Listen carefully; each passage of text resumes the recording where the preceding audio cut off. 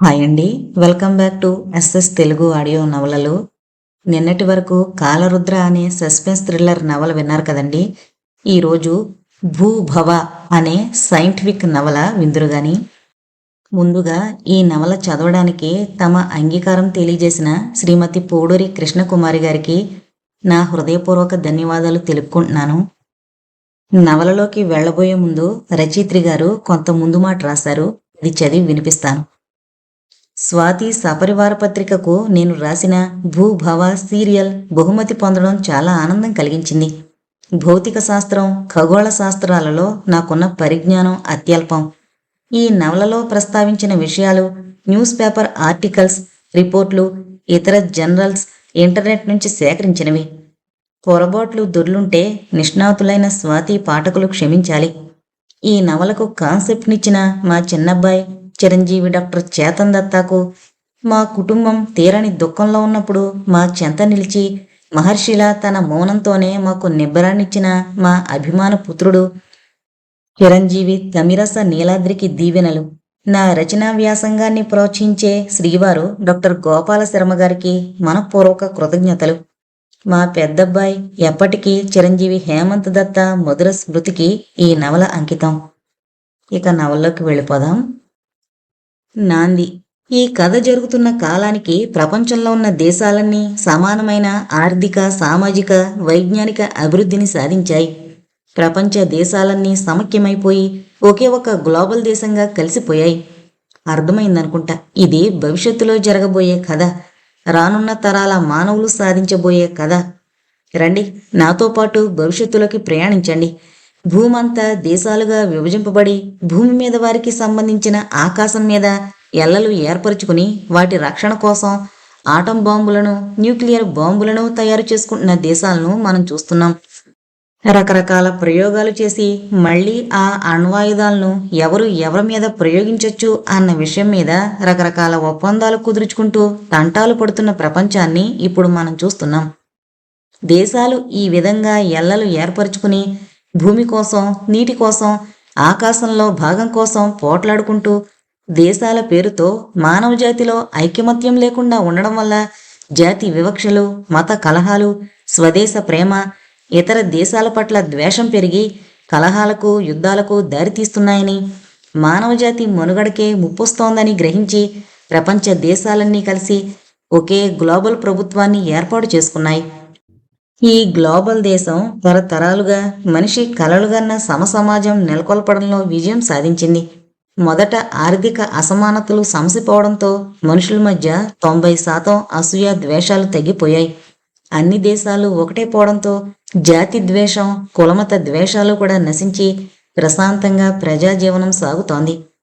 అలా శాంతిగా, సుభిక్షంగా మనుషులంతా ఒక్క మాట, ఒక్క ప్రభుత్వంగా సాగుతున్న ఆ భవిష్యత్తు ప్రపంచంలో అంతరిక్షయానం అమితంగా అభివృద్ధి చెందింది. ఈనాటి విమానయానంలాగా అంతరిక్షయానం కూడా ప్రభుత్వాల ఆధీనంలోంచి బయటపడి ప్రైవేటీకరింపబడింది. ఎయిర్లైన్స్ కంపెనీలాగే స్పేస్ ట్రావెల్ కంపెనీలు వెలిశాయి. విమానయానం మానవుల వ్యాపార, వ్యవహార అవసరం కోసం ఉపయోగపడుతూనే ఉంది.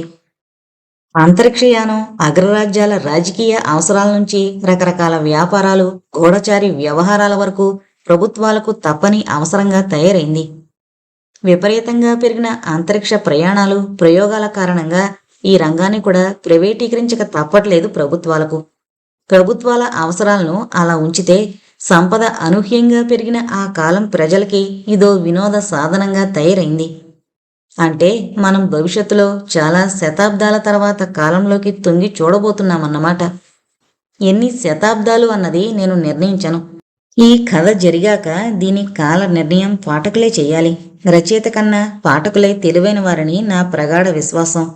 20-21 శతాబ్దాలలో సంపన్నులు కొత్త కొత్త పద్ధతుల్లో పెళ్లిళ్లు చేసుకోవాలని ఉబలాటపడి మబ్బులపైగా వెళుతోన్న విమానాల్లోనూ, సముద్రపు లోతులు చూస్తూ సబ్ మెరైన్లలోనూ, కొండ అంచులపైన పారాచూటులలో ఎగురుతూ వివాహాలు చేసుకున్నట్లుగా ఈ కథ కాలానికి అంతరిక్షంలో ఆ ముళ్ళు వేసుకోవడం గొప్ప అయింది. ఎంత చెట్టుకి అంత గాలిలాగా బాగా ఉన్నవాడు హనీమూన్ కూడా ఏ కృత్రిమ శాటిలైట్ మీదో చేసుకుంటే మరీ అంత లేనివాడు ఓ గంట సేపు అంతరిక్ష కక్షలో ఎగిరి పెళ్లితంతు అయిందనిపించి తిరిగి భూమిని చేరుతుంటారు. ఇందులో చాలా లాభాలున్నాయని గ్రహించిన కార్పొరేట్ సంస్థల వారు ఈ రంగంలో ప్రవేశించి ఈ వ్యాపారం స్వాధీనం చేసుకున్నారు. అయితే వినోదం ఒకటే కాదు, అంతరిక్షంలో సైంటిఫిక్ ప్రయోగాలు కూడా ఎంతో లాభదాయకం అన్న సంగతి కార్పొరేట్ కంపెనీలు మరిచిపోలేదు. పరిశోధన కూడా వాళ్ళ చేతుల్లోనే ఉంచుకున్నారు పెద్ద పెద్ద కంపెనీల వాళ్ళు. కొంతకాలానికి ఇదంతా ఒక క్రమ పద్ధతిలో జరగవలసిన అవసరం ఎంతైనా ఉందని గ్లోబల్ ప్రభుత్వం గ్రహించింది. అందుకోసం అన్ని దేశాలకి కలిపి నాస్క్ అనే ఒక అంతర్జాతీయ సమితిని ఏర్పరచుకుంది. ఈ నాస్క్ అంతరిక్షంలో జరిగే ప్రయోగాలను, పరిశోధనలను పరిశీలిస్తూ క్రమబద్ధం చేస్తుంటుంది. కార్పొరేట్ కంపెనీలు చేసే ప్రయోగాల వల్ల ప్రజలకు ప్రమాదం రాకుండా చూడడం లాంటి పనులు చేస్తుంటుంది నాస్క్. ఇప్పుడు మన భారతదేశం అని చెప్పుకుంటున్న ప్రాంతం కేంద్రంగా ప్రపంచమంతటా పెత్తనం చేస్తుంటుంది. కొత్త కొత్త పరిశోధనలు, ప్రయోగాలు చేపడుతుంటుంది కూడా. ఈ నాస్క్ నిర్వహించే ఒకానొక అంతరిక్ష ప్రయోగశాలలో మనమందరం ఇక్కడెందుకు సమావేశమయ్యామో మీలో చాలామంది ఊహించే ఉంటారని నాకు తెలుసు అన్నాడు బృహస్పతి టీవీగా అందర్నీ కలి చూస్తూ. గొప్ప సత్యం పలికాడు గురుడు, వ్యంగ్యంగా అనలేదు పరీక్షిత్. చేతిలో ఉన్న అతి చిన్న పామ్ టాపుని పోలిన పరికరం ఈ ప్యాడ్ మీద చూపించాడు. ఆ పరికరం పట్టుకున్న వారి స్పర్శను బట్టి మనోభావాలను గ్రహించి మానిటర్ మీద వాక్యాలు సృష్టిస్తుంది. చదివి చిరునవ్వు నవ్వాడు అథర్వ. బృహస్పతి వైపు కన్నార్పకుండా చూస్తూ అతనింకా ఏం చెప్పబోతాడా అన్నట్టు కృత్రిమమైన ఉత్కంఠ మొహం నిండా నింపుకుని ఓవరాక్షన్ చేస్తూ టీ ప్యాడ్ మీద మాటలు ఎరేజ్ చేసి ప్రతి పాయింట్ నోట్ చేసేసుకోవడానికి రెడీగా ఉన్నట్టుగా ఫోజిచ్చాడు పరీక్షిత్. మనకి మరో గ్లోబల్ ప్రాజెక్ట్ గవర్నమెంట్ శాంక్షన్ చేసింది. సరికొత్త ప్రయోగం చేపట్టబోతున్నాం. ఇది అంతరిక్ష ప్రయోగం. బృహస్పతి మాటలు అక్కడ చేరిన చాలామంది సీనియర్ సైంటిస్టులకి నవ్వు తెప్పించాయి. ఆపుకున్నారు. ఆ భవనం దేశంలోకెల్లా ప్రముఖమైన అంతరిక్ష ప్రయోగశాల. ఆ సమావేశంలో ఉన్నవారంతా అదే ప్రయోగశాలలో పనిచేస్తోన్న అనుభవజ్ఞులైన శాస్త్రజ్ఞులు. బృహస్పతి ఆ ల్యాబొరేటరీకి డైరెక్టర్. వారు చేసేవన్నీ అంతరిక్ష ప్రయోగాలే. ప్రత్యేకం చెప్పేదేముంది? పరీక్షిత్తు చేతిలో ఈ ప్యాడ్ లైట్ వెలిగింది. అథర్వ కళ్ళు కదిలించి చూశాడు. సింపుల్గా గీసిన గీతలతో ఒక కోతి, దాని చేతిలో కొబ్బరికాయ ఉన్నట్టు బొమ్మ. దాని కింద ఇంక చూసుకో చిందులు తొక్కుతాడు పట్లేం అన్న వాక్యం కనిపించింది. అథర్వ గంభీరంగా మొహం పెట్టి ఇంక చాలే అన్నట్లు కళ్ళతోనే సంకేతమిచ్చాడు. ఆ సమావేశంలో నవ్వుని అణుచుకోవలసిన అవసరం రాని ఒకే ఒక వ్యక్తి మనో. ఆమె అందరిలోకి జూనియర్ మోస్ట్. మానసిక శాస్త్రంలో PhD పట్టా పుచ్చుకోగానే ఈ కేంద్రంలో ఆమెకి పదవి లభించింది. అందరూ ఆశ్చర్యపోయేలా. ఆమె ఉద్యోగంలో చేరాక హాజరైన మొదటి సమావేశం ఇదే.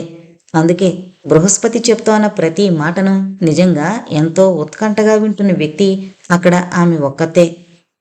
బృహస్పతి పరీక్షిత్తు చిత్రిస్తున్నట్టు నిజంగా కోతి కాదు, కొబ్బరికాయలాగా అతను ల్యాబ్ వ్యవహారాలతో ఆడుకుందామని చూడడు.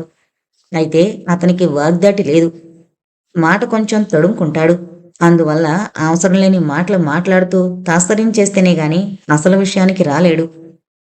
పరీక్షిత్తు లాంటి కొంటెవాళ్లకి లోకు వెయ్యేది ఈ విషయంలోనే. పరీక్షిత్తు కొంటివాడే గాని బాధ్యత తెలిసినవాడు. అథర్వ్ ఇద్దరిలోనూ మేధావి.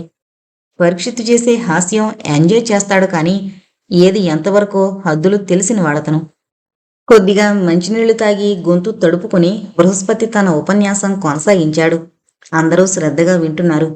మీకందరికీ తెలుసు, మన కేంద్రం అంతరిక్షంలో ఇప్పటి వరకు చేసిన ప్రయోగాలు ప్రపంచంలో ఏ ఇతర ఆధునిక ప్రయోగశాలకు తీసిపోవని. నాకు తెలుసు మీరంతా అంతర్జాతీయ ప్రఖ్యాతిగాంచిన శాస్త్రజ్ఞులని. అందుకే ఈసారి అంతరిక్షంలోకి పంపబోయే టీము ఎన్నిక నాకు చాలా కష్టమైంది. ఇంతకీ మనం చేయబోయే ప్రయోగం ఏంటని మీరు కుతూహలంగా చూస్తున్నారని నాకు తెలుసు. కొంచెం ఆగి టైం మిషన్ అన్నాడు బృహస్పతి.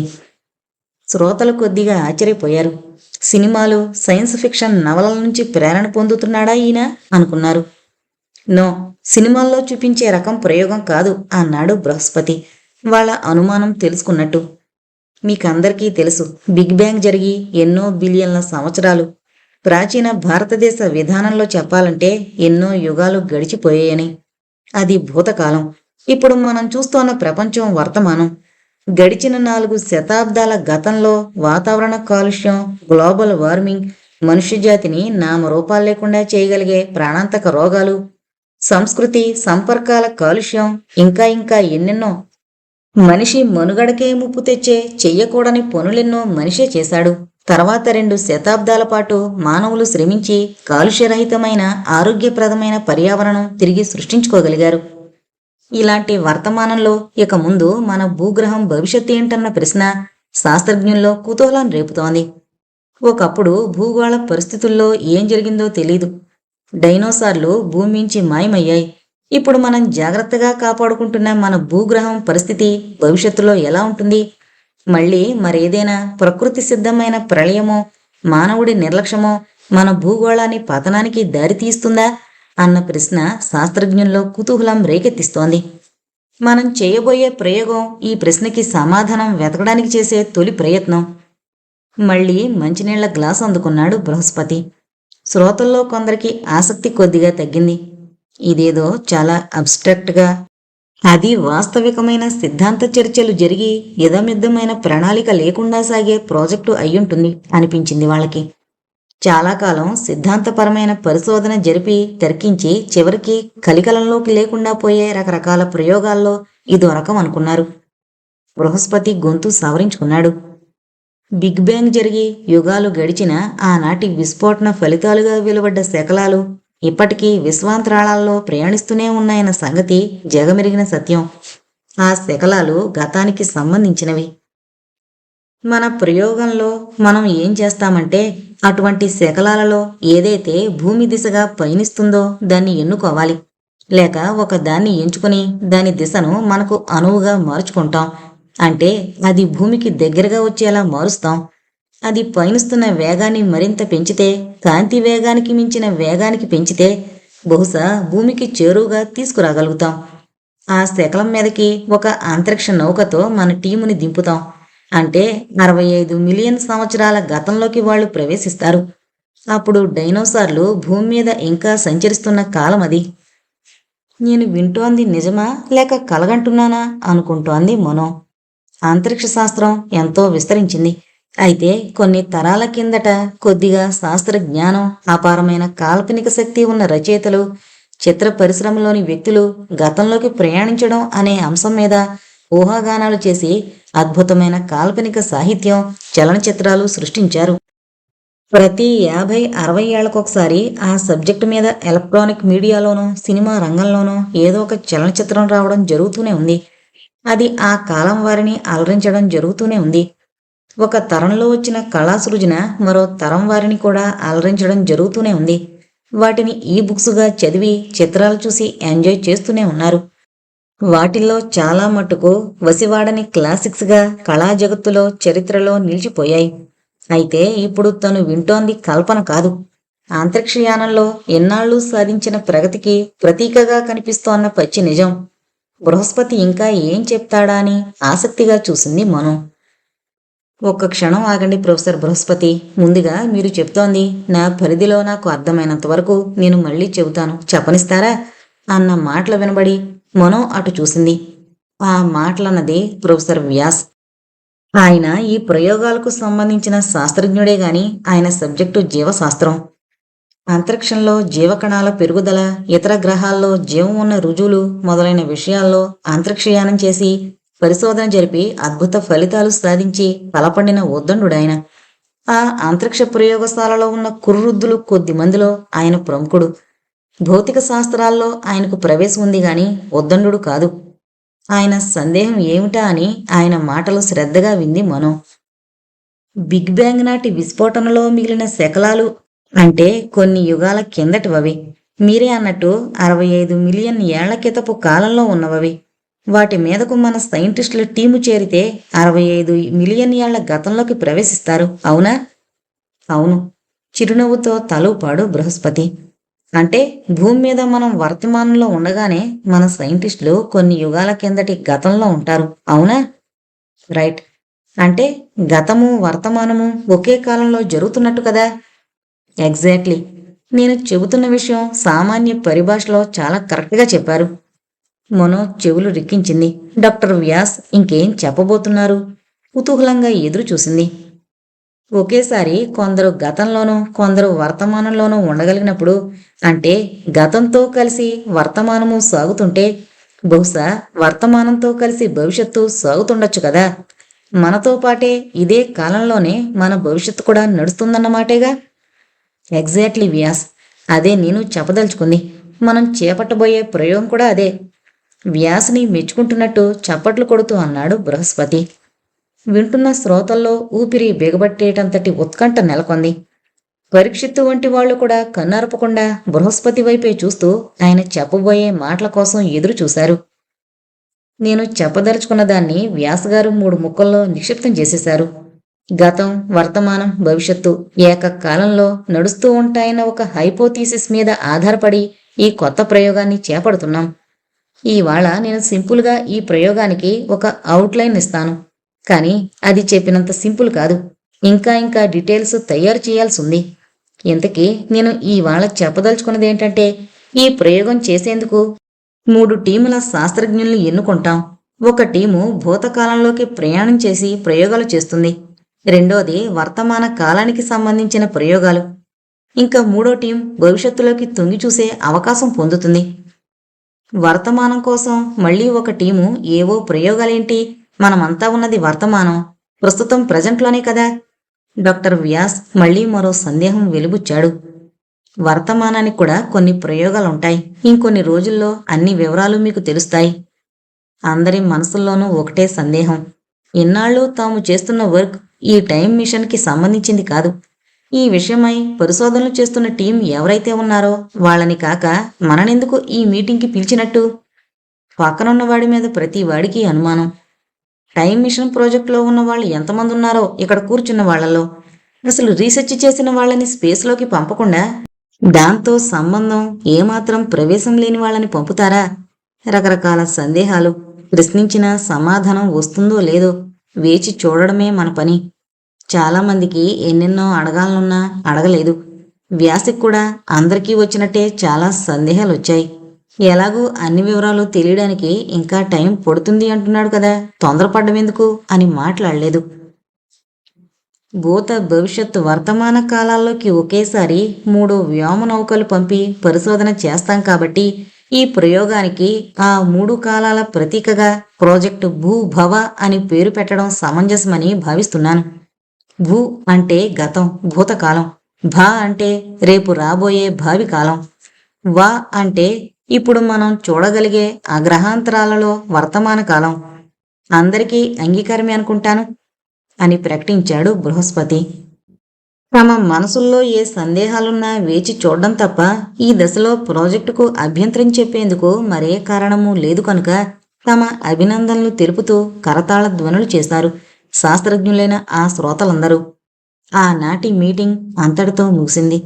మీటింగు ముగిసి తన డిపార్ట్మెంట్లో డ్యూటీలు కూడా ముగించుకుని ఇంటికి బయలుదేరిన మనో మనసులో సందేహాలు లేవు. ఒక ఆనందం, ఒక ఎగ్జైట్మెంట్, ఒక ఉద్వేగం తప్ప. సాయంత్రం ఇంటికి వెళుతూ ఆలోచించింది. ఇవాళ జరిగిన మీటింగ్ గురించి బామ్మకు చెప్తే ఎలా రియాక్ట్ అవుతుందో ఊహించడానికి ప్రయత్నించింది. ఎంత ఆశ్చర్యపోతుందో, తనకి ఆ ప్రయోగంలో పాల్గొనడానికి అవకాశం దొరుకుతుందంటే ఎంత సంబరపడిపోతుందో తలుచుకుంటుంటే మనో పెదవులపై చిరునవ్వులు మొలిచాయి. తన విండ్ పవర్డ్ కారు వైపు నడిచింది. కారు స్టార్ట్ చేస్తుండగా మళ్ళీ సందేహం కలిగింది. ఒకవేళ బామ్మ భయపడుతుందేమో, తిని కూర్చోక ఎందుకొచ్చిన ప్రయోగాలు అంటుంటుంది అప్పుడప్పుడు. తనని అంతరిక్షంలోకి ఆఫీసు వాళ్ళు పంపిస్తామంటే ఒప్పుకోకుండా గొడవ చేస్తుందేమో, మనకి సెలక్షన్ వచ్చినా కన్సెంట్ ఇవ్వద్దని అడ్డుకుంటుందేమో. ఈ ఆలోచన రాగానే కారు స్టార్ట్ చేయకుండా కాసేపు అలాగే కూర్చుంది మనం. అసలు ఏమీ తెలియకుండా తనిలా ఆలోచించడమేంటి అన్న మరో ఆలోచన వచ్చి పొక్కున నవ్వొచ్చింది. తనని స్పేస్ షిప్లో పంపడానికి తన ల్యాబొరేటరీ వాళ్ళు సిద్ధంగా ఉన్నట్టు, తను అంగీకరించడం ఒక్కటే తక్కువైనట్టు తన ఊహాలోకాల్లో తేలిపోవడమేంటి? సిల్లి. చిన్నగా నవ్వుకుంటూ నెమ్మదిగా కారు పార్కింగ్లోంచి యువతలకు తీసుకొచ్చి ముందుకు దూకించింది. ముందుకు పోతున్న మనో కారుని చూస్తూ చిన్నగా కళ్ళెగరేశాడు పరీక్షిత్. ఏంటి సంగతి అని అడగబోయి విరమించుకున్నాడు అధర్వు.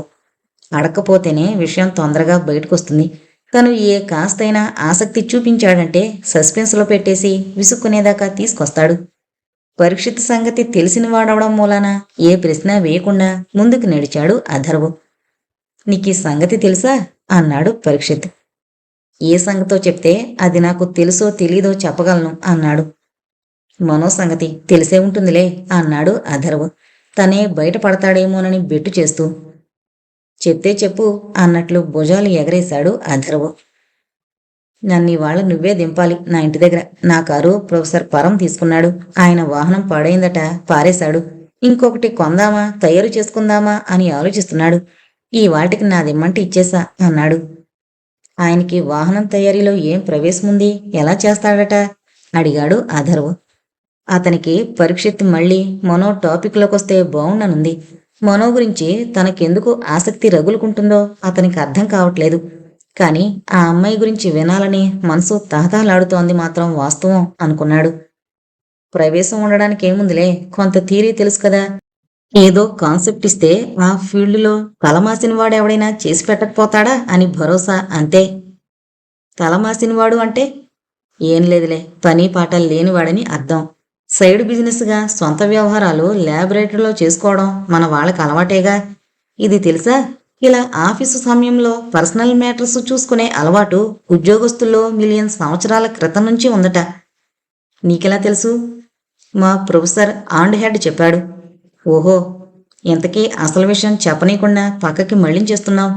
తప్పంతా అధర్వం మీదకి నెట్టేసి నేరం మోపాడు పరీక్షిత్. ఆ అసలు విషయం ఏంటి అన్నాడు పెద్ద తెలియనట్టు. నువ్వు నాతో ఇంత ఓపిగ్గా ఎందుకున్నావో నాకు తెలుసులే అంటూ పరీక్షిత్ వేళకోళం చేశాడు. ఎందుకున్నానట? అతని గేమ్నే తను కూడా అనుసరిస్తూ అడిగాడు. ఇంకెందుకు, మనో సంగతి నేనేం చెప్తానో విందామని. ఏం చెప్తావు? తన వాహనంలోకి ఎక్కి పరీక్షిత్ని కూడా ఎక్కమని సైగ చేశాడు. అదరు నడిపే హెలీకారు గాలిలో ఎగురుతోంది. అటువంటివి మార్కెట్లోకొచ్చి ఎక్కువ కాలం అవలేదు. అది చాలా ఖరీదైంది. పైగా గాల్లో వాహనం నడపడం అందరికీ చేత కాదు. ఒంటరిగా గాల్లోకి ఎగిరినప్పుడు భూమితో సంబంధం తెగినట్టయి చాలామందికి కొత్త కొత్త మానసిక సమస్యలు వస్తాయి. అందువల్ల ఇంకా అంతగా పాపులర్ కాలేదు. ఇంకా కొంచెం పరిశోధనలు జరిపి వాహనంలో కొన్ని మార్పులు తీసుకురావాలని కంపెనీలు ఆలోచిస్తున్నాయి. తెలుసా, మనోకి కుటుంబం ఉంది. నిజంగానా? తనకి తెలిసిన సంగతి అయినా తెలియనట్టు అన్నాడు. అసలు మనో మీద తన ఆసక్తికి అదే కారణమన్న నమ్మకం మనసులో ఏమూలో ఉంది. అవును, తమని దాటి వెళుతోన్న మరో హెలీకారులోకి కుతూహలంగా చూస్తూ చెప్పాడు పరీక్షిత్. అందులో ఎవరూ అతన్ని ఆకర్షించలేదు. చూపు తిప్పుకొని, ఆమెతో పాటు ఆ ఇంట్లో ఎవరుంటారో తెలుసా? తెలీదు, చెప్పు. వాళ్ల బామ్మ అంటే తెలుసా? ఎస్, తండ్రికి తల్లి తడుముకుంటూ చెప్పాడు. అతని మనసు ఏదో తెలియని ఉద్వేగానికి లోనవుతోంది. మానవజాతి మామూలు కుటుంబ సంబంధాలు మరిచిపోతున్న కాలంలో జన్మించాడు. తల్లి, తండ్రి, మళ్లీ వాళ్ల తల్లిదండ్రులు ఇవన్నీ చాలామంది మరిచిపోయారు. ఎక్కడో అక్కడక్కడ ఇలాంటి మాటలు వినబడుతుంటాయి. పరీక్షిత్ మాట ఏంటో గాని అధర్వకి మాత్రం ఇలా కుటుంబంలో కలిసి మనుషులెలా బతుకుతారో చూడాలని ఎప్పటినుంచో తాతాలాడుతున్నాడు. ఇప్పుడు అనుకోకుండా ఈ అవకాశం వచ్చింది. ప్రొఫెసర్ మనో తండ్రిని కలుసుకుని మాట్లాడమన్నాడు. మనో ఇంటికి వెళ్లాలని మనసు ఉరకలు వేస్తోంది. ఇంతవరకు విన్నారు కదండి. ఈ పార్ట్ మీకు ఎలా అనిపించిందో నాకు కామెంట్స్ రూపంలో తెలియజేయగలరు. మళ్ళీ రేపు ఇదే సమయానికి కలుసుకుందాం. Thank you. అబ్బో, నీకు బాగానే తెలుసునే, ఆశ్చర్యపోయాడు పరీక్షిత్. ఒక్క బామ్మేనా మనోతో ఉండేది? కాదని తెలిసిని అడిగాడు. బామ్మ తాత ఇద్దరూ ఉంటారు చెప్పాడు పరీక్షిత్. తాత? ఆధారం మనసు పులకించిపోయింది. ఎందుకో తెలీదు. తండ్రి కూడా ఉంటాడు సడన్ గా తట్టింది పరీక్షిత్కి. అవును, మనో తండ్రిని కలుసుకోమనే కదా నిన్ను నన్ను ప్రొఫెసర్ గారు వాళ్ళ ఇంటికి వెళ్ళమన్నది. నా చేత చెప్పిస్తున్నావెందుకు అడిగాడు పరీక్షిత్. పకపక నవ్వాడు ఆదర్వు. కాని నాకు వాళ్ల బామ్మ తాత ఉంటారని తెలీదులే అన్నాడు నవ్వాగక. పరీక్షిత్ మాట్లాడలేదు. కొంచెం అలిగినట్టు మొహం పెట్టాడు. నిజం, ఆ గ్రాండ్ పేరెంట్స్ గురించి నాకు తెలీదు. మరి తెల్లుండదా? ఆ సంగతి నిజంగానే నాకు తెలీదు అన్నాడు ఆదర్వు. తెల్లుంది, అయితే ఇప్పుడిక్కడ ఉండట్లేదు. ఆవిడ గవర్నమెంట్కి సలహాదారు. చాలా రోజులు రాజధానిలోనే ఉంటుంది. అప్పుడప్పుడు ఇక్కడికి వస్తుంటుంది. నీకు ఈ వివరాలు ఎలా తెలుసు? పరీక్షిత్ కొంచెం ఆలోచించాడు. Just curiosity. కుటుంబాలు మాయమవుతున్నా ఇంకా శతాబ్దాల నాటి పద్ధతి పాటించే ఫ్యామిలీ ఆ మనోది అని తెలిసినప్పటి నుంచి మన రీసెర్చ్ మెథడ్స్ అన్నీ ఉపయోగించి వివరాలు సేకరించా. క్యూరియాసిటీ ఉండడం సహజమేనన్నట్టు తలూపాడు అథర్వ్. ఇంతలో మనో ఉండే ఇల్లు కనపడింది. చిన్న బటన్ నొక్కి తను ఆ ఇంటి ముందు తన హెలికారు దించొచ్చా అని అనుమతి కోసం సంకేతాలు పంపాడు. జవాబు వెంటనే వచ్చింది. జాగ్రత్తగా హెలికారుని ఇంటి ముందు స్థలంలో దింపాడు. మనో వీళ్ళిద్దరినీ లోపలికి ఆహ్వానించింది. డ్రాయింగ్ రూంలో ఇద్దరినీ కూర్చోబెట్టింది. ఒక్కతే ఓ పక్కగా విశ్రాంతిగా కూర్చున్న ఓ రుద్రాల్ని చూపించి, మా బామ్మ శ్రీమతి వేద. బామ్మ అంటే తెలుసునా? సందేహంగా చూస్తూ అడిగింది Mano. She is our senior by 2 generations. మనకి 2 తరాల ముందు మనిషి, వివరించింది. బామ్మ చిరునవ్వు నవ్వింది. అథర్వ్ కళ్ళల్లో తనకి తెలియకుండానే కన్నీళ్లు తిరిగాయి. తనలో ఈ ఉద్వేగమేమిటో అతనికి అర్థం కాలేదు. ఈ కాలంలో బతుకుతున్న మనకి అతన్ని అంత అలజడికి గురి చేస్తోన్న భావోద్వేగమేమిటో తెలుసుకోవడం సులభం. తల్లి ఎవరో కూడా తెలియకుండా పెరిగి ఏనాడు ఏ రకమైన సంబంధ బాంధవ్యాలను తెలియకుండా పెరిగిన అథర్వ్ జన్మలో మొదటిసారి తనకి కాకపోయినా అసలంటూ ఓ కుటుంబాన్ని చూస్తున్నాడు. అతనిలో ఉన్న మానవ రక్తం అటువంటి బాంధవ్యాల కోసం ప్రకృతి సహజంగా ఉవ్విళ్ళూరుతోంది. దాని ఫలితమే ఆ కన్నీళ్లు. మా బామ్మ ప్యూర్ ఫిజిక్స్లో మాస్టర్స్ వరకు చదివింది.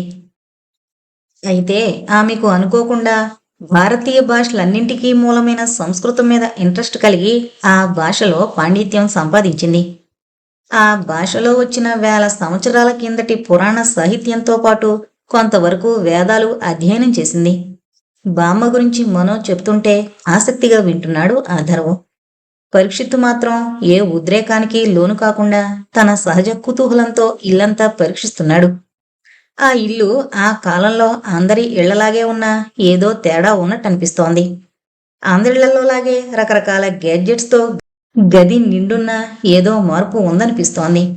ఆ కాలంలో కూడా ఎన్ని యంత్రాలతో ఇల్లు నింపుకున్నా కాస్తో కూస్తో కళాత్మకంగా తీర్చిదిద్దుకునే ప్రయత్నం మనుషులు చేస్తూనే ఉన్నారు. కానీ ఈ ఇంట్లో ఏదో తేడా. గోడ మీదున్న వర్ణ చిత్రాల్లో ఆ తేడా ఉన్నట్టు అనిపించింది అతనికి. ఆ చిత్రాలను చూస్తుంటే సన్నగా ఎక్కడ్నుంచో మనోరంజకమైన సంగీతం వినిపిస్తున్నట్టుంది. చిరుజల్లుగా పడుతున్న వాన చినుకుల్లో నిలబడి తడిసి తడవనట్టు తడుస్తున్నట్టుంది. అతి మృదువైన అనుభూతులేవో మనసు పొరలను సున్నితంగా తాకుతున్నట్టుంది. ఆ చిత్రాలలోని ప్రకృతి దృశ్యాలు సజీవంగా కళ్ళ ముందు దర్శనమిస్తున్నట్టుంది. అంతకు ముందన్నాడు చూడని ఆ సౌందర్య సాక్షాత్కారంతో అథర్వం మనసు పులకించింది. ఈ పెయింటింగ్స్? ప్రశ్నార్థకంగా మనోవైపు చూశాడు. మనో ముఖం ఏదో ఆనందంతో వెలిగిపోయింది. మా తాత ఆర్యన్ చిత్రకళకు జీవితాన్ని అంకితం చేసిన గ్రేట్ ఆర్టిస్ట్.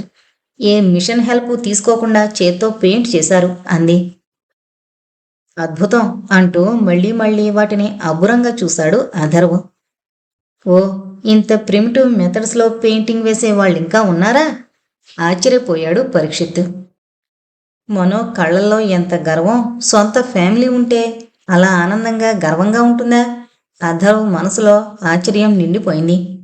మనం ఎలా అనుకుంటే అలా ఎగ్జాక్ట్గా పెయింట్ చేసే రకరకాల రోబోలుండగా మనం పెయింట్ చేసి టైం అంతా వృధా చేసుకోవడం ఎందుకు? ఆశ్చర్యం పట్టలేకపోతున్నట్టు మొహం పెట్టి అడిగాడు పరీక్షిత్. ఆయనకు అలా ఇష్టం అంతే.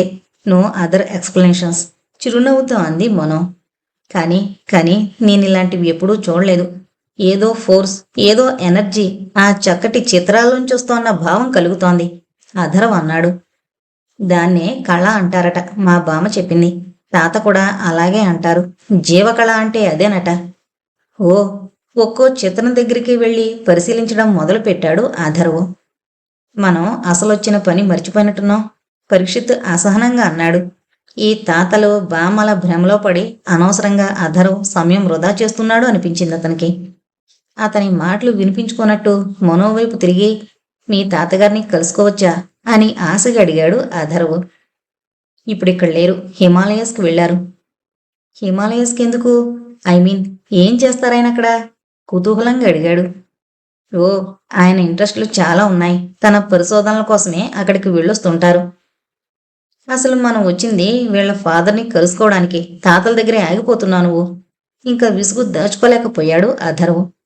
ఓ సారీ, మా నాన్న ల్యాబొరేటరీలో ఉన్నారు. మీరొచ్చినట్టు ఇండికేట్ చేశాను. తనే ఇక్కడికొస్తారు. ఎక్కడుంది మీ నాన్నగారి ల్యాబ్? బేస్మెంట్లోనే సొంత ప్రయోగశాలను నిర్మించుకున్నారు అంది మనం. బాగా నిష్ణాతులైన శాస్త్రజ్ఞులకి సొంత ల్యాబ్ పెట్టుకొనిస్తుంది ఇప్పటి ప్రభుత్వం. అయితే పరిశోధనలన్నీ ప్రభుత్వానికి సమర్పించేయాలి. మీరు రిలాక్స్ అవ్వండి. ఏమైనా న్యూట్రియంట్స్ తీసుకుంటారా? మర్యాదగా అడిగింది. ష్యూర్, కానీ న్యూట్రియంట్స్ కాదు, కొంచెం స్టిమ్యులెంట్స్ ఏవైనా. రెండూ కలిపి తీసుకొస్తాను అంటూ లేచి చిన్న మిషన్ ఆన్ చేసి చిన్న చిన్న గొట్టాల్లాంటి 2 గ్లాసుల్లో ఇద్దరికీ అందించింది మనం. అధర్వకి బామ్మగారితో ఏమైనా మాట్లాడాలనుంది, కానీ ఏం మాట్లాడాలో తెలియలేదు. వేద తనే పలకరించింది. మీరిద్దరూ ఇక్కడ పెరిగిన వాళ్లేనా అని అడిగింది. ఎస్, ఇక్కడే స్పేస్ రీసెర్చ్ ల్యాబొరేటరీలో కిడ్స్ పార్లర్లో పెరిగాం. స్పేస్ టెక్నాలజీ, ఆస్ట్రోఫిజిక్స్లో డాక్టరేట్ చేశాం. వేదకి తెలుసు, ఈ రోజుల్లో ఎవరిని మీ నాన్నగారెవరు లేక అమ్మ ఎవరు అలాంటి ప్రశ్నలు వేయకూడదు. అది చట్ట విరుద్ధం. పిల్లలందరినీ ప్రభుత్వమే పెంచుతుంది. అందరూ సమానమైన అవకాశాలు పొందాలన్న పాలసీ గత శతాబ్దం నుంచి ప్రపంచమంతటా అమల్లో ఉంది. అసలు వేద కూడా అటువంటి కాలంలోనే పుట్టింది. కానీ బామ్మతో సహజీవనం మొదలుపెట్టిన తాత భావాలు కొంచెం అప్పటి సమాజానికి విరుద్ధంగా ఉండేవి. ఆయన పొట్టుబట్టి తను కుటుంబ జీవనం గడుపుతానని ప్రభుత్వం నుంచి అనుమతి తీసుకున్నాడు. అక్కడక్కడ కొన్ని ప్రాంతాలలో కొందరు ధైర్యం తెచ్చుకుని కుటుంబ జీవితం గడుపుతున్నారని వినికిడి. కానీ మొత్తం ప్రపంచంలో ఉన్న మనుషుల్లో కుటుంబ జీవితం గడుపుతున్న మనుషులు 10కి మించి ఉండరని జనాభా లెక్కల వారి అంచనా. మనో ఇచ్చిన డ్రింక్స్తో పరీక్షిత్కి కొత్త ఉత్సాహం వచ్చినట్లయింది. మెల్లగా తన చేతిలోని టీ ప్యాడ్ పైకి తీశాడు. ఇది మరి శతాబ్దాల క్రితం జీవించిన పద్ధతిలో బతుకుతున్న కుటుంబంలా ఉంది. ఆర్కియాలజీ వాళ్ళ పరిశోధనలో కూడా ఇటువంటి జీవన విధానం తెగులుండదు. వీళ్ళు ఏ కాలం నాటి సివిలైజేషన్ని అనుకరిస్తున్నారంటావు అని రాశాడు. ఎందుకో గాని వీళ్ళని వేళకోళం చేయడం అధర్వకి నచ్చలే. కళ్ళు తిప్పుకున్నాడు. అతని రియాక్షన్ పరీక్షిత్కి నచ్చలేదు. నీ పని పడతాలే మన డెనకి వెళ్ళాక అనుకున్నాడు. మనో తండ్రి జ్ఞానేంద్ర వచ్చాడు. నాన్న, అతను అధర్వు, మనో చెప్పింది. తెలుసమ్మా నవ్వాడు. మనో సిగ్గుపడింది. ప్రొఫెసర్ గారు వీళ్ళిద్దరి వివరాలు ఏ కంప్యూటర్ ద్వారానో జ్ఞానేంద్రికి పంపించేసి ఉంటాడన్న విషయం తనకి తట్టనందుకు చిన్నగా నవ్వుకుంది మనో. అధర్వికి ఆ అమ్మాయి ముఖం అప్పుడెంతో వింతగా కనిపించింది. ఒక మనిషి ముఖంలో అలా రకరకాల భావాలు ప్రదర్శించబడ్డం అతను ఎప్పుడూ చూడలేదు. మీ ప్రొఫెసర్ నిన్ను నాకు పరిచయం చేయాలనుకున్నాడు. నేనిప్పట్లో మీ ల్యాబ్కి రాలేనని చెప్పాను. నిన్నే పంపించాడు. మిమ్మల్నిద్దరినీ కలుసుకోవడం చాలా సంతోషంగా ఉంది. నేను నా పర్సనల్ ల్యాబొరేటరీ నిర్మించుకుని పరిశోధనలు జరుపుతుంటే బయటికి వెళ్లడం, ఇతరుల్ని కలుసుకోవడం లాంటి వాటికి సమయం ఉండట్లేదు అన్నాడు జ్ఞానేంద్ర. మిత్రులిద్దరూ ఏం మాట్లాడకుండా ఆయన ఇంకా ఏం చెబుతాడా అని ఎదురు చూశాడు. బృహస్పతి అంతరిక్ష పరిశోధనను నూతన మార్గంలో నడిపిస్తున్నాడు. కొత్త కోణంలో ఆలోచించి కొత్త కొత్త ప్రాజెక్టులు టేకప్ చేస్తున్నాడు. గుడ్, అతనికి నా సహకారం పూర్తిగా ఉంటుంది అంటూ పెన్ డ్రైవ్ లాంటి చిన్న పరికరం ఒకటి తీసి అధర్వ్ చేతిలో పెట్టాడు. ఇది ప్రొఫెసర్కి అందజేయండి, అన్ని వివరాలు ఆయన చూసుకుంటాడు. చెప్పాల్సింది అయిపోయినట్టు ఊరుకున్నాడు. అధర్వ్కి ఏమనాలో అర్థం కాలేదు. ఇంకా లేచి వెళ్ళాలి అనుకున్నాడు. ఇంతలో మీ ట్రైనింగ్ ఎక్కడా అని అడిగాడు జ్ఞానేంద్ర ఇద్దరినీ ఉద్దేశించి. ఇక్కడే, క్లుప్తంగా చెప్పారు ఇద్దరు ఏకకంఠంతో. గుడ్, ఇంకా క్లుప్తంగా అన్నాడు జ్ఞానేంద్ర. ఆయనని చూస్తుంటే అంతులేని గౌరవభావం కలిగింది అధర్వకి. శాస్త్ర పరిశోధనకు జీవితాన్ని అంకితం చేయడం అంటే మాటలు కాదు. చాలా తక్కువ మంది ఈ రంగంలోకి వస్తున్నారు ఈ రోజుల్లో. టెక్నాలజీ అభివృద్ధి చెంది మానవ జీవితం ఎన్నడూ లేనంత విలాసభరితమైపోయింది. జీవితాంతం ఒక రంగానికి అంకితమై ఇంకా ఏదో సాధించాలన్న తపన మనుషుల్లో కొరవడింది. ఇటువంటి విజ్ఞాన కనులు అధర్వ్ వాళ్ళ జనరేషన్లో చాలా తక్కువ మంది కనిపిస్తున్నారు. రోబోల చేత పనులు చేయించుకుంటూ శారీరకమైన సుఖాలలో కూరుకుపోయి జీవించడం యువతరంలో చాలా మందికి అలవాటైపోయింది. పైగా వైద్య రంగంలో వచ్చిన మహోన్నతమైన అభివృద్ధి వలన మనుషులు ఎన్నాళ్ళైనా యువకులుగానే కనిపించగలిగే ఏర్పాట్లు చేసుకుంటున్నారు. అందువలన యువతరానికి పెద్దలు అనదగ్గ వారెవరూ కనిపించట్లేదు మామూలు ప్రపంచంలో. ఇలాంటి ఇంకా అనేకమైన కారణాల వల్లనో ఏమో అధర్వికి జ్ఞానేంద్రుని చూస్తున్న కొద్దీ భక్తిభావం, ఆయన సమక్షంలో ఏదో భద్రతాభావం కలగసాగాయి. అక్కడి నుంచి కదలాలని అనిపించడం లేదు. జ్ఞానేంద్ర కూడా వాళ్ళని పంపించడం ఇష్టం లేనివాడిలా సంభాషణ ఏదో రకంగా పెంచాలని చూశాడు. అంతరిక్షయానం గురించి అధర్వకి తెలిసిన విషయాలు అడుగుతున్నాడు. మాటల మధ్యలో అధర్వ భుజాల మీద చేతులు వేసి నవ్వుతూ రిలాక్స్డ్గా కబుర్లు చెబుతున్నాడు. తండ్రి ధోరణి మనోకి ఆశ్చర్యం కలిగించింది. అధర్వ పట్ల చూపిస్తోన్న ఆసక్తి జ్ఞానేంద్ర పరీక్షిత్ పట్ల చూపించలేకపోతున్నాడన్న సంగతి కూడా గమనించింది మనో. నాన్న, ఏమైనా తాగడానికి తీసుకురానా అడిగింది మనో. కడుపు నిండేలా తినడానికి ఏమైనా పెట్టు అని అడిగాడు జ్ఞానేంద్ర. రైస్ ప్రశ్నించింది. షూర్. లోపలికెళ్ళి మనో అందరికీ ప్లేట్లలో అన్నంతో చేసిన వంటకం పట్టుకుని వచ్చింది. మైక్రో న్యూట్రియంట్స్ ఎన్ని తీసుకున్నా రోజుకొకసారైనా స్టమక్ ఫిల్లింగ్గా ఏదైనా తీసుకోవాలనిపిస్తోంది కదూ అన్నాడు జ్ఞానేంద్ర. ఇది చాలా శతాబ్దాల క్రితం మన భారతీయులు కనిపెట్టిన వంటకం. ఇప్పటి మనకు కూడా నాలుకకి ఎంతో ప్లెజెంట్ సెన్సేషన్ ఇస్తుంది కదూ అన్నాడు. శ్రోతలు ఒప్పుకోక తప్పలేదు. తిన్న కొద్దీ తినాలనిపించింది. మా అమ్మ చెప్తోంది, ఈ వంటకం పేరు పులిహోర అని, తెలుగు భాష అని వివరించాడు జ్ఞానేంద్ర. తిన్నాక నార్మల్ మంచినీళ్లు తాగారు అందరూ. ఇంక మేం వెళతాం. కాసేపు అయ్యాక లేచారు. జ్ఞానేంద్ర అధర్వ భుజం మీద మృదువుగా తట్టి వీడుకోలు చెప్పాడు. బలం సమకూర్చేవి, చాలాసేపు ఆకలి వేయకుండా చేసేవి, రకరకాల కృత్రిమ ఆహారాలు ఎన్ని ఉన్నా జిహ్వ మొదలైన జ్ఞానేంద్రియాలను సంతృప్తిపరిచేవి తరతరాలుగా వస్తున్న ఆహారపు అలవాట్లే అన్నది నిర్వాదాంశం. అంతగా విజ్ఞానం అభివృద్ధి చెందిన ఆ కాలంలో కూడా సూర్యచంద్రులు తమ విధి నిర్వహణ మారలేదు. ఎందుకంటే అవేవి మానవుడు సృష్టించినవి కావు, ఏర్పాటు చేసుకున్నవి కాదు కాబట్టి. అందుకే యుగ యుగాలుగా జరుగుతున్నట్టే ఆ రోజు కూడా సూర్యాస్తమయం జరిగింది. కృత్రిమపు వెలుగును సృష్టించి కొందరు అప్పుడు నిశాచరుల్లా మేల్కొన్నారు. మనో ఇంట్లో మాత్రం అలసిన శరీరాల్ని పక్కల మీదకి చేరవేశారు. వేద పక్కన మంచం మీద పడుకున్న మనో నిద్రపట్టక అవస్థ పడుతోందని గ్రహించింది ఆవిడ. ఎందుకు ఇవాళ నిద్ర పట్టట్లేదు నీకు అని అడిగింది. చెప్పాలని అనుకుంటున్నా, నువ్వే అడిగావు. బామ్మ, ఇందాక నాన్న అధర్వతో ఎంతో శాంతంగా, ఇంకా చెప్పాలంటే చాలా ప్రేమగా మాట్లాడారు, గమనించావా అంది వేద. మనో ఇంకా ఏదో చెప్పడానికి ఇబ్బంది పడుతోందని గ్రహించింది ఆవిడ. తనే మనసు కూడదీసుకుని మాటలు కూర్చుకుని చెబుతుందిలే అని మౌనంగా ఎదురు చూసింది. మరే బామ్మ, నాన్న అలా అధర్వతో ప్రేమగా మాట్లాడుతుంటే నా మనసులో నాకెప్పుడూ కలగని ఫీలింగ్ కలిగింది. ఆ ఫీలింగ్ నాకు సంతోషం కలిగించలేదు. ఏదో కోపంలా ఉంది, కానీ కోపము కాదు. ఇటువంటి అన్ప్లెజెంట్ ఫీలింగ్ నాకింతకు ముందు ఎప్పుడూ కలగలేదు అంది మనో. వేద నవ్వింది. నాకు అర్థమైంది. అప్పుడు నువ్వు అనుభవించింది అసూయ, జెలసీ అంది. జెలసీ? అది జెలసీనా? అది నేచురల్ అబామా? Quiet natural. నీకే దక్కాల్సిన నీ తండ్రి ప్రేమ ఇంకొకళ్ళకు కూడా దక్కడం నీకిష్టం లేకపోవడం ఆ భావం కలగడానికి కారణం. ఓ, ఆలోచించింది. బామా, నా సంగతి వదిలే. అసలు నాన్న బయట వారెవ్వరి పట్లనైనా అలా ప్రేమ ప్రదర్శించడం ఇంతకుముందు నేనెప్పుడూ చూడలేదు బామ్మ. అబ్బురు పడుతున్నట్టంది మనో. అధర్వ కూడా నాన్న పట్ల ప్రేమ ఏదో ఉన్నట్టు, నాన్న నుంచి చూపు తిప్పుకోలేనట్టు, ఎప్పటినుంచో నాన్న తెలుసు అన్నట్టు అదేదో రకంగా చూస్తున్నాడు, గమనించావా? అసలు వాళ్ళిద్దరూ ఒకరి పట్ల ఒకరు ఏదో బాంధవ్యం ఉన్నట్టుగా రియాక్ట్ అయ్యారు కదూ బామ్మ. అలా నేనెవరినీ ఇంతవరకు చూడలేదు. పరీక్షిత్ పట్ల నాన్న మామూలుగా బయట వాళ్లతో ఎప్పుడు ఎలా ఉంటారో అలాగే ఉన్నారు. కరెక్ట్గా చెప్పాలంటే నాన్న నాతో ఎలా ఉంటారో అలా అధర్వతో కూడా ఉన్నారు. అలా జరగడం ఇంతవరకు నేను చూడలేదు. ఇవాళ అతనితో ఎందుకు జరిగింది? తనలో తను మాట్లాడుకుంటున్న దానిలా పైకి అనేసింది మనో. నాకు తెలుసు మీ నాన్న అధర్వల ప్రవర్తనకు కారణం అంది వేద తనలో తను చిన్నగా నవ్వుకుంటూ. ఎందుకు? కుతూహలంగా అడిగింది. ఎందుకంటే మీ నాన్న అధర్వ్ సహజంగా జన్మించిన వాళ్ళు కాబట్టి. వాళ్ళిద్దరి మధ్య. అంతేకాదు, నిజానికి అధర్వ్ పట్ల నువ్వు నేను కూడా అలాగే రియాక్ట్ అయ్యాం, కాదంటావా అంది. మనో పేదాల మీద సన్నగా చిరునవ్వు మొలకెత్తింది. రైట్ బామ్మ, కారణం చెప్పు. సహజంగా పుట్టడం అంటే తెలుసు, కానీ నువ్వు మళ్ళీ చెప్పు అంది గారంగా బామ్మ దగ్గరగా జరుగుతూ.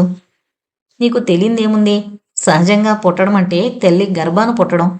గత శతాబ్దాంతం వరకు కూడా మనుషులు ప్రకృతి సహజంగా మాతృగర్భాన్నే పుట్టడం జరుగుతూ ఉండేది. అయితే 20వ శతాబ్దంలోనే కృత్రిమంగా శిశువులను పుట్టించడంలో విజయం సాధించాడు మనిషి. చాలా కాలం కృత్రిమ జననాలతో పాటు సహజ జననాలు కూడా జరుగుతూనే వచ్చాయి. కానీ గత శతాబ్దంలో స్త్రీలు గర్భధారణ, ప్రసవం ఇవన్నీ జంతు లక్షణాలని, మనుషులు ఈ ప్రసవ వేదన లాంటి పాట్లు పడవలసిన అవసరం లేదని ఉద్యమించి పిల్లల్ని కనడానికి పూర్తిగా తిరస్కరించారు.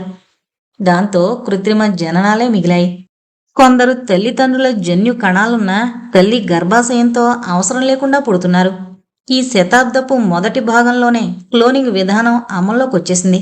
కొందరు ఆ పద్ధతిలో పుడుతున్నారు. అందరినీ ప్రభుత్వమే బాధ్యత తీసుకుని సామూహిక కేంద్రాల్లో పెంచుతోంది.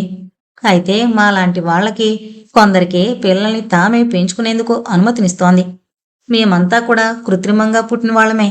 అయితే మీ తాతగారు జీవశాస్త్రంలో పరిశోధనలు జరిపి సహజ జననాలకు మానవ జీవితంతో ఉన్న ప్రాధాన్యత కనిపెట్టగలిగారు.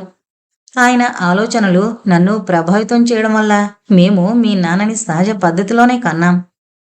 మరి నేనో? మనోవైపు జైలుగా చూసింది వేద. మీ అమ్మకి పద్ధతి నచ్చలేదు. అందరిలాగే కృత్రిమంగా పుట్టావు. అయితే మీ నాన్న నీలో తన జీన్స్ తప్పకుండా వచ్చేలా జాగ్రత్త తీసుకున్నాడు. అందువల్లనే మనందరి మధ్య అంత విడదీయలేని బంధం ఏర్పడింది. అయితే అధర్వ కూడా సహజంగానే పుట్టాడని ఎలా చెప్పగలిగావు బామ్మ? అతనిలో కనబడ్డ భావోద్వేగాలే అందుకు సాక్షి. కృత్రిమంగా పుట్టిన పరీక్షితులో అది లోపించింది. మీ తాతగారు జరిపిన పరిశోధనలో ఈ విషయం స్పష్టంగా నిరూపించారు. కృత్రిమంగా పుట్టిన మనుషుల్లో కొన్ని ఎమోషన్స్ లోపిస్తాయని తేలింది. అలాగే పరీక్షితులో పెద్దల పట్ల గౌరవం, భక్తి లాంటి భావాలు కొరవడ్డం మూలానే అతను నాన్నతో మామూలుగా తన వయసు వాళ్లతో ఎలా ఉంటాడో అలాగే ఉన్నాడు. అతను కోపం, ఉద్రేకం, కుతూహలం ఇలాంటి ఎమోషన్స్ అనుభవించగలడు. కానీ నిజమైన ప్రేమ, కరుణ, దయాద్రత లాంటి సున్నితమైన భావాలు అతని మనసులోనూ ఉంటాయి. కానీ మనకు కలిగినంత సులభంగా సాటి మానవుల పట్ల కలగవు. ఇతరులతో మానసిక సంబంధం, బాండింగ్ అంటామే, అది కలగడానికి అతనికి కొంత సమయం పడుతుంది. మనలాంటి వాళ్ళం అతని పట్ల స్పందించే విధానంలో కూడా తేడా వచ్చేస్తుంది. వివరంగా చెప్పింది వేద. ఈ విషయాలన్నీ చాలా మట్టుకు మనోకు కూడా తెలుసు. అయితే వేద ఇంకా వివరంగా చెప్పగలదు. పైగా చెప్పే విధానం కూడా ఎంతో బాగుంటుంది. ఒకప్పుడు పిల్లల కోసం చక్కని కథలు సృష్టించి నిద్రపోయే ముందు పెద్దలు పక్కన పడుకుని చెప్పేవారట. ఇప్పుడెవరూ అలా చేయట్లేదు, మా బామ్మ తప్ప అనుకుంటూ ప్రేమగా వేదవైపు తిరిగిన మనో ఆమె నిద్రలోకి జారుకోవడం చూసి నిశ్శబ్దంగా తను కళ్ళు మూసుకుంది. అప్పటి సామాజిక పరిస్థితుల్లో కుటుంబ జీవితం అంటే ప్రజలు మరిచిపోయారని చెప్పుకోవచ్చు. జనసంఖ్య బాగా తగ్గిపోయింది, సంపద ఎక్కువైపోయింది. చాలామందికి అవసరానికి మించిన ధన సంపత్తులు ఉంటున్నాయి. బతికినన్నాళ్ళు విలాసవంతంగా బతకడానికే ప్రాధాన్యత. శాస్త్రీయ పరిజ్ఞానంతో మనిషి సుఖంగా బతకడానికి అన్ని సౌకర్యాలు సమకూరుతున్నాయి. రోబోలతో పనులు చేయించుకుంటూ వినోదాలతో కాలక్షేపం చేయడమే అందరి జీవితాశయం.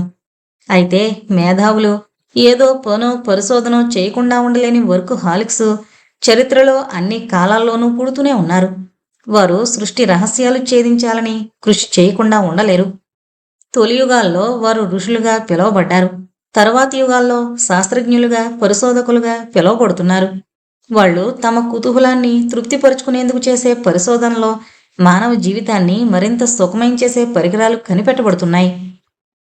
ఈ కథ కాలానికి ఇలాంటి పరిశోధనా తృష్ణున్న పిల్లల్ని గమనించగానే ప్రభుత్వం వారిని విడదీసి వారి పెంపకం మొత్తం ల్యాబొరేటరీ పరిసరాల్లోనే జరిగేలా జాగ్రత్త తీసుకుంటుంది. వారి స్కూలు విద్య పూర్తి కాగానే వారు ఎన్నుకున్న రంగంలో శిక్షణిప్పించి పరిశోధనకు ప్రోత్సహిస్తుంది. ఇంకా వారి జీవితమంతా అదే రంగానికి అంకితం చేస్తారు. వాళ్ళు వాళ్ల శ్రమ ఫలాలను అంతగా శ్రమించలేని ప్రజలు ధనం వెచ్చించి కొని అనుభవిస్తుంటారు. ఈనాటి సమాజంలో ఏ 7th క్లాసు రాగానే కోచింగ్ ఇప్పించి పిల్లలను ఇంజనీర్లుగా, డాక్టర్లుగా వృద్ధి చేస్తున్న బాధ్యత తల్లిదండ్రులు నిర్వహిస్తున్నట్టే అప్పటి సమాజంలో ఆ బాధ్యత ప్రభుత్వాలు చేపట్టాయన్నమాట. అయితే ఒకటే తేడా, ఎవరిని నువ్విదే చదవాలి అని నియంత్రించదు ప్రభుత్వం. వారు ఏ రంగంలో రాణించగలరో గమనించి ఆ రంగంలోనే కృషి చేసేందుకు ప్రోత్సహిస్తుంది.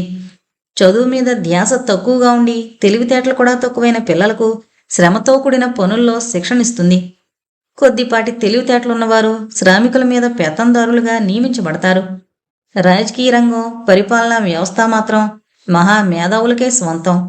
అయితే శ్రమ చేసేవారైనా, మరే రకమైన వృత్తి పదవుల్లో ఉన్నవారైనా, ఎవరైనా సరే పెద్దగా బాధ్యతలు లేని ఒంటరి జీవితాలే గడుపుతారు. కాబట్టి ఆ సమాజంలో ప్రజలందరికీ వస్తున్న ఆదాయం విలాసవంతమైన జీవితం గడపడానికి సరిపోతూనే ఉంది. అందుకని ఏ వర్గంలోనూ అసంతృప్తి అనేది కనపడదు. అన్ని శతాబ్దాలు గడిచినా అంతటి అభివృద్ధి సాధించిన నాగరికతలో కూడా ధనం, అధికారం అనే రెండు విషయాలే మనిషికి నిజమైన తృప్తినిచ్చి ఆనందపరుస్తున్నాయని తెలిసినప్పుడు మనకు ఆశ్చర్యం కలగక మానదు. వేద చెప్పిన సంగతుల గురించి ఆలోచిస్తూ అసలు ప్రజలంతా కుటుంబ జీవితమే గడుపుతున్న రోజుల్లో జీవితం ఎలా ఉంటుందో ఊహించడానికి ప్రయత్నిస్తూ నిద్రలోకి జారుకుంది మనం. తర్వాత చాలా రోజులు స్పేస్ రీసెర్చ్ సెంటర్లో ఏ విధమైన కలకలం లేదు. ఎవరి మానాన వాళ్ళు తమ తమ పనులు రొటీన్గా చేసుకుని పోతున్నారు. మనో మాత్రం ఉత్కంఠతో ఉక్కిరిబిక్కిరైపోతుంది. ఏమైంది బృహస్పతి చెప్పిన ప్రాజెక్టు అని. మిగతా సహోద్యోగులు అందరూ సీనియర్లు అవడం వలన ఎవరూ తమ ఆతృత బయట పెట్టట్లేదు కాబోలు అనుకుంది. వాళ్ళకి తనలాగే ఆతృత ఉందనుకుంటే మనోకి మనసు శాంతంగా ఉంది. ఒకరోజు మనోకి నాస్క్ డైరెక్టర్ బృహస్పతి నుంచి పిలుపొచ్చింది. అసలు అంతగా టెక్నాలజీ అభివృద్ధి చెందిన ఆ యుగంలో ఎవరో ముఖాముఖి కలుసుకుని మాట్లాడుకోవాల్సిన అవసరం లేదు. కానీ మరీ రహస్యమైన విషయాలు మాట్లాడుకోవాలంటే ముఖాముఖి సంభాషణ విధానం తప్పదు. ఆయన సైంటిస్టులందరికీ కలిపి మీటింగ్ పెట్టకుండా తననొకదాన్ని పిలవడం మనోకి చాలా థ్రిల్ కలిగించింది. ఉత్సాహంగా ఆయన ఛాంబర్లోకి వెళ్ళింది. మామూలుగా ఆయన గదిలోంచి కదలకుండా ల్యాబులో ఏ మూలనున్న వాళ్ళనైనా తనని చూస్తూ తనతో సంభాషించేందుకు పనికొచ్చే పరికరాలన్నీ ఆఫ్ చేసి పెట్టాడు. ఇప్పుడు ఆ గదిలోని మాటలు ఎవరూ వినలేరు. కానీ ఏ మూల ఎవరేం చేస్తున్నారో తను కనిపెట్టగలిగే పరికరాల్ని ఆన్లోనే ఉంచాడు. ఒక చిన్న మానిటర్లో అధర్వ కనిపిస్తున్నాడు. చిన్న చిన్న యంత్రాల మధ్య కూర్చుని తీవ్రంగా ఆలోచిస్తున్నాడు. అతని వైపు చూస్తుంటే మనో మనసులో ఏవో మృదువైన భావాలు కలిగి మనసు ప్రసన్నంగా అయింది. మనోహరమైన చిరునవ్వుతో బృహస్పతి వైపు చూపు తిప్పిందామె. ఆయన ఆ అమ్మాయి ముఖంలో భావాలు చదువుతున్నవాడిలా తదేకంగా చూస్తున్నాడు. కళ్ళు దించుకుంది మనో. మిస్ మనో, నువ్వు వయసులో చిన్నదనమైనా, నీకు అంతరిక్ష రంగంలో ఏమాత్రం అనుభవం లేకపోయినా నువ్వు అప్లై చేసిన వెంటనే నీకు ఇక్కడ ఉద్యోగం ఎందుకొచ్చిందో ఊహించగలవా అని అడిగాడు. ఆయన ఈ ప్రశ్నను అలా సూటిగా మాటలు నాచకుండా అడగడానికి కారణం ఆ ప్రశ్నని తన చేతిలోని చిన్న కంప్యూటర్ మీద 10 సార్లు రాసుకుని మనో వచ్చేలోగా బాగా ప్రాక్టీస్ చేయడమే. నాకు తెలీదు, ఆశ్చర్యపోయింది మనో. ఆయన ఎందుకు ఇలా అడుగుతున్నాడో ఊహించలేకపోయింది. నీకు అహంకారం లేదు కాబట్టి నువ్వు ఊహించలేవు, నవ్వాడాయన. అది కాంప్లిమెంటో ఏంటో తెలియక తికమక పడింది మనో. నువ్వు చాలా చిన్న వయసు నుంచే మనో విశ్లేషణల పట్ల అంతులేని ఆసక్తి చూపించి నీ టాలెంట్ నిరూపించుకున్నావు. అకాడమిక్ కెరీర్ అంతా టాప్ ర్యాంకులోనే నడిచింది. అంతేకాక ఇంటర్వ్యూ కమిటీ వాళ్ళు నువ్వు సమర్పించిన పరిశోధనా వ్యాసాన్ని క్షుణ్ణంగా పరిశీలించి బాగా ఇంప్రెస్ అయ్యారు. నీలో అసాధారణమైన ప్రజ్ఞ పాఠవాలున్నాయని, ఈ ల్యాబ్కి నీలాంటి మేధావులు చాలా అవసరమని గ్రహించి నీకే అపాయింట్మెంట్ ఇచ్చారు.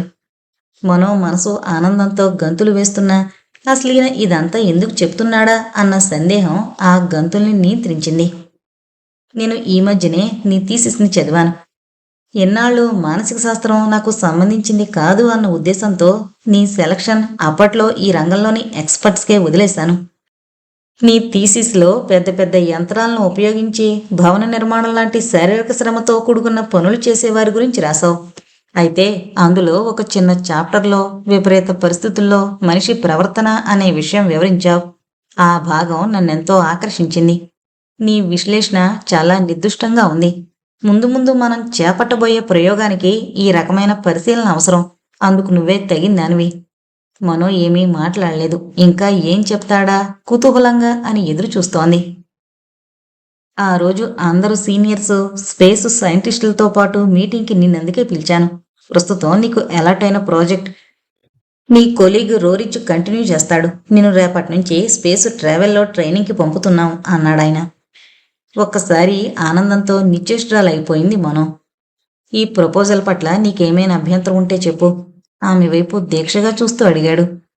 అభ్యంతరమా అనుకొని అదృష్టం వెతుక్కుంటూ వస్తే అభ్యంతరం చెప్పడానికి తనని వెర్రిదాని కింద జమ కడుతున్నాడే ఈయన అనుకుంటుందే తప్ప మనో నోటి నుంచి ఒక్క మాట కూడా రావట్లేదు. బృహస్పతి ఇప్పుడు మనో కేసి వింతగా చూస్తున్నాడు. బాగా ఆలోచించుకుని చెప్పు, తొందర లేదు అన్నాడు. నో సార్, ఆలోచించేందుకేమీ లేదు, నాకేం అభ్యంతరం లేదు తడబడుతున్న మాటలతో చెప్పింది. ఆయన నవ్వి, ఓకే, ప్రిపేర్డ్గా ఉండు. నీ ట్రైనింగ్ త్వరలోనే మొదలు పెట్టమని చెబుతాను. అయితే నువ్వు ఈ విషయం ఎవరికి అప్పుడే చెప్పొద్దు. స్పేస్లోకి వెళ్ళాక కూడా నీకు ఇచ్చిన టాస్క్ ఏంటో నీతో అంతరిక్షంలో ప్రయాణించే వారికి కూడా తెలియకూడదు. రహస్యంగా ఉంచగలవా? షూర్ సార్, ఎవరికీ తెలియనివ్వను. నాకు ఏం టాస్క్ ఇవ్వబోతున్నారు సార్? కుతూహలం పట్లేనట్టు అడిగేసింది మనో. ఆయన నవ్వి, అది ఇప్పుడే నీకు చెప్పను. ఎందుకంటే నువ్వు అంతరిక్షంలో నిర్వర్తించాల్సిన విధుల గురించి నిపుణుల సమగ్రమైన ప్రణాళిక తయారు చేయడం ఇంకా పూర్తవలేదు. అది పూర్తయ్యాక సరిగ్గా నీ ప్రయాణం రేపనగా నీకు చెప్పబడుతుంది అన్నాడాయన. మనోలో ఎగ్జైట్మెంట్ రెట్టింపైంది. సస్పెన్స్ ఎన్ని రోజులు భరించాలో అని ఆనందంగా అనుకుంటూ ఆయనకి థ్యాంక్స్ చెప్పి బయటపడింది మనో. ఆ రోజంతా తన ల్యాబ్లో మేఘాల మీద తేలిపోతున్న దానిలా గడిపింది. అంతరిక్షంలో చేసే వినోద యాత్రలకి, పరిశోధకులు చేసే అంతరిక్ష యాత్రలకి చాలా తేడా ఉంది.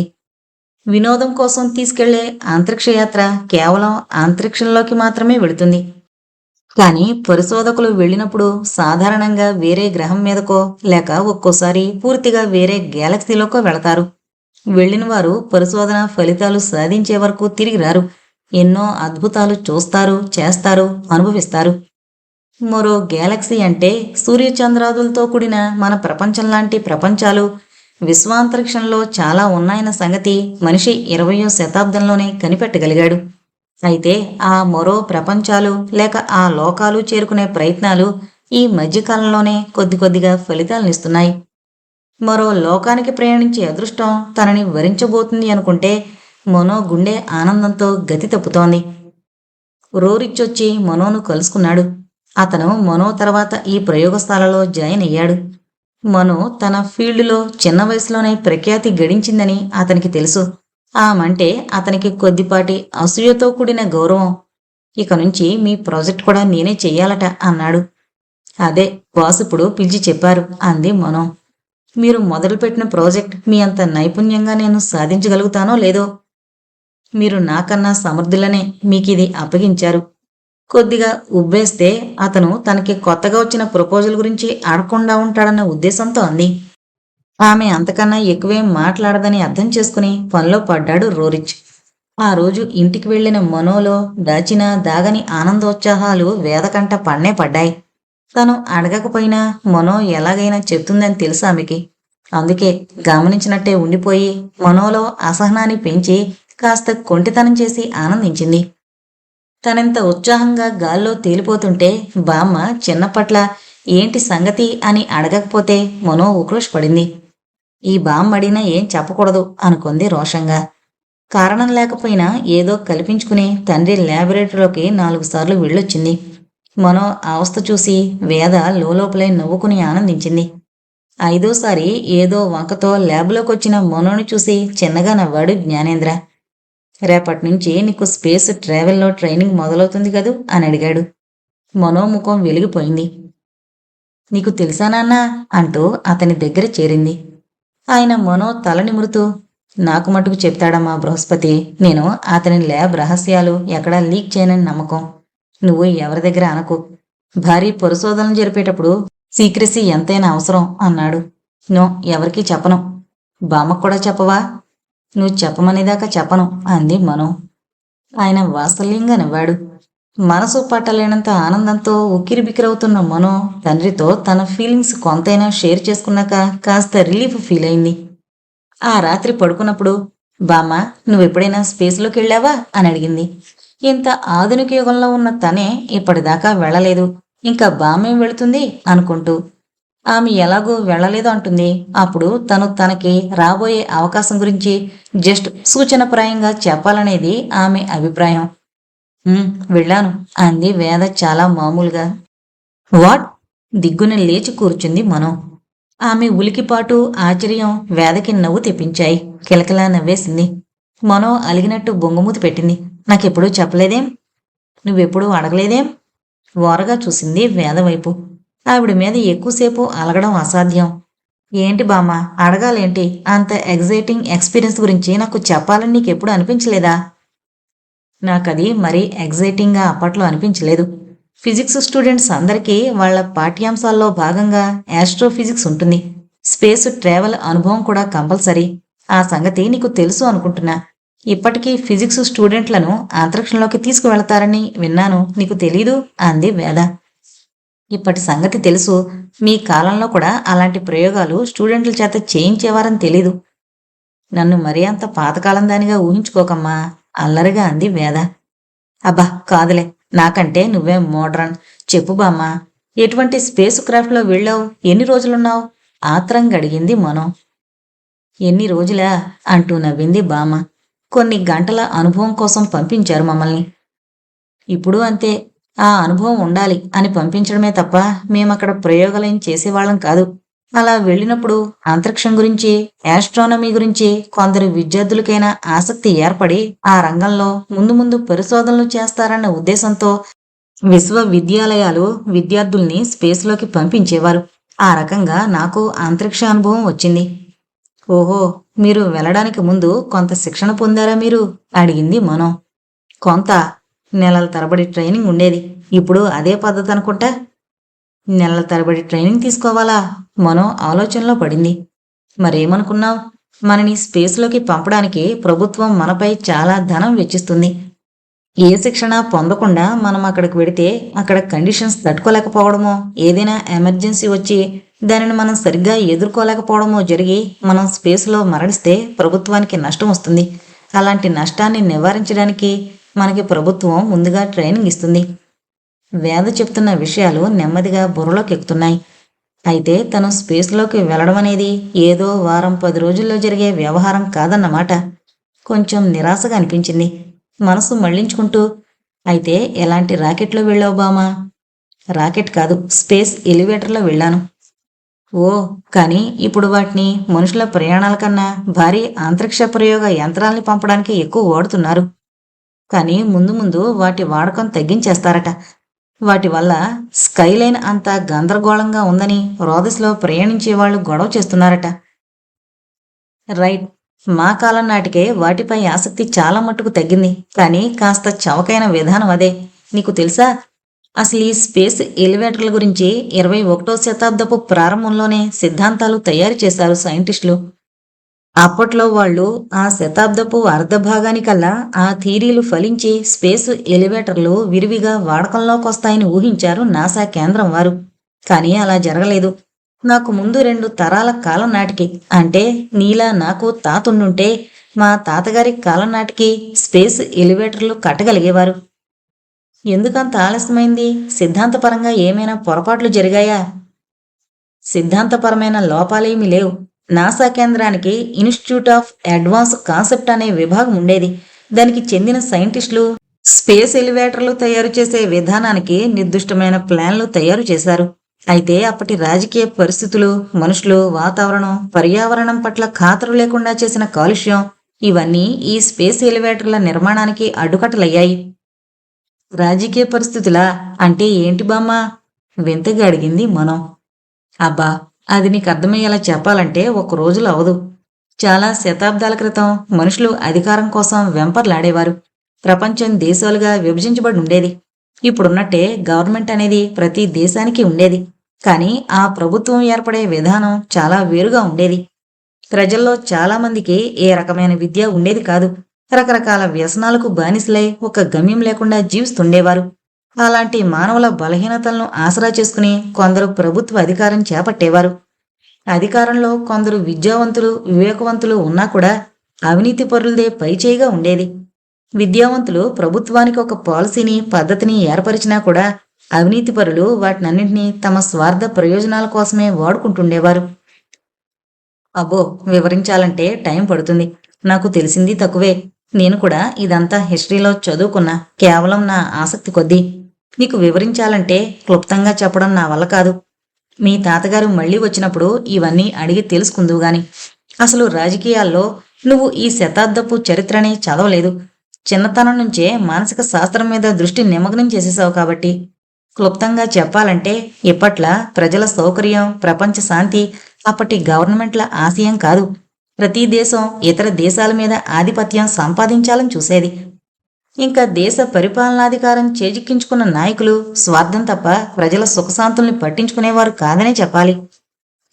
వాతావరణ కాలుష్యం అంటే ఏంటి? ఇంకో ప్రశ్న సంధించింది మనం. ఎందుకంటే మనం ఉంటున్న కాలంలో అసలు కాలుష్యం అనేదే లేనే లేదు. ఇది చెప్పడం కొంత సులభం అంటూ ప్రారంభించింది వేద. 20, 21 శతాబ్దాలలో మనుషులు ప్రకృతి పట్ల ఏమాత్రం జాగ్రత్త లేకుండా భూమిని, ఆకాశాన్ని కూడా విపరీతంగా దురుపయోగం చేశారు.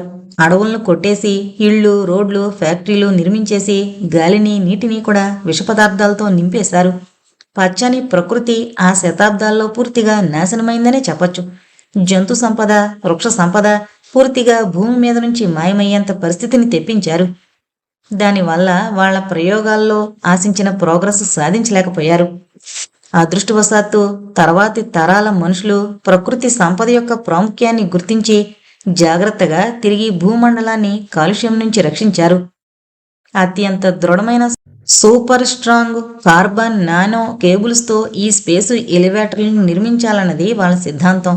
వాళ్ళు అలాంటి కేబుల్స్ తయారు చేసుకుని స్పేస్ ఎలివేటర్లను నిర్మించడం మొదలుపెట్టారు కూడా. అయితే ఇందాక చెప్పానుగా, రాజకీయ కారణాలు, ప్రభుత్వాలలో అవినీతి ప్రబలడం, ప్రపంచంలో శక్తివంతమైన దేశాలు ఒకరినొకరు దెబ్బతీయాలన్న కుట్రల వల్ల వాటి నిర్మాణం ఆ శతాబ్దంలో పూర్తి కాలేదు. తర్వాతి తరాల మానవులు కాలుష్యం తగ్గించుకునేందుకు రకరకాల ప్రయోగాలు చేసి శతాబ్దాల నాటి కాలుష్యాన్ని తొలగించుకున్నాక అంతరిక్షయానం మీద పరిశోధనలు పూర్తిగా ఫలించి నా చిన్నతనం నాటికి స్పేస్ ఎలివేటర్లు బాగా ఉపయోగంలోకి వచ్చాయి. అందువల్ల కొన్ని గంటల పాటు నేను స్పేస్లో గడిపరావడం జరిగింది. తన సుదీర్ఘమైన ఉపన్యాసాన్ని కష్టపడి ఓ ముగింపుకు తెచ్చింది బామ్మ. ఇంతకీ మనో అడిగిన ప్రశ్నలకు తను సరైన సమాధానం చెప్పగలిగిందో లేదో తెలియలేదు ఆవిడికి. మనో మాట్లాడలేదు. వేద చెప్పిన సంగతులు ఆకలింపు చేసుకోవడానికి ప్రయత్నిస్తూ ఆలోచిస్తోంది. తనసలు ఆ సంభాషణ ఎందుకు మొదలుపెట్టిందో మర్చిపోయింది. వేద చెప్పిన సంగతులు నెమరమేసుకుంటుంటే ఒకదాని తర్వాత ఒకటిగా సందేహాలు పుట్టుకొస్తూనే ఉన్నాయి. బామ్మ, స్వార్థం అంటే ఏంటి? చచ్చాను, గలగలా నవ్వింది వేద. అది కూడా నేను చెప్పడం ఏంటి? మానసిక శాస్త్రం చదివిందని నువ్వే నాకు చెప్పాలి. మనిషికున్న బేసిక్ ఇన్స్టింక్ట్స్లో ముఖ్యమైనది స్వార్థం. దాని గురించి చదువుకోలేదా? చదువుకున్నాననుకో, కానీ ఇప్పటి వరకు టిపికల్గా సైన్స్లో డిస్క్రైబ్ చేసిన లాంటి స్వార్థం నాకెవరిలోనూ కనపడలే అంది మనో. అదృష్టవంతురాలివి. మీ తరంలో చాలామందికి ఇలాంటి మానసిక ప్రవృత్తుల గురించి తెలీదు అనుకోవచ్చేమో. మీది ఎలాగైనా లక్కీ జనరేషన్ అంది వేద. 21వ శతాబ్దం ముగిసేనాటికి అవినీతి, పర్యావరణ కాలుష్యం పరాకాష్ఠకు చేరుకున్నాయి. ఆ తర్వాత తరాల్లో కొందరు మనుషులు మహాత్ములై నాయకత్వం వహించి స్వార్థానికి దూరంగా ఉండి మానవ జాతిని సంస్కరించారు. అలా కారణజన్ములుగా ఒక్కో తరంలోనూ కొందరు పుట్టుకొచ్చి మానవ సమాజాన్ని ఉద్ధరించకపోయుంటే మానవజాతి నశించి మొత్తం భూమండలం రాక్షస జాతితో నిండిపోయి ఉండేది. మనో దీర్ఘాలోచనలో మునిగింది. వేద నిద్రపోయింది. మనో ఎంతగానో ఎదురుచూస్తున్న రోదసీయాన శిక్షణ మొదలైంది. అంతరిక్ష ప్రయోగశాల రకరకాల విభాగాలుగా విభజించబడింది. ఒక్కో విభాగం ఒక్కో ప్రత్యేకమైన విధి నిర్వహణ కోసం నిర్దేశింపబడి ఉంటుంది. రోదసీ యాత్రికులకు శిక్షణనిచ్చే విభాగాలన్నీ రోదసీ అన్న పేరుతో ఉంటాయి. తొలి దశ శిక్షణకు రోదసీ 1, తర్వాత దశ రోదసీ 2, అలా రోదసీ 3, రోదసీ 4 వరకు ఉన్నాయి. రోదసీ 1లో మనో శిక్షణ ప్రారంభమైంది. మొదటి దశలో విమానం నడపడంలో శిక్షణనిస్తారు. ఈ పద్ధతి చాలా కాలంగా అమలులో ఉన్నదే.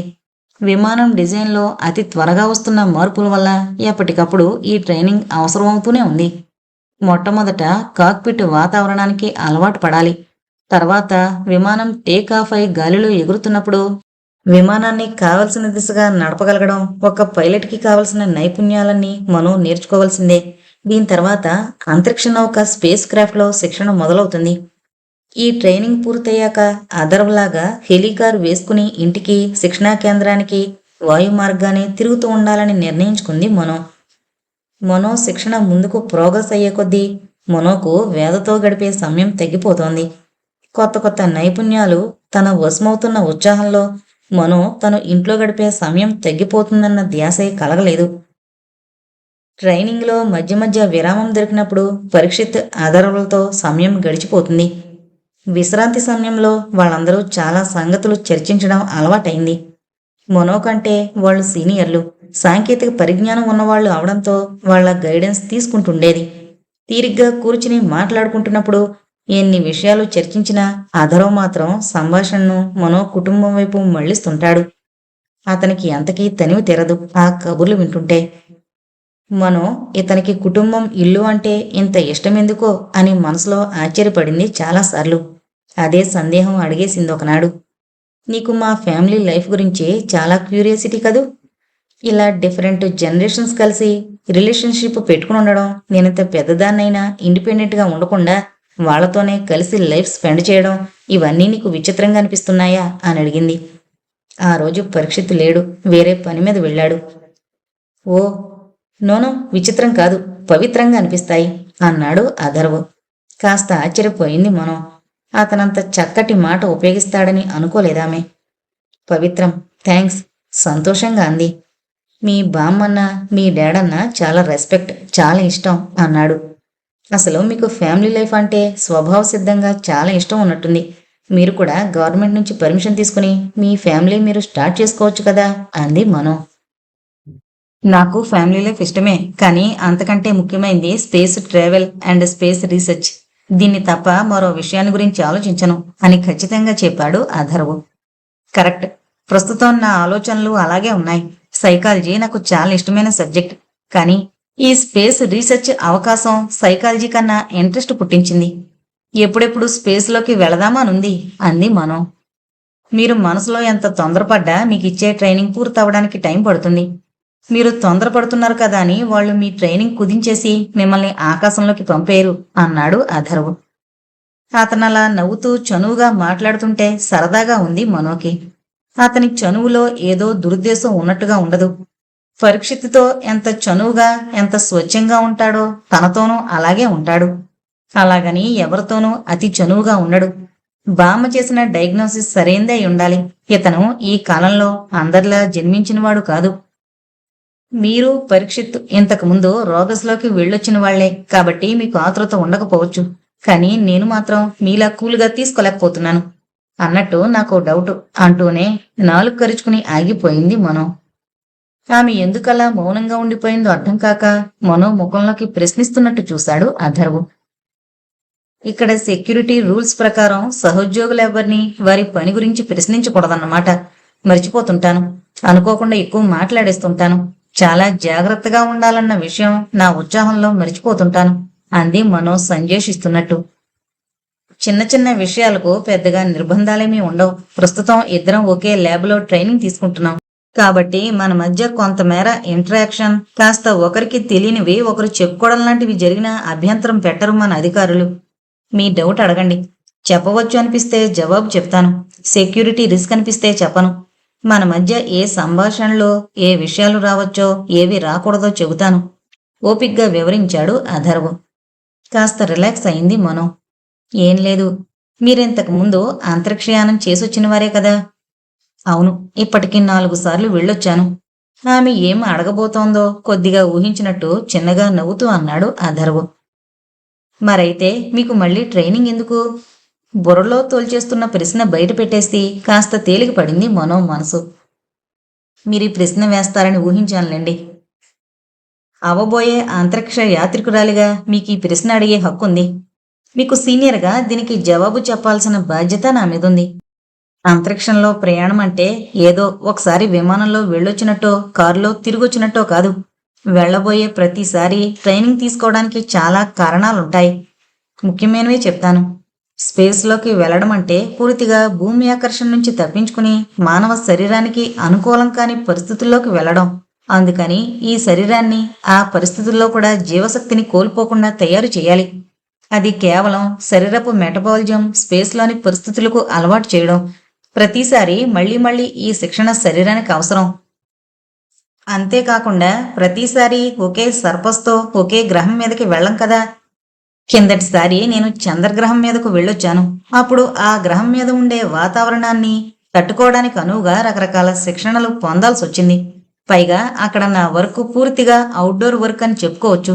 అంటే స్పేస్ షిప్లో కూర్చుని ప్రయోగాలు చేయడం కాక, అందులోంచి చంద్రగ్రహం మీదకు దిగి చంద్రుడి ఉపరితలం మీద కొన్ని ప్రయోగాలు చేయాల్సి వచ్చింది. మరి దానికి కావలసిన శిక్షణ పొందక తప్పదు కదా. ఇంకో కారణం ఏంటంటే, మనని రోదస్లోకి తీసుకువెళ్లే వాహనం స్పేస్ క్రాఫ్ట్ రూపంలో డిజైన్లలో త్వరగా ఎన్నో మార్పులు వస్తున్నాయి. ఆ మారిన యంత్రాలతో మాకు పరిచయం ఉంటేనే కదా మేం కూడా అప్ టు డేట్గా కొత్త సౌకర్యాలను ఉపయోగించగలుగుతాం. పైగా ప్రతిసారి కొత్త ప్రయోగం చేపడుతుంటాం. దానికి సంబంధించిన శిక్షణ కొంత ఉంటుంది. ఇలాగే చాలా ఉంటాయి అన్నాడు అథర్వ్. మనో ఆలోచనలో పడింది. నెమ్మదిగా ఆలోచించుంటే అథర్వ్ చెప్పిన పాయింట్లు తనకే తట్టుండేవి.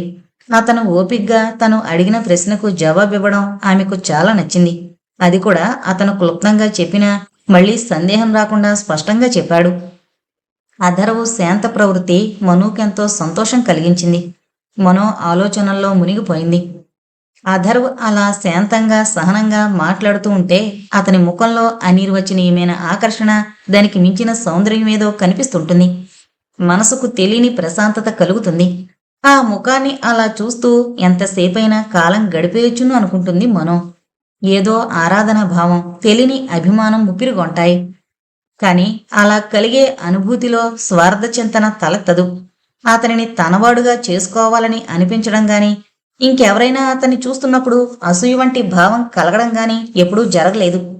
తనలో కలిగే ఆ భావోద్వేగాన్ని ఎలా అర్థం చేసుకోవాలో ఆమెకే తెలియదు. అంతలో వాళ్ళు కూర్చున్న చోటకి రషీద్ వచ్చాడు అండం కంటే ప్రత్యక్షమయ్యాడు అంటే సరిపోతుంది. ఇద్దరూ ఉలిక్కి పడ్డారు. రషీద్తో పాటు మరో సీనియర్ సైంటిస్ట్ ఉండడం గమనించింది మనో. ఆయన ప్రొఫెసర్ డెమోవాక్స్ అని తెలుసు, కానీ పరిచయం కాలేదు. అసలు వాళ్ళిద్దరూ అక్కడికి ఎలా వచ్చారో మనోకు అంతుబట్టలేదు. రోబో తమ గోడ తెరిచినట్టే అనిపించలేదు. సాధారణంగా ఇలా సీనియర్లు వస్తుంటే రిసెప్షన్ రోబో వాళ్లతో పాటు వచ్చి వారి పేర్లు అనౌన్స్ చేస్తుంది. అటువంటిదేమీ లేకుండా అక్కడికి వారెలా వచ్చారా అని ఆశ్చర్యపోయింది. ఇప్పుడిప్పుడే రోదసి కేంద్రంలో ప్రొసీజర్లకు అలవాటు పడుతున్న మనో, అథర్వ్ కూడా ఆశ్చర్యపోయినట్టే కనిపించారు. ఈయన ప్రొఫెసర్ డెమోనాక్స్, మీకు తెలిసే ఉంటుంది.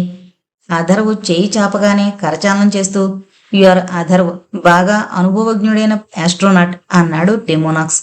ఈమె మనో, ట్రైనీ ఆస్ట్రోనాట్ చెప్పాడు రషీద్. మనోతోనూ కరచాలనం చేశాడు డెమోనాక్స్.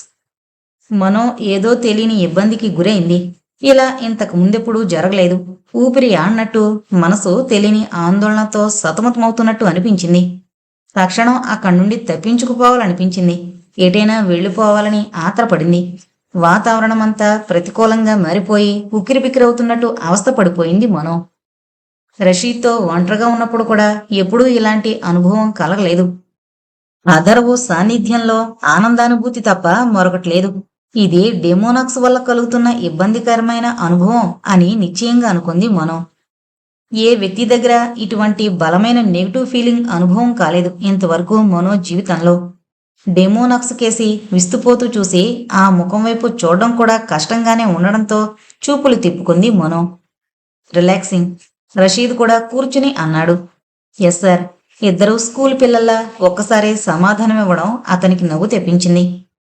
డెమోనాక్స్ మాత్రం కూర్చోకుండా ఏదో వీళ్ళంతా తను చెప్పినట్టాడే కీలుబొమ్మలు అన్నట్టు ఒక రకమైన అధికార దర్పంతో చూస్తూ నిల్చున్నాడు.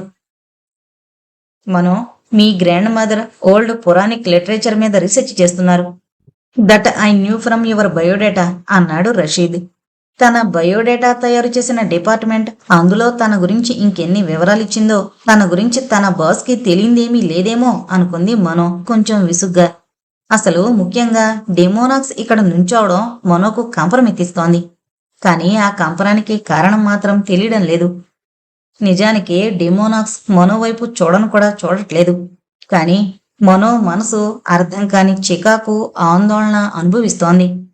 డెమోనాక్స్ ప్రవేశించినప్పటి నుంచి అథర్వ్ ముఖం కూడా పరిశీలిస్తూనే ఉంది మనో. అతను కూడా తనలాగే తెలియని ఇబ్బందికి గురవుతున్నాడో లేదో కనిపెడదామని. మొదట అధరు ముఖంలో కూడా ఒక రకమైన అయోమయపు స్థితి కనిపించింది. కానీ కొన్ని క్షణాల తర్వాత ఎప్పట్లాగే అతని ముఖం ప్రశాంతతతో ప్రకాశించడం గమనించింది.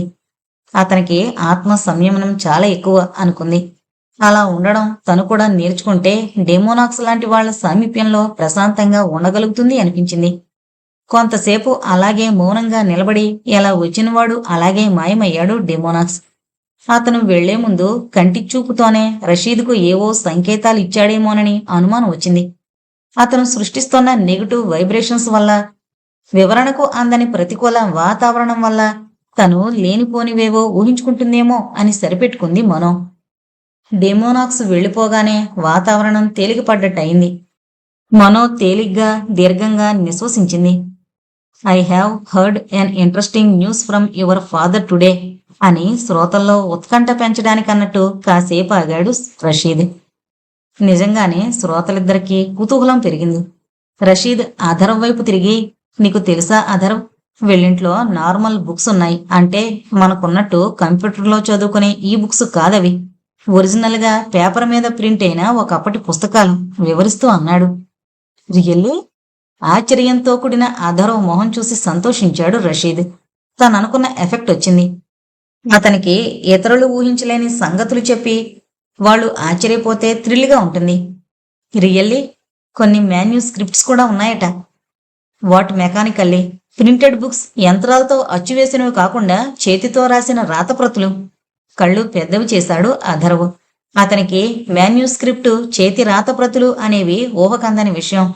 కొన్ని మిలియన్ల ఏళ్ల కింద మానవుడు చేతితో రాసేవాడని చిన్న క్లాసుల్లో చరిత్రలో చదివాడు. కానీ చేతిరాత ప్రతులు ఇప్పటికీ లభిస్తున్నాయి అన్నది అతనెక్కడా వినలేదు, చదవలేదు. ఏదో అద్భుతాన్ని చూసినట్టు మనోవైపు చూశాడు. అధరు ముఖంలో కనిపిస్తోన్న ఆశ్చర్య అద్భుత రసాల ఆవిష్కరణని ఆనందంగా ఎంజాయ్ చేస్తూ గలగలా నవ్వాడు రషీద్. థౌజండ్స్ ఆఫ్ ఇయర్స్ కిందటి మనుస్క్రిప్ట్స్ ఉన్నాయా? ఎవరు ఎలా దాచుంచారు? అధర్వ్ ఆశ్చర్యానికి అంతులేకుండా పోయింది. వాళ్లున్న అప్పటి ఆ కాలానికి పుస్తకాలే మాయమైపోయాయి. మహా స్పీడ్గా పనిచేసే కంప్యూటర్లలో నిక్షిప్తం చేసిన సమాచారమే పుస్తకాలుగా ఉపయోగపడుతున్న కాలం అది. మామూలు పుస్తకాలు మ్యూజియంలలో మాత్రమే చూస్తున్నారు. ఎవరింట్లోనైనా పుస్తకాలు ఉన్నాయంటే ఆశ్చర్యమే. మరి అంత ఆశ్చర్యపడక అధర్వ్.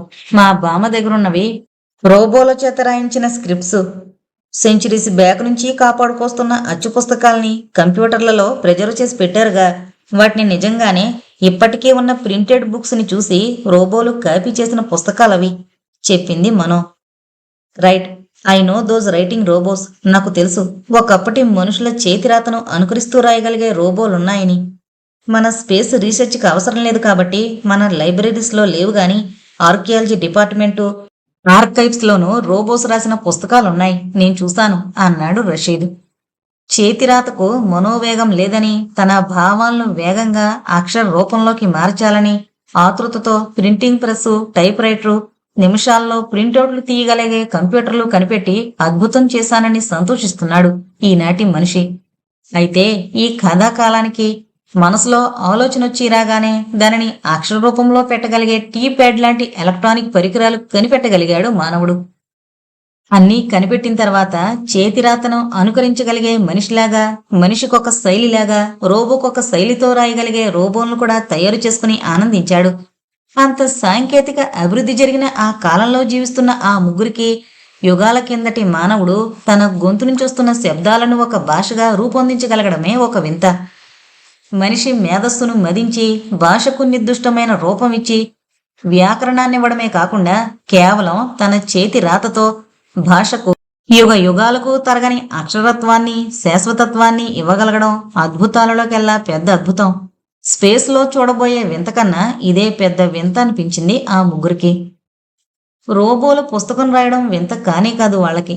మనిషి యంత్రం సహాయం లేకుండా కేవలం తన చేతిని ఉపయోగించి అక్షరాలను సృష్టించగలగడం పెద్ద అద్భుతం వాళ్ళ దృష్టిలో.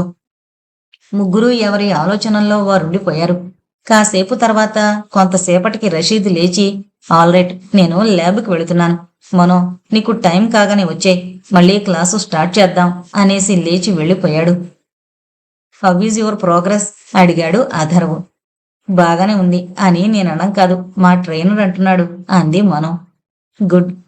నాకు ఈ స్టిమ్యులేటెడ్ కాక్పీట్ కాకుండా నిజం విమానంలో కూర్చుని ఎగరాలనుంది. నేను రియల్ సిచ్యుయేషన్ ట్యాకిల్ చేయగలనో లేదో టెస్ట్ చేసుకోవాలనుంది అంది మనం. నీకు హెయిర్ క్రాఫ్ట్ని హ్యాండిల్ చేయడం పర్ఫెక్ట్గా వచ్చింది అనుకున్నప్పుడు రషీద్ తనంత తనే నిన్ను విమానంలో పంపిస్తాడు అన్నాడు అథర్వ్. ఆ రోజు ఎప్పటికొస్తుందో ఏమో నిట్టూర్చింది మనం. సరే, ఇంక నేను నా క్లాసుకి వెళతాను లేచాడు అథర్వ్. మనో కూడా లేచి తన ల్యాబ్లోకి వెళ్ళింది. మనో తన రొటీన్ కార్యక్రమంలో నిమగ్నమైపోయింది. ఆమెకు విమానం నడిపేటప్పుడు ఎదురయ్యే సమస్యలు కొన్నింటిని కృత్రిమంగా కల్పించి ఆ సమస్యలను ఆమె ఎలా ట్యాకిల్ చేస్తుందో, ఎలా పరిష్కరించుకుంటుందో అబ్జర్వ్ చేస్తూ కూర్చున్నాడు రషీద్. కొంచెం తంటాలు పడ్డా పొరపాట్లు దిద్దుకుంటూ ప్రాబ్లమ్స్ సాల్వ్ చేసుకుంటుంటే మెచ్చుకొని ప్రోత్సహించాడు. రొటీన్ ప్రాక్టీస్ రోజూలాగానే జరుగుతున్న రషీద్లో రోజూ ఉంటున్న ఉత్సాహం లేనట్టుగా ఫీల్ అయింది మనో. వాట్ సార్, ఇవాళ మీకు ఆరోగ్యం బాగున్నట్టు లేదు అతని ముఖంలోకి చూస్తూ అడిగింది. ఓ, ఐఎమ్ ఓకే. మనో, మీరు ఫ్యామిలీ లైఫ్ లీడ్ చేస్తున్నారు కదా మీ గ్రాండ్ మాతో సహా అడిగాడు. తన గురించి తనకే తెలియని విషయాలు కూడా బయోడేటాని కోడ్ చేస్తూ చెప్పగలితను. ఇలాంటి వాడు కదు అంటూ మాట్లాడుతున్నాడంటే ఇతని మనసు డెఫినెట్గా మరేదో ఆలోచనలో ఉంది. రోజులా ఇన్స్ట్రక్షన్ మీద లేదని మనో అనుకుంది. మనో జవాబు కోసం చూడకుండా మళ్ళీ రషీదే అందుకొని, can I meet your grandma? ఆవిడతో మాట్లాడి ఆవిడ దగ్గరున్న పుస్తకాలని చూడాలనుంది అన్నాడు. చాలా ఆశ్చర్యం వేసింది. రషీద్ తనకన్నా చాలా సీనియర్ సైంటిస్టు ఈ ల్యాబ్లో. ఇతను తనకు ప్రస్తుతం బాస్ జ్ఞానేంద్రతో చాలా కాలంగా పనిచేస్తున్నవాడు. అటువంటి వాడు బామ్మను కలుసుకోవడానికి తనని ఎందుకు అడుగుతున్నాడు? జ్ఞానేంద్రతో ఒక్క మాట అంటే చాలదా? అసలు ఈ రోజుల్లో ఒకరినొకరు కలుసుకోవడం, ఒకరి నివాస స్థలంలోకి వెళ్లడం లాంటివి జరగట్లేదు. ఆ అవసరం అంతగా లేదు కూడాను. ఇద్దరు మనుషులు మాట్లాడుకోవాలంటే, ఇలా ఇతరుల నివాస స్థానంలో ఉన్న ఆసక్తికరమైన వస్తువులేమైనా చూడాలంటే తన విజిట్ పర్పస్ ఏంటో చెప్పి ప్రభుత్వం నుంచి అనుమతి తీసుకోవాలి. ప్రభుత్వమే అవతల వాళ్ళకి కబురు చేస్తుంది, ఫలానా వ్యక్తి ఫలానా రోజున నిన్ను కలుసుకోవడానికి వస్తాడు అని. ఏ ఇంటికి వెళ్లాలన్నా ఇంటి వాళ్ళ అనుమతి అవసరం లేదు, ప్రభుత్వం పర్మిషన్ ఇవ్వడం ముఖ్యం. రషీదే తనని అడుగుతున్నాడంటే ఇతను ప్రభుత్వానికి తెలియకుండా తమ ఇంటికి వద్దామనుకున్నట్టుంది. మనో మనసులో కొద్దిగా బెదిరింది. కాని ఒక్క సదుపాయం ఉంది. మనుషులందరికీ శరీరంలో ఏదో భాగంలో చిన్న మైక్రోచిప్స్ అమర్చబడి ఉంటాయి. దానివల్ల ఎవరు ఎక్కడున్నా ప్రభుత్వం నిఘా నుంచి తప్పించుకోలేరు. అయితే తన ఒంట్లో మైక్రోచిప్ ఎక్కడుందో ఎవరికీ తెలీదు. శిశువుగా ఉన్నప్పుడే ఈ అమరిక జరిగిపోతుందని అందరికీ తెలుసు. ఈ పద్ధతిని వ్యతిరేకించాలని ఇప్పటి వరకు ఎవరికీ తట్టలేదు. ముఖ్య కారణం ఏంటంటే భద్రత. పిల్లలకు తల్లిదండ్రుల రక్షణ, వ్యక్తికి కుటుంబపు మద్దతు, రక్షణ లేని కాలంలో ప్రభుత్వం వేసుంచే నిఘా ఒక రకమైన భద్రతాభావాన్ని కలిగిస్తూ ఉంటుంది ప్రజల్లో. అనుమతి పొందకుండా రషీద్ మనో ఇంటికి వెళ్లి పుస్తకాలను పరీక్షిస్తే నిఘా విభాగానికి తెలిసిపోవడం ఖాయం. అంతేకాక రషీద్తో పాటు మనో కుటుంబాన్నంతటినీ నేరస్తులుగా పరిగణించే అవకాశం ఉంటుంది. అందుకని మనో కొద్దిగా బెదిరింది. ఇప్పుడు రషీద్ తనతో మాట్లాడుతున్న మాటలు బృహస్పతి రూంలో ప్రతిధ్వనిస్తున్నాయన్న విషయం మనోకే కాదు, రషీద్ కూడా తెలుసు. మరి ఎందుకింత రిస్క్ తీసుకుంటున్నాడు రషీద్? మనో ఆశ్చర్యపడింది. All right, let us proceed. మళ్లీ రకరకాల విమాన విన్యాసాలు మనోకి ఎక్స్ప్లెయిన్ చేయడం మొదలుపెట్టాడు రషీద్. తాత్కాలికంగా అప్పటికి రషీద్ చేసిన రిక్వెస్ట్ మరిచిపోయి తన ప్రయోగాల్లో నిమగ్నమైంది మనో. ఇల్లు చేరిన తర్వాత ముందుగా తండ్రి ల్యాబ్లోకి వెళ్ళింది మనో. అక్కడ చాలా మటుకు మిషన్స్ ఆటోమోటెడ్లో ఉన్నాయి. జ్ఞానేంద్ర లేడు. వేద గదిలోకెళ్ళి, బామ్మ, డాడీ ఎక్కడున్నారు అని అడిగింది. నీ ఉత్సాహం, నీ ఎగ్జైట్మెంట్లో నువ్వుండి గమనించట్లేదు, కానీ నీకు యాస్ట్రోనాట్ ట్రైనింగ్ మొదలైన తర్వాత మీ నాన్న ఇంటికి రాలేదు అంది వేద. ఎక్కడున్నారు? కంగారుగా అడిగింది మనో. అంత కంగారు అక్కర్లేదులే, మీ స్పేస్ రీసెర్చ్ స్టేషన్లోనే ఉన్నాడు. అలాగని ఆ రోజు నాతో చెప్పాళ్లే. మరి నాతో ఎందుకు చెప్పలేదు? అది బహుశా గోప్యంగా ఉంచవలసిన విషయం కాబోలు అంది వేద. అంటే నేను రహస్యంగా ఉంచనని డాడీ అనుమానమా? ఉక్రోషంగా అంది మనో. అంత కోపం ఎందుకే పిల్ల, కొన్ని ప్రశ్నించకుండా యాక్సెప్ట్ చేసేయడం ఉత్తమం. వేద నవ్వింది. కాని నేను ప్రశ్నిస్తాను. ఇన్ని రోజులు దాచి ఇవాళ ఎందుకు చెప్పావు నాతో? ఇవాళ మీ నాన్న వస్తాడు కాబట్టి. ఓ బామా, యు ఆర్ టెరిబుల్. కాదే పిల్ల, టెరిఫిక్. నవ్వింది మనం. ఎందుకు డాడీ ఎక్కడున్నారు? డాడీకి అన్ని వసతులు ఉన్న ల్యాబొరేటరీ ఉంది కదా.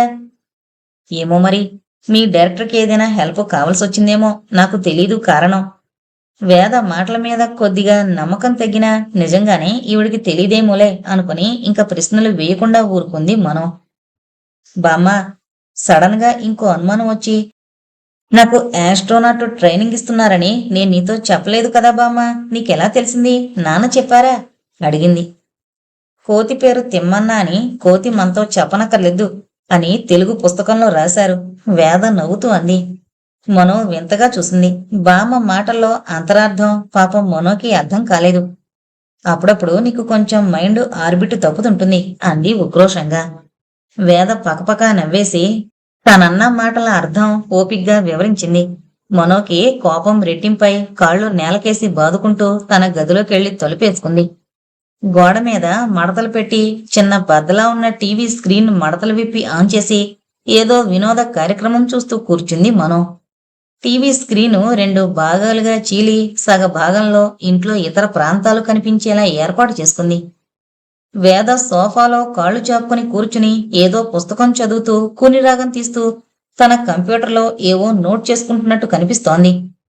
ఆమెకు వేద మాటలు పదే పదే గుర్తుకొచ్చి నవ్వొచ్చింది. టీవీ స్క్రీన్ మీద కూడా హాస్యం నిండిన దృశ్యం వస్తోంది. పకపక నవ్వుతోంది మనో. టీవీ స్క్రీన్ మీద ఓవైపు జ్ఞానేంద్ర ఇంట్లోకి వస్తూ ఉండడం కనిపించింది. హాయ్ మనో బేబీ అన్నాడు. డ్రాయింగ్ రూమ్ లోని స్క్రీన్ మీద ఆయన తనను చూస్తున్నాడని తెలుసు. అక్కడి నుంచే తను తండ్రితో సంభాషించొచ్చు. కాని దిగ్గున లేచి తండ్రి దగ్గరికి పరిగెత్తింది మనో. మనో బేబీ, నాకు తినడానికి ఏమైనా తయారు చేయగలవా? అడిగాడు జ్ఞానేంద్ర. ష్యూరు డాడీ. మనో నిమిషాల మీద వెజిటేబుల్ పలావ్ చేసి తీసుకొచ్చేసరికి వేద జ్ఞానేంద్ర కూర్చుని మాట్లాడుకుంటున్నారు. ముగ్గురు తినడానికి కూర్చున్నాక, డాడీ, ఇవాళ వింత జరిగింది అంది మనో. ఏంటది? నా ఇన్స్ట్రక్టర్ రషీద్ మన ఇంటికొస్తానని నన్ను అడిగారు అంది మనో. వేద జ్ఞానేంద్ర వింతగా చూశారు. బామ్మ దగ్గరున్న పుస్తకాలు చూడాలన్నాడు. వాట్? అతనికెలా తెలుసు మన ఇంట్లో పుస్తకాలున్నాయని? వేద జ్ఞానేంద్ర ఒక్కసారే అన్నారు. This is strange. నువ్వు చెప్పావనన్నాడు. వాట్? ఏమన్నాడు? మళ్ళీ చెప్పు. మన ఇంట్లో రోబో రాసిన పుస్తకాలున్నాయని నువ్వే చెప్పావన్నా డాడీ అంది మనో. అవాక్కైనట్టు చూస్తుండిపోయాడు జ్ఞానేంద్ర కాసేపు. This is really strange. నేను అతనితో మాట్లాడనేలేదు ల్యాబ్లో ఉన్నంతకాలం. మరి మరి అతను ఎందుకు అలా అన్నాడు డాడీ? అతను ప్రమాదకరమైన వ్యక్తే డాడీ? ఇప్పటి వరకు కాదు. అతని వలన ప్రమాదం ఉందని తెలిస్తే విజిలెన్స్ వాళ్ళు అతన్ని ఈ ల్యాబ్లో ఉండనిచ్చేవారు కాదు. ఇదేదో ఈ మధ్యకాలపు development. He made a mistake, a blunder. రేపటికల్లా అతను ఫినిష్ అయిపోతాడు చూడు, ప్రభుత్వం ఊరుకోదు అన్నాడు.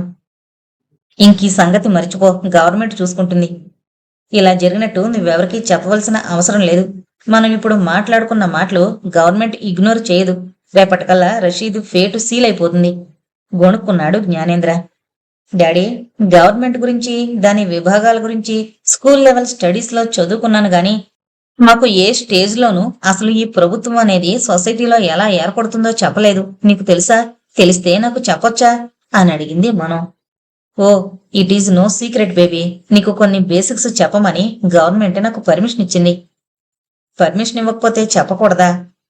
చెప్పకూడదు. కనీసం 25 ఏళ్ళొచ్చి ఏదైనా ప్రొఫెషన్లో స్థిరపడిన వాళ్ళకి ప్రభుత్వం యంత్రాంగం గురించి తెలుసుకునే అర్హత ఉంటుంది. ఓ, ఇప్పుడు నాకు అర్హత ఉన్నట్టేగా? ఉంది. అందుకే నీకు సమాచారం ఇవ్వడానికి తండ్రిగా నాకు అనుమతి లభించింది. ఇంకో సందేహం డాడీ. నాకు ఈ విజ్ఞానం అందించడానికి మీరున్నారు, కానీ నా వయసు వాళ్ళు చాలా మంది ఒంటరిగా ఉన్నారు. మరి వాళ్ళకి సమాచారం ఎవరందిస్తారు? Good question. వాళ్ళందరికీ ప్రభుత్వం తరపు ఇన్స్ట్రక్టర్స్ ఈ విషయాలన్నీ చెప్తారు. వాళ్ళ గురించి నువ్వు వర్రీ అవ్వక్కర్లేదు. వయసుల ప్రకారం గ్రూపులు తయారు చేసి వారివన్నీ తెలియజేస్తారు. ఓహో, all right. Now proceed daddy, I'm ready. చేతులు కట్టుకుని బుద్ధిగా కూర్చుంది, పాఠం వినడానికి సిద్ధంగా ఉన్న విద్యార్థిలా. నువ్వు మరీ అంత బిల్డప్ ఇవ్వనక్కర్లేదులే. నేనేం పెద్ద లెక్చర్ ఇవ్వబోవట్లేదు నవ్వాడు జ్ఞానేంద్ర. మనో ఫోజు మార్చలేదు. గొంతు సవరించుకుని మొదలుపెట్టాడు జ్ఞానేంద్ర. నీకు కొంచెం ప్రాచీన చరిత్ర కూడా చెప్పనా, లేకపోతే జస్ట్ ఇప్పటి వ్యవహారం చెప్పనా? చాయిస్ ఇచ్చాడు. హిస్టరీ గురించి కొంచెం, ఇది ఎక్కువ అంటూ తన ప్రిఫరెన్స్ చెప్పింది మనో. అయితే విను. పాతకాలంలో తమకు కావలసిన ప్రభుత్వాన్ని ప్రజలే ఎన్నుకునేవారు. ఆ విధానం వల్ల లాభం ఉన్న నష్టాలు ఎక్కువగా జరిగాయి చరిత్రలో.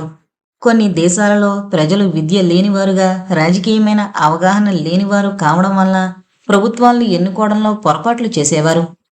ప్రజల చేత ఎన్నుకోబడి ప్రభుత్వాధికారం చేజిక్కుంచుకున్న వాళ్లలో కొందరు ద్రోహులుగా మారారు. అలా కొన్ని శతాబ్దాలు గడిచాక ప్రజలు అప్రమత్తులయ్యారు. కొందరు తెలివైన వాళ్లు నాయకత్వం వహించి మొత్తం వ్యవస్థనే మార్చేశారు. ఈ కొత్త వ్యవస్థలో స్వార్థానికి తావు లేకుండా జాగ్రత్త పడ్డారు. అసలు నిస్వార్థపరులే పూనుకొని ఈ వ్యవస్థని రూపొందించారు. ఈ పద్ధతిలో ప్రపంచంలో దేశాల విభజన అలాగే ఉంచారు. కానీ అన్ని దేశాలకి కలిపి ఒకటే కేంద్ర ప్రభుత్వం ఏర్పాటు చేశారు. ప్రాంతీయ సమస్యల కోసం ఏ దేశానికి ఆ దేశంలో డిపార్ట్మెంట్లు ఏర్పాటు చేశారు. ఎక్కడి ప్రజలు అక్కడే ఉండాలా? అవసరం లేదు. అలా ఉండరు. ఎందుకంటే రాజకీయమైన మార్పులతో సమానంగా సామాజికమైన మార్పులు కూడా వచ్చాయి కాబట్టి. చాలామంది ప్రజలు కృత్రిమ పద్ధతుల్లో సంతానోత్పత్తి చేస్తుండడంతో ఈ సంతానానికి కూడా కొన్ని రూల్స్ పెట్టుకున్నారు. 30 దాటిన ప్రతి స్త్రీ పురుషులు ఎవరైనా కనీసం ఒక సంతానాన్ని కనాలి. కండం అంటే ఏదో ఒక పద్ధతిలో పుట్టించాలి. ల్యాబ్లో క్లోనింగ్ పద్ధతిలో గాని, ఐవీఎఫ్ పద్ధతిలో గాని అలా పుట్టిన పిల్లల్ని ప్రభుత్వం వేరువేరు ప్రదేశాలకు పంపి పెంచుతుంది, పిల్లల్ని పెంచే డిపార్ట్మెంట్ల ద్వారా. అయితే ప్రతి డిపార్ట్మెంటు తన దగ్గరకొచ్చిన పిల్లల డిఎన్ఏ టెస్టు ద్వారా వారు ఏ జాతి, ఏ భాషకి చెందినవారో కనిపెట్టి ఆ జాతికి, భాషకి చెందిన పేర్లు పెడుతుంటారు. ప్రపంచంలో ఏ భాష నశించిపోకుండా ఉండేందుకు ఈ పద్ధతి ఉపయోగపడుతుంది. మనందరం భారతీయ జీన్స్ కలుగున్నాం కాబట్టి మనకి సంస్కృత భాషలో పదాలను పేర్లుగా పెట్టడం జరిగింది. ఓహో, అసలు ఈ ప్రభుత్వంగా ఏర్పడుతున్న మనుషులెవరు? మనుషుల ఏమైనా మిషన్సా ప్రభుత్వాన్ని నడిపేది? అడిగింది మనో. మనో ప్రశ్న విని అభినందనగా చూశాడు జ్ఞానేంద్ర. ఇప్పటికి అతి ముఖ్యమైన ప్రశ్న వేశావు. ఇప్పటి పద్ధతిలో మానవ సమాజం మొత్తం 3 వర్గాలుగా విభజింపబడింది. ఆ 3 వర్గాలు ఏంటంటే సామాన్యులు, మేధావులు, మహామేధావులు. సామాన్యులను ఎక్కువ తెలివితేటల అవసరం లేని పనుల్లో నియమిస్తారు. ఎందుకంటే వీళ్లకున్న తెలివితేటలు రొటీన్గా చేసే పనులు, కాయ కష్టం చేయవలసిన పనులకే పనికొస్తాయి. అందుకే వీళ్ళని అలాంటి పనులలో నియమిస్తారు. ఇంకా మేధావులు, మనం ఈ వర్గంలోకి వస్తాం. ఏదో ఒక సబ్జెక్టు గురించి ఆసక్తి ఉంటుంది ఈ వర్గం వాళ్ళకి. ఆ శాస్త్రాన్ని కూలంకుషంగా అధ్యయనం చేసి దానిలో స్పెషలిస్టులమై సమాజానికి సేవలందించే వర్గం అన్నమాట. ఇంకా మిగిలింది మహా మేధావులు. వీళ్ళు ప్రభుత్వంలో ఉంటారు. ఏ వర్గం వాళ్ళు ఏ ఏ పనులు చేయాలో నిర్ణయించి మానిటర్ చేసేది వీళ్లే. క్లుప్తంగా చెప్పుకోవాలంటే ఇది ఇప్పుడు మనని నడిపిస్తోన్న వ్యవస్థ. జ్ఞానేంద్ర చెప్పింది జాగ్రత్తగా విని అర్థం చేసుకోవడానికి ప్రయత్నించింది మనం. అంటే మనకున్న తెలివితేటలను బట్టి మనం ఏ వర్గానికి చెందిన వారమో నిర్ణయిస్తారన్నమాట. అవును, చిన్నపిల్లలుగా ఉండగానే వారి ఐక్యూ లెవెల్ని బట్టి ఈ వర్గీకరణ జరిగిపోతుంటుంది. పూర్వకాలపు పద్ధతుల కంటే ఈ పద్ధతి ఎంతో మేలనిపిస్తోంది అంది మనో. ప్రతి సిస్టంలోనూ దానికుండే లాభాలుంటాయి, లోపాలుంటాయి. ఇది వరకట్లా ప్రపంచ దేశాలు యుద్ధాలు, మారణ హోమాలు చేయడం మానేశాయి కాబట్టి ఇదే మంచిదిలా ఉంది. ఎంతకంటే మేలైన వ్యవస్థని ముందు తరాల వాళ్ళు కనిపెట్టొచ్చేమో ఎవరికి తెలుసు. ఇంకా ఈ చరిత్రలు, రాజకీయాల చర్చలు మానేసి కాస్త ఎంటర్టైన్మెంట్తో రిలాక్స్ అవుదాం అని గోడ మీద పోస్టర్లా అతుకునున్న టీవీ ఆన్ చేశాడు జ్ఞానేంద్ర. వెంటనే మనో కూడా తన రూంలోకి వెళ్ళి తన కంప్యూటర్లో స్పేస్ ట్రావెల్ గురించి మరిన్ని వివరాలు చూసుకోవడంలో మునిగిపోయింది. మరనాడు రోదసి 1లోకి ప్రవేశించే వరకు మనోకి రషీద్ గుర్తుకు రాలేదు. ఎంట్రన్స్ దగ్గరే ఉన్న రిసెప్షన్ రోబోని, రషీద్ ఉన్నాడా లోపల అని అడిగింది. ఎస్, ఉన్నాడు. కానీ నేను తలుపు తెరిచేలోపు నువ్వు ఈ ప్రశ్న ఎందుకు అడుగుతున్నావో చెప్పు. రొటీన్కి విరుద్ధంగా ఎవరైనా మాట్లాడితే రికార్డు చేసి రిపోర్ట్ చేయాల్సిన డ్యూటీ రిసెప్షన్ రోబోలకుంది. నువ్వు నా ప్రశ్నలకు జవాబు చెప్తేనే కానీ నేను తలుపు తెరవను అంది రోబో. మనోకి చెమటలు పట్టినట్టయింది. ఈ రోబోల నుంచి ఎక్కువ ఇన్ఫర్మేషన్ పొందాలని చూడకూడదు అని అర్థమైంది. రొటీన్గా తప్ప రోబోలతో ఏ చిన్న మాట గాని చేష్ట గాని ఎక్కువైందో అవి మనని అనుమానించి సెక్యూరిటీ రిస్క్గా ముద్ర వేసేస్తాయి. ఇంకా విజిలెన్స్ వారు ఆ ముద్ర పొందిన వ్యక్తి జీవితం దుర్భరం చేసేస్తారు. ఇవన్నీ మనోకి ఉద్యోగంలో చేరే ముందే వివరంగా చెప్పారు. ఈ కండిషన్స్కు లోబడి ఉండగలిగితే ఉద్యోగంలో చేరమని హెచ్చరించారు కూడా. అయితే రోబోలతో ఎక్కువ మాట్లాడే సందర్భం ఎందుకొస్తుంది అని నవ్వుకుని తన కన్సెంట్ ఇచ్చింది. ఇప్పుడు తెలిసొచ్చింది, రోజు రోబోలతో సహజీవనం చేయడం వల్ల వాటిని మనుషులుగా పరిగణించేస్తామని, ప్రమాదంలో పడతామని. మామూలు మనిషి అయితే ఎంత డ్యూటీ మైండెడ్ అయినా ఈ చిన్న ప్రశ్న కోసం తనని సెక్యూరిటీ రిస్క్గా అనుకోడు. అనుమానం వస్తే నిఘా వేసి జాగ్రత్తగా పరిశీలిస్తాడు, అంతే. ఇప్పుడు తను చకచక ఏదో ఆలోచించి తన ప్రశ్నకు కారణాన్ని చెప్పకపోతే ఈ రోబో తనని లోపలికి పంపదు. చెప్పే జవాబులో కూడా రోబో సెక్యూరిటీ రిస్క్ మార్కు చేయొచ్చు. నుదుటి మీద నుంచి చెమటలు చెంపల మీదకి ధారాళంగా కారుతున్నాయి మనోకి. నిన్న రషీద్ ఆరోగ్యం అంత బాగునట్లేదు, అందుకే అడిగాను అంది. చెమటలు పట్టడం, త్రొట్టు పడ్డం గుర్తించాను అంది రోబో. మనో గుండె గుబేలు మంది. అనారోగ్యానికి సూచనలేమిటి? మరో ప్రశ్న వేసింది రోబో. రోబో రిసెప్టార్లోంచి ప్లాస్టిక్ స్టాండ్ వచ్చి చిన్న రింగ్ వినపడింది. తర్వాత మామూలు మాటలు వినిపించాయి. రోదసీవన్, రిసెప్షన్ రోబో, మనోని లోపల పంపించు. ఓకే. మరేం అనకుండా గోడ ఓపెన్ చేసి మనోని లోపలికి పంపించింది రోబో. గబగబా లోపలికి నడిచి తన వెనకే గోడ మూసుకోగానే చటుక్కున కనిపించిన కుర్చీలో కూర్చుండిపోయింది. జరిగింది తలచుకుని వణికిపోయింది. రిలాక్స్ మై డియర్ యాంగ్లేడీ, ఎవరో ఓదార్పుగా అన్నారు. కళ్ళు మూసుకుని వెనక్కివాలి దీర్ఘంగా ఊపిరి పీల్చుకుని వదులుతూ విశ్రాంతి పొందడానికి ప్రయత్నించింది. గుండె దడ తగ్గి మామూలు స్థితికొచ్చాక నెమ్మదిగా కళ్ళు తెరిచింది. ఎదురుగా యాస్ట్రోనాట్ దుస్తుల్లో ఒక స్త్రీ కనిపించింది. ఆవిడ్ని గుర్తుపట్టింది మనో. ఆమె యాస్ట్రో ఫిజిస్టిక్ గోల్డా. జరిగింది ఈమెకి తెలిసే ఉంటుంది. సిగ్గు కమ్ముకొచ్చింది మనోకి. కాలేజీలోనూ యూనివర్సిటీలోనూ చదువుతున్నప్పుడు కూడా రోబోలతో వ్యవహరించింది తను. రోబోలు ఒక లిమిటెడ్ ప్రోగ్రామ్కి కట్టుబడి ఉంటాయని తెలుసు. కానీ ఏంటో రోజు తనకి విష్ చేసి తలుపు తెరిచి కొత్త వ్యక్తి ఎవరైనా అక్కడుంటే పరిచయం చేసే రోబోని సాటి మనిషిగా ట్రీట్ చేయడం తన బలహీనత. తనని ఇవాళ లోపలికి రానిచ్చాడు గాని ఇక ముందు కెరీర్కి ఇదొక అడ్డంకి కావచ్చు విచారంగా అనుకుంది. గోల్డా మనోముఖంలో మారుతున్న భావాలను చూసి ఆమె ఆలోచనలు చదువుతున్న దానిలా తదేకంగా చూసి చిరునవ్వు నవ్వింది. మనో కూడా చిరునవ్వుతో సమాధానం చెప్పి లేచి నుంచుంది. కాసేపు కూర్చుని రిలాక్స్ అవ్వు, బాగా అలిసిపోయినట్టున్నావు. నాకు తెలుసు, ఈ ట్రైనింగ్ చాలా శ్రమతో కూడుకున్నది సానుభూతిగా అంది గోల్డా. పర్వాలేదు, now I am all right అంది మనో. రషీద్ కనిపించలేదు. రోబో రషీద్ లోపల ఉన్నాడంది. రోబోలు కూడా అబద్ధాలాడతాయా? వాటిని అలా కూడా ప్రోగ్రామింగ్ చేస్తారా? ఇక నుంచి గోల్డా తన ఇన్స్ట్రక్టర్ కాబోలు అనుకుంది మనో మనసులో. కానీ ఒక్క మాట కూడా పైకి అనలేదు. ఈ యంత్రంతో మాట్లాడితేనే చచ్చి చెడి ఛాయింగల విన్నపాలైంది. ఇంకా మనిషితో మాట్లాడితే ఏమవుతుందో ఏం చెయ్యాలో తెలియందాల్లా మౌనంగా నుంచింది మనో. గోల్డా తన టీ ప్యాడ్లోకి చూస్తూ ఏదో క్యాల్కులేట్ చేస్తోంది. రషీద్ కొంతసేపట్లో వస్తాడు, నువ్వు రిలాక్స్ అవ్వు అంది సడన్గా తలెత్తి గోల్డా. అయితే రషీద్ నిజంగానే ఇక్కడెక్కడో ఉన్నాడన్నమాట. రోబో నిజమే చెప్పింది. ఏదో రిలీఫ్ ఫీల్ అయింది మనో. నిట్టూర్చి మళ్ళీ కుర్చీలో కూర్చుంది. లేకపోతే ఇద్దరము క్యాంటీన్కి వెళ్ళి ఏదైనా న్యూట్రియంట్ తీసుకుందామా? మనం మళ్ళీ వచ్చేటప్పటికి రషీద్ వచ్చుంటారు అంది గోల్డా. ఓకే. మరో మాట మాట్లాడకుండా లేచింది మనో. ఇందాకటి భయానికి శరీరంలో సత్తువంతా పోయినట్టుంది. ఏదైనా రిఫ్రెష్మెంట్ కావాలనిపించింది. లోపల వైపు గోడ దగ్గరగా వీళ్లు రాగానే అక్కడున్న రోబో ఆ గోడని తలుపులా తెరిచింది. ఒడుగాటి కారిడర్లోకి నడిచారిద్దరు. వారితో పాటే ఒక ఎస్కార్ట్ రోబో వారిని అనుసరించింది క్యాంటీన్ వరకు. రోజూ జరిగేదదే. ఎస్కార్ట్ రోబో వీరికి ఎదురైన వారి పేర్లు అనౌన్స్ చేస్తూ క్యాంటీన్ వరకు వస్తుంది. క్యాంటీన్ నుంచి వస్తున్న ఓ ఇద్దరితో పాటు మరో ఎస్కార్ట్ రోబో ఎదురుగా వస్తోంది. వాళ్ళు దగ్గర పడగానే సైంటిస్ట్ థామస్, జూనియర్ డాంగ్బూ అంది వీళ్ళ రోబో. అదే సమయంలో సైంటిస్ట్ గోల్డా, రైనీ మనో అంది ఎదుటివాళ్ల రోబో. రెండు రోబోలు ఒకేసారి చేసిన అనౌన్స్మెంట్లు ఎవరికేం అర్థమైనా కాకపోయినా కట్టసికి విష్ చేసుకున్నారు. దారంతా అదే ప్రొసీజర్. ఒకరికొకరు ఎవరో ఒకరు ఎదురు పడుతూనే ఉన్నారు. రోబోలు పరిచయాలు చేస్తూనే ఉన్నాయి. కారిడార్ అంతా గందరగోళంగా ఉంది. ఇంతకుముందు ఆ క్యాంటీన్కి 2 సార్లు వచ్చింది మనో అధర్వతో కలిసి. అప్పుడు వాళ్ళొచ్చిన టైంలో ఇంతమంది జనం లేరు. అందువల్ల ఇంత గందరగోళం క్రియేట్ అవ్వలేదు.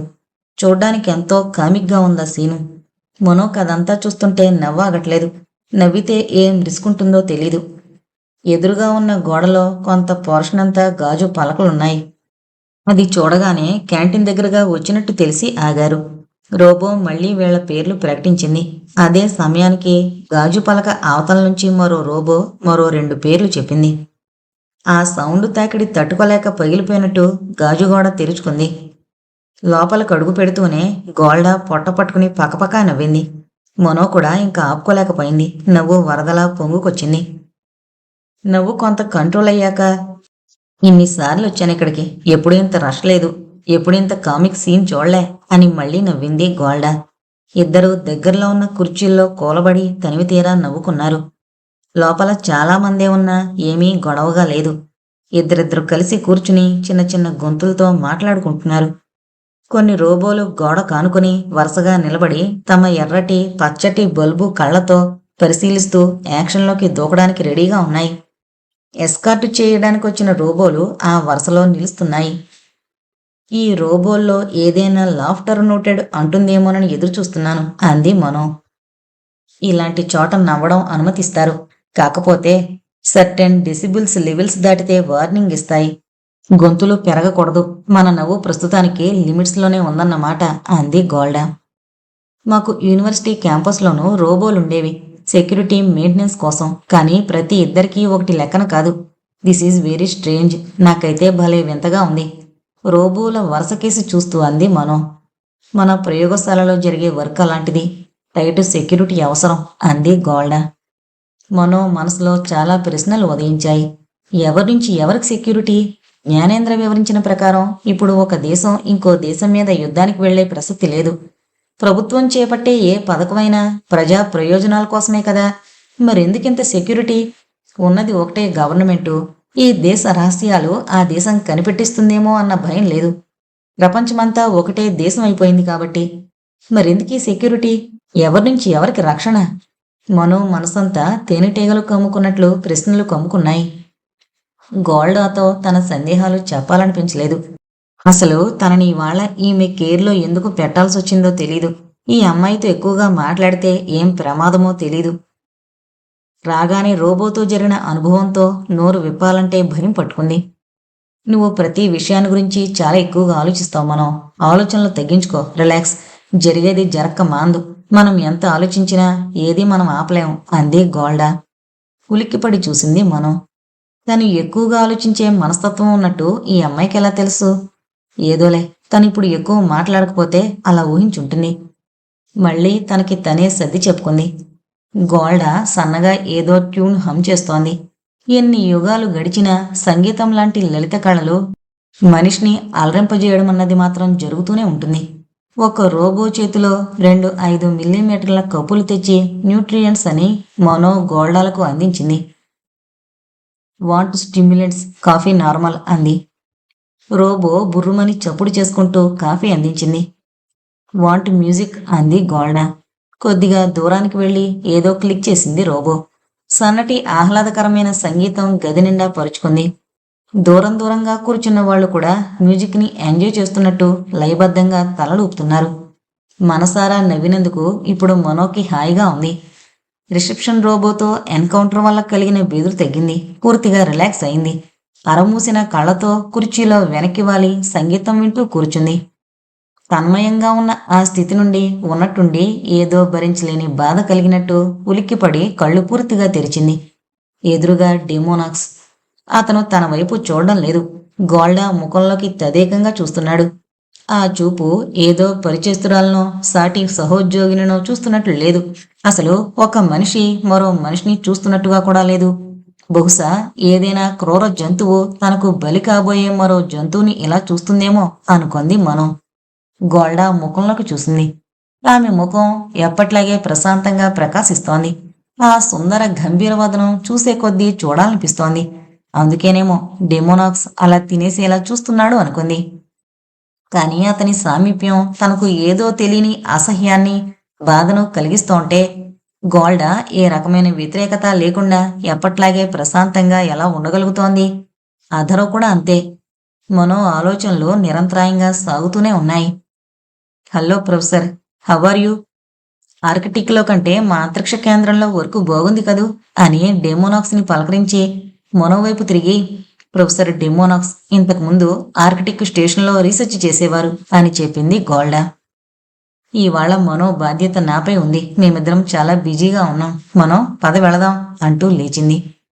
మరేం మాట్లాడకుండా డెమోనాక్స్ ద్వారంలా విచ్చుకునే గాజు గోడ దగ్గరికి నడిచాడు. వెనుతిరిగే ముందు అతని చూపుల్లో తీక్ష్ణత ఎక్కువ అవడం గమనించింది మనో. తనకే తెలియకుండా ఆమె సన్నగా వణికింది. డెమోనాక్స్తో పాటు నడిచి గాజు గోడని తెరవబోతున్న రోబోలోంచి చిన్నగా స్పార్క్ వచ్చి మంటగా మారిపోయింది. రోబో పెద్ద శబ్దంతో నేల మీదకి క్రాష్ అయింది. టేబుల్స్ దగ్గర కూర్చున్న వాళ్ళు గబుక్కున లేచి నిలబడ్డారు. మరుక్షణం అలాగే గబుక్కున కూర్చుండిపోయారు. ఎందుకంటే అక్కడున్న అందరికీ తెలుసు అది తమకు సంబంధించిన వ్యవహారం కాదని. ఎమర్జెన్సీ రోబోలు కొన్ని పడిపోయిన రోబో దగ్గరికి వచ్చి టెస్ట్ చేస్తూ క్రాష్ని మరో కంట్రోల్ రూమ్కి రిపోర్ట్ చేస్తున్నాయి. జరుగుతున్న తతంగం మీద నుంచి కళ్ళు తిప్పుకోలేకపోతోంది మనో. ఈ గొడవలో డెమోనాక్స్ తేలిగ్గా బయటికి వెళ్ళిపోయాడు. తలుపు తెరవవలసిన రోబో క్రాష్ అయిపోయిన తర్వాత మరో రోబో ఆ డ్యూటీ చేసినట్టు కనిపించలేదు. మరి ఆ తలుపు ఎలా తెరుచుకుంది? ఎస్కార్ట్ రోబో లేకుండా డెమోనాక్స్ ఒక్కడు ఎలా బయటపడగలిగాడు? మనో మనసంతా జవాబు లేని ప్రశ్నలతో నిండిపోయింది. నువ్వు చాలా సెన్సిటివ్ పర్సన్వి మనో అంది గోల్డా. ఉలిక్కిపడి చూసింది మనో. డెమోనాక్స్ సామీప్యం నీకు బాగా ఇబ్బంది కలిగించింది కదూ. మానవ మాతృలెవరూ అతని చుట్టూ ప్రసరించే ప్రతికూల ప్రభావాన్ని తప్పించుకోలేరు. మనం మాట్లాడలేదు. మానవ మాతృలా? నువ్వు ఆ ప్రభావం ఏమీ అనుభవించినట్టు లేదే. మరి నువ్వు మానవ మాతృరాలివేగా అని అడగలేదు. నా సంగతి వేరులే. నేను నీకన్నా కొంచెం అనుభవం ఎక్కువ ఉన్నదాన్ని. మనో మౌనాన్ని అర్థం చేసుకున్నదానిలా అంది గోల్డా. ఇద్దరూ కాసేపు మౌనంగా కూర్చున్నారు. నువ్వు రషీద్ కోసం చూస్తున్నావు కదూ అంది గోల్డా సడన్గా. మనో ఏమీ జవాబివ్వలేదు. కోర్స్ ఇవాళ నీ ట్రైనింగ్ సెషన్ జరగకపోతే నీకు ఆందోళనగా ఉంటుందిలే. ఒకరోజు ట్రైనింగ్ వేస్ట్ అయితే ఆటోమేటిక్గా నువ్వు రోదస్లోకి వెళ్ళడం కూడా ఆలస్యం అవుతుంది. న్యాచురల్గా నీకు ఆతృత ఉంటుంది అంది మళ్ళీ గోల్డా. రషీద్ కేవలం ఇన్స్ట్రక్టర్ మాత్రమే కాదు, మంచి రీసెర్చర్ కూడా. ఇవాళ అతనికి తన ల్యాబ్లో ఆలస్యమైంది. నన్నందుకే నీకు అసైన్మెంట్ ఇమ్మని పంపించారు. అతని పని అయ్యాక అతనొచ్చి టేక్ ఓవర్ చేస్తాడు. మనో మనసు కొంచెం కుదుట పడింది. రషీద్ కనబడకపోవడానికి కారణం రొటీన్ మ్యాటర్ అని తెలిసాక. కొంతసేపు క్యాంటీన్లో రిలాక్స్ అయ్యాక మళ్ళీ ఇద్దరు వందిమాగదుల్లా రోబోలు వెంటరాగా రాణులు వెడలే రవి తేజములలరగా అన్నట్టు తిరిగి వెళ్లారు. ల్యాబ్లో ప్రవేశించాక గోల్డా స్టిమ్యులేటెడ్ కాక్పీట్లో కూర్చున్న మనో చేత రకరకాల విన్యాసాలు చేయించింది. అప్పటికి తనకు బాగా అలవాటున్న ఎక్సర్సైజులే ఆమె ఇవ్వడంతో మెనూవరింగ్స్ అన్నీ పెర్ఫెక్ట్గా చేసింది మనో. వెరీ గుడ్, వెరీ గుడ్ మెచ్చుకోలుగా చప్పట్లు కొట్టి అభినందించింది గోల్డా.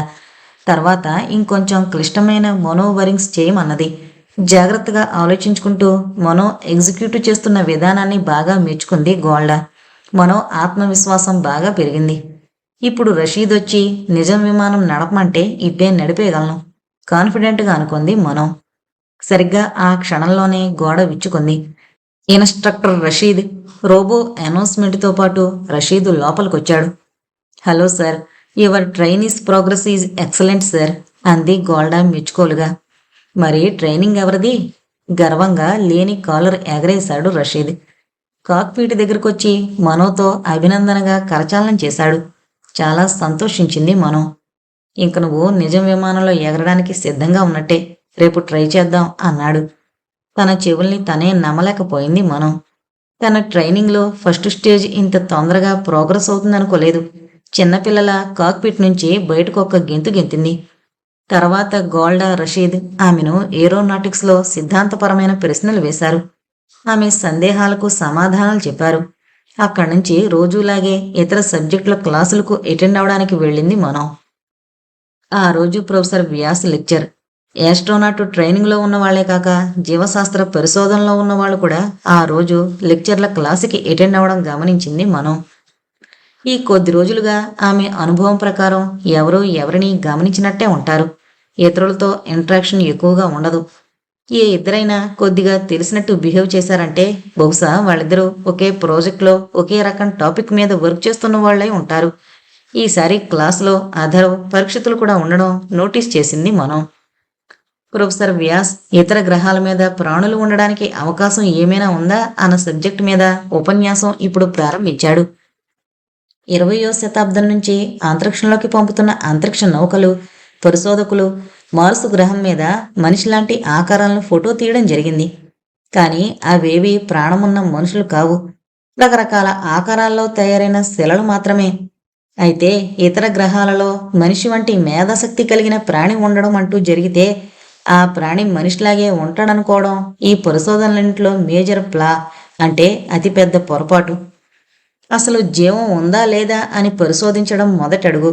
ఆ దిశగా కొందరు పరిశోధించారు. ప్రాణం ఉండడానికి తగిన వాతావరణం మార్స్ మీదే ఉందని కొందరు ప్రతిపాదించారు. అప్పట్నుంచి శతాబ్దాల తరబడి శాటిలైట్లను ఆ గ్రహం మీదకి పంపించారు మానవులు. కొందరు మనుషులు కూడా మార్స్ మీదకి వెళ్ళగలిగారు. మనిషిలాంటి ఆకారం గల రాళ్ల ఛాయాచిత్రాలు సంపాదించారు. అంతకంటే ఇప్పటి వరకు పరిశోధన ప్రోగ్రెస్ అవ్వలేదు.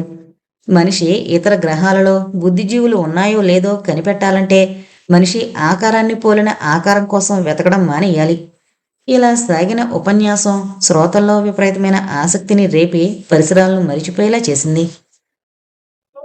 రోజులు గడుస్తున్నాయి. మొదట ఎప్పుడు స్పేస్ ట్రావెల్లో శిక్షణ మొదలు పెడతారా అని ఆత్రపడిపోయింది మనం. ఇతర సబ్జెక్ట్ క్లాసులు కూడా జరుగుతుంటే వాటి మీద ఆసక్తి పెరిగిపోతోంది. ఆస్ట్రానమీ, మిటీరియాలజీలు నేర్చుకుంటే ఆ టాపిక్స్ ఇంకా డీప్గా చదవాలని ఇంట్రెస్ట్ పుట్టింది మనోకి.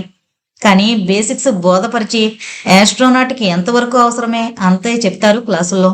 మొత్తం ట్రైనింగ్ని చాలా బాగా ఎంజాయ్ చేస్తూ ఉంది మనం. అప్పుడప్పుడు అధర్వ పరీక్షలతో కలిసి ఖాళీ టైం గడపడం ఇవన్నీ ఎంతో ఆనందాన్నిస్తున్నాయి. ట్రైనింగ్లో ఉన్న యువత యువకులందరూ శిక్షణా కాలంలో ఒక్క నిమిషం కూడా వృధా పోనివ్వకుండా అందినంత విజ్ఞానం అందుకుందామని ప్రయత్నిస్తున్నారు. కానీ ఎంతగా తన స్టడీస్లో మునిగిపోయినా ఈ ప్రయోగశాలలో జరుగుతోన్న కొన్ని మార్పులు మనో నిశిత దృష్టి నుంచి తప్పించుకోలేకపోయాయి. తను శిక్షణ ప్రారంభించిన ఈ కొద్ది వారాల్లోనే కొట్టొచ్చినట్టు కనిపిస్తోన్న పెద్ద మార్పు ల్యాబొరేటరీలోని సెక్యూరిటీ రోబోల సంఖ్య రెట్టింపైంది.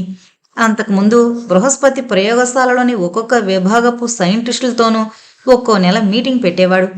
ఇప్పుడు అతను సైంటిస్టులకు కనిపించడమే గగనమైంది. ఇంతకు మునుపు ల్యాబ్లో పనిచేసే సైంటిస్టులు ఒకరినొకరు పలకరించుకుని కొంతైనా రిలాక్స్ అవుతుండేవారు. ఇప్పుడు సీనియర్ సైంటిస్టుల ముఖాల్లో ఎక్కడా చిరునవ్వు అన్నది కనిపించడం లేదు. అసలు ఇంటరాక్షన్ అన్నదే మాయమైంది. రోబోల హడావిడి ఎక్కువగా ఉంది. ప్రతి చోట వస్తూ వెళుతున్న వారి పేర్లు అనౌన్స్ చేసుకుంటూ ఎదురుపడ్డవాళ్లు ఒకరినొకరు పలకరించుకుందామన్న రోబోల మాటల వల్ల వీలు కాకుండా ఉంది. మనోలాంటి ఉత్సాహం పొంగి పొరలుతోన్న యంగ్ ఆస్ట్రోనాట్స్కి ఇది సంకటంగా ఉంది. సీనియర్లు దాదాపుగా రోబోల్లాగానే ముఖాలు పెట్టుకుని తిరుగుతున్నారు. అసలు మనుషులెవరో రోబోలెవరో తెలుసుకోవడం కష్టంగా ఉంది బామ్మ మా ల్యాబ్లో అని చెప్పింది ఒకరోజు మనో ఇంటికొచ్చి. వేద నవ్వింది. పనిలో నిమగ్నమైన వాళ్ళు యంత్రాల్లాగే ప్రవర్తిస్తారు, మనం పట్టించుకోకూడదు అంటూ మనోని ఓదార్చబోయింది వేద. కాదులే, మా ల్యాబ్లో పరిస్థితులన్నీ మారిపోతున్నాయి. హ్యూమన్ టచ్ అనేది పూర్తిగా మాయమైంది బాధగా చెప్పింది మనో. నిన్ను అంతరిక్షంలోకి పంపే ఘడియలు దగ్గర పడుతున్నాయేమో, అందుకే పనులన్నీ స్పీడప్ చేయడానికి సీరియస్గా మరో ధ్యాస లేకుండా కష్టపడుతున్నారేమో. నీకు వాళ్ళు పిచ్చి సీరియస్గా కనిపించడానికి అదే కారణమై ఉంటుంది. ఆ విషయం తేలిగ్గా కొట్టిపడేయాలని చూసింది వేద.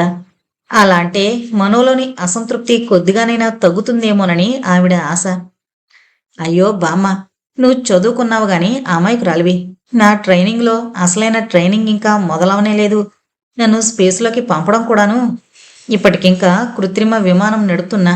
ఆ కృత్రిమ ట్రైనింగ్ ఏదో వాళ్ళు స్పేస్ షిప్ మీద ఇప్పట్లో మొదలు పెట్టేలా లేరు. ఇంకా నా చేత injection, para jumping and survival ఇలాంటివే చిన్న చిన్న ఎక్సర్సైజులే చేయిస్తున్నారు. తను కాదనే కొద్దీ మనోలో అసంతృప్తి అలా పెరిగిపోతూనే ఉంటుంది అని గ్రహించింది వేద. తను చెప్పే కంప్లైంట్లేవో చెప్పుకొనిస్తేనే మనో కొంతైనా ఆ మూడ్ నుంచి బయటపడుతుందనిపించి మనోకి అడ్డు తగలకుండా మాట్లాడనిచ్చింది. రషీద్ ప్రవర్తన కూడా మారిపోయింది బామ్మ. ఎప్పుడు ఏదో బాధలో ఉన్నట్టు భూభవ ప్రాజెక్టు గురించి అంత ఆర్భాటంగా మీటింగ్ పెట్టి అనౌన్స్ చేశారా? ఇప్పుడు దాని ప్రోగ్రెస్ ఏంటో ఎవరూ మాట్లాడడం లేదు. రొటీన్గా ఎలాగూ కొంతమంది సైంటిస్టులకు యాస్ట్రోనాట్ ట్రైనింగ్ ఇస్తూనే ఉంటారు. చివరికి నాది కూడా అలాంటి రొటీన్ ట్రైనింగే అవుతుందేమో. మాట్లాడడం మానేసి ఆలోచనలో పడింది మనో. కొంతసేపు దిగాలుగా ముఖం పెట్టుకుని తనలో తాను ఆలోచించుకుంటూ కూర్చున్న మనో ముఖంలో క్షణక్షణానికి రంగులు మారి కాసేపటికి దిగులు తీరి చిక్కుముడి విడివిన్నట్టు చిరునవ్వు మొలిచింది. కానీ బామ్మ, ఆలోచిస్తుంటే నాకొకటి అనిపిస్తోంది. నా ట్రైనింగ్ చాలా కాలం సాగదీసి చివరికి నన్ను స్పేస్లోకి పంపకపోయినా నాకు పెద్దగా నష్టం లేదు.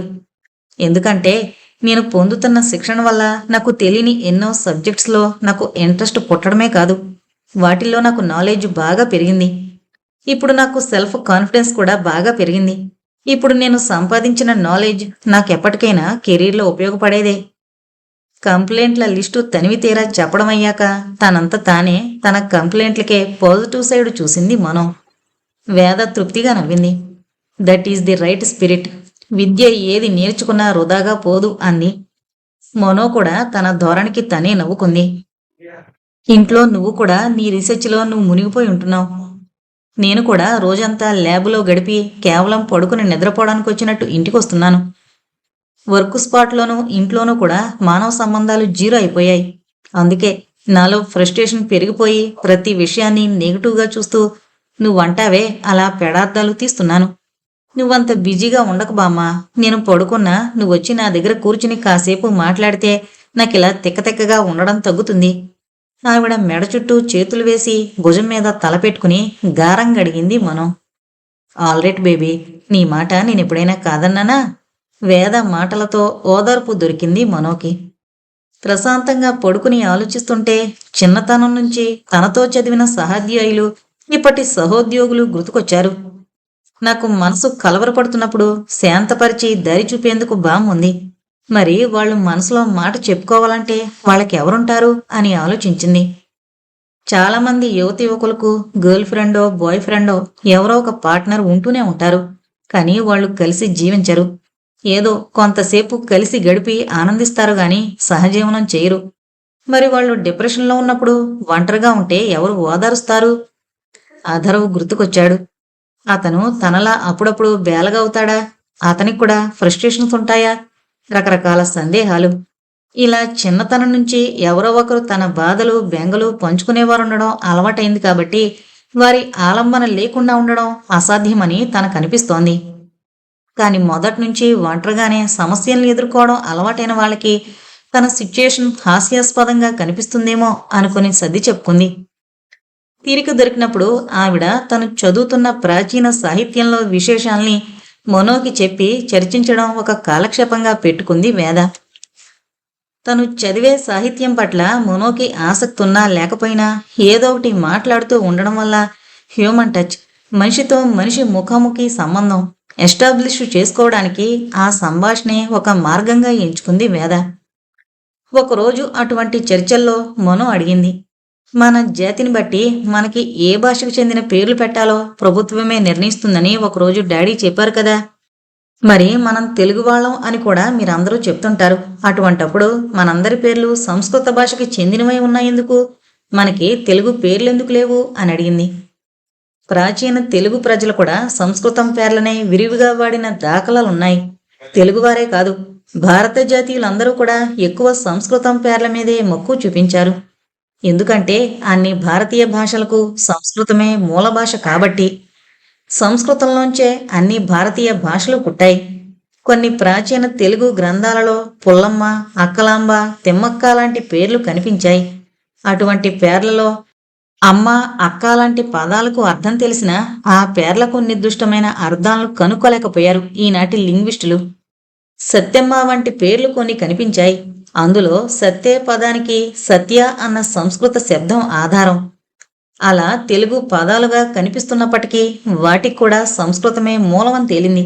అందుకే పేర్లు పెట్టేటప్పుడు భారత జాతీయులకైతే సంస్కృతానికే కట్టుబడి ఉన్నారు అంది వేద. కానీ రషీద్ అన్న మాటకు అర్థమేమిటి బామ్మ? అది నాకు తెలిసినంత మటుకు అరబిక్ భాషకు చెందిన పేరు అంది వేద. నాకు ఫ్లయింగ్ ట్రైనింగ్ ఇచ్చిన ఇన్స్ట్రక్టర్ పేరు రషీద్, మనో చెప్పింది. ఓహో, వేద ఎక్కువ ఆసక్తి చూపించలేదు.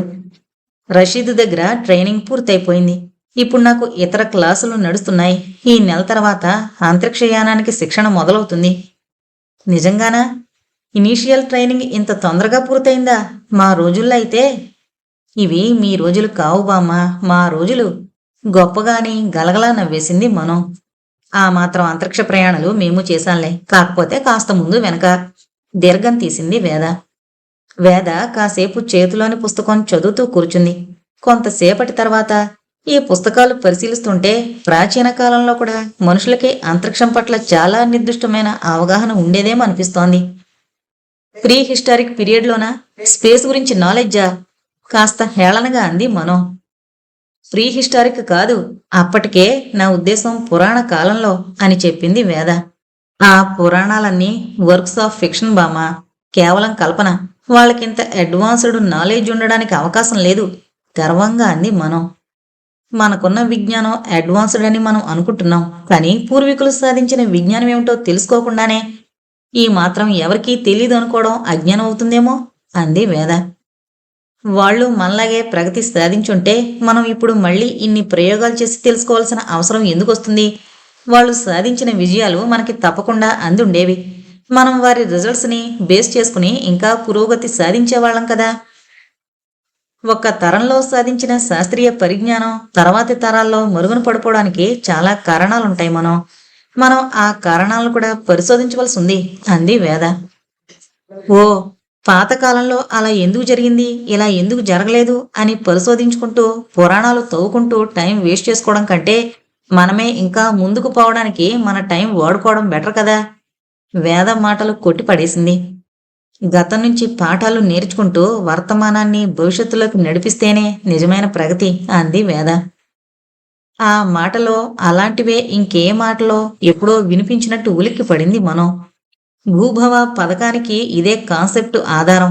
బామ్మకి ఆ ప్రాజెక్టు గురించి తెలుసా? తెలిసే అవకాశం లేదు, తనెప్పుడూ చెప్పలేదు. డాడీకి తెలిసేమో. బృహస్పతి డాడీ క్లోజ్ ఫ్రెండ్స్ కదా. నో, బృహస్పతి తనని ఇంట్లో వాళ్ళకు కూడా చెప్పొద్దని హెచ్చరించాడు ప్రత్యేకంగా. అంటే ఆయన ద్వారా డాడీకి గాని బామ్మకు గాని తెలిసే అవకాశమే లేదు. బామ్మ తను చదువుతున్న పుస్తకాల్లోంచి ఏదో కోట్ చేసి చెప్పు ఉంటుంది. సర్ది చెప్పుకుంది మనం. కాదు మనం, నేను చెప్పిన దానికి చారిత్రక ఆధారాలున్నాయి అంది వేద. దేనికి? అదేదో కొటేషన్లా చెప్పావు, గతం గురించి పాఠాలు నేర్చుకుంటూ బ్లా బ్లా బ్లామని. ఆ కొటేషన్కి చారిత్రక ఆధారాలా? ఉండే ఉంటాయి, కొటేషన్లన్నింటికీ ఉంటాయి బహుశా. వేళకోళంగా అంది మనం. కాదు, ఆ సంగతి కాదు. అది నా మోస్ట్ ఒరిజినల్ కొటేషన్, చరిత్రలో లేదు సీరియస్గా అంది వేద. గొప్పే, నవ్వేసింది మనం. మరి దేనికున్నాయంటావు చారిత్రక ఆధారాలు? ప్రాచీన కాలంలో ఒక తరం వారు సాధించిన శాస్త్రీయపరమైన అభివృద్ధి, సైంటిఫిక్ డెవలప్మెంట్ కాలక్రమేణా మరుగున పడి తర్వాత తరాలకు అందకుండా పోవడానికి బలమైన చారిత్రక కారణాలుంటాయి మనం. ఉదాహరణలు ఎన్నైనా చెప్పగలను విను. 5వ సెంచరీకి చెందిన ఆర్యభట్ట అనే భారతీయ శాస్త్రజ్ఞుడు భూమి తన యాక్సిస్ మీద తన చుట్టూ తాను తిరుగుతోందని సిద్ధాంతరీకరించగలిగాడు. 7వ శతాబ్దానికి చెందిన బ్రహ్మగుప్తుడు భూమి చుట్టుకొలతను 5,000 యోజనాలుగా క్యాల్కులేట్ చేశాడు. అంటే దాదాపు 36,000 కిలోమీటర్లు. అది ఆధునిక శాస్త్రజ్ఞులు అత్యాధునిక పరికరాలతో గణించగలిగిన భూమి చుట్టుకొలత 40,000 కిలోమీటర్లకు చాలా దగ్గరగా ఉండడం నిజంగా ఆశ్చర్యం వేస్తుంది. బ్రహ్మగుప్తుడు అతని కంటే 100 సంవత్సరాల ముందు కాలం నాటి వరాహమిహిరుడు భూమికి గురుత్వాకర్షణ శక్తి ఉందని చెప్పగలిగారు. అన్నింటినీ భూమి మీద నిలపగలిగే శక్తి భూమికుంది. అటువంటి శక్తే రోదస్లోని గ్రహాలు, నక్షత్రాలు వంటి సెలిస్టియల్ బాడీస్ని వాటి వాటి స్థానాల్లో నిలుపుంచుతోందని వరాహమిహిరుడు చెప్పగలిగాడు. నీటికి ప్రవహించే గుణం ఉన్నట్టే భూమికి వస్తువులను తన వైపు ఆకర్షించే గుణం ఉందని బ్రహ్మగుప్తుడు వివరించాడు. వీరందరూ న్యూటన్ కన్నా చాలా ముందు కాలం వాళ్లే. న్యూటన్ 17వ శతాబ్దం వాడు. మరి ఆర్యభట్ట, బ్రహ్మగుప్తుడు వీళ్ళంతా 6, 7 శతాబ్దాలకు చెందిన వాళ్ళు. వీళ్ళు ఆధునిక సైంటిస్టులతో సమానంగా గణించగలిగారు. ఖగోళ శాస్త్రంలో ఇప్పటి సైంటిస్టులకే మార్గదర్శకమయ్యారు. మనో వేద చెప్తున్న విషయాల్ని ఆసక్తిగా ఆశ్చర్యంగా వింది. నిజంగానా బామ్మ?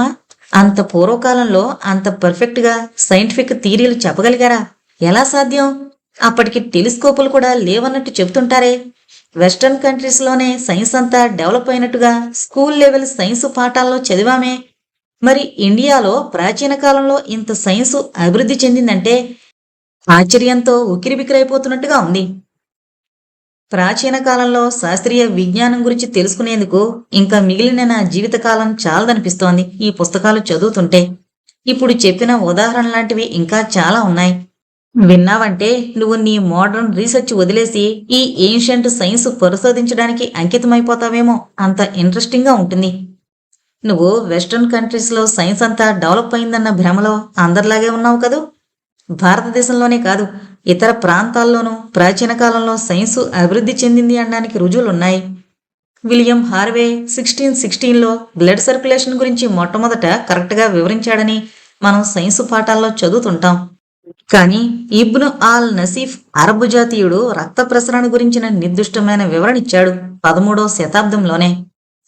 ఇబ్ను ఆల్ హైతామ్ అనే ఆయన న్యూటన్ కన్నా 700 సంవత్సరాల ముందు కాంతి కిరణాల రిఫ్రాక్షను, విబ్జియారు మొదలైనవన్నీ వివరించాడు.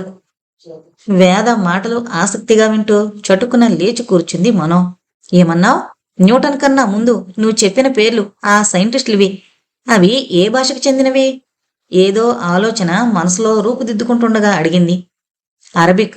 తను కూడా మరో ఆలోచనలో మునిగి జవాబిచ్చింది వేద. ఓ, బహుశా అందుకే నీ దగ్గరున్న పుస్తకాలు చూడాలని ఉత్సాహపడి ఉంటాడు రషీద్, అంది మనో గొంతు తగ్గించి ఏదో రహస్యం చెప్తున్నట్టు. అయ్యుండొచ్చు, నిట్టూర్చింది వేద. నువ్విప్పుడు మన భారతీయులు ఇంకా ఇతరులు చెప్పిన ఏన్షియంట్ డిస్కవరీస్ గురించి పాఠాల్లో ఎందుకు చెప్పరు? మరి మన దేశంలోనూ ఇతర దేశాల్లోనూ ఎంత గొప్ప పరిశోధనలు జరిగితే అవి ఎందుకు కంటిన్యూ అవ్వలేదు? ఆ డిస్కవరీలను ఆధారం చేసుకుని ప్రొసీడ్ అయి ఉంటే ఈ పాటికి మన సైంటిస్టులు అంతరిక్షాన్ని జయించేసి ఉండేవారు కదా. రకరకాల సందేహాలు ఒకేసారి మనో మస్తిష్కంలో ముసురుకున్నాయి.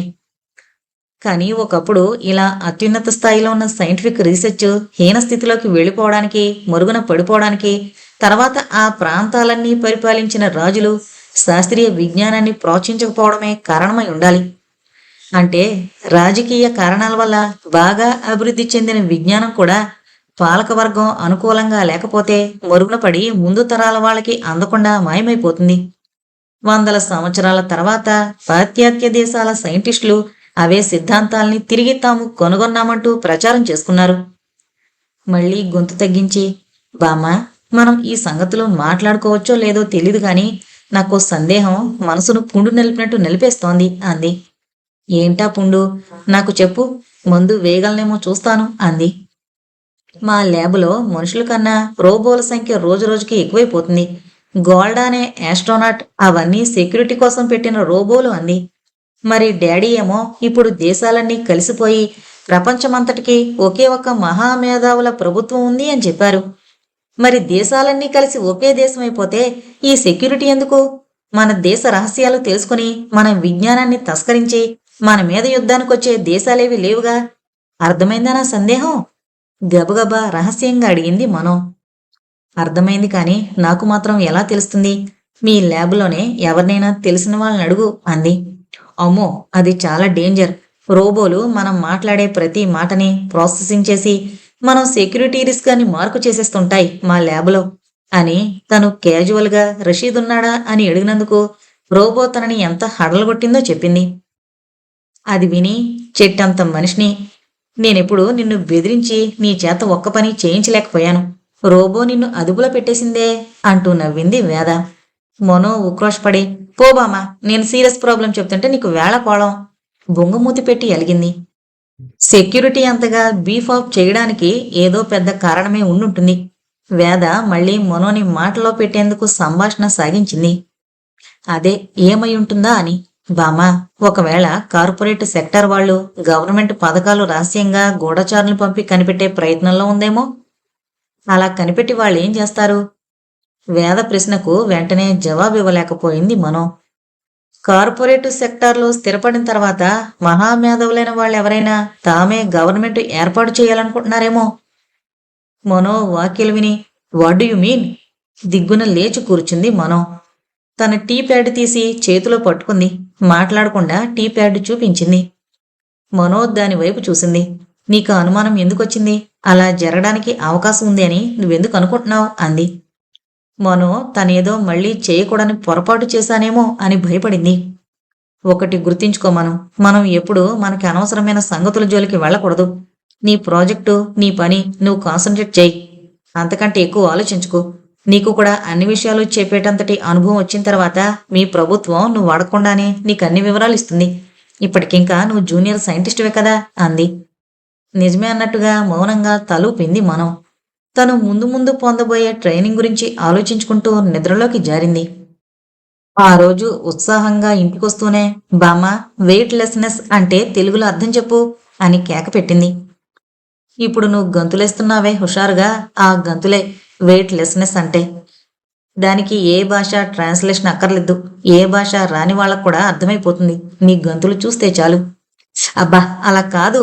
నిజంగా గనక నీకే గనక తెలుగే గనక వస్తే చెప్పు చూద్దాం. వెయిట్ లెస్నెస్ అంటే ఏంటి? ఒక్కొక్క అక్షరం ఒత్తి పలుకుతూ ఒక్కో అక్షరానికి ఒక్కో గొంతు వేస్తూ అడిగింది మనం.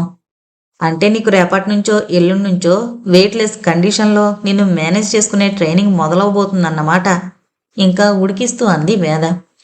అది సరేలే, నువ్వు చాలా తెలివైన బామ్మవి, యాస్ట్రోనాట్ బామ్మవి.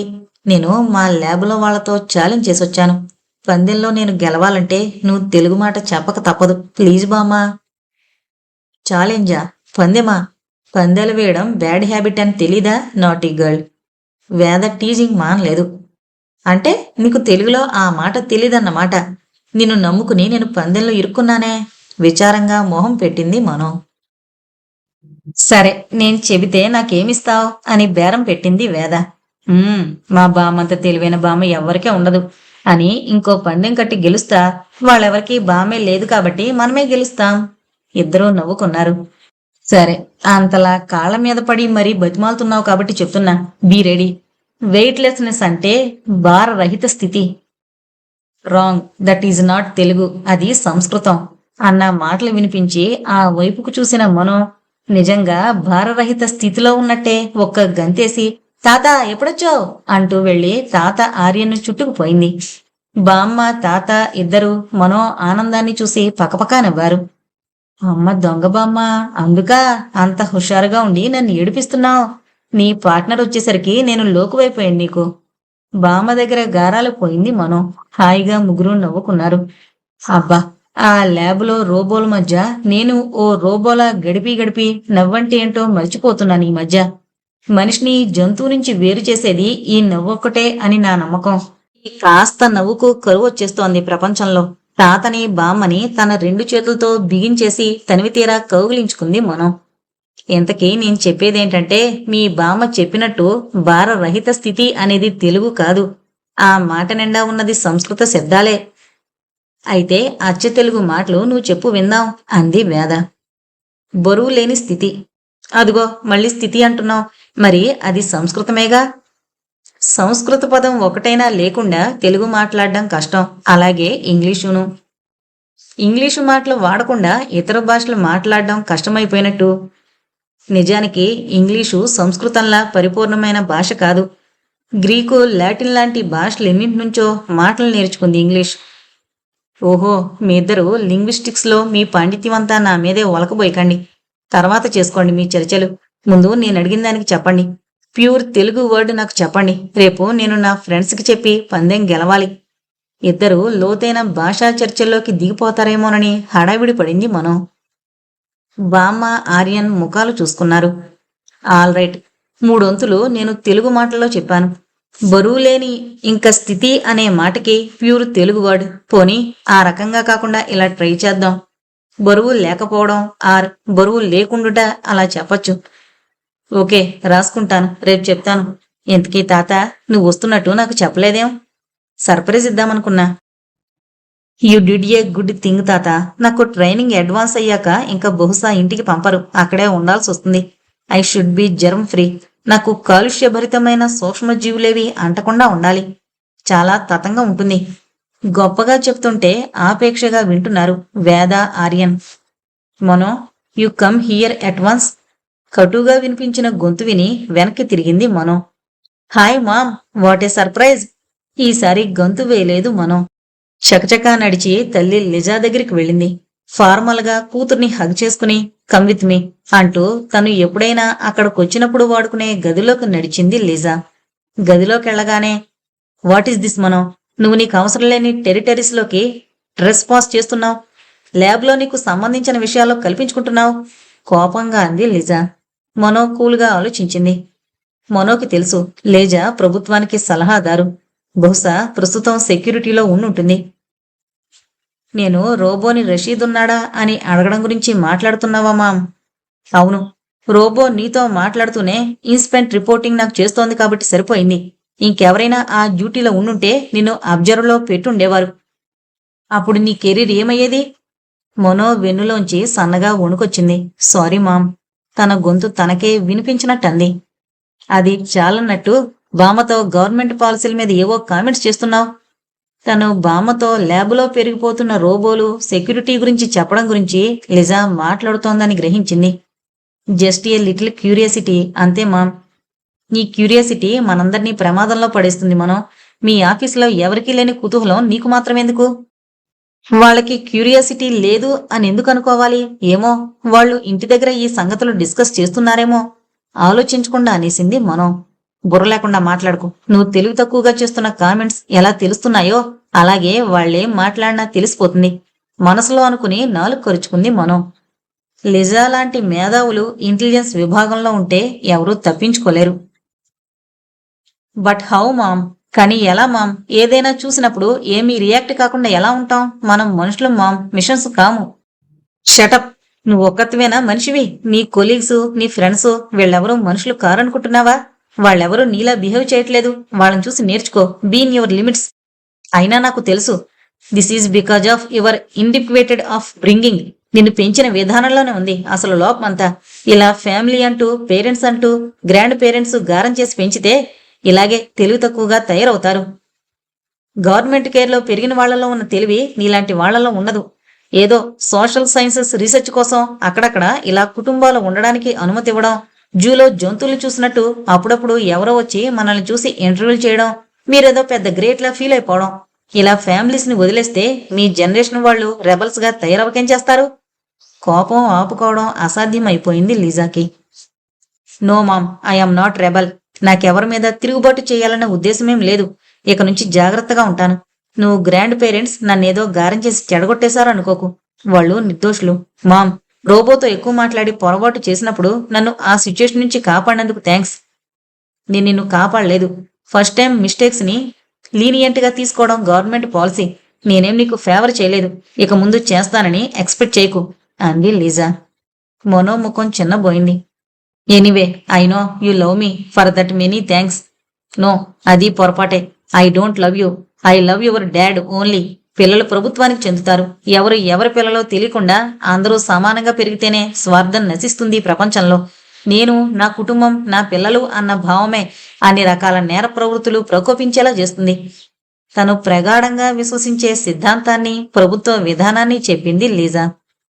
ఆ మాటలు చాలాసార్లు తల్లి నోటనే కాకుండా టీచర్లు, ఇతరులు చెప్పగా చాలాసార్లు వింది మనో. ఆ మాటల్లో నిజముందని కూడా అప్పుడప్పుడు అనిపిస్తుంటుంది. కాని తను అలా పెరగలేదు కాబట్టి తను ఇతరుల కన్నా కొంత తేడాగా ఉండడము సహజమే. దానికి తను చేసేదేం లేదు. But in my heart of hearts I know you love me mom అనకుండా ఉండలేకపోయింది. No no no baby, I don't love you. నీ వయసు వాళ్ళందరినీ ఎలా బాధ్యతగా గైడ్ చేస్తానో నిన్ను అలాగే చూస్తాను. అది నా డ్యూటీ ఖచ్చితంగా చెప్పింది లీజా. ఆ మాటకి మనో మనసులోనే ఆనందంగా నవ్వుకుంది. బేబీ, తనని లీజా బేబీ అని అందంటే తన పట్ల ఆవిడ హృదయాంతరాళాల్లో ఎక్కడో ఓ మూల తనంటే వాసల్ని ఉంది. Yes ma'am, I am somebody special in your heart మనసులోనే అనుకుంటూ ఆవిడ వైపు ప్రేమగా చూసింది. లీజా కళ్ళు తిప్పుకుంది. ఇక ముందెప్పుడు ఇటువంటి పొరపాట్లు నేను చేయను పైకంది మనం. Right, better be careful. మరో సంగతి చెబుతున్నాను. బామ్మ రీసెర్చ్ ని బామ్మకు వదిలాయి. నువ్వు ఆవిడ చదువుతున్న పుస్తకాల మీద కూడా అనవసరమైన రూపకూడని ఇంట్రెస్ట్ చూపిస్తున్నావు. భారతీయులు పాశ్చాత్యుల కన్నా ముందే ఇది కనుక్కున్నారు, అది కనుక్కున్నారు అని ఎక్కడా వాక్కు. ఎందుకంటే అలాంటి భావనలతో మీ వయసు వాళ్లలో రేసిజం, జాతి వివక్ష తలెత్తుతుంది. ఒకప్పుడు ఈ జాతి వివక్ష, జాత్యాహంకారం, పరజాతుల పట్ల ద్వేషం వల్లనే మనుషుల్లో ఐకమత్యం నశించి యుద్ధాలు జరిగి అపారమైన ప్రాణ నష్టం జరిగింది. మా జాతి గొప్పది, మీ జాతి తక్కువది అన్న రేసిస్టు ఫీలింగ్ రాకూడదనే ప్రభుత్వం ఇన్ని జాగ్రత్తలు తీసుకుంటోంది. కేవలం పుట్టుక కారణంగా మనిషిని ద్వేషించే పరిస్థితి చరిత్రలో పునరావృతం కాకూడదు అన్న ఆశయంతోనే ప్రభుత్వం ఇన్ని జాగ్రత్తలు తీసుకుంటోంది. ఇంతటి ఉన్నత ఆశయాల్ని గౌరవించడం ఒక సిటిజన్గా నీ కర్తవ్యం. నో మామ్, ఇంక అనవసరంగా ఏ విషయంలోనూ కల్పించుకోను, తలంచుకొని చెప్పింది మనం. ఆల్ రైట్, జాగ్రత్తగా ఉండు. ఇంకో విషయం, స్టాప్ కాలింగ్ మీ మామ్. ఇక నుంచి నన్ను మామ్ అని, మమ్మీ అని పిలవడం మానే. Okay ma'am. రోబోలా పిలుపు మార్చేసింది మనో. లీజా బయటికి నడిచింది. వెనకే పిల్లిలా మనో కూడా. లీజా ఎవరి వైపు చూడకుండా సరాసరి బయటికి నడిచి తన హెలికార్ ఎక్కేసి గాల్లోకి ఎగిరిపోయింది. లీజా వెళ్ళిపోయాక వేద, ఆర్యన్, మీ అమ్మ ఏం చెప్పినా నీ మంచి కోసమే చెప్తుంది, నువ్వు కోపగించుకోకుండా ఆవిడ చెప్పినట్టే నడుచుకుంటుండు అన్నారు. మనో నవ్వేసింది. నేను మా అమ్మ మీద కోపగించుకుని ఆవిడ అటు వెళ్ళగానే ఇటు పెద్ద విప్లవం రేపుతాననుకున్నారా? మనం ఆ టైపు కాదు. నాకు లీజా మేడం చెప్పిన మాటలు బాగా అర్థమయ్యాయి. ముఖ్యంగా రేసిజం, జాతి వివక్ష గురించి. నిజమే, అనవసరంగా మేం ముందు కనిపెట్టాం అని పోట్లాడుకోవడం కంటే ఇంకా ముందుకెలా ప్రోగ్రెస్ అవ్వాలో చూసుకోవడం మంచిది కదా. బామ్మా, నువ్వు ఆ రీసెర్చ్ ఆపే. జాతుల మధ్య ద్వేషం రెచ్చగొట్టే ప్రమాదం ఉంది నీ ఫైండింగ్స్ లో. సారీ బేబీ, నువ్వు చెప్పింది 100కి 100 సమంజసం కాదు. ఎందుకంటే పరిశోధన ఉద్దేశం ఎప్పుడూ నిజాన్ని నిజంగా బయట పెట్టడం, బయటపడ్డ సత్యాలను మానవ పురోభివృద్ధికే ఉపయోగించుకోవడం సమాజం బాధ్యత. ప్రాచీన కాలంలో ఇంతగా అభివృద్ధి చెందిన శాస్త్రీయ విజ్ఞానం మధ్యయుగాల్లో ఎందుకు ఏ పొరపాట్ల వల్ల మరుగున పడిపోయిందో తెలుసుకుంటే తిరిగి అవే పొరపాట్లు ఇప్పటి సమాజం, ప్రభుత్వం వల్ల జరగకుండా జాగ్రత్త పడచ్చు కదా. నాగరికతలెన్నో అత్యున్నత దశలు చూసినవి ఉన్నాయి చరిత్రలో. కాని ఆ నాగరికతలు అంతటి హీనస్థితికి చేరడము చరిత్ర చెప్పిన సత్యమే. నాగరికత, విజ్ఞానము ఒక తరంతోనో ఒక శతాబ్దంతోనో అంతమవకూడదు. తర్వాతి తరాలకు ఆ ఫలాలు లభించి వారు మానవ జాతిని మరింత అభివృద్ధి చెందేలా చూడాలంటే చరిత్ర నుంచి పాఠాలు నేర్చుకోవాల్సిందే. ఆర్యన్ మాటలు విని ఆలోచనలో పడింది మనం. మేడం లీజా చెప్పింది విన్నప్పుడు అదే కరెక్ట్ అనిపించింది. ఇప్పుడు నువ్వు చెప్తోంది వింటుంటే ఇది కరెక్ట్ అనిపిస్తోంది. బాగా ఆలోచించవలసిన విషయాలన్నవి, లేదా మీరందరూ మొదటి నుంచి చెప్తున్నట్టు నా పని నేను చూసుకోవడం మంచిది. అసలు అదే మంచిది. మీ రీసెర్చ్లు మీరు చేసుకోండి, నా ట్రైనింగ్ మీద నేను కాన్సన్ట్రేట్ చేస్తాను. దట్స్ గుడ్, అలా ఉండు ప్రస్తుతానికి. కానీ ఒకటి గుర్తించుకో, ఏ విషయంలోనూ ఒకే వైపు ఆర్గ్యుమెంట్ విని నిర్ణయానికి రాకూడదు. మోరల్ ఆఫ్ ద స్టోరీ అదే నువ్వు నేర్చుకోవలసిన నీతి పాఠం. కానీ ఆ రోజు వేదకి, ఆర్యన్కి ఒక సంగతి అర్థమైపోయింది. ఇప్పుడు మనో లీజాని మామ్ అండం మానేసింది. అంటే లీజా ఇక్కడికి కేవలం ప్రభుత్వ అధికారిగానే వచ్చింది. ఇక మీద ఆమెకి ఈ కుటుంబంతో సంబంధం అంతవరకే. ఈ మోడల్ ఫ్యామిలీలో ఆమె సభ్యురాలు కాదు. ఆ రాత్రి పక్కపై పడుకుని ఆ గదిలోనే పెద్ద క్యాన్వాస్ మీద పెయింటింగ్ వేస్తున్న ఆర్యంతో కబుర్లు చెప్తోంది మనో. వేద ఎప్పట్లాగే చేతిలో పుస్తకం ఉంచుకుని ఆర్యన్ మనోల కబుర్లు వింటూ కూర్చుంది. మనో మాట్లాడుతూనే ఉంది, కానీ అంతరిక్ష కేంద్రంలో జరుగుతున్న అర్థం కాని సంఘటనల గురించే మదన పడుతోంది. ఏ సంగతి ఎవరితో మాట్లాడొచ్చో, ఏది మాట్లాడకూడదో రోజు రోజుకు అయోమయంగా ఉంటోంది. డెమోనాక్స్ గురించి చెప్పాలనుంది, కానీ లీజా ఇచ్చిన వార్నింగులతో బెదిరిపోయి మనసులో దాచుకోలేక, బయటకు కక్కలేక ఉక్కిరిబిక్కిరిగా ఉంది మనో పరిస్థితి. మనో, ఇలా దగ్గరగా వచ్చి చూడు.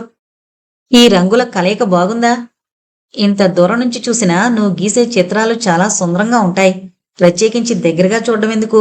మొత్తం పూర్తయిన తర్వాత నా అభిప్రాయం చెబుతాలే తాత, అన్యమనస్కంగా జవాబిచ్చింది మనో. అంతా పూర్తయిన తర్వాత ఇది కాక ఇంకో రంగులు వాడాల్సింది తాత, అంటే నా గతేం కాను. అందుకని ఇప్పుడే వచ్చి చూడు. మనో ఆర్యన్ వైపు వింతగా చూసింది. నేనెప్పుడైనా నీ బొమ్మల్ని విమర్శించానా తాత అంది. అతను చూడమంటుంటే ఆ మాత్రం దానికి ఎందుకే వాదన? బద్ధకమా లేవడానికి? కాస్త దగ్గరగా నిలబడి చూడకూడదా? వేద కూడా అంది. ఇవాళ వీళ్ళిద్దరి ధోరణి కొంచెం వింతగా ఉంది అనుకుంటూ లేచి ఆర్యన్ వేస్తున్న పెయింటింగ్ దగ్గరికి వెళ్ళింది. ఆర్యన్ బ్రష్తో క్యాన్వాస్ కింద భాగాన బోర్డర్లా ఏవో చిన్న చిన్న ఆకారాలు గీస్తూ, ఇవి చూడు, బాగా ఆలోచించాకే నీ అభిప్రాయం చెప్పు అన్నాడు. అటు చూసింది. ఏవో అందమైన పువ్వులో ఆకులో అనిపించేలా ఉన్న ఆ చిన్ని చిత్రాల వంక తేరిపారా చూసింది. అరే, ఆశ్చర్యంగా చిన్న కేక పెడుతుండగానే మనో నోరు మూసేశాడు ఆర్యన్. అసలేం మాట్లాడకు, ముందు చదువు అన్నట్టు సైగ చేశాడు. మనో అతను అందంగా లతల్లా తీర్చిదిద్దిన అక్షరాలను మనసులోనే చదివింది. నువ్వేదో పైకి చెప్పలేని సమస్యతో సతమతమవుతున్నట్టుగా ఉన్నావని గ్రహించాను నేను. జాగ్రత్తగా ఆలోచించి అదేంటో ఈ పెయింటింగ్ మీదే రాయి అనుంది. మనో చదవడం పూర్తి చేయగానే ఆ అక్షరాల మీద ఎర్రటి పెయింట్ పూసి అవి మళ్లీ చదవడానికి వీల్లేకుండా చేసేశాడు ఆర్యన్. ప్రొఫెసర్ డెమోనాక్స్ తో తన అనుభవాన్ని వర్ణిస్తూ జాగ్రత్తగా రాసింది మనో.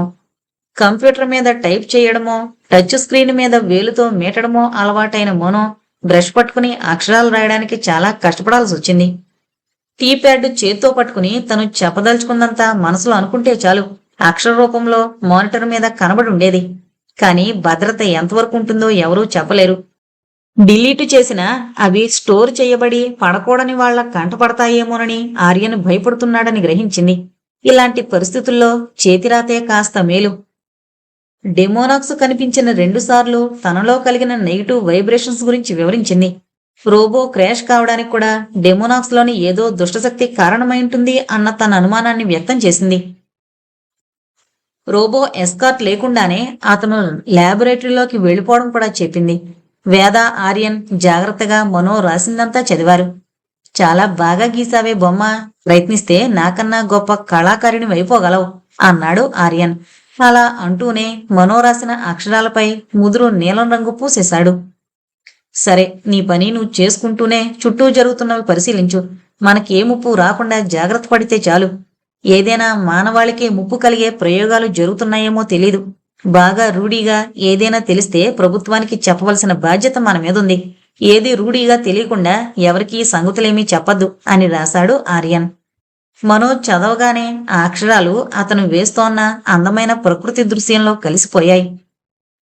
లేజా వచ్చి వెళ్ళాక వర్క్ పట్ల మనో దృక్పథంలో బాగా మార్పు వచ్చింది. ఇంతకుముందు పని పట్ల ఎంత ఆసక్తి ఎక్కువగా ఉండేదో పరిసరాల పట్ల ఆసక్తి కూడా అంత ఎక్కువగానే ఉండేది. ఇప్పుడు ఆ అలవాటు మానుకోకపోయినా పని మీదే కొంచెం ఎక్కువగా దృష్టి నిలుపుతోంది.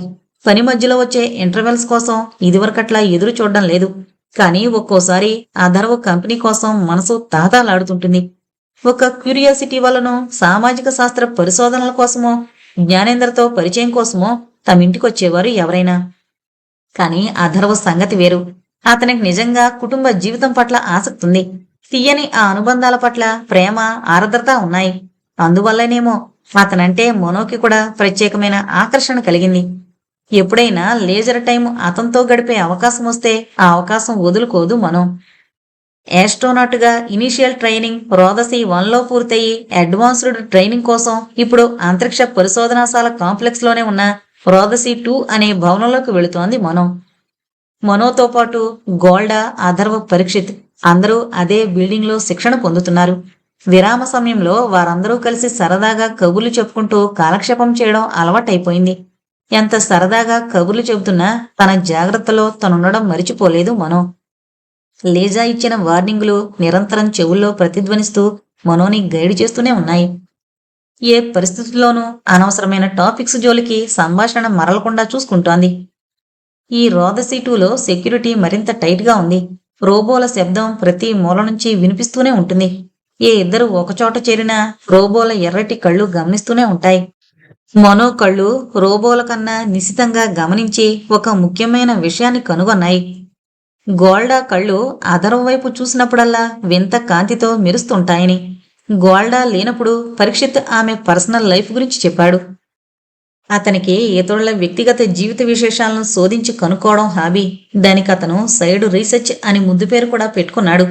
ఇలాంటి హాబీలను ప్రభుత్వం వారి విజిలెన్స్ విభాగం చూసి చూడనట్టు ఊరుకుంటుంది. ఎందుకంటే ఇందులో సెక్యూరిటీ రిస్క్ ఎక్కువగా లేదు కాబట్టి. లిమిట్స్ దాటుతున్నట్టు అనుమానం వస్తే మాత్రం సివియర్ వార్నింగులు వెళతాయి. పరీక్షిత్ చేసిన సైడ్ రీసెర్చ్ ప్రకారం గోల్డా వయసులో కొద్దిగా తమకంటే పెద్దదైనా కూడా ఇంతవరకు ఆమెకెవరూ బాయ్ ఫ్రెండ్ కుదరలేదు.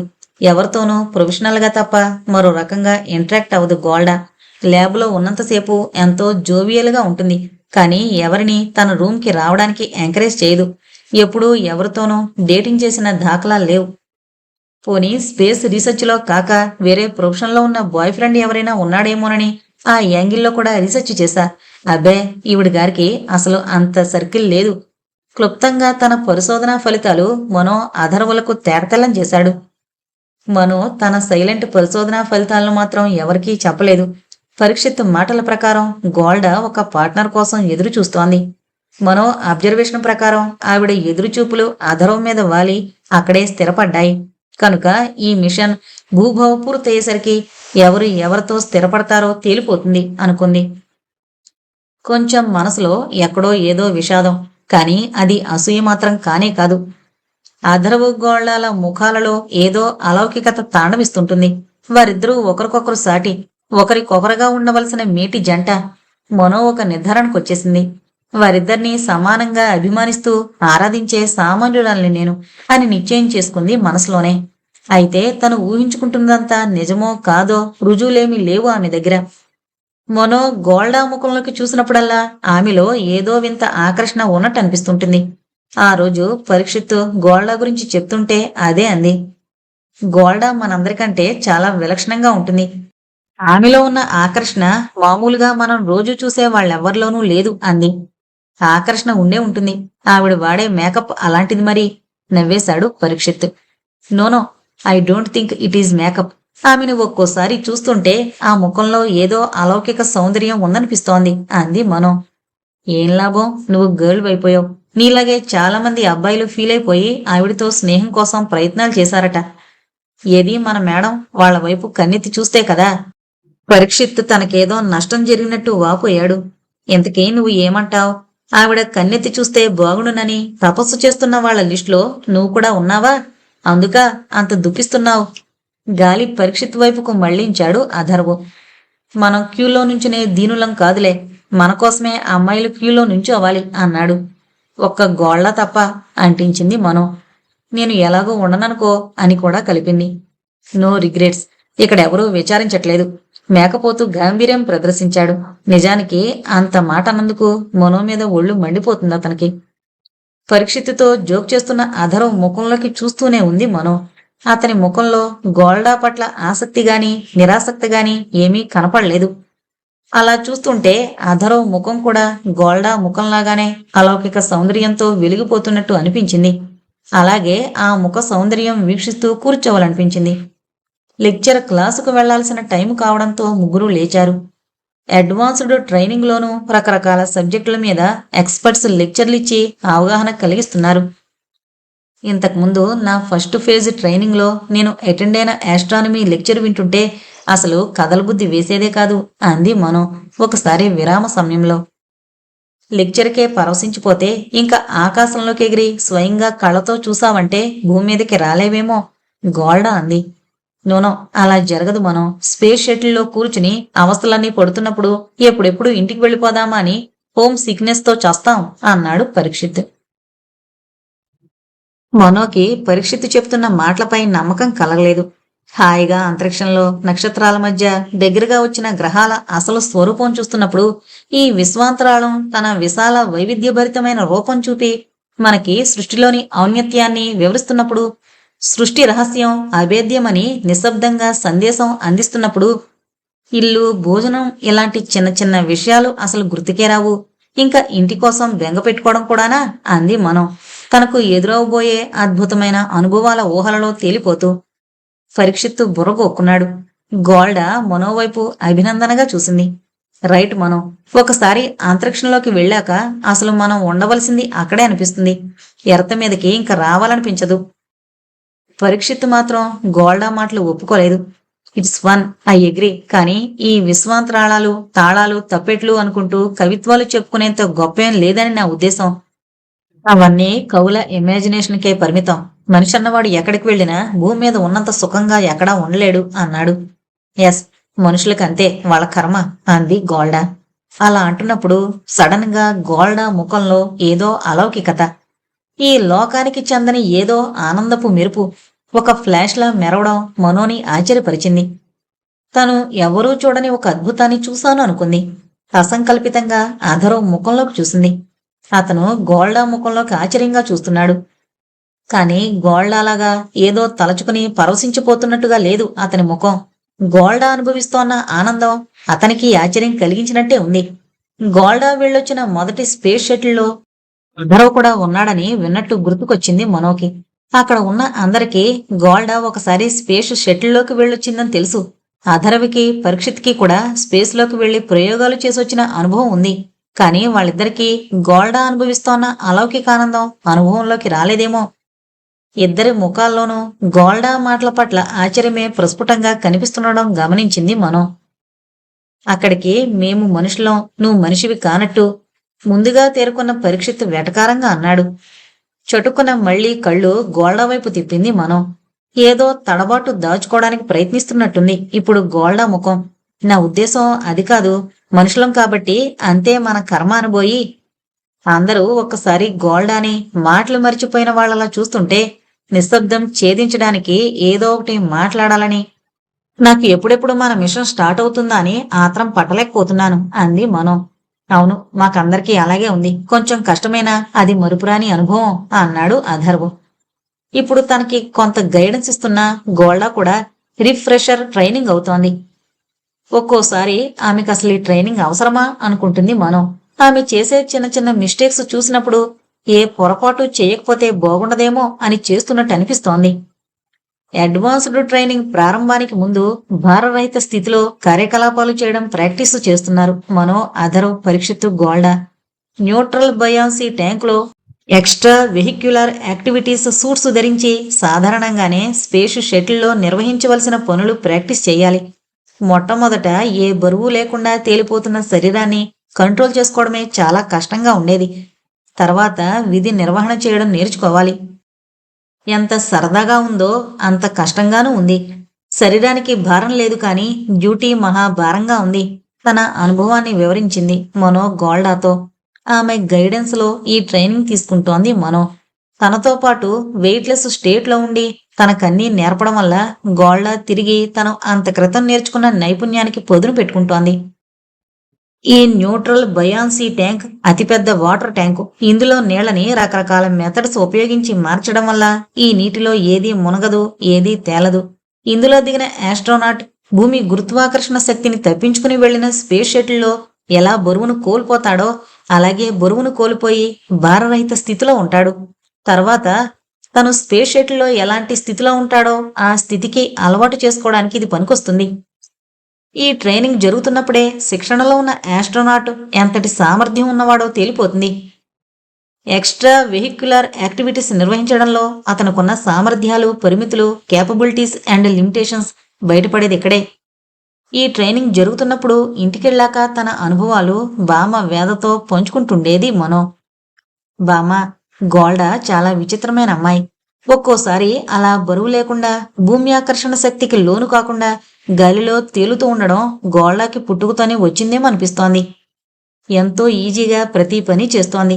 నాకు నా ఒళ్ళు కంట్రోల్ చేసుకోవడం నేర్చుకోవడానికే చాలా టైం పట్టింది. కోర్స్ ఆ అమ్మాయి ఇంతకుముందు స్పేస్లోకి వెళ్ళొచ్చిందనుకో, అయినా కానీ తనని చూస్తుంటే ఏదో ప్రత్యేకమైన వ్యక్తిలా కనిపిస్తోంది. కొందరంతే, ఏ విద్య అయినా అలవోకగా నేర్చేసుకుంటారు. సూపర్ బ్రెయిన్స్ అంది వేద. ఎప్పుడైనా మన ఇంటికి తీసుకొచ్చి నీకు చూపించాలని ఉంటుంది. చూడ్డానికి కూడా ఎంతో ఆకర్షణీయంగా ఉంటుంది. అసలు అలాంటి రూపం నేనెక్కడా చూడలేదు. అందమైన వాళ్ళు చాలా మంది ఉంటారు, కానీ గోల్డాలో అందాన్ని మించిందేదో ఉంటుంది. మనో మాటలు వింటూ చిన్నగా నవ్వింది వేద. నీతో వచ్చిన చిక్కేది, ఏది పట్టుకుంటే అదే బుర్ర నిండా పట్టించుకుంటావు. మీ అమ్మ చెప్పిన మాటలు మరిచిపోతున్నావు, వార్నింగ్ ఇస్తున్నట్టు అంది వేద. అమ్మ కాదు, మేడం లీజా. తను కూడా వార్నింగ్ ఇచ్చింది మనం. కాని బామ్మ, నిజంగానే గోల్డా ముఖంలోకి చూస్తుంటే మాటలు ఆపేసింది మనో. వేద తలెత్తి మనో ముఖంలోకి వింతగా చూసింది. ఏంటో మనసులో మాట చెప్పేయ్. గోల్డాని చూస్తుంటే నీకేమనిపిస్తుంది? మనుషులం కాబట్టి మనలో ఒక్కొక్కరిని చూసినప్పుడు ఒక్కో రకం రియాక్షన్ వస్తుంటుంది. అది సహజం. ఆ అమ్మాయిని చూసినప్పుడు నీకేమనిపిస్తుంది? స్నేహితురాలనిపిస్తోందా, కాదనిపిస్తోందా అడిగింది. మనుషులం గొణుక్కుంటున్నట్టు వేద మాటలు రిపీట్ చేసింది మనో. వేద ఆశ్చర్యపోయింది. ఎందుకు ఉన్నట్టుండి మనో ఏదో ఆలోచనలో పడిపోయింది. ఏంటంత దీర్ఘంగా ఆలోచిస్తున్నావు? మీ ఇద్దరి మధ్య ఏమైనా గొడవ జరిగిందా అడిగింది. నోనో, నువ్వన్నమాట నాకు వింతగా ఉంది. ఏ మాట? అంది వేద. మనుషులం కాబట్టి అన్నావే ఆ మాట. అవును కదా, మనం మనుషులమేగా. మనం మనుషులమే, కాని అలాంటిదే కొన్ని రోజుల క్రితం గోల్డా అన్న మాట గుర్తొచ్చింది. ఏమంది? వేదకి మనో ప్రవర్తన విడ్డూరమనిపించింది. తనతో పనిచేసే అమ్మాయిని గురించి ఇంత అప్సెట్ అవుతుందెందుకు మనో? ఒకసారి రోదస్లోకి వెళ్ళాక తిరిగి భూమి మీదకి రావడానికి మనుషులే తాతాలాడతారు. అది వాళ్ళ కర్మ అంది. అని చెప్పి గోల్డా ఆ మాటలు ఏ సందర్భంలో ఉందో చెప్పింది. తర్వాత పరీక్షిత్ అక్కడికి నువ్వేదో మనిషివి కానట్టు అన్నాడు అని కూడా చెప్పింది. మనుషులం కాబట్టి రాక తప్పదు అనే ఉద్దేశంతో గోల్డా అలా అనుంటుంది అంది వేద. తను అలాగే సమర్థించుకుంది తన మాటల్ని. అయితే ఏంటంటావ్? ఆ గోల్డా మాటల్లో ఏదో అంతరార్థం ఉందంటావా? వేద రెట్టించింది. నాకు అలాగనిపిస్తోంది. వేద ఏమీ మాట్లాడలేదు. ఈ యాస్ట్రోనాట్ ట్రైనింగ్ వల్ల మనోమతి చెలించలేదు కదా. నిశ్చితంగా మనో ముఖంలోకి తేరిపారా చూసింది. నాకు పిచ్చెక్కిందనుకుంటున్నావు బామ్మా? కొంచెం అదే డౌట్ వస్తోంది నవ్వింది వేద. కాదు బామ్మా, నేను చెప్పేది నిజం. ఏది నిజం? గోల్డాలో ఉండే ఆకర్షణ చూస్తే ఆమె మానవలోకానికి చెందింది కాదేమనిపిస్తోంది బామ్మ. అంటే వేరే ఏదో లోకానుంచొచ్చి మనల్ని వదిలిస్తోందంటావా? అంది వేద. దాదాపుగా తన ఉద్దేశం అదే అన్నట్టు చూసింది మనో. వేద నవ్వేసింది. నా దగ్గరంటే అన్నావు కాని ఇంకెవరి దగ్గర అనకు. ముఖ్యంగా మీ లీజా మేడం నియమించిన సెక్యూరిటీ రోబోల దగ్గర. పడి పడి నవ్వింది. మనో కూడా నవ్వింది. నా మాటలు పిచ్చిగనిపిస్తున్నాయేమో ఇప్పుడు, కాని ఎప్పటికైనా గోళ్ల గురించి ఏదో రహస్యం బయటపడుతుంది. అప్పుడు చూద్దాంలే. ఈలోగా నువ్వు నీ పని చూసుకుంటూ ఉండు. లేనిపోని ఆలోచనలు పెట్టుకోకు. సరే, నన్ను చూస్తే చాలు అందరికీ నీ పని నువ్వు చూసుకో అనాలనిపిస్తుంది ఎందుకో ఉక్రోషంగా అంది. హాయిగా ఇంట్లో ఉన్నంతసేపు ఎంజాయ్ చెయ్యి. అనవసరపు ఆలోచనలతో బుర్ర పాడు చేసుకోకు. ఇంక నువ్వు ఇంటికొచ్చే రోజులు తగ్గిపోతాయి. ఇంటెన్సివ్ ట్రైనింగ్ మొదలైందంటే ఇంటికి రావడం ఉండదు. ఇంకా అంతరిక్ష కేంద్రంలోనే నీ నివాసం. ఆ తర్వాత అంతరిక్షంలోనే మీ మిషన్ రోదస్లో ఎన్ని రోజులు జరుగుతుందో ఇంకా ప్లాన్స్ పూర్తవలేదేమో. నాకసలు డ్యూటీ ఏంటో స్పష్టంగా చెప్పలేదు. నీ ఇంటెన్సివ్ అడ్వాన్స్డ్ ట్రైనింగ్లో మొదటి దశ పూర్తయ్యే నాటికి నీకు అసైన్ చేసిన డ్యూటీ ఏంటో ఖచ్చితంగా వివరంగా తెలిసిపోతుంది అంది వేద. నాకు ఇవ్వబోయే అసైన్మెంట్ ఏంటో నేను ఊహించగలను అంది మనో. నువ్వు సైకాలజీలో ఎక్స్పర్టివ్ కాబట్టి దానికి సంబంధించిన ప్రయోగాలు డ్యూటీలు నీకు అలాట్ చేస్తారు. కానీ స్పేస్లో సైకాలజిస్టు చేయవలసిన పనేంటో నా ఊహకు ఏమాత్రం అందట్లేదు అంది వేద.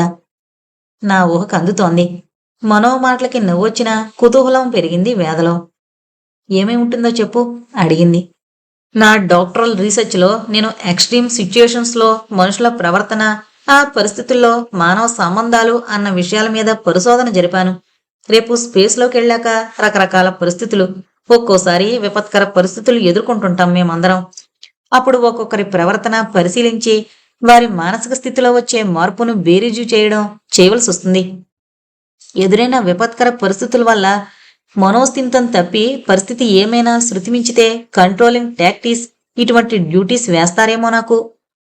అయితే గోల్డా నీ జ్యూరిస్డిక్షన్లోకి రాదు. వేద టీజ్ చేసింది. తను మనిషి కాదన్నావుగా. వేళాకోళానికన్నా నిజం చెప్పావు అనుకుంది మనో.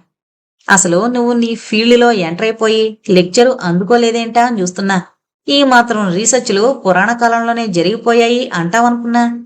తను కూడా టీజింగ్ అంది మనో. అది చెప్తున్నా కాచుకో. ఎక్స్ట్రీమ్ సిచ్యువేషన్స్ అని కదా అన్నావు.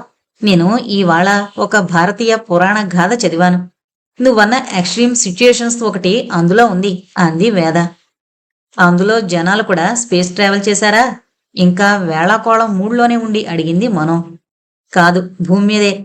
యయాతి అనే ఒక రాజును శుక్రుడు శపించాడు అని వేదం మొదలు పెట్టగానే భారతీయ పురాణాల్లోనే కాదు, గ్రీకు, రోమన్ మైథాలజీలో కూడా ఈ శాపాలు పెట్టడాలు, మళ్లీ వాటికి విరుగుళ్లు చెప్పడాలు ఉన్నాయి.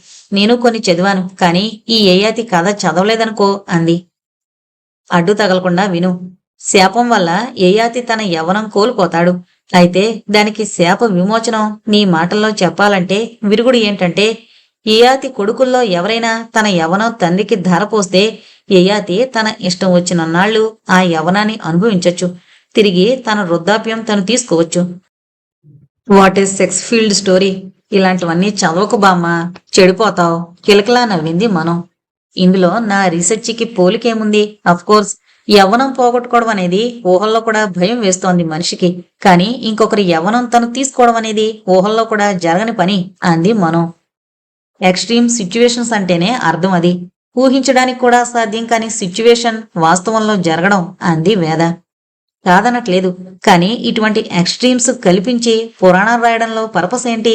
దాన్ని మనం ఇన్ని తరాల పాటు జాగ్రత్తగా కాపాడి మనం ఏం సాధించాం అని అడిగింది మనం. ఈ సిచ్యుయేషన్ క్రియేట్ చేయడం మాత్రమే కాదు మన పూర్వీకులు చేసింది. తర్వాత రియాక్షన్స్, గొప్ప సైకో స్టడీ, మానసిక విశ్లేషణ అని నాకు అనిపించాయి.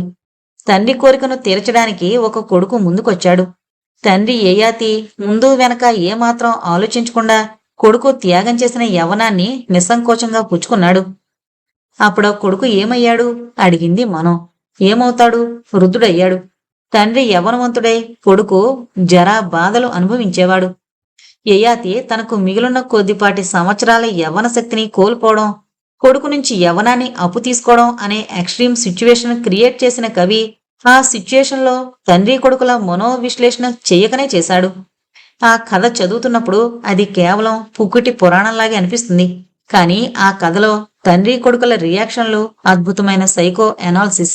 స్వార్థంతో కళ్ళు మూసుకుపోయి తను అనుభవించాల్సిన వృద్ధాప్యాన్ని కొడుక్కి అంటగట్టాడు తండ్రి. త్యాగబుద్ధితో ఇది తనయుడిగా తన కర్తవ్యం అనుకున్నాడు. తండ్రి కోరిక తీర్చాడు కొడుకు. తండ్రి సిగ్గొదిలేసిన స్వార్థపు విశ్వరూపం తనయుడి త్యాగనిరతి. ఆ సిచ్యుయేషన్లో వారి మనో ప్రవృత్తిని అలా విశ్లేషించి చూడడం జరిగింది. విపరీత పరిస్థితుల్లో మనుషులు కొందరు వికృతంగా ప్రవర్తిస్తారో అనడానికి ఈ కథ ఉదాహరణ. మనో ఆలోచనలో పడింది. కథ వింటే మనసు ద్రవించింది. పూర్వీకులు ఈ కథను ఎందుకు సృష్టించుంటారు అని ఆలోచించింది. ఇది స్వార్థపరులైన తండ్రులకు ఒక హెచ్చరిక అనుకున్నారేమో. మొత్తం మీద ఇదొక ఎక్స్ట్రీమ్ సిచ్యువేషన్, అసహజమైన ఒక విపరీత పరిస్థితి. విపత్కర పరిస్థితులు వేరు, విపరీత పరిస్థితులు వేరు. విపత్కర కాలంలో మనుషుల్లో మానవత బయటపడచ్చు. కానీ విపరీత పరిస్థితుల్లో ఎవరు ఎలా ప్రవర్తిస్తారో ఆ క్షణానగాని బయటపడదు. ఒక పద్ధతి ప్రకారం ఉండకపోవచ్చు. మానవుల్లో మంచి చెడు అన్ని కోణాలు ప్రస్ఫుటమయ్యేది విపరీత పరిస్థితులు ఏర్పడినప్పుడే. ఏవైతే రిలేటివ్ అనుకుంటామో అవి యాబ్సల్యూట్ ట్రూత్స్ గా, అక్షర సత్యాలుగా ప్రత్యక్షమవుతాయి. మనస్తత్వ శాస్త్రంలో చాలా రకాల మెంటల్ పర్వర్షన్లకు గ్రీకు, రోమన్ పురాణాల్లో క్యారెక్టర్ల పేర్లు పెట్టడం జరిగింది. ఇటిపస్ కాంప్లెక్స్, ఎలక్ట్రో కాంప్లెక్స్ మొదలైనవి. తన సామర్థ్యం తనకే తెలియక ఇతరులు పొగిడితే పొంగిపోయే ఘనకార్యం సాధించగలిగే మనస్తత్వానికి హనుమాన్ కాంప్లెక్స్ అని భారతీయ పురాణాల నుంచి పేరు పెట్టారు. ఇప్పుడు బామ్మ చెప్పిన కథలో తండ్రిలాగా తన సుఖం కోసం తన బిడ్డల జీవితాన్నే హరించగలిగే తండ్రులను యయాతి కాంప్లెక్స్ అనవచ్చునా అని ఆలోచించింది మనో. నేను ఈ విషయంలో సేకరించవలసిన సమాచారం ఇంకా ఉంది. మనో తన శిక్షణలో దొరికే విరామ సమయంలో మనస్తత్వ శాస్త్రంలో తన జ్ఞానానికి మరింత పదును పెట్టుకోవాలని నిర్ణయించుకుంది. భారరహిత స్థితిని జయించి మనో తన సామర్థ్యం నిరూపించుకున్న తర్వాత మరింత క్లిష్టమైన శిక్షణ మొదలైంది. సరిగ్గా స్పేస్ షటిల్లో ఎలా ఉంటుందో అలాంటి కండిషన్స్నే కృత్రిమంగా సృష్టించే స్టిమ్యులేటర్స్ లో శిక్షణ. Computer aided instructional stimulators. ఈ స్థాయి ట్రైనింగ్ ఇవ్వబడుతోందని చెప్పొచ్చు. స్టిమ్యులేటర్ సాఫ్ట్వేర్ ఉపయోగించి హ్యాండ్స్ ఆన్ ఎక్స్పీరియన్స్, పనిచేస్తూనే అనుభవం గడించొచ్చు ట్రైనీస్. ఇది ఏదో ఒక ప్రత్యేకమైన ప్రయోగం నిర్వహించే వాళ్ళకే కాక స్పేస్ షటిల్లో వెళుతున్న వాళ్ళందరూ షటిల్ సిస్టమ్ నిర్వహించడంలో అలవాటు పడేందుకై ఇచ్చేటువంటి శిక్షణ. సాధారణంగా ఈ స్థాయి శిక్షణ ప్రతి ఆస్ట్రోనాట్కి ఇవ్వబడుతుంది. ఈ ట్రైనింగ్ పూర్తయ్యేసరికి ఆస్ట్రోనాట్కి తను స్పేస్ షటిల్లో నిర్వహించవలసిన ప్రయోగాలు, డ్యూటీలు క్లియర్ కట్ గా అసైన్ చేయడం అవుతుంది. ఈ సిస్టమ్ ట్రైనింగ్ తర్వాత ఫేజ్ రిలేటెడ్ ట్రైనింగ్ మొదలవుతుంది. రెండవ స్థాయి అడ్వాన్స్డ్ ట్రైనింగ్. అంటే ఫేజ్ రిలేటెడ్ ట్రైనింగ్ మొదలైన తర్వాత తను ఇంకా ఇంటికి వెళ్లడం కుదరదు అనుకుంది మనో. ఒకప్పుడైతే ఈ ట్రైనింగుల ఆరంభ దశ నుంచి ఆస్ట్రోనాట్లు కుటుంబానికి దూరంగా గడపాల్సి వచ్చేది. అది చాలా కాలం కిందటి మాట. కానీ ఇప్పుడు సాంకేతిక పరిజ్ఞానం ఇంతలా అభివృద్ధి చెందడం వల్ల అటువంటి నియమాలేమీ లేవు. కానీ స్పేస్ షటిల్ బయలుదేరడానికి వారం ముందు నుంచి మాత్రం ఆస్ట్రోనాట్కి బయట ప్రపంచంతో సంబంధం తెగిపోతుంది. ఈలోగా ఆఖరిసారి బామ్మ, తాతలతో పూర్తిగా ఒకరోజు గడిపి రావాలని నిర్ణయించుకుంది మనో. సిస్టమ్ ట్రైనింగ్ ఇంకో 2 రోజుల్లో పూర్తవుతుంది అనగా బృహస్పతి ఈసారి స్పేస్ మిషన్కి ఎంపికైన ఆస్ట్రోనాట్స్ అందరినీ సమావేశపరిచాడు. మనో, గోల్డా, అథర్వ్ పరీక్షలతో పాటు భూభువ ప్రాజెక్టుకు సంబంధించిన సీనియర్లైన ఆస్ట్రోనాట్స్ మరో 15 మంది ఉన్నారు ఆనాటి సమావేశంలో. ప్రొఫెసర్ వ్యాస్ కూడా వాళ్లలో ఉండడం చాలా మందికి ఆశ్చర్యం కలిగించింది. మేధాశక్తితో పాటు ఆరోగ్యం, శరీర దారుఢ్యం కూడా అవసరమే స్పేస్ షటిల్లో ఆస్ట్రోనాట్గా వెళ్లాలంటే. వ్యాసు వయసు దృష్ట్యా అతనికి రోదసి యాత్ర అసాధ్యమేమో అనుకున్నారు. బృహస్పతి అందరి సందేహాలు గ్రహించిన వాళ్ళ, ప్రొఫెసర్ వ్యాసు సామర్థ్యాన్ని తక్కువగా అంచనా వేయకండి అంటూ తన స్పీచ్ ప్రారంభించాడు. ఆయన మేధాశక్తి ఎంత అఖండమైందో ఆయన శరీరం కూడా అంతే దృఢమైంది. ఎవరూ ఏ రకమైన అనుమానాలను పెట్టుకోవలసిన అవసరం లేదు అని భరోసా ఇచ్చాడు. తరువాత ఎవరెవరు ఏ స్పేస్ క్రాఫ్ట్లో వెళ్లాలి అన్న అంశం ప్రస్తావించాడు. బృహస్పతి తన సహాయకులతో అందరికీ వారి వారి ప్రత్యేక డ్యూటీలు, వారు చేయవలసిన ప్రయోగాలు అలాట్ చేయడం జరిగింది. ఈ నిర్ణయాలన్నింటినీ వివరించడానికి పెట్టిన మీటింగులతో మరో వారం గడిచిపోయింది. ఒకరోజు మీటింగ్ పూర్తయి అందరూ బయటకు నడుస్తున్నప్పుడు కొంచెం వెనగ్గా ఆగింది మనో. బృహస్పతి దగ్గరకు వెళ్ళి, సార్, చిన్న రిక్వెస్ట్ అంది. ఏంటన్నట్టు చూశాడు బృహస్పతి. సార్, కొన్ని రోజుల క్రితం ఇతర గ్రహాల మీద బుద్ధిజీవులున్నారా అన్న విషయం గురించి ప్రొఫెసర్ వ్యాస్ ఇచ్చిన లెక్చర్ నన్నెంతో ఆలోచించేలా చేసింది. ప్రొఫెసర్ వ్యాస్తో చర్చించి మరికొన్ని వివరాలు సేకరించాలనుంది. ఆయన సూచనలు ప్రతి రోదసి యాత్రికునికి చాలా విలువైనవని నేను భావిస్తాను. రిక్వెస్ట్ చేస్తున్నట్టుగా అంది మనో. షూర్, ఏమీ సమస్య లేదు. నేను వ్యాస్ ఎప్పుడు తీరిగ్గా ఉంటాడో కనుక్కొని మళ్ళీ నీకు చెప్తాను. నువ్వే కాక ఆసక్తి ఉన్న వాళ్ళందరినీ కలిపి సెమినార్ కండక్ట్ చేయమంటాను అని అన్నాడు బృహస్పతి. మనోతో మాట్లాడుతూనే ముందుకు నడుస్తున్న బృహస్పతి తన దారికి హఠాత్తుగా అడ్డొచ్చిన డెమోనాక్స్ ని చూసి, what professor, why are you here? అసలు ఈ మీటింగ్కి మీకు సంబంధం లేదు. మీరెందుకొచ్చారు? అసలు ఎలా రాగలిగారు? కొద్దిగా కోపంతో అంటూ సెక్యూరిటీ రోబో కోసం బటన్ నొక్కాడు. ఎక్కువ శ్రమ పడకండి బృహస్పతి, చూడండి. మానిటర్ స్క్రీన్ వైపు చూపించాడు డెమోనాక్స్. నా ఎస్కాట్ రోబో మళ్ళీ క్రాష్ అయింది. Security robot break down report తయారు చేస్తోంది. స్క్రీన్ మీద కనిపిస్తోన్న దృశ్యానికి ప్రత్యక్ష వ్యాఖ్యానం ఇచ్చాడు డెమోనాక్స్. బృహస్పతి కోపం కంట్రోల్ చేసుకునేందుకు ఓ నిమిషం మౌనంగా నుంచున్నాడు. అతను మనో గురించి ఆ క్షణంలో పూర్తిగా మరిచిపోయాడు. ఎప్పట్లాగే మనో డెమోనాక్స్ సామీప్యంలో తెలియని ఆందోళనతో సతమతమై కారణం లేని భయం గుండెల్ని దడదల్లాడిస్తుండగా ఓ మూల కుర్చీలో కూర్చుండిపోయింది. డెమోనాక్స్ అక్కడ ఎవరున్నా తనకేం లెక్కలేని వాళ్ల బృహస్పతి ముఖంలోకి పొగరుగా చూస్తూ, గోల్డాని ఈసారి రోదస్లోకి పంపొద్దు అన్నాడు. నిప్పులు చెరుగుతున్నట్టు ఎర్రబడ్డ కళ్ళతో డెమోనాక్స్ వైపు చూశాడు డైరెక్టర్ బృహస్పతి. నీకు ఏమాత్రం సంబంధం లేని విషయాలు కల్పించుకోకు డెమోనాక్స్. నీ ప్రాజెక్టుకి, రోదసి యాత్రలకి ఏం సంబంధం లేదు. మీ అందరి డ్యూటీలు సూపర్వైజ్ చేసి సమన్వయపరచవలసిన డైరెక్టర్ని నేను. నా పనిలో కల్పించుకుంటే నా మాట ఎలా ఉన్నా ప్రభుత్వం ఊరుకోదు. నీ కెరీర్ మొత్తం నాశనమైపోగలదు, జాగ్రత్త. మాట్లాడుతూనే అతను తన టేబుల్లోంచిన వేళ్లు కదిపి ఏవేవో మేటలు నొక్కడం మనో గమనించింది. డెమోనాక్స్ బృహస్పతి మాటలు ఖాతర్లేనట్టు నిర్లక్ష్యంగా చూసి పెద్దగా వికటాటహాసం చేశాడు. బృహస్పతి, నువ్వు నా పై అధికారం అన్న గౌరవం ఇచ్చే మాట్లాడుతున్నాను. గోల్డా ఈసారి భూభవ ప్రాజెక్టులో అంతరిక్షంలోకి వెళ్లడానికి వీల్లేదు. ఆజ్ఞాపించినట్టు చెప్పి అప్పటికప్పుడు బృహస్పతి నుంచి అంగీకారం పొందే వరకు కదలదలుచుకోనట్టు కదలకుండా అక్కడే అడ్డంగా స్థిరంగా నిలబడ్డాడు డెమోనాక్స్. బృహస్పతి ఏమీ జవాబు ఇవ్వలేదు. హఠాత్తుగా గాజుగోడ విచ్చుకుని 2 రోబోలు మెరుపు వేగంతో ప్రవేశించాయి. ఒక్క నిమిషం ఆ రోబోలు బృహస్పతి మీద దాడి చేస్తాయేమోనని వణికిపోయింది మనో. అవి 2 డెమోనాక్స్ ని చెరో పక్కా చేరి అతని చేతులు నొక్కి పట్టుకున్నాయి. గాజుగోడ అవతల సెక్యూరిటీ రోబోలన్నింటినీ పర్యవేక్షించే అధికారి నెల్సన్ నిలబడి జరుగుతున్నదంతా చూస్తున్నాడు. రోబోలు నిశ్శబ్దంగా డెమోనాక్స్ ని నడిపించుకుని తీసుకుపోయాయి. నెల్సన్ కూడా వాటి వెనకే నడిచిపోవడం కొంత దూరం వరకు కనిపించింది. ఓ, డెమోనాక్స్ ఏం చేస్తాడోనని భయపడిపోయా అంటూ లేచి నిలబడింది మనో. ఉలిక్కిపడ్డాడు బృహస్పతి. ఓ, నువ్విక్కడే ఉన్నావా? భయమెందుకు? మన కేంద్రంలో మనని ఎవరు ఏం చేయలేరు అన్నాడు. అతను కూడా మనోలాగానే రిలీఫ్గా ఊపిరి తేలిగ్గా విడుస్తూ. కానీ మీ అధికారంలోకి కల్పించుకోవడానికి ఆ డెమోనాక్స్కి ఎంత పొగరు! అసలు అతని ఆటలు ఎలా సాగుతున్నాయి? గవర్నమెంట్ దృష్టిలోకి అసలు రాకుండా అని ఆశ్చర్యం వ్యక్తం చేసింది మనో. నన్నిలా ముఖాముఖి ఎదుర్కోవడం ఇదే మొదటిసారి. అయినా ఊరుకోను. నా వర్కులో మిడిల్ చేస్తే నేనెందుకు ఊరుకోవాలి? తప్పకుండా యాక్షన్ తీసుకుంటాను. తనలో తను మాట్లాడుతున్నట్టుగా అన్నాడు బృహస్పతి.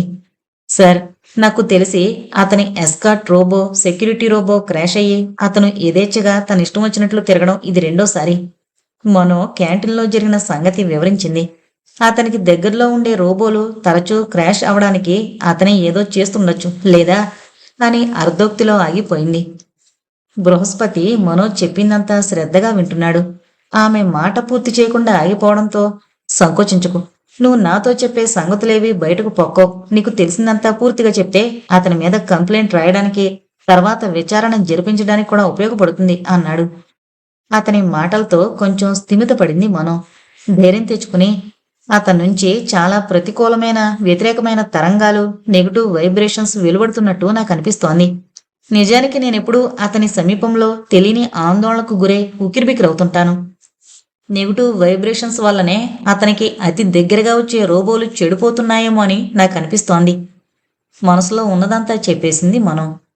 ఆల్ రైట్, ఇదంతా నేను ఇన్వెస్టిగేట్ చేయిస్తాను, కానీ మిస్ మనో, ఇవాళ జరిగిన సంగతి ఎవరితోనూ చెప్పద్దు. ఇలాంటి వాటికి ఎక్కువ ప్రాధాన్యత, ప్రచారం ఇస్తే మన అంతరిక్ష కేంద్రంలో పని కుంటుపడుతుంది అన్నాడు. సరేనని తలూపింది మనో. ఆ రోజు రాత్రి ఇంటికి వెళుతూనే, బామ్మ అండ్ తాత, నేను రేపు రోజంతా మీతోనే గడపడానికి వచ్చాను. ఇంకా తర్వాత నేను మా రోగస్లోనే ఉండిపోదలుచుకున్నాను.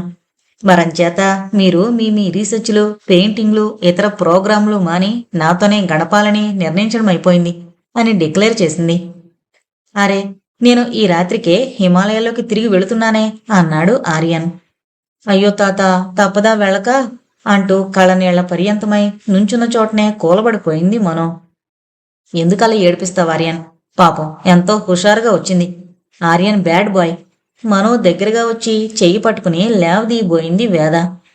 ఇక్కడ మీ ఆయన కోసం ఎవరు ఏడవట్లేదు. నన్ను వదిలి ఎక్కడికి పోలేళ్లే. ఆయన ఏదో తనొక్కడే గొప్ప హాస్యగాడు, పెద్ద ప్రాక్టికల్ జోకర్ అనుకుంటున్నాడు. బిగ్గున లేచి పకపకా నవ్వింది మనో. ఆ రోజు చాలా రోజుల తర్వాత జ్ఞానేంద్ర అందరితో కలిసి భోజనం చేశాడు. మనో చాలా తృప్తిగా ఫీల్ అయింది. భోజనాల తర్వాత మనోకి జాగ్రత్తలు చెప్పి తిరిగి తన ల్యాబ్లోకి వెళ్ళిపోయాడు జ్ఞానేంద్ర. ఆ రాత్రి మనో తను నిద్రపోలేదు. వేద ఆర్యన్లను నిద్రపోనివ్వలేదు. రేపు ఎలాగూ ఎవరూ ఏ పనిలోకి వెళ్లొద్దు. ఆలస్యంగా నిద్రలేచినా పర్వాలేదు. ఇవాళ నా కబుర్లన్నీ వినండి అన్న మనో మాటలు ఇద్దరూ ఆజ్ఞలా శిరసా వహించారు. నేను వెళ్లబోయే స్పేస్ మిషన్ ముఖ్యోద్దేశం ఏంటో చెప్పనా తాత? మనో అంటుండగా, అది సీక్రెట్ మిషన్ అయితే చెప్పకు బేబీ అన్నాడు ఆర్యన్. మేడం లీజాతో నేను ఈ మధ్య టచ్లో ఉన్నాను తాత. మేడం పర్మిషన్ తీసుకున్న తర్వాత మీకు చెబుతున్నా అంది నవ్వుతూ. మీ ఇద్దరికైతేనే చెప్పొచ్చని ప్రభుత్వ నిఘా విభాగం వారి అనుమతి నవ్వింది మనో. లేనిపోని సాహసం ఏదో చేసి ఈ పిల్ల చిక్కుల్లో పడదు కదా అని అనుమానించింది వేద. మరీ అంత తెలియని పిల్లేం కాదులే, ఈ మధ్యకాలంలో బాగా డక్కాముక్కీలు తింది అని మళ్లీ మనసుకు నచ్చ చెప్పుకుంది. ఒకేసారి 3 స్పేస్ షిప్స్ లాంచ్ చేస్తారు. ఇందులో ఒకటి భూతకాలం వైపు దూసుకుపోతుంది, మరొకటి వర్తమానాన్ని చంద్రమండలం మీద పరీక్షిస్తుంది, మూడవది అంటే నేనుండేది భవిష్యత్తును చూస్తుంది. భూత భవిష్యత్ వర్తమాన కాలాలన్నింటినీ ఒకే సమయంలో పరీక్షించేందుకు చేసే ప్రయత్నమే మేం వెళ్లబోయే అంతరిక్ష యాత్ర గొప్పగా చెప్పింది మనో. అర్థం చేసుకోవడానికి ప్రయత్నిస్తున్నట్టు ముఖం పెట్టాడు ఆర్యన్. సింపుల్గా చెప్పాలంటే టైం మిషన్. కొన్ని శతాబ్దాలుగా ఈ టైం మిషన్ కాన్సెప్ట్ కేవలం రచయితల ఊహగానే మిగిలిపోయింది. రాకెట్లో దూసుకుంటూ భవిష్యత్తులోకి ప్రయాణించే అవకాశం మీ మనవరాలైన ద గ్రేట్ మనోజకు దక్కింది. కొట్టండి చప్పట్లు, ఉత్సాహం పట్టలేనట్టు అరిచింది Mano. It is not possible. ఇది అసంభవం, అసాధ్యం ఆర్యన్ ఆలోచిస్తూ అన్నాడు. అయ్యో తాత, ఇట్ ఈజ్ పాసిబుల్. ఇంపాసిబుల్స్ ని పాసిబుల్ చేయడానికే సైన్స్ పుట్టింది. కాదు మనో, ఇది ఈ వాల్టి రాత్రి. మనం ఇప్పటికిప్పుడు రేపటి మధ్యాహ్నానికో నిన్నటి పొద్దున్నకో వెళ్లాలంటే ఎలా కుదురుతుంది? నిన్నటి రోజు అయిపోయింది, పొందలేం. రేపు ఇప్పుడే చేతికి చిక్కాలంటే రాదు కదా. ఈ రాత్రి గడిచి తెల్లవారితేనే కదా రేపు మనకి దక్కేది. నువ్వు గొప్ప చిత్రకారుడు అయినంత మాత్రాన నీ ఆర్టే గొప్పదని సైన్స్ని చిన్నచూపు చూడకు తాత. మనం ఇక్కడే కూర్చుంటే రేపు మనకి రేపే దర్శనమిస్తుంది. కానీ తిరుగుతున్న భూమి కంటే వేగంగా మనం కాలంలోకి ప్రయాణించగలిగితే ఉదయం కోసం మనం ఎదురు చూడకుండా ఉదయానికి మనమే ఎదురెళ్ళొచ్చు. ఈ కాలానికి ఎదురు ప్రయాణించడమే మేము చెయ్యబోయే ప్రయోగం, గర్వంగా చెప్పింది మనం. I feel it is impossible. కాగితాల మీద క్యాలిక్యులేషన్స్లో ఇది సాధ్యమేమో కానీ భౌతికంగా ఇది అసంభవం, అసాధ్యం. ఆర్యన్ తన పట్టు విడవలేదు. ఇట్ ఈజ్ పాసిబుల్ తాత. ఇప్పుడు ఆస్ట్రోఫిజిక్స్ ఎంతో డెవలప్ అయింది. స్పేస్ సైన్స్ ఇంకా ప్రోగ్రెస్ అయింది. ఈ రోజుల్లో ఇది సాధ్యం. Yes, it is possible. సంభవమే, సాధ్యమే. చాలా గంభీరంగా అంది బామ్మ. అదిగో బామ్మ కూడా చెప్తోంది. బామ్మ కూడా ఒకప్పుడు అంతరిక్షంలోకి ప్రయాణించొచ్చింది. భౌతిక శాస్త్రాన్ని మనిద్దరికంటే ఎక్కువగా అధ్యయనం చేసింది. ఆవిడ నీకు ఎక్స్ప్లెయిన్ చేస్తుందిలే తాత. వేద తనని సమర్థించినందుకు సంతోషంగా అంది మనం. కానీ నేను ఈ కాలపు సైంటిస్టుగా ఆ మాటలు అనలేదు మనం. ఈ టైం మిషన్ కాన్సెప్ట్ నువ్వంటున్నా నీ ఆధునిక శాస్త్రజ్ఞులు కనిపెట్టింది అనుకుంటే పొరపాటు. మరి నీ పురాణ కాలం నాటిదా? ఇది కూడా పురాణాల్లో ఉందని నాకు టోపీ వేయడానికి ప్రయత్నించుకు బామ్మా, కంగారుగా అంది మనం. కానీ నిజం అదే. ఏది నిజం? పురాణాల్లో టైం మిషన్ ఎవరెక్కారు? అదేదో సింపుల్ ఇమాజినేషన్, ఉత్తుత్తి ఊహ ఉంటుంది, ఉక్రోషంగా అంది మనం. ఆర్యన్ కూడా ఆసక్తి పెరిగింది. ఏంటి వేద నువ్వు అంటోంది? ఇంతగా సైన్సు అభివృద్ధి చెందిన ఈ రోజుల్లోనే ఇది అసాధ్యం అని నాకు అనిపిస్తోంది. నువ్వు పురాణ కాలంలో కూడా ఇది సాధించారంటావా? ఇది సాధించారని ఖచ్చితంగా చెప్పలేను, కానీ ఈ కాన్సెప్ట్ వర్తమానంలోనే మనం భూత భవిష్యత్తు కాలాల్లోకి ప్రయాణించొచ్చు అన్న అవగాహన పురాణ కాలంలో ఉన్నట్టుగానే నాకు అనిపిస్తోంది. ఒక కాలంలోంచి మరో కాలంలోకి ప్రయాణించడం అనే ఊహకు పురాణ కాలంలో కూడా రోదసి యాత్రల్నే ఆశ్రయించారు. నేను చెప్పదలుచుకుంది మీకు స్పష్టంగా తెలియాలంటే నేను చదివిన పురాణ గాథను ఉదహరించి వివరించాల్సిందే. చెప్తాను వినండి. శ్రీకృష్ణుని అన్న బలరాముడు, అతని భార్య రేవతి.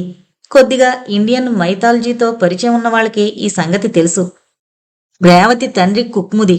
పురాణగాథ ప్రకారం కుక్ముది తన కూతురికి పెళ్లిడొచ్చిందని మంచి వరుడి కోసం భూలోకమంతా గాలించాడు. రేవతికి తగిన యువకుడు అతనికి ఎక్కడా లభించలేదు. విసిగిపోయిన కుక్ముది సృష్టికర్తైన బ్రహ్మదేవుడు తన కూతురి భర్తగా ఎవరిని సృష్టించాడో తెలుసుకోవడానికి కూతురుతో సహా బ్రహ్ముండే సత్యలోకానికి వెళ్ళాడట. అక్కడ గంధర్వుల సంగీత కచేరీ జరుగుతోంది. అది ముగిసి బ్రహ్మ కుక్ముదిని పలకరించేసరికి ఒక ముహూర్త కాలం గడిచిపోయింది. ముహూర్తం అంటే మన లెక్కలో అప్రాక్సిమేట్గా 1 గంట. అప్పుడు బ్రహ్మ కుక్ముదిని చూసి ఎందుకొచ్చావని అడిగాడు. కుక్ముది తనొచ్చిన పని చెప్పాడు. బ్రహ్మ నవ్వాడు. నువ్వొచ్చినప్పుడు భూమి మీద 18వ మహాయుగపు ద్వాపరయుగం గడుస్తుండేది. ఇప్పుడక్కడ 28వ మహాయుగపు ద్వాపరయుగం నడుస్తోంది. 10 మహాయుగాలు గడిచిపోయాయి. ఇప్పుడక్కడున్న బలరాముడనేవాడికిచ్చి నీ కుమార్తెకు వివాహం చెయ్యి అన్నాడట. ఆలోచించండి. కుక్ముది రేవతి సత్యలోకం వెళ్ళినప్పుడు భూలోకంలో వారికి వర్తమానం గడుస్తుండగా వెళ్లారు.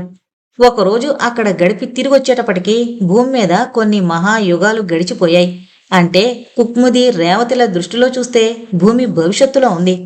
ఈ కథని పుక్కిటి పురాణంగా కొట్టేయడానికి వీల్లేదు. ఈ మాత్రం శాస్త్రీయ పరిజ్ఞానం లేనివాడు ఈ కథ రాయడానికి అసాధ్యం. వాళ్ళు ఆలోచించుకోవడానికి టైం ఇస్తున్నట్టు కొంచెం ఆగింది వేద. ఈ కథలో మనం ఇప్పుడు కనిపెట్టాం అనుకుంటున్న ఖగోళ శాస్త్ర యథార్థాలు కొన్నున్నాయి.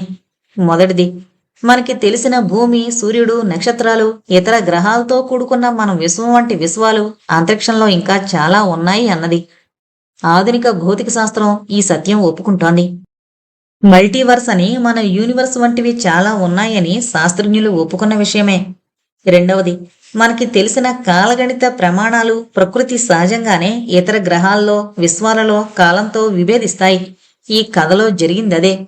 బ్రహ్మలోకంలో కొద్ది సమయం గడిచింది అనుకున్నాడు కుక్ముది.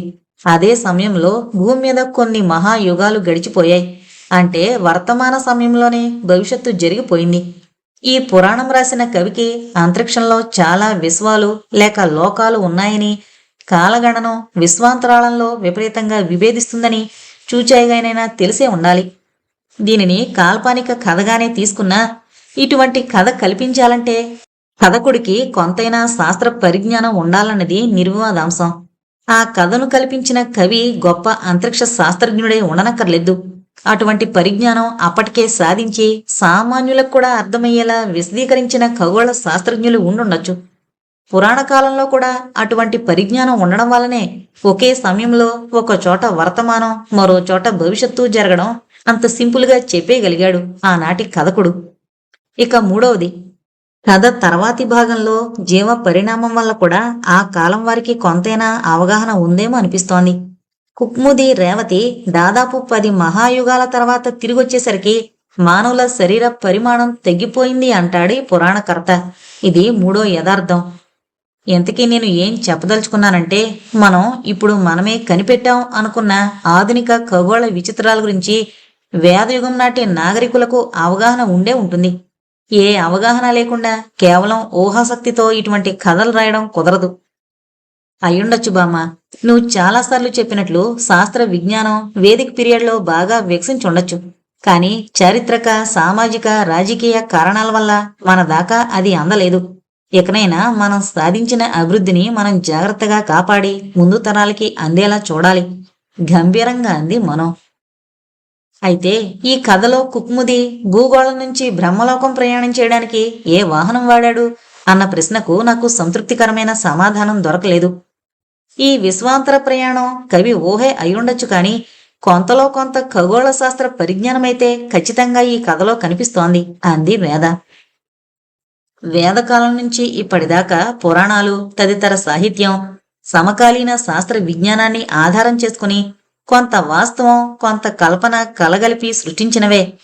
నువ్వన్నట్టు ఈ కథా కాలానికి మన సోలార్ సిస్టంలోని గ్రహాల గురించిన పరిజ్ఞానమే కాక అనేక విశ్వాల ఉనికిని గురించిన అవగాహన, concept of multitudes of universes or multi universes ఆ కాలానికే ఉండుండొచ్చు, ఒప్పుకున్నాడు ఆర్యన్. వేదకాలం నాటి ఖగోళ శాస్త్ర పరిజ్ఞానానికి ఇంకా ఉదాహరణలు ఇవ్వగలను. ఒక శ్లోకంలో సర్వ దిశానాం సూర్య సూర్య సూర్య అనుంటుంది. అన్ని దిక్కుల్లోనూ సూర్యులు ఉన్నారని అర్థం వచ్చే ఈ శ్లోకం వల్ల మనకు తెలిసిందేంటి? ఆనాటి యాస్ట్రానమర్లు రాత్రివేళ మనకు కనిపించే నక్షత్రాలు పగటిపూట కనిపించే సూర్యుడి వంటివే అని గ్రహించారు. సూర్యుడు గ్రహం కాదు, సూర్యుడు కూడా ఒక నక్షత్రమే అని వాళ్ళు ఆనాడే గ్రహించారని తెలియట్లేదు. 5వ శతాబ్దానికి చెందిన ఆర్యభట్ట తన ఆర్యభట్టీయంలో భూమి తన చుట్టూ తాను తిరుగుతుందని రాశాడు. అంతేకాక చంద్రుడి నుంచి వెలువడుతున్న వెలుగు సూర్యుడి ప్రకాశానికి ప్రతిఫలిస్తోంది మాత్రమే, చంద్రుడి స్వయం ప్రకాశం లేదు అని కూడా గ్రహించినవాడు ఆర్యభట్ట. ఆర్యభట్టీయంని అరబిక్ భాషలోకి జిజేఆర్ అరజ్హాజ్ అన్న పేరున 8వ శతాబ్దంలో అల్ క్వరీజిని అనే ఆయన అనువదించాడు. కానీ ఆ అనువాదాలు ఇప్పుడు లభించట్లేదు. 13వ శతాబ్దంలో ఈ గ్రంథం లాటిన్ భాషలోకి అనువదించబడింది.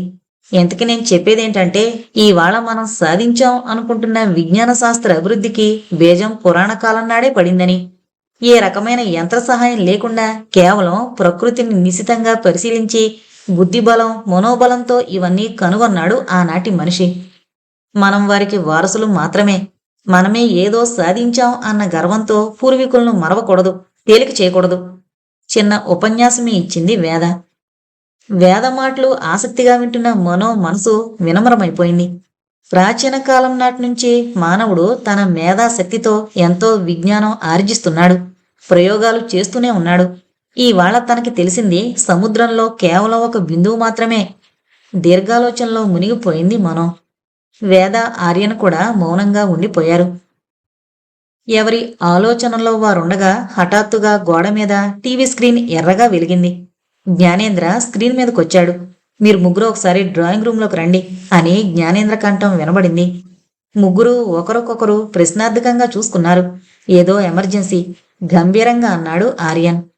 భయపడ్డట్టుగా 2 చేతులు చెంపల మీదకు పెట్టుకుని భుజాలు కుదించింది ఆమె వీపు మీద చేయి వేసి దగ్గరకు తీసుకుంది వేద. ఏం పర్వాలేదు, ఇందాక చెప్దామనుకుని మర్చిపోయిందేదో గుర్తొచ్చుంటుంది మీ నాన్నకి, అందుకే రమ్మంటున్నాడేమో అంది. అలా అయితే బాగుండును అనుకుంటూ వేద ఆర్యంతో పాటు డ్రాయింగ్ రూమ్లోకి నడిచింది డ్రాయింగ్ రూమ్లో జ్ఞానేంద్ర సోఫాలో కూర్చునున్నాడు. కొంచెం టెన్షన్లో ఉన్నట్టుగా కనుబొమ్మలు ముడివేసున్నాడు. వీళ్ళు ముగ్గురు వచ్చి కూర్చోగానే రషీద్ ఇప్పుడు మన ఇంటికొస్తున్నానని ఎమర్జెన్సీ మెసేజ్ ఇచ్చాడు అన్నాడు. ఎందుకొస్తున్నాడట? పర్మిషన్ తీసుకుని వస్తున్నాడా ఆర్యన్ అడిగాడు. ఏమీ చెప్పలేదు. నేను ఏ ప్రశ్న వేయడానికి అవకాశం ఇవ్వకుండా అతని మానిటర్స్ అన్నీ స్విచ్ ఆఫ్ చేసేశాడు. జవాబు చెప్తున్న జ్ఞానేంద్ర ముఖంలో ఆందోళన ప్రస్ఫుటంగా కనిపిస్తోంది. కొన్ని క్షణాల పాటు అందరూ మౌనంగా కూర్చున్నారు. లీజాకి ఇన్ఫార్మ్ చేయడం మంచిదేమో నెమ్మదిగా అన్నాడు ఆర్యన్. అదే నేను అనుకుంటున్నాను అన్నాడే కాని లీజాని కాంటాక్ట్ చేసే ప్రయత్నమేమీ చేయలేదు జ్ఞానేంద్ర. అతనలా చేష్టలుడిగిన వాళ్ళ కూర్చోవడం మనోకి ఆశ్చర్యం కలిగించింది. కొంతసేపటికి విండ్ పవర్డ్ కారు ఒకటి తమ ఇంటి ప్రాంగణంలో ఆగిన శబ్దం వినిపించింది. వెంటనే జ్ఞానేంద్ర తలుపు తెరుచుకునేందుకు బటన్ నొక్కాడు. తలుపు తెరుచుకోగానే ఎవరో తోస్తున్నట్టుగా వచ్చి గది మధ్యలో పడ్డాడు రషీద్. ఉలిక్కిపడి చిన్నగా కేక పెట్టింది మనో. జ్ఞానేంద్ర, ఆర్యన్ చకచక రషీద్ దగ్గరకు వెళ్లి అతను లేచి నుంచోడానికి సహాయపడ్డారు. అనారోగ్యంతో తూలిపోతున్నట్టున్న రషీద్ను నెమ్మదిగా సోఫా మీదకు చేర్చారు ఇద్దరూ కలిసి. వేద మంచినీళ్లు తెచ్చి అందించింది. అవి తాగి కాస్త తేరుకున్నాడు రషీద్. ఎవరూ ఏమీ మాట్లాడలేదు. అతి కష్టం మీద గొంతు పెగల్చుకున్నాడు రషీద్.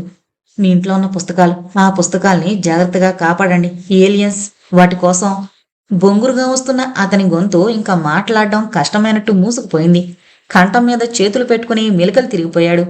అతని బాధ చూడలేకపోయారు జ్ఞానేంద్ర తదితరులు. జ్ఞానేంద్ర అతని పక్కన కూర్చుని శాంతించు రషీద్, కూల్ డౌన్, మంచినీళ్లు తాగు. అతని నోటికి మంచినీళ్ల గ్లాసు అందించాడు. వద్దు వద్దన్నట్టు తలుపుతూ ఎవరో తనని చేయి పట్టి లాక్కెళ్తున్నట్టుగా లేచి తలుపు వైపు తూలుతూ నడిచాడు రషీద్. జ్ఞానేంద్ర అతనిని ఆపబోయాడు.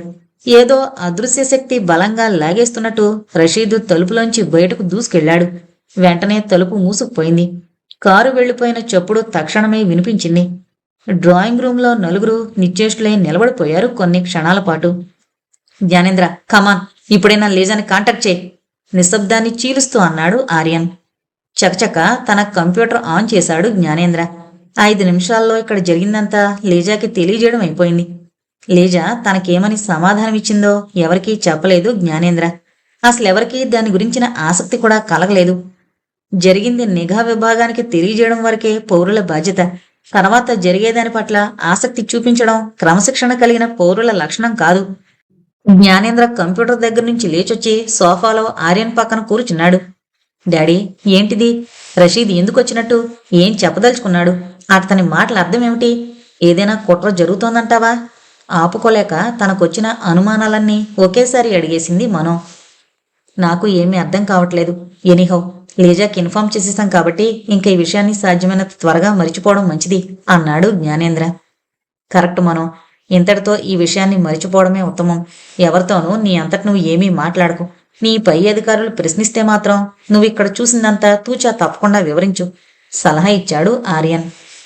నలుగురు భారమైన గుండెలతో పడక గదులు చేరారు. పడుకున్నారే కాని ఎవరికీ నిద్ర పట్టలేదు. ఖచ్చితంగా రషీద్ ఏదో కుట్రలో ఇరుక్కున్నాడు బామ్మ, నెమ్మదిగా అంది మనో. నీ అనుమానం నిజమే, కానీ లిజాకి ఇదంతా తెలియజేశాం కాబట్టి ఈ విషయాన్ని మనం ఇంతటితో మరిచిపోవడమే మంచిది, వేద హెచ్చరిస్తున్నట్లుగా అంది. ఓహ్ షిట్, దేని గురించి ఒక్క మాట కూడా ఎక్కువ మాట్లాడకుండా ఎక్కడికక్కడ కట్ ఆఫ్ చేసేసుకుంటూ మాటలేకాక ఆలోచనలు కూడా రాకుండా చేసేసుకోవడానికి మనం ఏమైనా యంత్రాలమా, మరో మనుషులమా? బాగా విసిగిపోయినట్టు అంది Mano. Right Mano, you are right. మనుషులకు కొంతైనా స్వేచ్ఛ కావాలి. మన ఆలోచనలు, భావోద్వేగాలు ఇతరులతో పంచుకోవడం మనుషులుగా మన హక్కు. ఏం మాట్లాడితే ఏం జరుగుతుందో అన్న భయంతో జీవితాంతం గడపడం అసాధ్యం, మనోని సమర్థిస్తూ అన్నాడు ఆర్యన్. వేద ఇంకా వాదించలేదు. అందరి మనసుల్లోనూ ఆందోళన, ఆవేశం నిండిపోయి ఉన్నాయి. అవి కొంతైనా తీరి కాస్త నిద్ర పట్టాలంటే దగ్గర వాళ్లతో మాట్లాడి చర్చించడం ఒక్కటే దారి. మనో ప్రమాదకరమైన వ్యాఖ్యానాలు ఏమీ చేయకపోతే తనకు ఏ ప్రమాదమూ రాదు. సరే కాని ఏమైతే అదవుతుంది అనుకుని తాత మనవరాళ్ల మాటలను ఇంకా అడ్డుకోలేదు వేద. రషీద్ ఏలియన్స్ అని గొణిగాడు, విన్నారా మీరిద్దరూ అని అడిగింది మనో. విన్నామన్నట్టు తలూపాడు Aryan.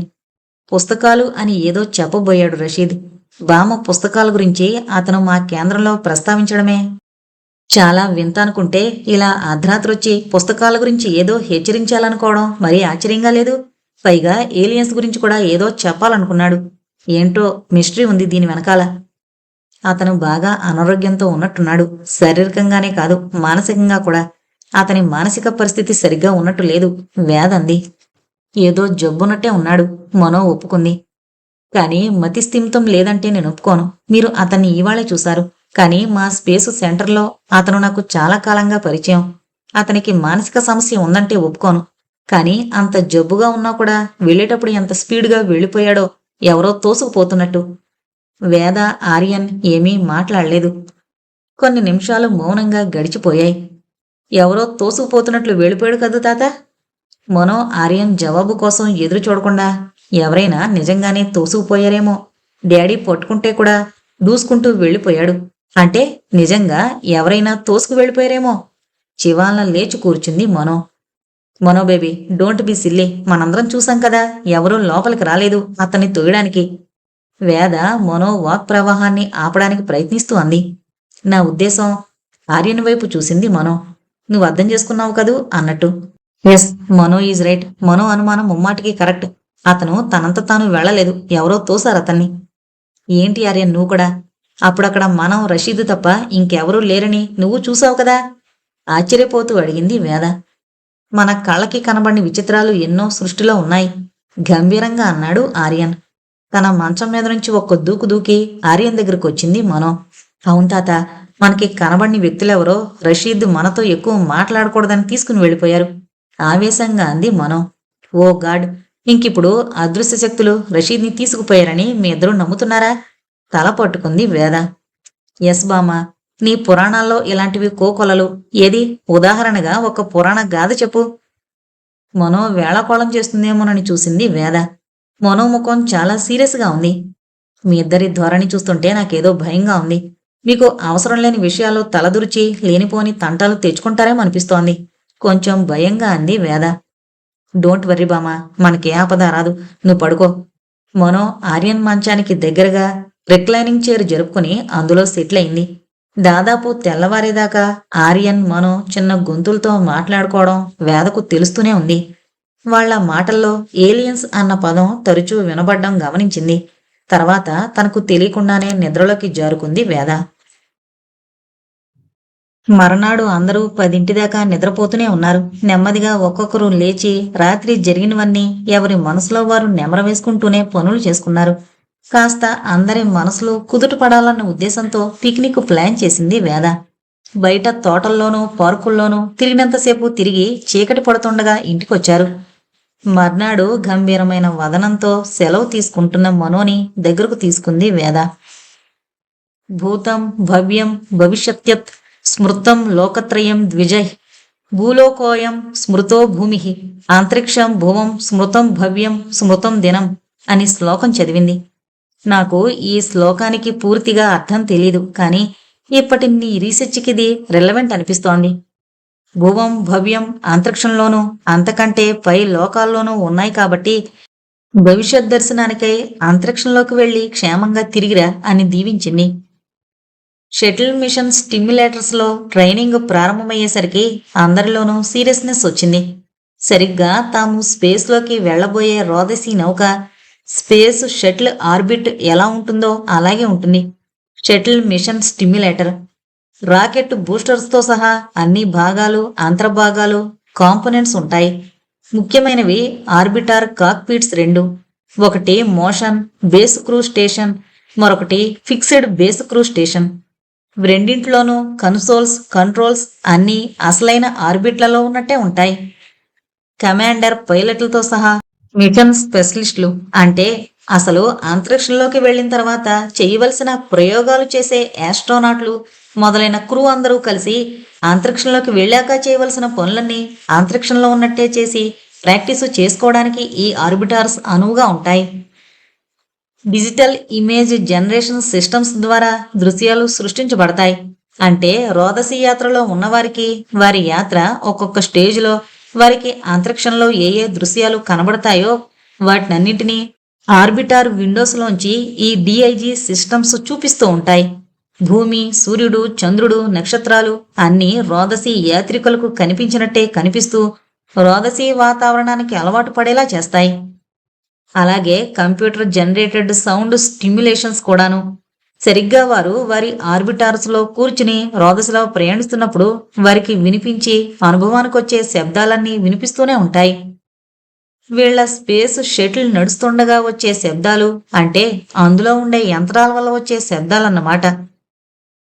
Pumps, blowers, mechanical valves, aerodynamic vibrations, pyrotechnic explosions, gear deployment, runway touch డౌన్లు, వీటన్నింటి శబ్దాలు రోదసి యాత్రికులు అలవాటు పడతారు. ఈ స్టిమ్యులేటర్స్ సృష్టించే దృశ్యాలు శబ్దాల వల్ల ఈ దృశ్యాలను శబ్దాలను కంప్యూటర్లే సృష్టిస్తాయి. శిక్షణ పొందుతున్న వారికి అసలైన అంతరిక్ష నౌకలో ఉండే వాతావరణం శబ్దాలతో సహా సృష్టించడమే కాక వారికి అంతరిక్ష ప్రయాణంలో ఎదురవబోయే సమస్యలను సృష్టిస్తాయి ఈ కంప్యూటర్లు. ట్రైనింగ్ ఇచ్చే శిక్షకులు కూడా వాళ్ళకి రోదసిలో స్పేస్ షటిల్లో ఎదురవబోయే కొత్త కొత్త సమస్యలు సృష్టించి వారా సమస్యలు ఎలా పరిష్కరించుకుంటున్నారో పరిశీలిస్తుంటారు. కొన్ని వేల సమస్యలు సృష్టించవచ్చు స్టిమ్యులేటర్ల ద్వారా. ఈ రకరకాల స్టిమ్యులేటర్లలో శిక్షణ పొందినప్పటికీ తర్వాత స్పేస్ షటిల్లో ప్రయాణం చేస్తుండగా కొత్త సమస్యలు రావన్న గ్యారంటీ ఏమీ లేదు. ఇంతటి శిక్షణ పొందడం వల్ల ఆ కొత్త సమస్యను కూడా ధైర్యంగా తెలివిగా ఎదుర్కొనే అనుభవం కలిగి ఉంటారు ఆస్ట్రోనాట్స్. ట్రైనింగ్ పూర్తయ్యే నాటికి భూత భవిష్యత్తు వర్తమానాల్లోకి ప్రయాణించడానికి 3 టీంలు సిద్ధం చేయబడ్డాయి. ప్రతి టీంలోనూ 4 మిషన్ స్పెషలిస్ట్ ఆస్ట్రోనాట్లు, 2 పైలట్ ఆస్ట్రోనాట్లు, మొత్తం 6 ఉన్నారు. పైలట్ ఆస్ట్రోనాట్స్కి రోదసిలో జరపవలసిన ప్రయోగాలతో సంబంధం లేదు. స్పేస్ షటిల్ నడపడం, మెయింటైన్ చేయడం తదితర విషయాలు వాళ్ల బాధ్యత. షటిల్ మిషన్ ఆస్ట్రోనాట్స్ ఆర్బిట్లో చేయవలసిన ప్రయోగాలు, ఎక్స్ట్రా వెహిక్యులర్ యాక్టివిటీస్ ఇవన్నీ చూసుకుంటారు. వీళ్ళు అవసరమైతే పైలట్ ఆస్ట్రోనాట్స్ చేసే డ్యూటీలు కూడా చేయగలుగుతారు.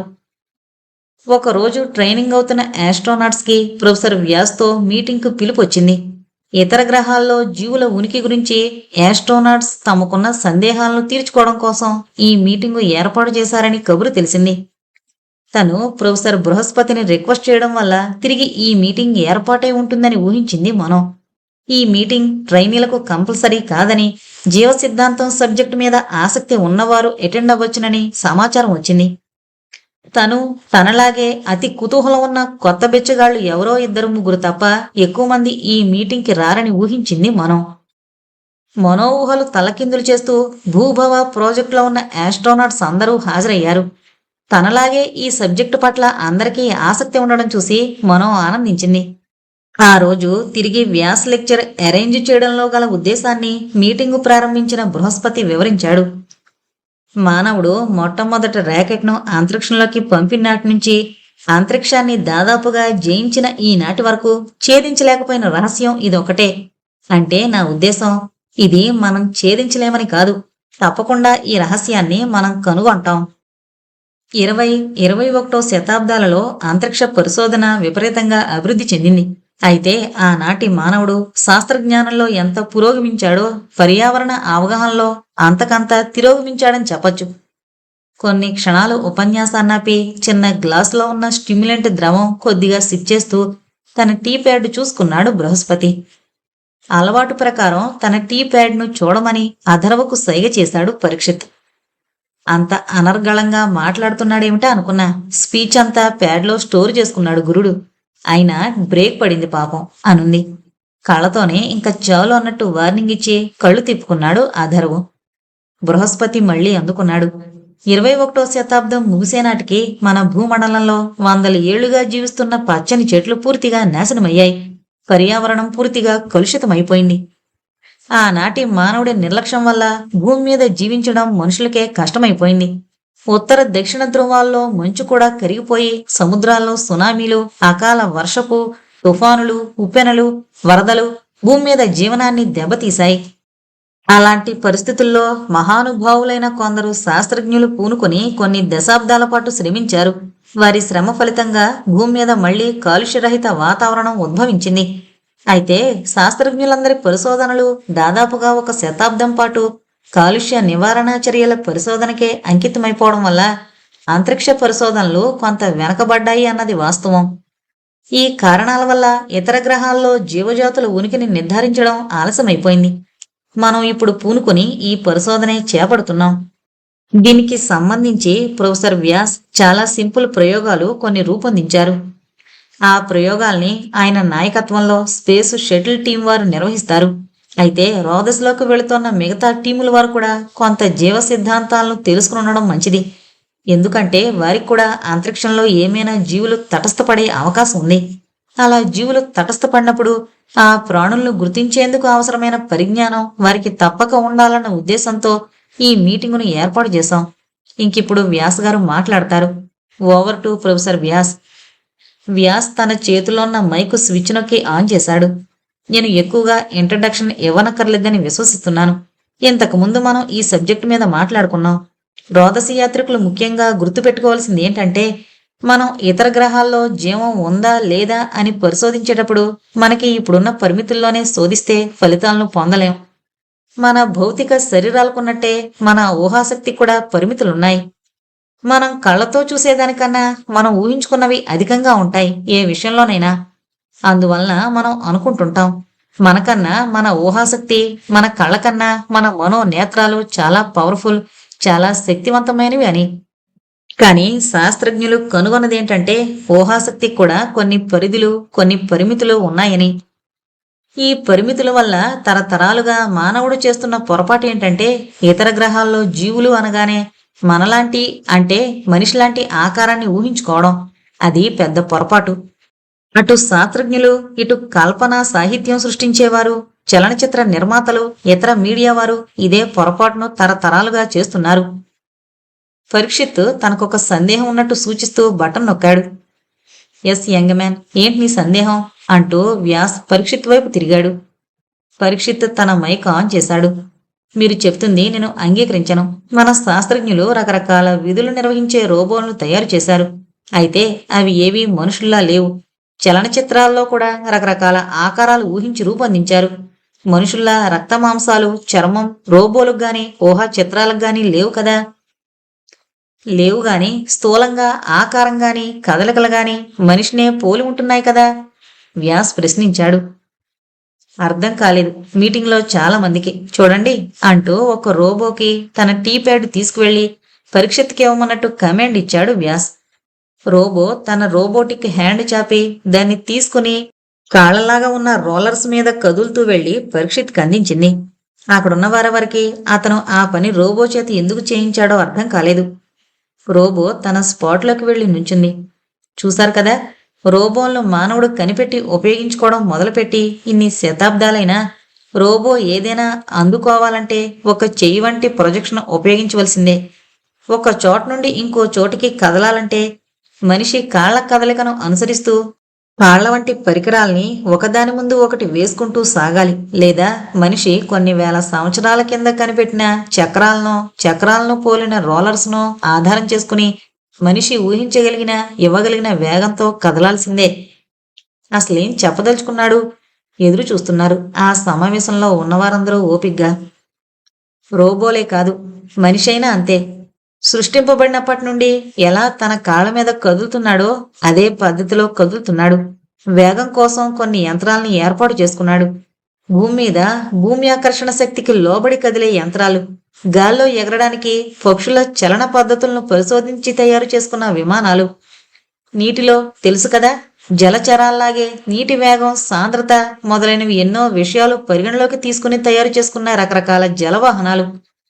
ఇంకా రోదస్లోకి వెళ్లాలంటే ముందు భూమి ఆకర్షణ శక్తిని ఛేదించడానికి విశ్వ ప్రయత్నం చేసి నానా యాతన ఇప్పటికీ పడుతూనే ఉన్నాడు. వ్యాస్కి ఏమన్నా మతి చెల్లించలేదు కదా అన్నట్టు చూశారు ఆ మీటింగ్లో ఉన్న కొందరు. సో వాట్, ఇంతకీ ఏంటి మీరనేది అన్నాడు పరీక్షిత్. మరింకేం చెయ్యాలి అన్నాడు జేమ్సన్. ఇంకా ఏమన్నా ప్రశ్నలు వస్తాయా అన్నట్టు చూశాడు వ్యాస్. నా పాయింట్ అల్లా మనిషి ఎంత అభివృద్ధిని, శాస్త్ర జ్ఞానాన్ని సాధించినా అదంతా ప్రకృతి విధించిన హద్దుల్లోనే సాగుతుంది. అందువలన దేనికోసం అన్వేషించినా ఒక సంకుచితమైన దృక్పథం అతన్ని వేడట్లేదు. గ్రహాంతరాల్లో జీవం కోసం అన్వేషించేటప్పుడు ఈ పరిధులను దాటి ప్రయత్నం చేస్తేనే మనకు సత్యం చేజిక్కుతుంది. అంటే ఇతర గ్రహాల్లో జీవులనేసరికి మానవాకారాన్ని ఊహించుకుని ఆ ఆకారానికి దగ్గరలో ఉండే జీవాల కోసం వెతకకూడదు. మనిషి కోసమే కాకుండా ఇంకే జీవ పదార్థం కోసం వెతికినా సరే ఈ భూమి మీద మన దృష్టికి అందుతున్న జీవాలను ఉదాహరణగా తీసుకురాదు. ఉదాహరణకు మనకు తెలిసిన ఏకకణ జీవులున్నాయి, యూనిసెల్యులర్ ఆర్గానిజమ్స్.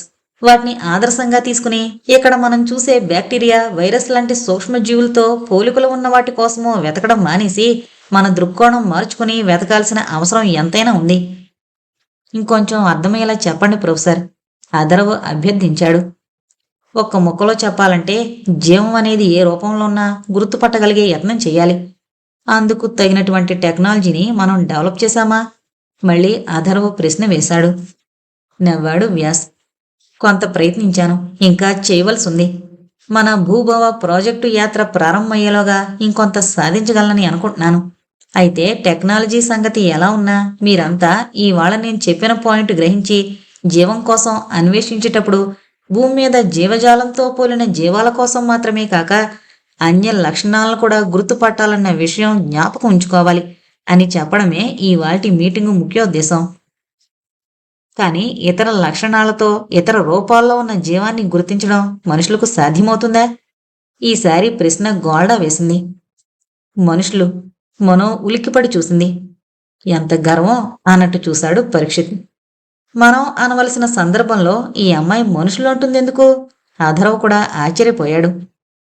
ఆమె మాటల్లో ఏదో వివరించలేని అసంబద్ధత తోచి ఇంకొందరు అదో రకంగా చూశారు గోల్డా వైపు. తడబాటును కప్పిపుచ్చుకుంటూ, నా ఉద్దేశం మీరు చెప్పినట్టు మన దృక్కోణం ఎన్నో పరిమితులకు లోబడింది. అటువంటప్పుడు మనకి తెలియని రూపంలో ఉన్న జీవ పదార్థాన్ని ఎలా గుర్తించగలం? తన ప్రశ్నను మరో రూపంలో వ్యక్తపరిచింది గోల్డా. గుర్తించడం అన్న మాట వదిలేస్తాను నేను ఈ విషయంలో. రోదసికి వెళ్లిన మానవుడు తనకు తెలియని రూపంలో ఉన్న జీవ పదార్థాన్ని గుర్తించలేకపోయినా గ్రహించగలడని నాకు గట్టి నమ్మకం ఉంది. ఎందుకంటే ఇప్పటికే డార్క్ మ్యాటర్, డార్క్ ఎనర్జీ అనేవి విశ్వాంతరాళంలో వ్యాపించున్నాయని గ్రహించగలిగాడు మనిషి. ఈ గ్రహింపు 20-21వ శతాబ్దాల్లోనే కలిగింది. కానీ ఆ డార్క్ మ్యాటర్, డార్క్ ఎనర్జీలను బంధించి పూర్తిగా నిర్వచించడం, భౌతికంగా చూడడం ఇప్పటికి కూడా సాధ్యపడలేదు. అలాగే గ్రహాంతరాల్లో ఉన్న జీవ పదార్థాన్ని కూడా కళ్ళతో చూసినా చూడలేకపోయినా దాని ఉనికిని గ్రహించగలుగుతాడు ఆధునిక శాస్త్రజ్ఞుడు అని నా నమ్మకం అన్నాడు వ్యాస్. నాదొక మాట. మనో గొంతు వినబడింది. అందరూ అటు చూశారు. Yes young lady, what is it? What is your doubt? Vyas మనోవైపు తిరిగి చిన్న చిరునవ్వుతో అడిగాడు. డౌట్ కాదు సార్, మీరు గ్రహింపు అన్న పదం వాడిన నేపథ్యంలో నాకు కలిగిన అనుభవం ఒకటి చెప్పాలి. ఒక్కొక్కసారి కొందరు మనుషులు మన దగ్గరగా వస్తున్నప్పుడు వారిని చూడకపోయినా, వారి ప్రెజెన్స్ను మనం చూడకపోయినా మన మనసో మెదడో ఏదో తెలీదు గాని ఫలానా వారు ఈ చుట్టుపక్కల ఉన్నారు అన్న సంగతి మన గ్రహింపులోకి వస్తుంది. కొందరు వ్యక్తులు మన చుట్టుపక్కల ఉన్నారు అని మనకు తెలియకపోయినా మనలో ఏదో గాబరా, ఏదో వివరించలేని ఇబ్బంది ఫీల్ అవుతాం. చుట్టుపక్కల పరిశీలించి చూస్తే నిజంగానే మనని ఇబ్బంది పెట్టి మనలో నెగిటివ్ సెన్సేషన్ కలిగిస్తోన్న వ్యక్తి అక్కడుంటాడు. మనం అతన్ని చూడకపోయినా, అతన్ని తాకకపోయినా, అతని గొంతు వినకపోయినా కూడా ఈ గ్రహింపు మనకు వస్తుంది. మీరు గ్రహాంతర జీవులను కనిపెట్టడంలో ఇటువంటి గ్రహింపు శక్తినే మనం కలిగి ఉండాలి అని చెబుతున్నట్టు నాకు అనిపిస్తోంది. యామే రైట్ అని స్వీట్గా అడిగింది మనో. ఆమె డెమోనాక్స్ సామీప్యంలో తనకు కలిగిన అనుభవాల గురించి మాట్లాడుతోంది అని అర్థం చేసుకున్నాడు Brihaspati. Anyway, you are right. నువ్వు మాట్లాడుతోంది కొందరు వ్యక్తులు మనలో కలిగించే నెగిటివ్ రియాక్షన్స్ గురించి అని నేను అనుకుంటున్నాను, అవునా? Yes sir, exactly. నిజమే. ఇలాంటి ఫీలింగ్స్ అవతలి వ్యక్తుల నుంచి ఎమిటయ్యే నెగిటివ్ వైబ్రేషన్స్ వల్ల కలుగుతాయి. చాలా బలమైన ప్రతికూల తరంగాలు వీళ్ళ నుంచి రిలీజ్ అవుతుంటాయి. ఇతరులు గ్రహిస్తారు ఈ ప్రతికూలతను. దాదాపుగా అటువంటి గ్రహింపు శక్తినే మనం డెవలప్ చేయాలి. దాదాపుగా అవే అంటున్నాను, గమనించండి. గ్రహాంతర జీవుల్లో ఇటువంటి నెగిటివ్ వైబ్రేషన్స్ ఉంటాయని నేను అనుకోవట్లేదు. కానీ ఆ జీవుల ఉనికిని గ్రహించడంలో మనం మన జ్ఞానేంద్రియాలకు అతీతమైన ఎక్స్ట్రా సెన్సరీ పర్మిషన్స్ డెవలప్ చేయాలని మాత్రం ఆశిస్తున్నాను అన్నాడు వ్యాస్. గ్రహాంతర జీవులు, జీవ పదార్థం అన్న మాటలు వాడడం కంటే జీవశక్తి అనడం సమంజసంగా ఉంటుందనుకుంటాను అంది గోల్డా సాలోచనగా. కరెక్ట్, అది సమంజసమే. మన కంటితో చూడలేంది శక్తి స్వరూపమే అవుతుంది. విద్యుత్ శక్తిని చూడలేం, ఉష్ణోగ్రతను చూడలేం, వీటన్నిటినీ శక్తులు అంటున్నాం. కానీ ఒకటి, కంటితో చూడలేకపోయినా స్పర్శతో కొన్నిటిని, వినికిడితో కొన్నిటిని, అలా మనకున్న జ్ఞానేంద్రియాలతో భౌతికమైన శక్తులను అనుభూతి చెందగలుగుతున్నాం. అయితే ఈ భౌతిక శక్తులకు అనుభూతికి కూడా అందని అతీతమైన జీవశక్తిని ఏమని పిలవాలో తెలియక దానికి శక్తి అనే పేరు పెట్టుకోవాల్సి వస్తుంది ప్రస్తుతానికి అన్నాడు వ్యాస్. హ్యూమన్ పర్ఫెక్షన్స్, మానవ గ్రహణ శక్తికి అతీతమైన జ్ఞానమే దైవం. గోల్డా అన్న మాటలు అక్కడ ఉన్నవారిలో ఎంతమందికి వినపడ్డాయో తెలీదు. విన్నవాళ్లలో ఎంతమంది అర్థం చేసుకోగలిగారో తెలీదు. ఎందుకంటే గోల్డా ఆ మాటలంటున్న సమయంలోనే అందరి చెవులు బద్దలయ్యేలా పెద్ద శబ్దం వినపడింది. అదురుతున్న గుండెలతో శబ్దం వచ్చిన వైపు చూశారు అందరూ. గాజు గోడలకు అవతలగా 2 సెక్యూరిటీ రోబోలు క్రాష్ అయి పడున్నాయి. వాటి మధ్య నుంచి రషీద్ ఎవరో ఈడ్చుకొస్తున్నట్టు అతి వేగంగా వస్తున్నాడు. ఆ చుట్టుపక్కల ఒక్క రోబో కూడా పనిచేయకముందే గాజుగోడ బలవంతాన తెరుచుకున్నట్టు తెరుచుకుపోయింది. ఒక్క ఉదుటున రషీద్ లోపలికొచ్చి పడ్డాడు. ఆ మీటింగ్ హాల్లో డ్యూటీలో ఉన్న 2 రోబోలు రకరకాల శబ్దాలు చేస్తూ ఒక్కసారే రషీద్ లాగే కుప్పకూలిపోయాయి. బృహస్పతి తదితరులు రషీద్ చుట్టూ చేరారు. బివేర్ బివేర్, రషీద్ ఏదో చెప్పడానికి ప్రయత్నించాడు. ఎవరో గొంతు నొక్కేసినట్టు అబ్బా అని కంఠం మీద చేతులు పెట్టుకుని తలవాల్చేశాడు Rasheed. My god, he is dead, ప్రాణం పోయింది. అందరికన్నా ముందు తేరుకున్న సనాతన్ కేక పెట్టాడు. ఎవ్వరికీ నోటమాట రాలేదు. రషీద్ హఠాన్మరణం తర్వాత 2 రోజుల పాటు శిక్షణా కార్యక్రమాలు పూర్తిగా నిలిచిపోయాయి. ఎవరి గదుల్లో వారిని ఉండమని సెక్యూరిటీ వారు ఆదేశాలిచ్చారు. యాస్ట్రోనాట్స్ మాత్రమే ఉపయోగించే క్యాంటీన్లో కూడా ఎవరూ వెళ్ళనవసరం లేకుండా గదుల్లోకే టైం ప్రకారం తిండి పంపుతున్నారు. యాస్ట్రోనాట్ కాని వారికి కూడా కట్టుదిట్టాలు ఎక్కువయ్యాయి. ఆ రోజు మీటింగ్కు రాని వాళ్ళ ఎవరికీ రషీద్ మరణించినట్టు తెలీదు. ఆ వార్త వ్యాపించకుండా తగిన చర్యలు తీసుకోబడ్డాయి. అవసరానికి తప్ప ఒక్క మాట ఎవరూ ఎక్కువ మాట్లాడకుండా రోబోల నిఘా టైట్ అయింది. అవసరం కలిగి మాట్లాడుకోవాలంటే ఏ ఇద్దరికీ 5 నిమిషాలకు మించి అనుమతి ఇవ్వట్లేదు. ఏం జరుగుతుందో ఎవరికీ అర్థం కాలేదు. అంతరిక్ష కేంద్రానికి లిజా స్వయంగా వచ్చి ఇన్వెస్టిగేషన్ చేపట్టినట్టు గమనించింది మనం. జరుగుతున్న సంఘటనల దృష్ట్యా తనకి ఏదైనా ప్రమాదం జరుగుతుందని భయపడి తనని రోదసీ యాత్రకు వెళ్లకుండా లిజా తప్పిస్తుందేమోనని సందేహం వచ్చింది మనోకి. తల్లిగా ఆవిడ తన గురించి అలా కొద్దిపాటి శ్రద్ధ తీసుకుంటే బాగుండని మనో మనసులో ఏమోలో చిన్న కోరికుంది. కానీ మరో పక్క తన స్పేస్ ఫ్లైట్ క్యాన్సిల్ కాకూడదని మరో బలమైన ఆకాంక్ష ఉంది. 2 రోజులు భరించలేని సస్పెన్స్తో ఉత్కంఠగా గడిచాక శిక్షణ తిరిగి ప్రారంభమైనప్పుడు మనో చిన్నపాటి నిరాశకు గురైంది. లీజా తన భద్రత గురించి వరి అయ్యి తన ట్రైనింగ్ను, స్పేస్ ఫ్లైట్ను ఆపేస్తుందని అనుకున్నందుకు తన అమాయకత్వానికి తనకే నవ్వొచ్చింది. లీజా అటువంటి బంధాలకు అతీతురాలని తెలిసి తను అలా ఆలోచించడం తన బలహీనత అనుకుని సరిపెట్టుకుంది. రషీద్ మరణం మనోని కుంగదీసింది. అతను తమింటికి రావడం, ఏదో భరించలేని బాధతో ఉన్నట్టుండడం వంటివి పదే పదే గుర్తుకొచ్చాయి. కళ్ళారా చూసిన అతని ఆఖరి క్షణాల దృశ్యాలు నిద్రలో కూడా వదలకుండా కలవరపెట్టాయి. 2 రోజుల పాటు పూర్తిగా ఏకాకులుగా ఐసోలేటెడ్గా గడిపి 3వ నాడు శిక్షణ కోసం హాజరైన వారెవ్వరి ముఖంలోనూ పూర్వపు ఉత్సాహం లేకపోవడం గమనించింది మనం. పరీక్షిత్తులో బాగా మార్పు వచ్చింది. అతని ముఖంలో భయాందోళనలు ప్రస్ఫుటంగా కనిపించాయి. శిక్షణ మళ్లీ ప్రారంభమైన మొదటి రోజు ఎవరూ ఎక్కువ మాట్లాడలేదు. ఎవరి పనిలో వారు నిమగ్నమైనట్టు గంభీరంగా ముఖాలు పెట్టుకునే గడిపారు. అంత టెన్షన్లోనూ ఒక విచిత్రం గమనించింది మనం. ఒక్క గోల్డా ముఖమే అందరికీ విభిన్నంగా ప్రశాంతతను సంతరించుకునుంది. ఏమీ జరగనట్టు ఎప్పుడూ ఎలా ఉంటుందో అలాగే ఉంది. ఇంతటి సంయమనం ఈ అమ్మాయి ఎలా సాధించిందా అని మనసులోనే ఆశ్చర్యపోయింది. మరో 4 రోజులు గడిచేసరికి మళ్లీ అందరూ రొటీన్లో మామూలుగా సర్దుకుపోయారు. తమ తమ విధులు నిర్వర్తించుకోవడం, బ్రేక్ సమయంలో అందరూ కలుసుకుని కబుర్లు చెప్పుకోవడం యథావిధిగా మొదలైంది. అయితే ఎవ్వరూ మళ్లీ రషీద్ మాట ఎత్తలేదు. మనో మాత్రం రషీద్ ఆఖరి క్షణాలను మరిచిపోలేకపోతోంది. బామ్మ వేదతో మాట్లాడలేకపోవడం ఆమెని మరింత కుంగదీసింది. ఒకరోజు బ్రేకులో మనో ఒంటరిగా కాఫీ తాగుతూ కూర్చునుండడం గమనించి వచ్చి పక్క కుర్చీలో కూర్చున్నాడు పరీక్షిత్. అప్పటికి రోబోల హడావిడి కొద్దిగా తగ్గింది. గత కొద్ది రోజులుగా మరీ వీపు వెనకే చేరి వాళ్ల మూమెంట్స్ ని నిఘా వేసుంచి వారి మాటలు, కదలికలు రికార్డ్ చేసి ఎనలైజ్ చేస్తుండిన రోబోలు ఇప్పుడు ఇదివరకట్లా కొద్దిపాటి దూరంలో నిలబడుతున్నాయి. వాటి ఎర్రని బొలుబులు కళ్ళ నుంచి ఎవరూ దూరంగా పోకుండా మాత్రం జాగ్రత్త పడుతున్నాయి. పరీక్షిత్తు తను కూడా ఒక కాఫీ పుచ్చుకుని సిప్ చేస్తూ, ఇక్కడ జరగరాని ఘోరాలేవో జరుగుతున్నాయి. రషీద్ మరణం సహజ మరణం కాదు అన్నాడు. మనో మాట్లాడలేదు. కోర్స్ మనం చేసేదేమీ లేదు, భయపడ్డం తప్ప అన్నాడు. మన ట్రైనింగ్ త్వరగా పూర్తయి మనని ఇంకా రోదస్లోకి పంపేస్తే బాగుండును. ఇక్కడ టెన్షన్ భరించడం కష్టంగా ఉంది అంది మనో మెల్లగా. అవునన్నట్టు తల ఊపాడు పరీక్షిత్. మెల్లగా తన కుర్చీని మనోకి బాగా దగ్గరగా జరిపాడు పరీక్షిత్. కానీ గమనించావా, మనమందరం ఇంత భరించలేని టెన్షన్లో ఉంటే గోల్డాలో ఏ మార్పు లేదు.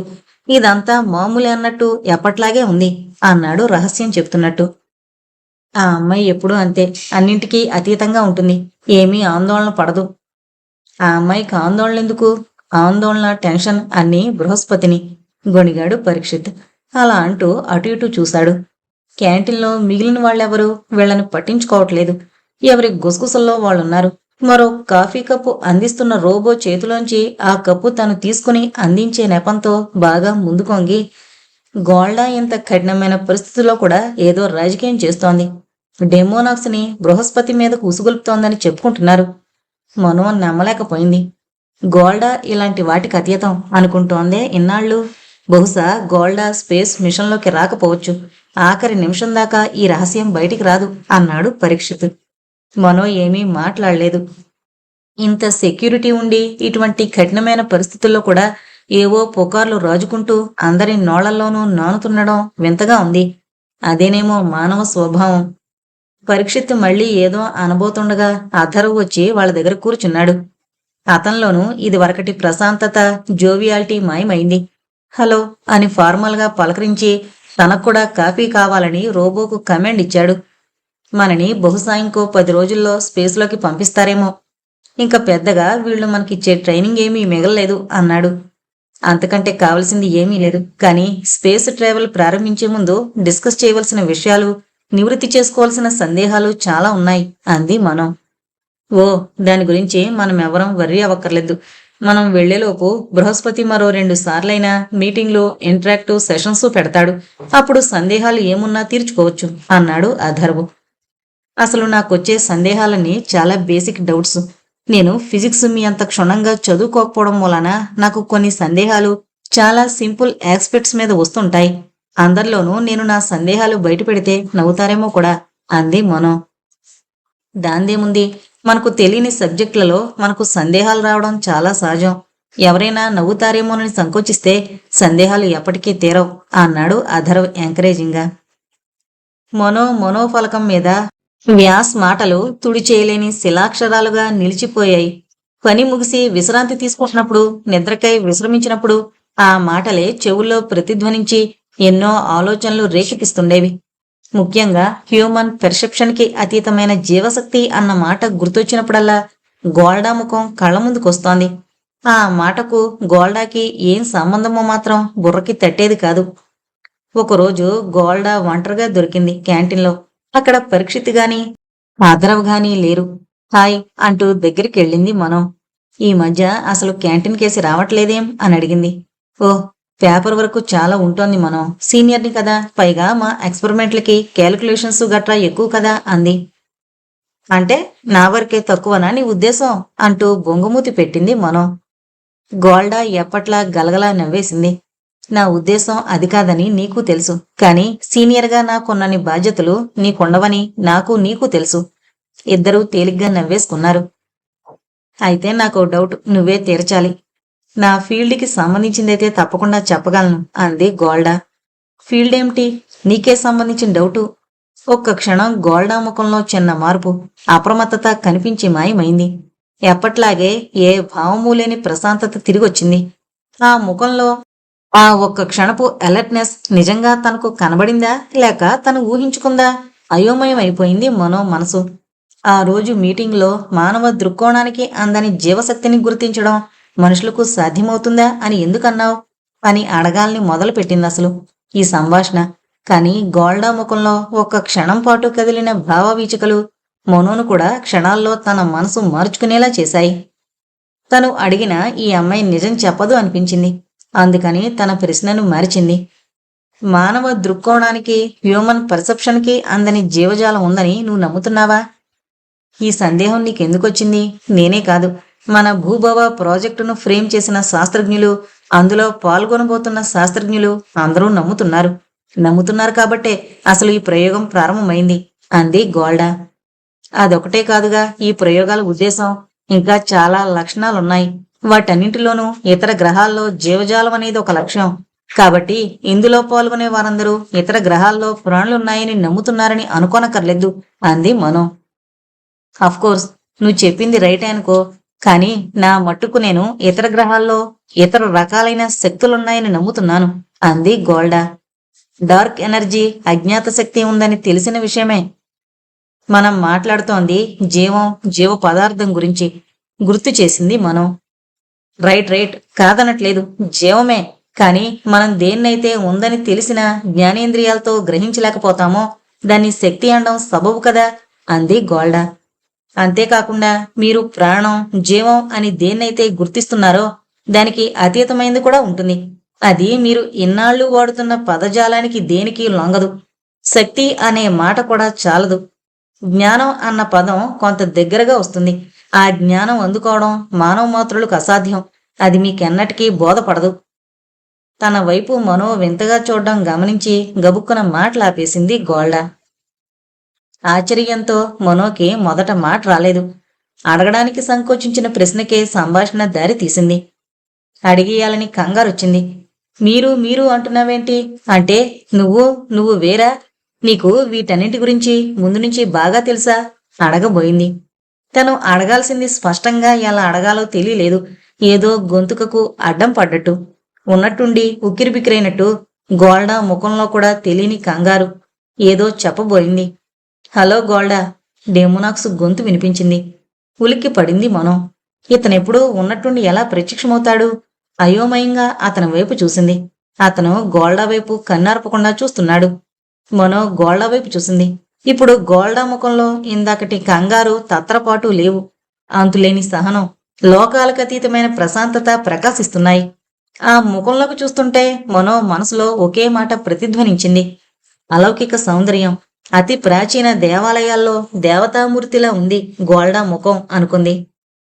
డెమోనాక్స్ అలాగే గోల్డా ముఖంలోకి చూస్తున్నాడు. అతని చూపులు మనోకి ఇబ్బంది కలిగించాయి. గోల్డా మాత్రం ఏ విధమైన ఇబ్బందికి, అశాంతికి గురవుతున్నట్టు లేదు. అతనంత గుచ్చేసేలా చూస్తుంటే ఈ అమ్మాయికి ఏ రియాక్షను రావట్లేదేమిటి? అయితే ఇరిటేట్ అవ్వాలి, లేకపోతే ఆ చూపులను ఎంజాయ్ చెయ్యాలి, చూపులతో ఎదుర్కోవాలి. కానీ గోల్డా కళ్లల్లో ఎటువంటి రియాక్షను లేదు. అదే సహనం, అదే ప్రశాంతత. ఇలా ఉండడం గోల్డాకెలా సాధ్యమవుతోంది? ఆశ్చర్యపోయింది మనం. మౌనంగా వాళ్ళని చూస్తుండిపోయింది. వాళ్ళు మౌనంగానే ఉన్నారు. హలో అని పలకరించిన తర్వాత ఏమీ మాట్లాడలేదు డెమోనాక్స్. అసలు పలకరించను కూడా లేదు గోల్డా. అలా నిశ్శబ్దంగానే వాళ్ల మధ్య ఏదో సంభాషణ నడుస్తున్నట్టు ఫీల్ అయింది మనం. కాని ఎప్పట్లాగే డెమోనాక్స్ సామీప్యం మనోని అర్థంలేని ఇబ్బందికి గురిచేస్తోంది. ఉక్కిరిబిక్కిరైపోతున్నట్టు ఊపిరికి ఇబ్బంది పడిపోతూ కుర్చీలోంచి లేచింది. అప్పుడు గమనించింది, గాజుగోడ కవతల లేజా నిలబడింది. దేనివైపు చూస్తున్నట్టున్నా ఆమె కళ్ళు డెమోనాక్స్ ని నిశితంగా పరిశీలిస్తున్నాయని గ్రహించింది మనో. మరో సంగతి కూడా మనో గమనించింది. ఇప్పుడు అతనితో ఉన్న సెక్యూరిటీ రోబో క్షేమంగా ఉంది. ఎర్రటి కళ్ళు డెమోనాక్స్ మీద నుంచి అరక్షణం కూడా తీయట్లేదు. చుట్టుపక్కల రోబోలు కూడా ఎక్కువ ఎఫెక్ట్ అవ్వలేదు. అవి కూడా డెమోనాక్స్ కదలికల్ని నోట్ చేస్తున్నట్టు అనిపించింది. అంటే పాత రోబోల కన్నా పవర్ఫుల్ రోబోలను, ఎక్కువ కెపాసిటీతో అప్గ్రేడ్ చేసిన రోబోలను ప్రవేశపెట్టారన్నమాట అనుకుంది. ప్రస్తుతం ఇక్కడ వాతావరణం తనకి అనుకూలంగా లేదనుకున్నాడో ఏమనుకున్నాడో డెమోనాక్స్ వెళ్ళొస్తాను అన్నట్టు చిన్నగా తలెగరేసి అక్కడి నుంచి కదిలాడు. ఎలా వచ్చాడో అలా నిశ్శబ్దంగా నిష్క్రమించాడు. అతని కదలికను ఊహించినట్టు లేజా ముందే మాయమైంది. రోబోలు కూడా. మనో అడగదలుచుకున్న ప్రశ్నలన్నీ ఆమె మనసులోనే ఆగిపోయాయి. యాస్ట్రోనాట్లందరి ట్రైనింగు పూర్తి కాబోతుంది అనగా కొన్ని రోజుల ముందు వారందర్నీ బృహస్పతి తిరిగి సమావేశపరిచాడు. ఆనాటి మీటింగ్లో 3 అంతరిక్ష నౌకల్లోనూ ప్రయాణం చేయబోతున్న యాస్ట్రోనాట్స్ ని పరిచయం చేశాడు బృహస్పతి. భూతకాలంలోకి ప్రయాణానికి సిద్ధమైన భూ స్పేస్ షటిల్లో సైంటిస్టుల టీం లీడర్గా ప్రొఫెసర్ సనాతన్ ఉన్నారు. మిగిలిన వారు Jameson, Yogi, Foster, pilot astronauts గా జిమ్, డేవిడ్ ఉన్నారు. వర్తమానం పరీక్షించే స్పేస్ షటిల్ వాలో టీం లీడర్ ప్రొఫెసర్ వ్యాస్, మిగిలిన వారు వర్ధమాన్, ముష్లు. వారి పైలట్ ఆస్ట్రోనాట్స్ గా రాజు, రజాకు డ్యూటీలో ఉన్నారు. ఇంకా మిగిలిన స్పేస్ షటిల్లో Mano, Golda, Atharv, Parikshit mission specialist astronauts గా వెళతారు. వారి pilot astronauts Sarathi, Shimon. Brihaspati తయారు చేసిన పథకం బిగ్ బ్యాంగ్ థియరీ మీద ఆధారపడింది. బిగ్ బ్యాంగ్ విస్ఫోటనం జరిగిన తర్వాత ఇప్పటికింకా ఆస్ట్రాయిడ్స్, తోకచుక్కలు అంతరిక్షంలో తిరుగుతూనే ఉన్నాయి. కాబట్టి భూమి వైపుగా వస్తున్న ఆస్ట్రాయిడ్ ని అధిరోహించి దాని వేగాన్ని కాంతి వేగానికి రెట్టింపు వేగంతో దానిని 65,000 మిలియన్ గత సంవత్సరాల వేగం ప్రయాణం చేయిస్తే భూమి ఆ కాలంలో, అంటే డైనోసార్లు భూమి మీద తిరుగుతున్న కాలంలో భూమి ఎలా ఉండేదో ఒక విహంగ వీక్షణంలా చూడగలుగుతామని స్థూలంగా సిద్ధాంతీకరించారు. ఆ సిద్ధాంతం ఆధారంగా కొన్ని టీముల సైంటిస్టులు పరిశోధనలు జరిపి లెక్కలు వేసి ప్రణాళికను తయారు చేయగలిగారు. ఆనాటి సమావేశంలో తన సిద్ధాంతం భూ భా వా టీముల వారి ప్రయోగాలు, విధులు సుస్పష్టంగా విశదీకరించాడు బృహస్పతి. మొట్టమొదటగా ఈ సమావేశం ముఖ్యోద్దేశం మీకు వివరిస్తాను. భూ భా వా పేర్లతో 3 స్పేస్ షటిల్స్ మీద మీరు 3 టీములుగా విడివిడిగా రోదస్లోకి వెళ్లబోతున్నారు. ఇప్పటి వరకు మీకు మీ ప్రత్యేక ప్రాజెక్టుకు సంబంధించిన వివరాలే తెలుసు. ఇప్పుడు మొత్తం 3 ప్రాజెక్టుల వివరాలు అందరికీ చెప్పబడతాయి. దానివల్ల ఒకరి పనితో ఒకరు సమన్వయం కుదుర్చుకుంటూ, కోఆర్డినేట్ చేసుకుంటూ మీరు మంచి ఫలితాలు సాధించొచ్చు అంటూ పరిచయ వాక్యాలు పలికాడు బృహస్పతి. మనోలో ఉత్సాహం పెల్లుబికింది. రషీద్ హఠాన్ మరణం తర్వాత గత కొన్ని రోజులుగా ఆమెలో ఉన్న ఆందోళన, స్తబ్దత, నైరాస్యం ఒక్కసారి మాయమైపోయినట్టయింది. తన స్పేస్ మిషన్ గురించే కాక వాళ్ళ గురించి తెలుసుకుంటే తనకి పుట్టుకొస్తోన్న అసంఖ్యాకమైన సందేహాలకు ఒక సమాధానం దొరుకుతుంది అనిపించింది. ఆసక్తిగా ముందుకొంగి బృహస్పతి చెప్పే మాటల మీద మనసంతా నిమగ్నం చేసింది. ఇప్పుడు మనం చేపట్టినటువంటి ప్రయోగం బిగ్ బ్యాంగ్ థియరీ మీద చాలా మట్టుకు ఆధారపడుందని మనందరికీ తెలుసు. బిగ్ బ్యాంగ్ బ్రహ్మ విస్ఫోటనం జరిగిన తర్వాత గ్రహాలు, నక్షత్రాలు ఏర్పడి ఇప్పుడు మనం చూస్తోన్న మనకు పరిచయమైన విశ్వం అవతరించింది. మన భూమితో కూడుకున్న విశ్వం ఒక్కటే మనకు తెలుసు. అయితే ఇలాంటి విశ్వాలు అంతరిక్షంలో మరెన్నో ఉన్నాయని, మనం వాటిని ఇప్పటికీ పూర్తిగా కనుక్కోలేకపోయామని కూడా మీకు తెలుసు. అంటే ఇంకా వివరంగా చెప్పాలంటే మన భూమి, ఇతర గ్రహాలు, సూర్యుడితో కూడుకున్నది విశ్వం, యూనివర్స్. అయితే ఇటువంటి అనేక విశ్వాలతో కూడుకున్న విశ్వాంతరాళాల్ని బహుళ విశ్వం, మల్టీవర్స్ అన్నారు శాస్త్రజ్ఞులు. ఈ మల్టీవర్స్ సిద్ధాంతాన్ని హగ్ ఎవరెట్ అనే శాస్త్రజ్ఞుడు 1950లోనే తయారు చేశాడు. అతని క్యాలిక్యులేషన్స్ ప్రకారం ఈ మల్టీవర్సులు ప్యారలల్ వరల్డ్స్ గా దర్శనమిస్తాయి. అంటే టూకీగా చెప్పుకోవాలంటే ఒక విశ్వాన్ని అన్ని విధాలుగా పోలిన సరిగ్గా మిర్రర్ ఇమేజ్ లాంటి మరో విశ్వం ఉండి తీరుతుంది. ఉదాహరణకు ఒక సూర్యుడి చుట్టూ తిరుగుతోన్న మన భూమి, చంద్రుడు, ఇతర గ్రహాలతో కూడుకున్న లోకం మరొకటి, మన లోకానికి అద్దం పట్టినట్టుండే లోకం మరొకటి ఈ అంతరిక్షంలో ఉండి తీరుతుంది. ఇప్పటి మన ప్రయోగానికి ఇప్పటి వరకు ఎవరూ నిరూపించలేకపోయిన ఈ సిద్ధాంతం ఎలా ఉపయోగపడుతుంది అన్నది మీ సందేహమని నాకు తెలుసు. సీనియర్ సైంటిస్టు సనాతన్ సూక్ష్మంగా వివరిస్తారు. తన మైక్ ఆన్ చేసుకుని ప్రొఫెసర్ సనాతన్ ప్రారంభించాడు. ఇప్పటి మన వా ప్రాజెక్టుకు ప్రాణం ఈ మల్టీ యూనివర్స్ సిద్ధాంతమే. దీన్ని ఆధారం చేసుకుని ప్రొఫెసర్ బృహస్పతి, ఆయన సహోద్యోగులు స్థూల ప్రణాళికలు తయారు చేశారు. అంతరిక్షంలో దూరాన్ని కాంతి సంవత్సరాల్లో కొలవడం మనకు తెలుసు. అయితే బృహస్పతి భూతకాలంలోకి ప్రయాణించడానికి గత సంవత్సర కాల వేగం, భవితలోకి ప్రయాణించడానికి భావి సంవత్సరాల వేగం అనే కాలవేగ ప్రమాణాలు కనుగొన్నారు. ఈ కాలవేగాల గురించిన డీటెయిల్స్ లోకి వెళ్లవలసిన అవసరం మనకు ఇప్పుడు లేదు. ఆయన రూపొందించిన వేగానికి తగ్గ స్పేస్ షటిల్స్ ను శాస్త్రజ్ఞులు తయారు చేసి మన కోసం సిద్ధం చేశారు. నేను లీడ్ చేయబోయే స్పేస్ షటిల్ 65,000 గత సంవత్సరాల కాలవేగంతో గతంలోకి ప్రయాణిస్తుంది. ఆనాటి భౌతిక పరిస్థితులను పరీక్షించి మనకు ఎంతో ముఖ్యమైన సమాచారాన్ని అందించేందుకు దోహదపడుతుంది. సింపుల్ గా చెప్పాలంటే ఒక ఉదాహరణ, డైనోసార్ల కాలం నాటి భూమిని మేం చూడగలుగుతామన్నమాట గతంలోకి ప్రయాణించడం వల్ల. అప్పుడు ఏం జరిగింది, డైనోసార్లు ఎందుకు భూమండలం మీద నుంచి మాయమయ్యాయి మొదలైన విషయాలు తెలుసుకోవడానికి మా రోదసీ ప్రయాణం ఉపయోగపడుతుంది. సనాతన మాటలు మనోని అయోమయంలో పడేశాయి. తనకు సందేహం అని సూచిస్తూ బటన్ నొక్కింది. ఎస్. సనాతన్ మనోవైపు తిరిగాడు. తనకు కలిగిన సందేహాన్ని ప్రశ్న రూపంలోకి ఫ్రేమ్ చేసుకోవడానికి సరైన పదజాలం రూపొందించుకుంటూ 2 క్షణాలు ఆగింది మనో. సార్, మనం యంత్రాలు సమకూర్చుకుని గతంలోకి ప్రయాణం చేసినంత మాత్రాన మనతో పాటు భూమి కూడా గతంలోకి ప్రయాణించి అప్పటి అవతారంలో దర్శనమిస్తుందా? ఈ భూమి మన కోసం అలా మారిపోతుందా? మనం స్పేస్ షిప్ లోంచి చూసినంతసేపు గతించిపోయిన డైనోసార్లు తిరిగి జీవం పోసుకుని ఎలా రాగలుగుతాయి? తన విస్మయాన్నంతా గొంతులో నింపుకుని అడిగింది మనో. Very pertinent question. చాలా సహేతుకమైన ప్రశ్న. అభినందిస్తున్నట్టు చిన్నగా చప్పట్లు కొట్టాడు సనాతన్. ఆ మాత్రం తెలీదా అన్నట్టు తేలగొట్టేయకుండా అభినందించినందుకు ఎంతో రిలీఫ్ ఫీల్ అయింది. మనో పెదవుల మీద చిన్న దరహాసం చిగురించింది. సనాతన్ తిరిగి ఉపన్యాసం కొనసాగించాడు. యాస్ట్రోసైకాలజిస్ట్ మనో ప్రశ్నకు సరైన సమాధానం ఇక్కడున్న యాస్ట్రోఫిజిస్టులు చాలా మందికి తెలుసు. తెలియని ఇతర శాస్త్రజ్ఞుల కోసం వీలైనంత మామూలు పదాలతో వివరిస్తాను.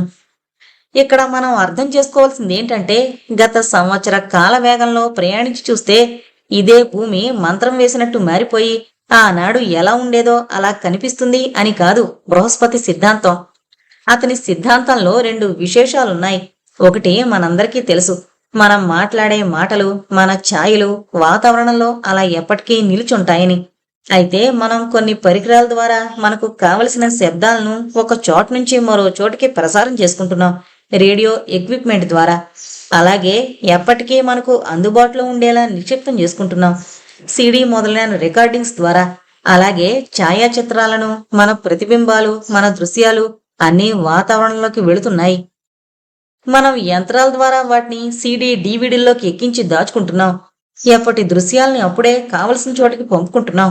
శాటిలైట్ల ద్వారా కూడా ఈ ప్రక్రియ మనం సాధిస్తున్నాం.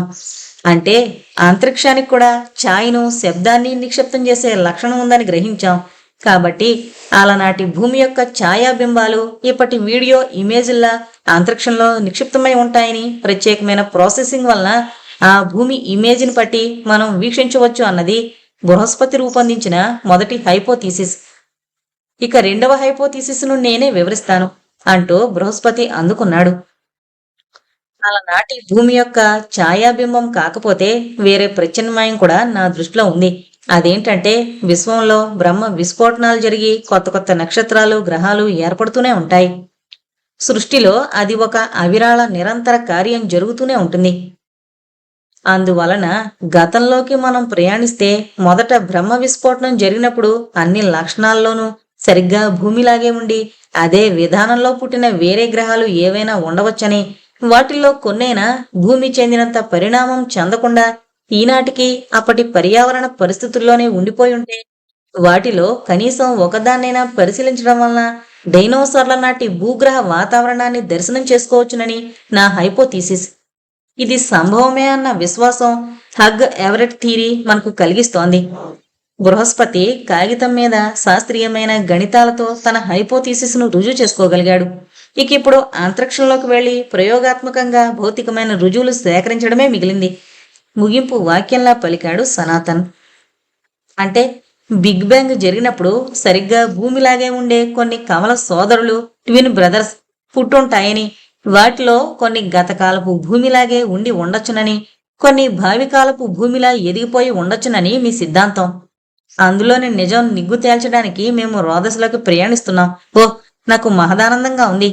చిన్న కేక పెట్టింది మనం.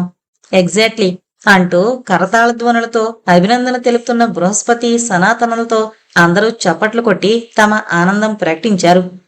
అయితే చిన్న సవరణ. బృహస్పతి గొంతు విని అందరూ నిశ్శబ్దమైపోయారు. మన స్పేస్ షటిల్స్ భూమి యొక్క కవల సోదరులను వెతుక్కుంటూ స్పేస్లో తిరగవు అన్నాడు. మళ్ళీ ఇదేం ట్విస్టు? ఏదో మిలికి పెట్టకుండా ఉండరు కదా ఈ సీనియర్లు అనుకుంది మనో. బిగ్ బ్యాంగ్ నాడు ఉద్భవించిన కొన్ని ఆస్ట్రాయిడ్స్, తోకచుక్కలు ఎప్పటికీ స్పేస్లో తిరుగుతూనే ఉన్నాయి. వాటిలో కొన్ని భూమి వైపుగా ప్రయాణిస్తూ ఉంటాయి, కొన్ని భూమిని ఢీకొంటాయి, కొన్ని దారి మళ్లీ భూమికి దగ్గరగా వచ్చినట్టే వచ్చి మరో వైపుకి వెళ్ళిపోతుంటాయి. మన ప్రయోగశాలలోని ఖగోళ శాస్త్రజ్ఞులు చాలా కాలంగా ఆస్ట్రాయిడ్స్ ని, తోకచుక్కలను అబ్జర్వ్ చేస్తూ ఉన్నారు. బిగ్ బ్యాంగ్ నాటి ఆస్ట్రాయిడ్ భూమికి దగ్గరగా వస్తోంది. దీనికి సకల్ పురాతన్ అని పేరు పెట్టారు మన శాస్త్రజ్ఞులు. మన స్పేస్ షటిల్ భూ టీం వారు ఈ ఆస్ట్రాయిడ్ సకల్ పురాతన్కి ఎదురెళ్లి దాన్ని అధిరోహిస్తారు. ఈ సకల్ పురాతన్ పూర్తిగా డైనోసార్ కాలం నాటి భూమిలా ఉండొచ్చునని భావిస్తున్నాం. దానిని పరిశీలిస్తూనే వీలైనంతగా దాని వేగాన్ని రెట్టింపు గత సంవత్సర కాలంలోకి పెంచి ప్రయాణించి మరో భూమండలం దొరుకుతుందేమో కూడా పరిశీలిస్తారు, వివరించాడు సనాతన్. అలాగే తోకచుక్కల్లో కామెట్స్ ఫ్యూచరో అనే తోకచుక్క భూమి నుంచి దూరంగా వ్యతిరేక దిశలో వెళుతోంది. ఆ కామెట్ ఫ్యూచరో పైకి స్పేస్ షటిల్ భా టీం వారు భావి సంవత్సర కాల వేగంతో అధిరోహించి ఫ్యూచరో వేగాన్ని రెట్టింపు చేసి ప్రయాణించి భవిష్యత్తులో భూమండలం ఎలా ఉంటుందో అనుభవపూర్వకంగా పరిశీలించగలుగుతారు. 65,000 మిలియన్ భవిష్యత్తు సంవత్సరాల వేగంతో ఎంత దూరం ముందుకు తీసుకువెళ్లగలరో అంత దూరం తీసుకువెళ్లి అప్పటికి మన భూమి కండిషన్ ఎలా ఉండబోతుందో తెలుసుకోవచ్చు అన్న హైపోథీసిస్ మీద ఆధారపడి ఈ భా ప్రాజెక్టు తయారు చేయబడింది. ఒకవేళ తోకచుక్కలకుండే కొన్ని పరిమితుల వల్ల కామెట్ ఫ్యూచరోని అధిరోహించడం వీలు కాకపోతే దానిని అనుసరించి అంటే ఫాలో అయ్యి ముందుకు దూసుకుపోయి అవసరమైన ప్రయోగాలు చేస్తారు. ఇంకా స్పేస్ షటిల్ వా టీం వారు చంద్రగ్రహంతో మొదలుపెట్టి రకరకాల ఉపగ్రహాల మీద ఇతర గ్రహాల మీద మానవుడి ఉనికికి అవసరమైన వాతావరణం ఉందా లేదా అన్న విషయం, అదే కాక ఇతర ప్రాణశక్తుల ఉనికి గురించిన ప్రయోగాలు నిర్వహించి పరీక్షిస్తారు. దానికోసం వాళ్ళు మొదట చంద్రుడి మీద, తర్వాత కుజుని మీద ప్రయోగాలు నిర్వహిస్తారు.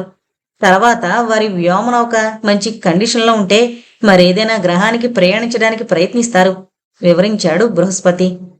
భూమికి దగ్గరగా వస్తోందని నిర్ణయమయ్యాక భూ స్పేస్ షటిల్ క్రూతో సహా సిద్ధమైంది.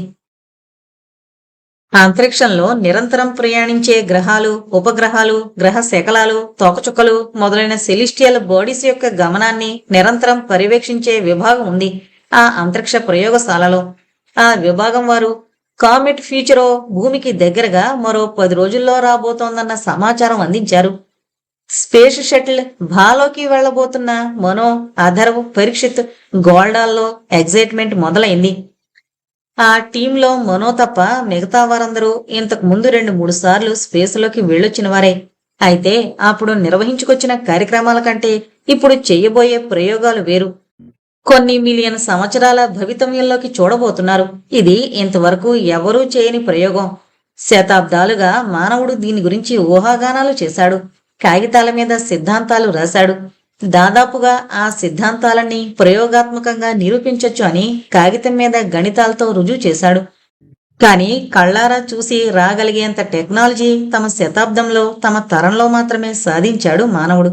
అందుకే వాళ్ళకి మళ్ళీ మొట్టమొదటిసారి స్పేస్లోకి వెళుతున్నంత అద్భుతానుభూతి. మనో ఉద్వేగాన్ని వర్ణించడానికి మాటలు చాలవు, అసలు లేవు. ఇన్నాళ్ళు కృత్రిమంగా సృష్టించిన అంతరిక్షంలో కదలని డమ్మీ స్పేస్ షటిల్ మీద విన్యాసాలు నేర్చుకోవడం వేరు, ఇప్పుడు నిజంగానే అంతరిక్షంలోకి వెళ్లడం వేరు. అంతరిక్షంలోకి వెళ్లడమే కాక భవిష్యత్తులో భూమి ఎలా ఉంటుందో తొంగి చూడడం వేరు. తనంత అదృష్టవంతురాలు ఎవరూ లేరనిపిస్తోంది. తన శిక్షణలో ఈ దశలో బయట ప్రపంచంలో వారితో ఫోను, కంప్యూటర్, ఆఖరికి టీ ప్యాడ్ల ద్వారా సంభాషించడం కూడా నిషేధమే. గడిచిన చాలా రోజులుగా బామ్మ వేదతో మాట్లాడకపోవడం వల్ల మనో చాలా స్ట్రెస్ ఫీల్ అవుతోంది. తమ కేంద్రంలో జరిగిన అనుకోని ప్రమాదకర సంఘటనలు, కారణం తెలియని రషీద్ మరణం వంటి సంఘటనల వలన ఆఖరి మీటింగు తర్వాత భూభవ ప్రాజెక్టులోనే భూ మిషన్ వారు వా మిషన్ వారితోనూ వారు వీరితోనూ కలుసుకుని మాట్లాడకూడదు అన్న నిబంధన కూడా ఏర్పడింది. దాంతో ఎవరికి వారే తాము ముందు చేయబోయే ప్రయోగాలు తిరిగి ప్రాక్టీసు చేసుకోవడంలో మునిగిపోయారు. సూపర్ సీనియర్లైన ప్రొఫెసర్ వ్యాస్, ప్రొఫెసర్ సనాతన్ వంటి వారితో చర్చలు లేకపోవడం పెద్ద లోటుగా ఉంది మనోకు. కనీసం తమలో తమను మాట్లాడుకోనిస్తున్నారని సంతోషించింది. తాము స్పేస్ షటిల్ను అధిరోహించడానికి ఇంకా 2 రోజుల వ్యవధి మాత్రమే ఉంది. మనో ఎగ్జైట్మెంట్తో ఉక్కిరిబిక్కిరైపోతోంది. ఆ రోజు విశ్రాంతి సమయంలో ఇతర టీం మెంబర్స్తో మాట్లాడే అవకాశం వచ్చింది. ఎవరికి వారే తమ ఉద్విగ్నత, అణుచుకోలేని ఆనందం దాచిపెట్టి గంభీరంగా ఇదంతా తమకు మామూలే అన్నట్టు మొహాలు పెట్టుకోవడానికి విశ్వ ప్రయత్నం చేస్తూ కాఫీలు సేవిస్తున్నారు. మనో ఒక్కతే చాటంత మొహం చేసుకుని ఈ చెవి నుంచి ఆ చెవిదాకా పాకిపోతున్న పేదాల మీద చిరునవ్వుతో తన మనసులోని ఆనందోత్సాహాలకు అద్దం పట్టే ముఖంతో హడావిడిగా మాట్లాడుతోంది. కుర్చీలో కూర్చున్న శరీరం ఉత్సాహంగా స్ప్రింగులా కొద్దిగా ఎగురుతూ చిన్నపాటి నృత్యం చేస్తోంది. కాసేపు మామూలు పిచ్చాపాటి మాటలయ్యాక తనొక్కతే మరీ ఓవర్గా చిన్నపిల్లల అతిగా ఉత్సాహపడిపోతున్నానేమోనన్న అనుమానం వచ్చింది మనోకు. సారీ ఫ్రెండ్స్, నేను నా ఎగ్జైట్మెంట్ అణుచుకోలేకపోతున్నాను. మీ అందరిలా గంభీరంగా ఉండలేకపోతున్నాను. కాస్త మీరంతా కొద్దిగా ఓపిక పట్టి నా పిల్ల చేష్టలు క్షమించేయండి అంది. ఒక్కసారి అందరూ గలగలా నవ్వేశారు. తనని వేళాకోళం చేస్తున్నారేమోననుకుని గొంగమూతి పెట్టింది మనో. నువ్వు గ్రహించలేదేమో, మేమందరం నిన్ను మించి హుషారెక్కిపోతున్నాం. స్పేస్లోకి వెళ్ళడం అంటే ఎన్నిసార్లు వెళ్ళినా ఎప్పటికప్పుడే నిత్య నూతన ఆనందం. కాకపోతే కొంచెం నీకన్నా వయసు మళ్ళిన తలకాయలం కదా, అందుకని నీ అంతలా బయటికి ప్రదర్శించడం లేదంతే అన్నాడు పరీక్షిత్తు నవ్వుతూ. ఓహో, అయితే నా గంతులు క్షంతవ్యంలేనన్నమాట. కానీ రోజులు దగ్గర పడే కొద్దీ నాకు బేసిక్ డౌట్స్ ఎక్కువైపోతున్నాయి. అడిగైనా అంది. ప్రొసీడ్. అందరూ చిన్న కేక పెట్టి ప్రోత్సహించారు. అసలు ఈ డౌట్ ఎప్పుడో అడిగుండాల్సింది. సమయం మించిపోలేదు అని అభయం దొరికింది కాబట్టి ఇప్పుడు అడుగుతున్నాను. స్పేస్ షటిల్ భూ అందుకోవలసింది సకల్ పురాతన్ అనే యాస్ట్రాయిడ్. కానీ మనం మాత్రం కామెట్ ఫ్యూచరో. ఈ రెండింటికి తేడా ఏంటి? కామెట్ తోకచుక్క అంటే ఏంటి? యాస్ట్రాయిడ్ గ్రహశకలం అంటే ఏంటి? ఫిజిస్టులు కానీ ఆస్ట్రోనాట్స్కి మొదటిచ్చిన ట్రైనింగ్ క్లాసుల్లో ఈ బేసిక్స్ అందరికీ తెలుసుంటాయన్న ఉద్దేశంతో కాబోలు ఈ సబ్జెక్ట్ని ఎక్కువ టచ్ చేయలేదు. మీరెవరైనా ఇప్పుడు చెప్పండి. వినడానికి సిద్ధంగా కూర్చుని అడిగింది మనం. కామెట్ అంటే సూర్యుడి చుట్టూ రోదశలో కక్షలో తిరిగే ఓ సెలిస్టియల్ బాడీ. ఓ అతి చిన్న నక్షత్రం లాంటిదనుకో. ఇది సూర్యుడికి దగ్గరగా వెళ్ళినప్పుడు కామాల తోక కనిపిస్తుంది. దీని శరీరాన్ని న్యూక్లియస్ అంటారు. ఇది ఐసు, ధూళి, చిన్న చిన్న రాతి ముక్కలు, ఘనీభవించిన కార్బన్ మోనాక్సైడ్, మీథేన్, అమోనియం వంటి వాయువుల సమూహం. కామెట్ సూర్యుడిని సమీపించే కొద్దీ ఘనీభవించిన స్థితిలో ఉన్న వాయువులు, నీరు, ఇతర పదార్థాలు ఆవిరైపోతాయి. ఈ ఆవిరి న్యూక్లియస్ నుంచి యువతలకు విడుదలవుతూ ధూళితో కలిసి పెద్ద తోకగా కామాలా ఏర్పడుతుంది. అందుకే వీటిని కామెట్లన్నారు. పరీక్షిత్తు తోకచుక్క గురించి క్లుప్తంగా చెప్పాడు. తోక ఒకటే కంటికి కనిపించే తేడా యాస్ట్రాయిడ్కి కామెట్కి అంటూ అందుకున్నాడు అధర్వు. యాస్ట్రాయిడ్స్కి తోక ఉండదు. గ్రహ శకలాలు అని ఎందుకన్నామంటే శకలం అంటే తునక, ముక్క. ఈ యాస్ట్రాయిడ్స్ గ్రహపు ముక్క అనొచ్చు. ఇవి అతి చిన్న గ్రహాల్లాంటివి. ప్లానెట్స్ అనగలిగినంత పెద్ద ఆకారాలు వీటికి ఉండవు. స్థూలంగా చెప్పుకోవాలంటే తోక ఉన్నవి కామెట్స్, తోకచుక్కలు. అవి లేనిది ప్లానెట్స్, గ్రహ శకలాలు. ఇంకో విశేషం చెప్పనా? 17-18వ శతాబ్దాల్లో జీవించిన ఐజాక్ న్యూటన్ అనే శాస్త్రజ్ఞుడు కామెట్స్ ప్రాణాధారమైన వాయువుల ఉత్పత్తికి మూలం అనుకున్నాడు. ఈ కామెట్స్ నుంచి వెలువడే ఆవిరి వల్లనే భూమి మీద నీటి నిల్వలు అంతమవకుండా మళ్లీ మళ్లీ సప్లై అవుతుంటాయని విశ్వసించాడు న్యూటన్. అంటే ఆకాశంలో మబ్బుల వల్లే కాకుండా ఆ పైన అంతరిక్షంలోంచి కూడా భూమి మీద ప్రాణుల కోసం ఎవరో నీరు సప్లై చేస్తున్నారన్నమాట. వాటర్ ట్యాంకర్లలా అప్పుడప్పుడు తోకచుక్కల్ని పంపి భూమి మీద జీవులకు అవసరమయ్యే నీరు, ముఖ్యమైన వాయువుల్ని పంపిస్తూ ఈ విశ్వాంతరాళం మన కోసం ఎన్ని ఏర్పాట్లు చేసింది. ఆశ్చర్యానందాలు ప్రకటించింది మనం. ఆమె వైపు అభినందనగా చూసి చిరునవ్వు చిందించింది గోల్డా. ఆ పేదాల మీద చిరునవ్వు నక్షత్రంలా మెరుస్తోంది అనుకుంది మనం. ఈ ఏర్పాట్లన్నీ ఎవరు చేస్తున్నారంటావ్ అంటూ సరదాగా ప్రశ్నించింది గోల్డా. ఆ ప్రశ్నకు సమాధానం మనకు అంతరిక్షంలో దొరుకుతుంది. అందుకే మన యాత్ర అంది మనం. అందరి కళ్ళు రాబోయే అనుభవాలను తలచుకుంటూ తళుక్కుమన్నాయి. ఇంతకీ తోకలేంది యాస్ట్రాయిడ్, అది ఉన్నది కామెట్. ఆ పాయింట్ అర్థమైందా? ప్రశ్నించాడు పరీక్షిత్. అర్థమైంది. ఇప్పుడు ఇంకో డౌట్. డౌట్ అంటే డౌట్ కాదనుకోండి, థాట్. నాకేమనిపిస్తుందంటే భూమి మీద తోక ఉన్న జీవాల్ని జంతువులు అంటాం కదా. ఈ తోకచుక్కలు అంతరిక్షంలో తిరిగే జంతువులై ఉంటాయా అనిపిస్తోంది. చటుక్కున నవ్వారు అధర్వు, పరీక్షిత్. అయితే ఈ గ్రహాలు, గ్రహ శకలాలు, తోకచుక్కలు ఇవన్నీ ప్రాణమున్న జీవులంటావా అన్నాడు అధర్వు. భూమి మీద తోకుంటే జంతువు, తోకలేనివాడు మనిషి. తోకచుక్కలు జంతువులు, తోకలేని గ్రహాలు, గ్రహ శకలాలు మనుషులునా అనంటూ పగలబడి నవ్వుతూ అడిగాడు పరీక్షిత్. ఏం, ఎందుకు కాకూడదు? సరదాగా వాదనను పెంచుతూ ఆలోచనలో పడింది మనో. తను కేవలం సరదా కోసం అన్న ఆ మాటల్లో నిగూఢార్థం ఏదో తోచనట్టు తోచింది. అవును పరీక్షిత్, అవి ప్రాణులు ఎందుకు కాకూడదు? వాటి గమనం వాటికుంది. ప్రాణాధారితమైన ఘన ద్రవ వాయు పదార్థాలన్నీ వాటిలో ఉన్నాయి. మనలాంటి ఆకారాలు లేకపోయినంత మాత్రాన అవి ప్రాణమున్న పదార్థాలు కావని ఎందుకు అనుకోవాలి? చంపోపో, కదలగలిగుండి కాసిన్ని పదార్థాల్ని కూడగట్టుకున్నవన్నీ ప్రాణులేనా? అయితే ఇప్పుడే ప్రొఫెసర్ వ్యాస్కి రిపోర్ట్ చేయి. అంతరిక్షంలో జీవ పదార్థం కనిపెట్టాం సార్ అని వేళకోళం చేశాడు పరీక్షిత్. అందరితో కలిపి మనో పగలబడి నవ్వేసింది. కాని మనసులో ఏమూలో తన మాటల్లో ఏదో కొంత అర్థమున్నట్టే అనిపించింది. కాని మనో ఆలోచన కొంతలో కొంత వాస్తవం అనిపిస్తోంది. ఆలోచిస్తూ అన్నాడు అథర్వ్. ఇంకిప్పుడు నువ్వు అందుకుంటావా? ఏ ప్లానెట్ ఏ జంతువుతో సమానమో ఊహించడం మొదలు పెడితే ఇంక వాటికి మనం బయటపడలేం అన్నాడు పరీక్షిత్ అథర్వ్ వైపు బెదిరిపోతున్నట్టు చూస్తూ. నా ఉద్దేశం ఏంటంటే, మనకి ఇప్పుడు తెలుసు అంతరిక్షంలో బ్లాక్ హోల్స్ అనేవి ఉంటాయని. ఇంకా ఏదో చెప్పబోయేంతలో మనో అందుకుని, నేను మీలాగా ఆస్ట్రానమీలో ఎక్స్పర్ట్ని కాదు, కాబట్టి బ్లాక్ హోల్ అంటే నాకు తెలిసినంత మటుకు సింపుల్గా చెప్తాను. నా అవగాహన తప్పైతే చెప్పండి. బ్లాక్ హోల్స్ అనేవి కుప్పకూలిన నక్షత్రాలు.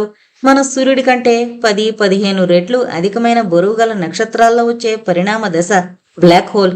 అంత బరువున్న నక్షత్రంలో సూపర్నోవా విస్ఫోటనం జరిగినప్పుడు మిగిలిన పదార్థం తనలోకి తనే కుప్పకూలిపోతుంది. దాని వాల్యూమ్ 0 అయిపోయి డెన్సిటీ అంతమైపోతుంది. దాని నుంచి కాంతి కిరణాలు బయటికి రాలేవు. అదే బ్లాక్ హోల్. అంతేనా? చిన్న మాటల్లో చెప్పుకోవాలంటే ఓ రకంగా అంతే. ఇప్పుడు నువ్వేం చెప్పదలుచుకున్నావో చెప్పు అధర్వ్. ఈ బ్లాక్ హోల్స్ దగ్గరగా వచ్చిన ప్లానెట్స్ దాని అపరిమితమైన ఆకర్షణ శక్తి నుంచి తప్పించుకోలేక ఆ బిళంలోకి పీల్చుకోబడతాయి కదూ. ఆ విషయానికే వస్తున్నా. అలా తమ దగ్గరకొచ్చిన గ్రహాలను నామ రూపాలు లేకుండా మింగేసే బ్లాక్ హోల్స్ కు ఆస్ట్రోనామర్స్ రోగ్ బ్లాక్ హోల్స్ అని పేరు పెట్టారు. మనో పకపక నవ్వింది. చూసారా, మన మానవ జాతికున్న లక్షణాలన్నీ అంతరిక్షంలో ఉన్నాయన్నమాట. అక్కడ రోగ్స్ కూడా ఉన్నారు. బ్లాక్ హోల్స్ కాక అంతరిక్షంలో పర్మ్ హోల్స్ కూడా ఉన్నాయి. వాటి సంగతి తర్వాత. కానీ ఇంతకీ మనకు అందకుండా కవ్విస్తోన్న రోదస్లో మానవ సమాజంలో లాగే ఎన్నో విచిత్రాలున్నాయని చదివాను. కానీ ఏదైనా రోగు బ్లాక్ హోల్ మన భూమికి దగ్గరగా వస్తే భూమి కూడా అపరిమితమైన దాని ఆకర్షణ శక్తి నుంచి తప్పించుకోలేదేమో. రోదసీ పరిశోధకుల అభిప్రాయం ప్రకారం భూమికి ఎప్పట్లో ఆ ప్రమాదం లేదు. ప్రస్తుతానికి భూమండలపు ఇరుగు పొరుగుల్లో ఎవరూ రోగ్స్ లేరు. కానీ శాస్త్రజ్ఞుల లెక్క ప్రకారం 40 మిలియన్ సంవత్సరాల తర్వాత మన గెలాక్సీకి ఈ ప్రమాదం కలగొచ్చునని ఊహిస్తున్నారు. ఓ, ఇప్పట్లో మనం సేఫే అన్నమాటేగా అంటూ తేలిగ్గా నిట్టూర్చింది మనో. పరీక్షిత్తు కళ్ళు మెరిశాయి. అయితే ఈ 40 మిలియన్ సంవత్సరాల భవిష్యత్తు సూచనలను మనం మన స్పేస్ షటిల్లోంచి చూడగలుగుతాం అన్నాడు. చూసినప్పుడు గుర్తుపట్టాలిగా. అదెలా ఉంటుందని చెప్పారు అథర్వ్ మీ ఆస్ట్రోనామర్స్? కుతూహలంగా అడిగింది మనో. సరదా కాలక్షేపం కోసం చిన్నపిల్లల మాటలు వింటున్నట్టు మౌనంగా కూర్చుని వీరి మాటల్లో ఉప్పొంగుతోన్న ఉత్సాహాన్ని ఆస్వాదిస్తోంది గోల్డా. ఇప్పుడు నేను చెప్తున్న రోగు బ్లాక్ హోల్ సెకనుకు 140 మైళ్ల వేగంతో ప్రయాణిస్తుంది. ఇది మనకు 47 క్వాడ్రిలియన్ మైళ్ల దూరంలో ఉంది. క్వాడ్రిలియన్ అంటే 1000 మిలియన్ మిలియన్లు. ఇది గనక 40 మిలియన్ సంవత్సరాల తర్వాత మన భూమి సూర్యుడు ఉండే గెలాక్సీని ఢీకొందంటే విస్ఫోటనాలే. భూమి మీద నుంచి చూస్తుంటే ఎంత అందంగా ఎంత ఆకర్షణీయంగా ఉంటుంది. అటువంటి ఆకాశంలో ఇంత వినాశకారకాలు కూడా ఉన్నాయంటే ఆశ్చర్యం వేస్తుంది అంది మనో ఆలోచనలో పడి. అందుకే నువ్వన్న మాటల్లో కాస్తో కూస్తో వాస్తవం ఉంది అన్నాను. నిజం చెప్పాలంటే అంతరిక్షంలో జరుగుతున్నంత హింస యుద్ధాల సమయంలో భూమి మీద కూడా జరగలేదేమో. తను కూడా వీళ్ల చర్చల్లో జాయిన్ అవుతూ అంది. అంతవరకు మౌనంగా ఉన్న గోల్డా గెలాక్సీలకు గెలాక్సీలే తలపడుతుంటాయి అంది. అసలు సైంటిస్టులు ఆకాశంలో జరిగే చాలా విచిత్రాలకు మన మానవ సమాజంలో వాడే పదజాలాన్నే వాడుతుంటారు. అనాథ నక్షత్రాలు అంటే మామూలుగా సైంటిస్టులకు తెలిసిన పద్ధతిలో కాక సడన్ గా పుట్టుకొచ్చి కనిపించే తారలన్నమాట. మాత్ శలభం అని పేరుంటే ఆ నక్షత్రం చుట్టూ ఉన్న నక్షత్ర ధూళి వల్ల అది అలా శలభాకారంలో కనిపిస్తోందని అర్థం. వయసుడిగిన నక్షత్రాలంటే వాటి నుంచి కొత్త నక్షత్రాలు ఉద్భవించే అవకాశం తక్కువ అని అర్థం. ఇంకా ఉన్నాయి, మీరు వింటానంటే. రెండు గెలాక్సీలు ఢీకొన్నప్పుడు ఒకదానిలోని ముఖ్యమైన వాయువులు నెమ్మదిగా పోతున్నప్పుడు దానిని స్లో స్ట్రాంగులేషన్ అంటారు. అంటే నిదానంగా గొంతు పిసికేయడం. పెద్ద గెలాక్సీ వల్ల చిన్న గెలాక్సీలోని ప్రాణవాయువులు వేగంగా లాగివేయబడితే దాన్ని స్ట్రిప్పింగ్, వస్త్రాపహరణం అంటారు. అందరూ నవ్వారు. ఆకాశంలో కనిపించే ఈ రకరకాల గొడవలనే కాబోలు పురాణాల్లో లోకాల మధ్య జరిగే యుద్ధాలుగాను, లేకపోతే రాక్షసులు దేవతల మధ్య జరిగే యుద్ధాలుగాను వర్ణించారు. వేద అప్పుడప్పుడు తనకు చెప్పే భారతీయ పురాణ కథలు, గ్రీకు రోమన్ మైథాలజీలు గుర్తొస్తుంటే అంది మనం. గోల్డా మెచ్చుకుంటున్నట్లు చూసింది. చాలా మట్టుకు పురాణాల్లో ఇతర లోకాల ప్రసక్తి ఉంటుంది, లోకానంతర జీవుల గురించి కూడా ఉంటుంది అంది. అధర్వు తల అడ్డంగా తిప్పాడు. పురాణాలు రాసిన వారు నిజంగా ఇవన్నీ అబ్జర్వ్ చేశారని నేను అనుకోను. ఎందుకంటే నేను చెప్పినవన్నీ, అంటే గెలాక్సీలు ఢీకొనడం, సూపర్నోవా ఎక్స్ప్లోషన్స్, కొత్త కొత్త నక్షత్రాలు పుట్టడం వంటివి చాలా శక్తివంతమైన టెలిస్కోపులు లేకుండా కనిపెట్టడం అసాధ్యం. వాటి పేర్లు విని అవేవో మామూలుగా రోజు సూర్యుడిని చూసినట్టు చూడగలగడం అనుకోవడం పొరపాటు. చాలా పవర్ఫుల్ టెలిస్కోప్లు ఉండాలి. చూసినా వాటిని గుర్తుపట్టాలంటే యాస్ట్రానమీలో డాక్టరేట్ డిగ్రీ వరకు విద్యాభ్యాసం చేసి అపారమైన అనుభవం గడించి ఉండాలి. పురాణాలు మానవ సమాజంలో ఒక పద్ధతి, ఒక క్రమశిక్షణ తీసుకురావాలన్న ఉద్దేశంతో రాశారు. అయితే ఫలానా వాడు ఫలానా విధంగా ప్రవర్తించడం తప్పు అని డైరెక్ట్గా తప్పు చేసిన వాడిని దుయ్యబట్టడం అంత ప్రయోజనం లేనిదని ఆనాటి వారు గుర్తించారు. అందుకని కొత్త పేర్లు పెట్టి అసలు ఈ లోకానికే చెందని ప్రాణులను సృష్టించి కథలు చెప్పారు. ఆ కథల్లో నీతి మానవ సమాజాన్ని ఒక దారిలో పెట్టి నీతి నియమాలను ఏర్పరిచేదిగా ఉండేలా జాగ్రత్త పడ్డారు. తన అభిప్రాయాన్ని తెలియజేశాడు అధర్వు. మహాప్రభో, ఇంకా ఎక్కువ ఇదే సబ్జెక్టు గురించి మాట్లాడితే ఇంకా రోదసి అంటే రోత పుట్టడం ఖాయం. ఇంక నేను భరించలేను అంటూ లేచి నుంచున్నాడు పరీక్షిత్. ఎదురు చూసిన రోజు రానే వచ్చింది. అదురుతున్న గుండెలతో స్పేస్ షటిల్లో కడుగు పెట్టింది మనం. పైకి చూడ్డానికి ఆ కాలంలో వాడబడుతున్న ఏరోప్లేన్ లాగే ఉంది స్పేస్ షటిల్ భా.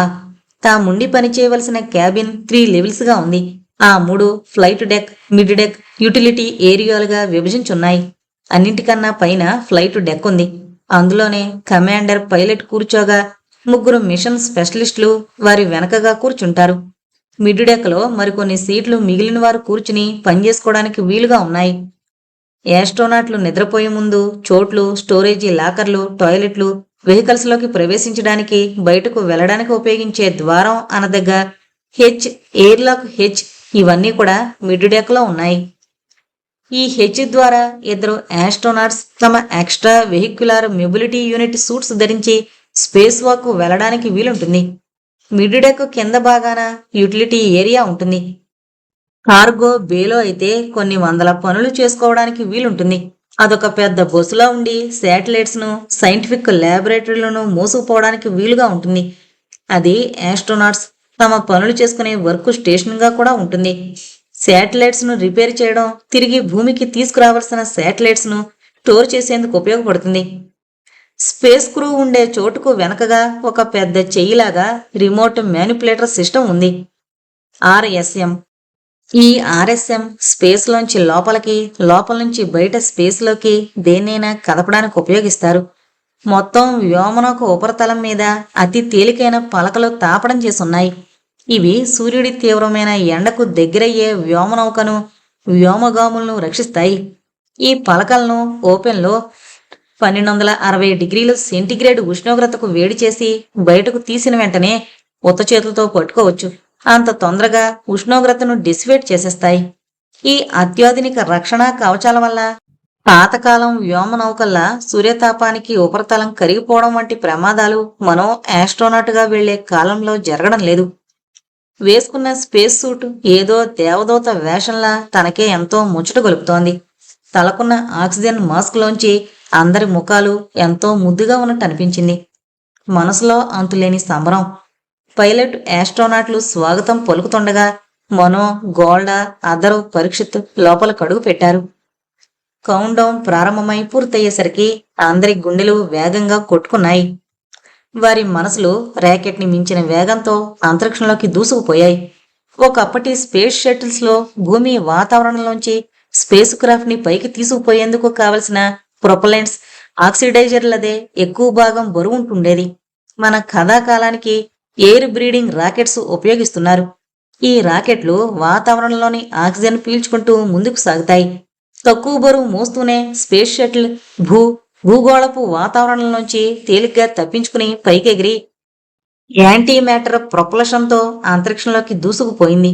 స్వాగతం, మనం భూమిని పూర్తిగా వదిలేశాం అంటూ ఏదో చిన్న విమానం నడుపుతున్న పైలట్ ధోరణిలో ఉపన్యాసం మొదలుపెట్టాడు హాస్యప్రియుడైన షిమోన్. అందరూ అతని మాటలు వింటున్నారు. మీ ఎముకలు జాగ్రత్త, పుట్టుకుమంటే వైద్యం చేయడానికి పరికరాలు ఉన్నాయనుకోండి, కానీ వైద్యం అవసరమయ్యేంత దాకా తెచ్చుకోకండి. ఎందుకంటే మన స్పేస్ షటిల్కి ఏదైనా ప్రాబ్లం వచ్చి బరువు తగ్గిస్తేనే గాని కథనలని మొరాయించిందనుకోండి, అప్పుడు కాళ్ళు చేతులు విరిగిన వాళ్ళు ఎలాగూ ప్రయోగాలు చేయడానికి ఇంకా పనికిరారు కదా అని వాళ్ళని ముందు బయటకు తోసేసి బరువు తగ్గించుకుంటామన్నమాట. అందుచేత తిరిగి భూమి మీదకి చేరదలుచుకున్న వాళ్ళు కాళ్ళు ఒళ్ళు జాగ్రత్త. ఉపన్యాసం ముగించి తన హాస్యానికి తనే విరగబడి నవ్వాడు షిమోన్. అధర్వు గోల్డ చిరునవ్వులు చిందిస్తూ తమ తమ కంప్యూటర్ మానిటర్ల ముందు సెటిల్ అయ్యారు. పరీక్షిత్తు కూడా తన స్లాట్లో నెమ్మదిగా కుదురుకుంటూ, సరేలే హిమోన్, మరీ బెదిరించుకో, ఇక్కడ కొత్తగా నీ బండిలో ప్రయాణానికి వచ్చిన వాళ్ళున్నారు, జడుచుకుంటారు అన్నాడు. మనో వైపు తిరిగి, ఏ అమ్మాయి మనో, నీకు తెలుసా స్పేస్లోనికి వచ్చినప్పుడు మన ఎముకల్లో ఉండే బోన్ మాస్ 1/2 నుంచి 2% వరకు తగ్గిపోతుందని అడిగాడు. బాగా తెలుసు, ట్రైనింగ్లో నేర్పినవన్నీ అప్పుడే మర్చిపోలేదులే. బోన్ మాస్ తగ్గిపోతూ 15% దాకా నష్టపోయినప్పుడు ప్యాథలాజికల్ ఫ్రాక్చర్లయ్యే ప్రమాదం ఉంటుంది. అట్టే శ్రమేం లేకుండానే ఎముకలు పుట్టుక్కన విరిగిపోతాయి. మామూలుగా భూమి మీద ఉన్నప్పుడైతే ఎముకల్లో పదార్థం నిర్విరామంగా తయారవుతూ మనం నష్టపోతోంది కాంపన్సేట్ అవుతూ ఉంటుంది. ఆస్టియోక్లాస్టులు అనబడే కణాల వల్ల ఎముక పదార్థం తరిగిపోతుంటుంది. భూమి ఆకర్షణ శక్తి లేని స్పేస్ మైక్రో గ్రావిటీలో కూడా ఈ ఆస్టియోక్లాస్టులు తమ పని తాము చేసుకుపోతూ ఎముకలను బలహీనం చేస్తూనే ఉంటాయి. ఆస్టియోక్లాస్టులనే కణాలు ఎప్పటికప్పుడు తగ్గిపోయిన ఎముకలను తిరిగి నిర్మించుకుంటూ పోయే కార్యక్రమం చేయవలసి ఉంది. ఈ మైక్రో గ్రావిటీలో ఆ కార్యక్రమం మాత్రం జరగదు. అందువలన అంతరిక్షంలో మన ఎముకల్లోని బోన్ మాస్ తగ్గిపోతూనే ఉంటుంది అంటూ పాట పంపజెప్పింది మనం. అంతేకాదు, ఇంకా ఉంది, ముందు ముందు ముసళ్ల పండగ. అధర్వ అందుకున్నాడు. మన హైట్లో కూడా మార్పులు వస్తాయి. మన శరీరంలో ద్రవ పదార్థాలు అతి త్వరగా రెడ్యూస్ అయిపోతుంటాయి. లిస్టు మొదలు పెట్టాడు అధర్వు. ఆగండి, నన్ను చెప్పనివ్వండి. మన రక్తంలో ఎర్ర రక్త కణాల సంఖ్య తగ్గిపోతుంది. జీర్ణాశయంలో మార్పులు వస్తాయి. కండరాల పనితీరు కుంటుపడుతుంది. గుండెకాయ లోపలి కండరాలు బలహీన పడతాయి. ఎందుకంటే భూమి ఆకర్షణ శక్తిని ఎదుర్కొని రక్త ప్రసరణ చేయాల్సిన అవసరం స్పేస్లో లేదు కాబట్టి. మన బీపీ మెయింటైన్ చేసే రిఫ్లెక్సెస్ కూడా అంత బాగా పనిచేయవు ఇక్కడ. ఎక్కం అప్పచెప్పినట్టు చెప్పింది మనో తనకు తెలిసిన సమాచారాన్నంతా. అన్నీ తెలిసే ఈ సాహసానికి పూనుకున్నాను. మీరెవరూ ఇంకెప్పుడు నన్ను బెదిరించలేరు. స్లో మోషన్లో తన మానిటర్ వైపు తేలుతూ పోయి సెటిల్ అయింది. అందరూ ఈ సరదా సంభాషణలతో నవ్వుకున్నారు. సీట్లో సెటిల్ అయిన మనో వెంటనే తన కంప్యూటర్ మానిటర్లోకి చూసి పని ప్రారంభించలేదు. ఒక్కసారి వెనక్కి వాలి కళ్ళు మూసుకుంది. అందరితో సరదాగా మాట్లాడి జోకులు వేస్తోందే గాని స్పేస్ షటిల్ బయలుదేరిన తొలి గంటలో మనో మొదట విపరీతమైన ఎగ్జైట్మెంట్ అనుభవించింది. తను అసలు ఆస్ట్రోనాట్ అవుతానని గాని అవ్వాలని గాని మొదట అనుకోలేదు. సైకాలజిస్టుగా క్వాలిఫై అయిన తర్వాత అంతరిక్షయానం మీద ఆసక్తి కలిగి అంతరిక్ష పరిశోధన ప్రయోగాలలో సైంటిస్టుగా చేరింది. ఇప్పుడు ఏకంగా అంతరిక్షంలోకి ప్రయాణించగలుగుతోంది. తనంత అదృష్టవంతురాలు ఇంకెవరో ఉండరనిపించింది. కొంతసేపటికి మొదట అనుభవించిన ఎగ్జైట్మెంట్ తగ్గి పరిసరాల స్పృహ కలిగింది. ముందున్న సైకోమీటర్ మానిటర్ వైపు చూసింది. ప్రతి ఆస్ట్రోనాట్కి ఒక మైక్రోచిప్ అటాచ్ అయి ఉంటుంది. దాని ద్వారా అతను అనుభవిస్తోన్న మానసిక స్థితి మైక్రోమీటర్లో రిజిస్టర్ అవుతూ ఉంటుంది. సైకోమీటర్ మానిటర్ చేస్తూ ఎవరి మానసిక స్థితిలో ఏ మార్పులు వస్తున్నాయో చూస్తూ ఉండాల్సిన బాధ్యత మనోది. వచ్చే మార్పులు ప్రయోగాలకు అంతరాయం కలిగించేవిగా కానీ మరేమైనా హాని కలిగించేవిగా కాని ఉంటే వెంటనే తగిన చర్యలు తీసుకోవడం కూడా ఆమె బాధ్యత. భూమిని వదిలి ఎన్నో రహస్యాల్ని దాచుకున్న అంతరిక్షంలోకి దూసుకుపోవడమే కాక ఎంతో బాధ్యతాయుతంగా ప్రయోగాలు నిర్వహించాలి ఆస్ట్రోనాట్స్. బాగా ప్రాక్టీస్ చేసిన కార్యక్రమాలే అయినా ఏ క్షణాన ఏ పొరపాటు జరుగుతుందోనన్న ఆందోళన అంతర్గతంగా సబ్కాన్షియస్లో ఉంటూనే ఉంటుంది. అందువలన ఆస్ట్రోనాట్స్ తమకు తెలియకుండానే మానసికమైన ఒత్తిడి, మెంటల్ స్ట్రెస్కి గురవుతుంటారు. అటువంటి పరిస్థితుల్లో వారి ఒత్తిడిని తగ్గించేందుకు సైకోథెరపీ ఇవ్వడం కూడా మనో నిర్వహించాల్సిన బాధ్యతల్లో ముఖ్యమైంది. మానిటర్ వైపు చూసిన మనో కొంచెం ఆశ్చర్యపోయింది. ఇనీషియల్గా అంటే రోదసి యాత్ర ప్రారంభ దశలో దాదాపు అందరి మానసిక స్థితి తన మానసిక స్థితితో సమానంగానే ఉంది. ప్రతి ఆస్ట్రోనాట్ గ్రాఫు చాలా హై లెవెల్ ఆఫ్ ఎగ్జైట్మెంట్, చాలా ఉద్విగ్నత చూపిస్తోంది. తనకిది మొదటిసారి అంతరిక్ష పయనం కాబట్టి అంత ఎగ్జైటెడ్గా ఉన్నాను అనుకుంది మనం.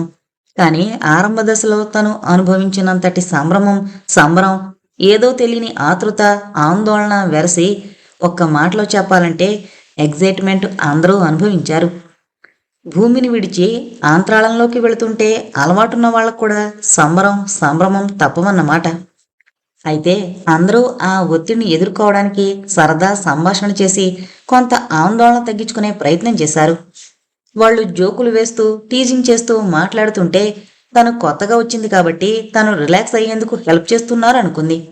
కానీ వాళ్ళు కూడా తనలాగే ఒత్తిడికి గురవుతున్నారు కాబట్టి తమ ఆందోళనను తగ్గించుకోవడానికి సరదా సంభాషణను ఉపయోగించుకున్నారని అర్థమవుతోంది. చిన్నగా తనలో తను నవ్వుకుంది మనం. జాగ్రత్తగా సైకోమీటర్ మానిటర్ చూపిస్తోన్న గ్రాఫులు అనలైజ్ చేసింది. దాదాపుగా అందరూ అనుభవించిన ఎగ్జైట్మెంట్లను రకరకాల లెవెల్స్లో స్ట్రెస్ కూడా మిళితమై ఉంది. స్పేస్ ట్రావెల్ ఎంత ఆనందదాయకమైనదైనా అందులో దగున రిస్క్ ఫ్యాక్టర్ మూలానో ఏమో అందరూ స్ట్రెస్ ఫీల్ అయ్యారు. స్పేస్ షటిల్ భూమి ఆకర్షణ శక్తిని తప్పించుకుని భూమండలపు వాతావరణాన్ని దాటి స్పేస్లో ప్రవేశించే వరకు పైలట్ ఆస్ట్రోనాట్స్ సారథి షిమోన్లు అనుభవించిన స్ట్రెస్ లెవెల్స్ శిఖరాగ్రాన్ని అందుకున్నాయి. స్పేస్లోకి దూసుకొచ్చి కక్షలోకి ప్రవేశించాక వాళ్ళిద్దరి గ్రాఫులు నెమ్మదిగా నార్మల్ లెవెల్స్ దిశగా దిగుతున్నాయి. మనో అందరి గ్రాఫులు ఒక్కొక్కటే అనలైజ్ చేసుకుంటూ వెళ్ళింది. పరీక్షిత్, అథర్వ్, మనో వీళ్ళందరి మనో విశ్లేషణలోనూ ఒక సారూప్యం కొట్టొచ్చినట్టు కనిపించింది. వీళ్ళు ముగ్గురు అనుభవించిన ఎగ్జైట్మెంట్లో కూడా ఒత్తిడి, స్ట్రెస్ ఫ్యాక్టర్ చాలా హై లెవెల్స్లో ఉంది. అది సహజం కూడాను. భూమిని ఆశ్రయించుకుని బ్రతికే జీవులు ఎంత మేధావులై ఆకాశాన్ని వశపరుచుకున్నా భూ వాతావరణాన్ని పూర్తిగా వదిలి వెళ్లేటప్పుడు తమకు తెలియకుండానే మానసికమైన ఒత్తిడిని అనుభవించడం అతి సహజం. కానీ గోల్డా సైకోగ్రాఫ్లో ఈ స్ట్రెస్ అనేది ఏ కొసానా కనిపించకపోవడం మనోకి విస్మయం కలిగించింది. ఈ అమ్మాయి దేనికి చలించదా, ఏ రకమైన ప్రెషర్స్ ఫీల్ అవదా అని ఆశ్చర్యపోతూ శ్రద్ధగా గోల్డా సైకోగ్రాఫ్ అనలైజ్ చేసింది. గోల్డా ఎగ్జైట్మెంట్లో 3 దశలుగా ఆనందం అనుభవించింది. స్పేస్ షిప్ భూమి ఆకర్షణ నుంచి తప్పించుకున్నప్పుడు కలిగిన ఆనందం అంచెలంచెలుగా ఇనుముడించింది. కక్షలో ప్రవేశించినప్పుడు ఆనందం ఉప్పొంగిన అనుభవం, ఇలేషన్ అనుభవించి స్పేస్ షటిల్తో పాటు ఆకాశానికి ఎగిసి ఎక్సటసీ అనదగ్గ చిదానందాన్ని, ఆత్మానందాన్ని అనుభవిస్తోంది గోల్డా. ఇప్పుడు తలెత్తి గోల్డా వైపు చూసింది మనో. అథర్వ్, గోల్డా తమ కంప్యూటర్లని చూస్తూ ఏవో క్యాల్కులేట్ చేస్తున్నారు. పరీక్షిత్ తను మానిటర్ చేస్తోన్న మిషన్స్ని ఆటో మోడ్లో పెట్టి రిలాక్స్ అవుతున్నాడు. అతను తదేకంగా గోల్డా ముఖంలోకి చూస్తుండడం గమనించింది మనో. ముఖాలు తప్ప అందరి ఆకారాలు స్పేస్ సూట్లలో ఒకేలా ఉన్నాయి. నవ్వొచ్చింది. కానీ గోల్డా ముఖం ఎప్పుడూ లేని సౌందర్యంతో వెలిగిపోతోంది. ఆ ముఖ వర్చస్సు వలన ఆమె ఎంతో ఆకర్షణీయంగా వెలిగిపోతోంది అనిపించింది. మళ్ళీ మనో మనసులో అదే అలౌకిక సౌందర్యం అంటే అనుకుంది. అథర్వ్ ముఖంలోకి చూసింది. గోల్డా సౌందర్యం తనపై ఏమీ ప్రభావం లేదన్నట్టు అతి సామాన్యంగా ఆమెతో ఏదో చెప్తున్నాడు. సైకోమీటర్ బీప్స్ వినబడి చటుక్కున మళ్లీ చూపులు మానిటర్ వైపు తిప్పింది. పరీక్షిత్తు సైకోగ్రాఫ్ కొండలు, లోయలు తాకుతూ రెపరెపలాడుతోంది. చకచక అనలైజ్ చేసింది. అతని మనసులో నెగిటివ్ ఎమోషన్స్ రిజిస్టర్ చేస్తోంది సైకోమీటర్. ఇంటెన్స్ అనాలిసిస్ చేసింది. అతను జెలసీ, అసూయ అనుభవిస్తున్నాడు. చకచక తనకి మాత్రమే అర్థమయ్యే కోడ్ ఉపయోగించి మార్కింగ్స్ చేసింది. ఉన్న 6 ఒకరి నుంచి ఒకరు తప్పించుకోలేని పరిస్థితుల్లో ఉన్నారు. కండిషన్లు నచ్చకపోతే దిగి తన దారిన తాను ఎవరూ వెళ్ళిపోలేరు. ఇలాంటి సిచ్యువేషన్లో నెగిటివ్ ఫీలింగ్స్ మనసులో హార్బర్ చేయడం వల్ల అపారమైన నష్టం జరుగుతుంది. ఇతని ఫీలింగ్స్ 2 నిమిషాల కన్నా ఎక్కువసేపు ఉంటే తను వెంటనే డ్రాస్టిక్గా ఏదో యాక్షన్ తీసుకోక తప్పదు. ఊపిరి బిగబట్టి టెన్స్గా సెకండ్లు లెక్కబెట్టింది. సరిగ్గా 1:30 నిమిషం గడిచేసరికి పరీక్షిత్ దగ్గర మానిటర్స్లో ఒకటి లౌడ్ బీప్స్ ఇచ్చింది. అతను ఉలిక్కిపడి మానిటర్ వైపు తిరిగి డిస్టర్బెన్స్ ఎక్కడో చూసుకుంటూ పనిలో నిమగ్నమయ్యాడు. ఇప్పుడు పని మీద కాన్సంట్రేషన్ తప్ప అతని మనసులో మరేదీ లేదు.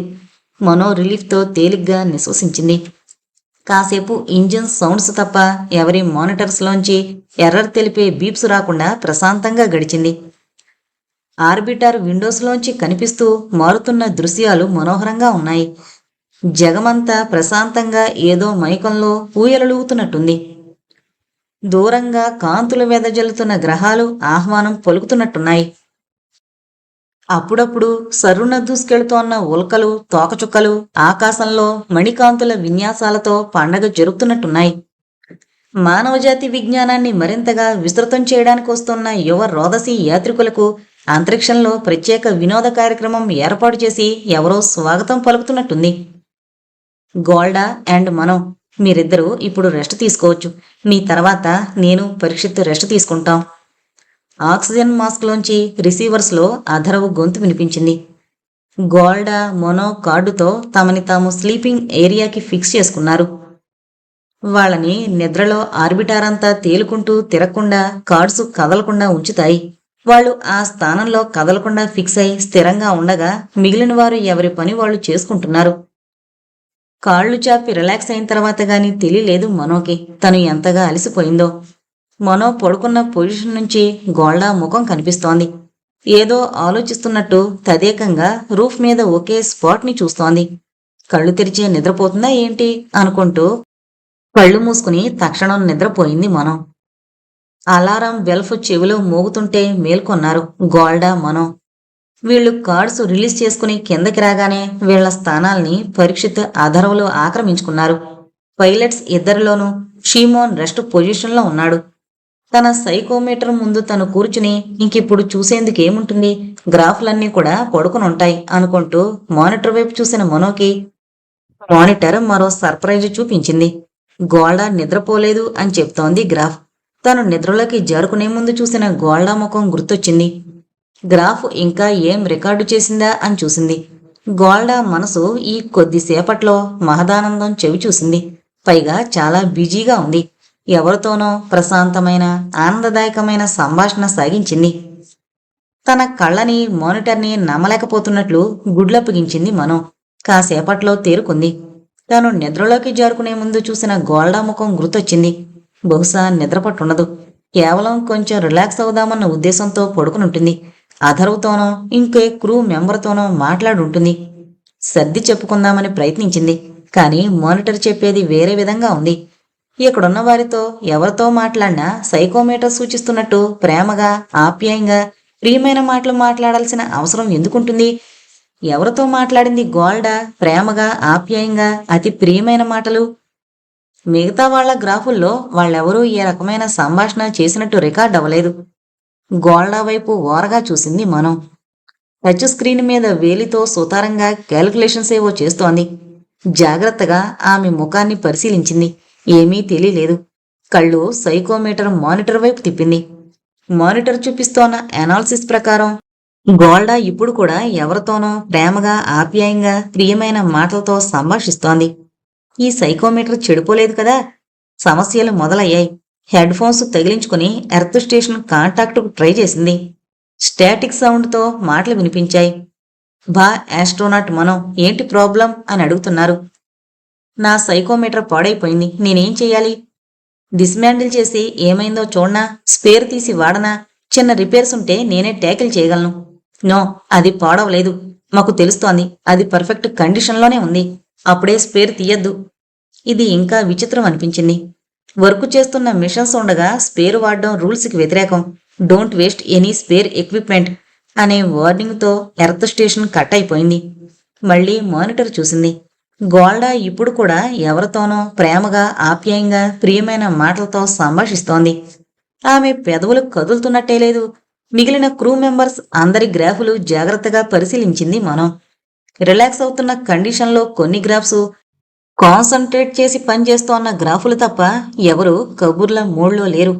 కొద్దిగా కదిలి అందర్నీ స్వయంగా పరిశీలించింది. వారందరి విషయంలో సైకోమీటర్ చూపిస్తోన్న రిజల్ట్ కరెక్టే. గోల్డా పేరు వద్ద మాత్రం సంభాషణ చార్ట్ వస్తోంది. ఎంతో శాంతంగా, చాలా ఎఫెక్షనేట్గా ఎవరితోనో మాట్లాడుతోంది అంటోంది మిషన్. మనో బాగా ఆలోచించింది. సైకోమీటర్ తప్పు చెప్పట్లేదు. దీనికి 3 కారణాలుండొచ్చు. 1, ఆమె ఎర్త్ స్టేషన్తో ఏదైనా కమ్యూనికేట్ చేస్తుండొచ్చు. కానీ అదైతే అలాగే రిజిస్టర్ అవుతుంది. ఆమెతో సంభాషిస్తోంది ఎర్త్ స్టేషన్ అయితే సైకోమీటర్ నిరభ్యంతరంగా అది కూడా రికార్డు చేస్తుంది. కానీ అలా కావట్లేదు. ఇంకా 2వ కారణం, గోల్డా తనకిష్టమైన వారితో స్పేస్ నుంచి కూడా మాట్లాడేందుకు వీలుగా ఏదో డివైజ్ కనిపెట్టి తనతో తీసుకొచ్చింది. కానీ దీనికి అవకాశాలు తక్కువ.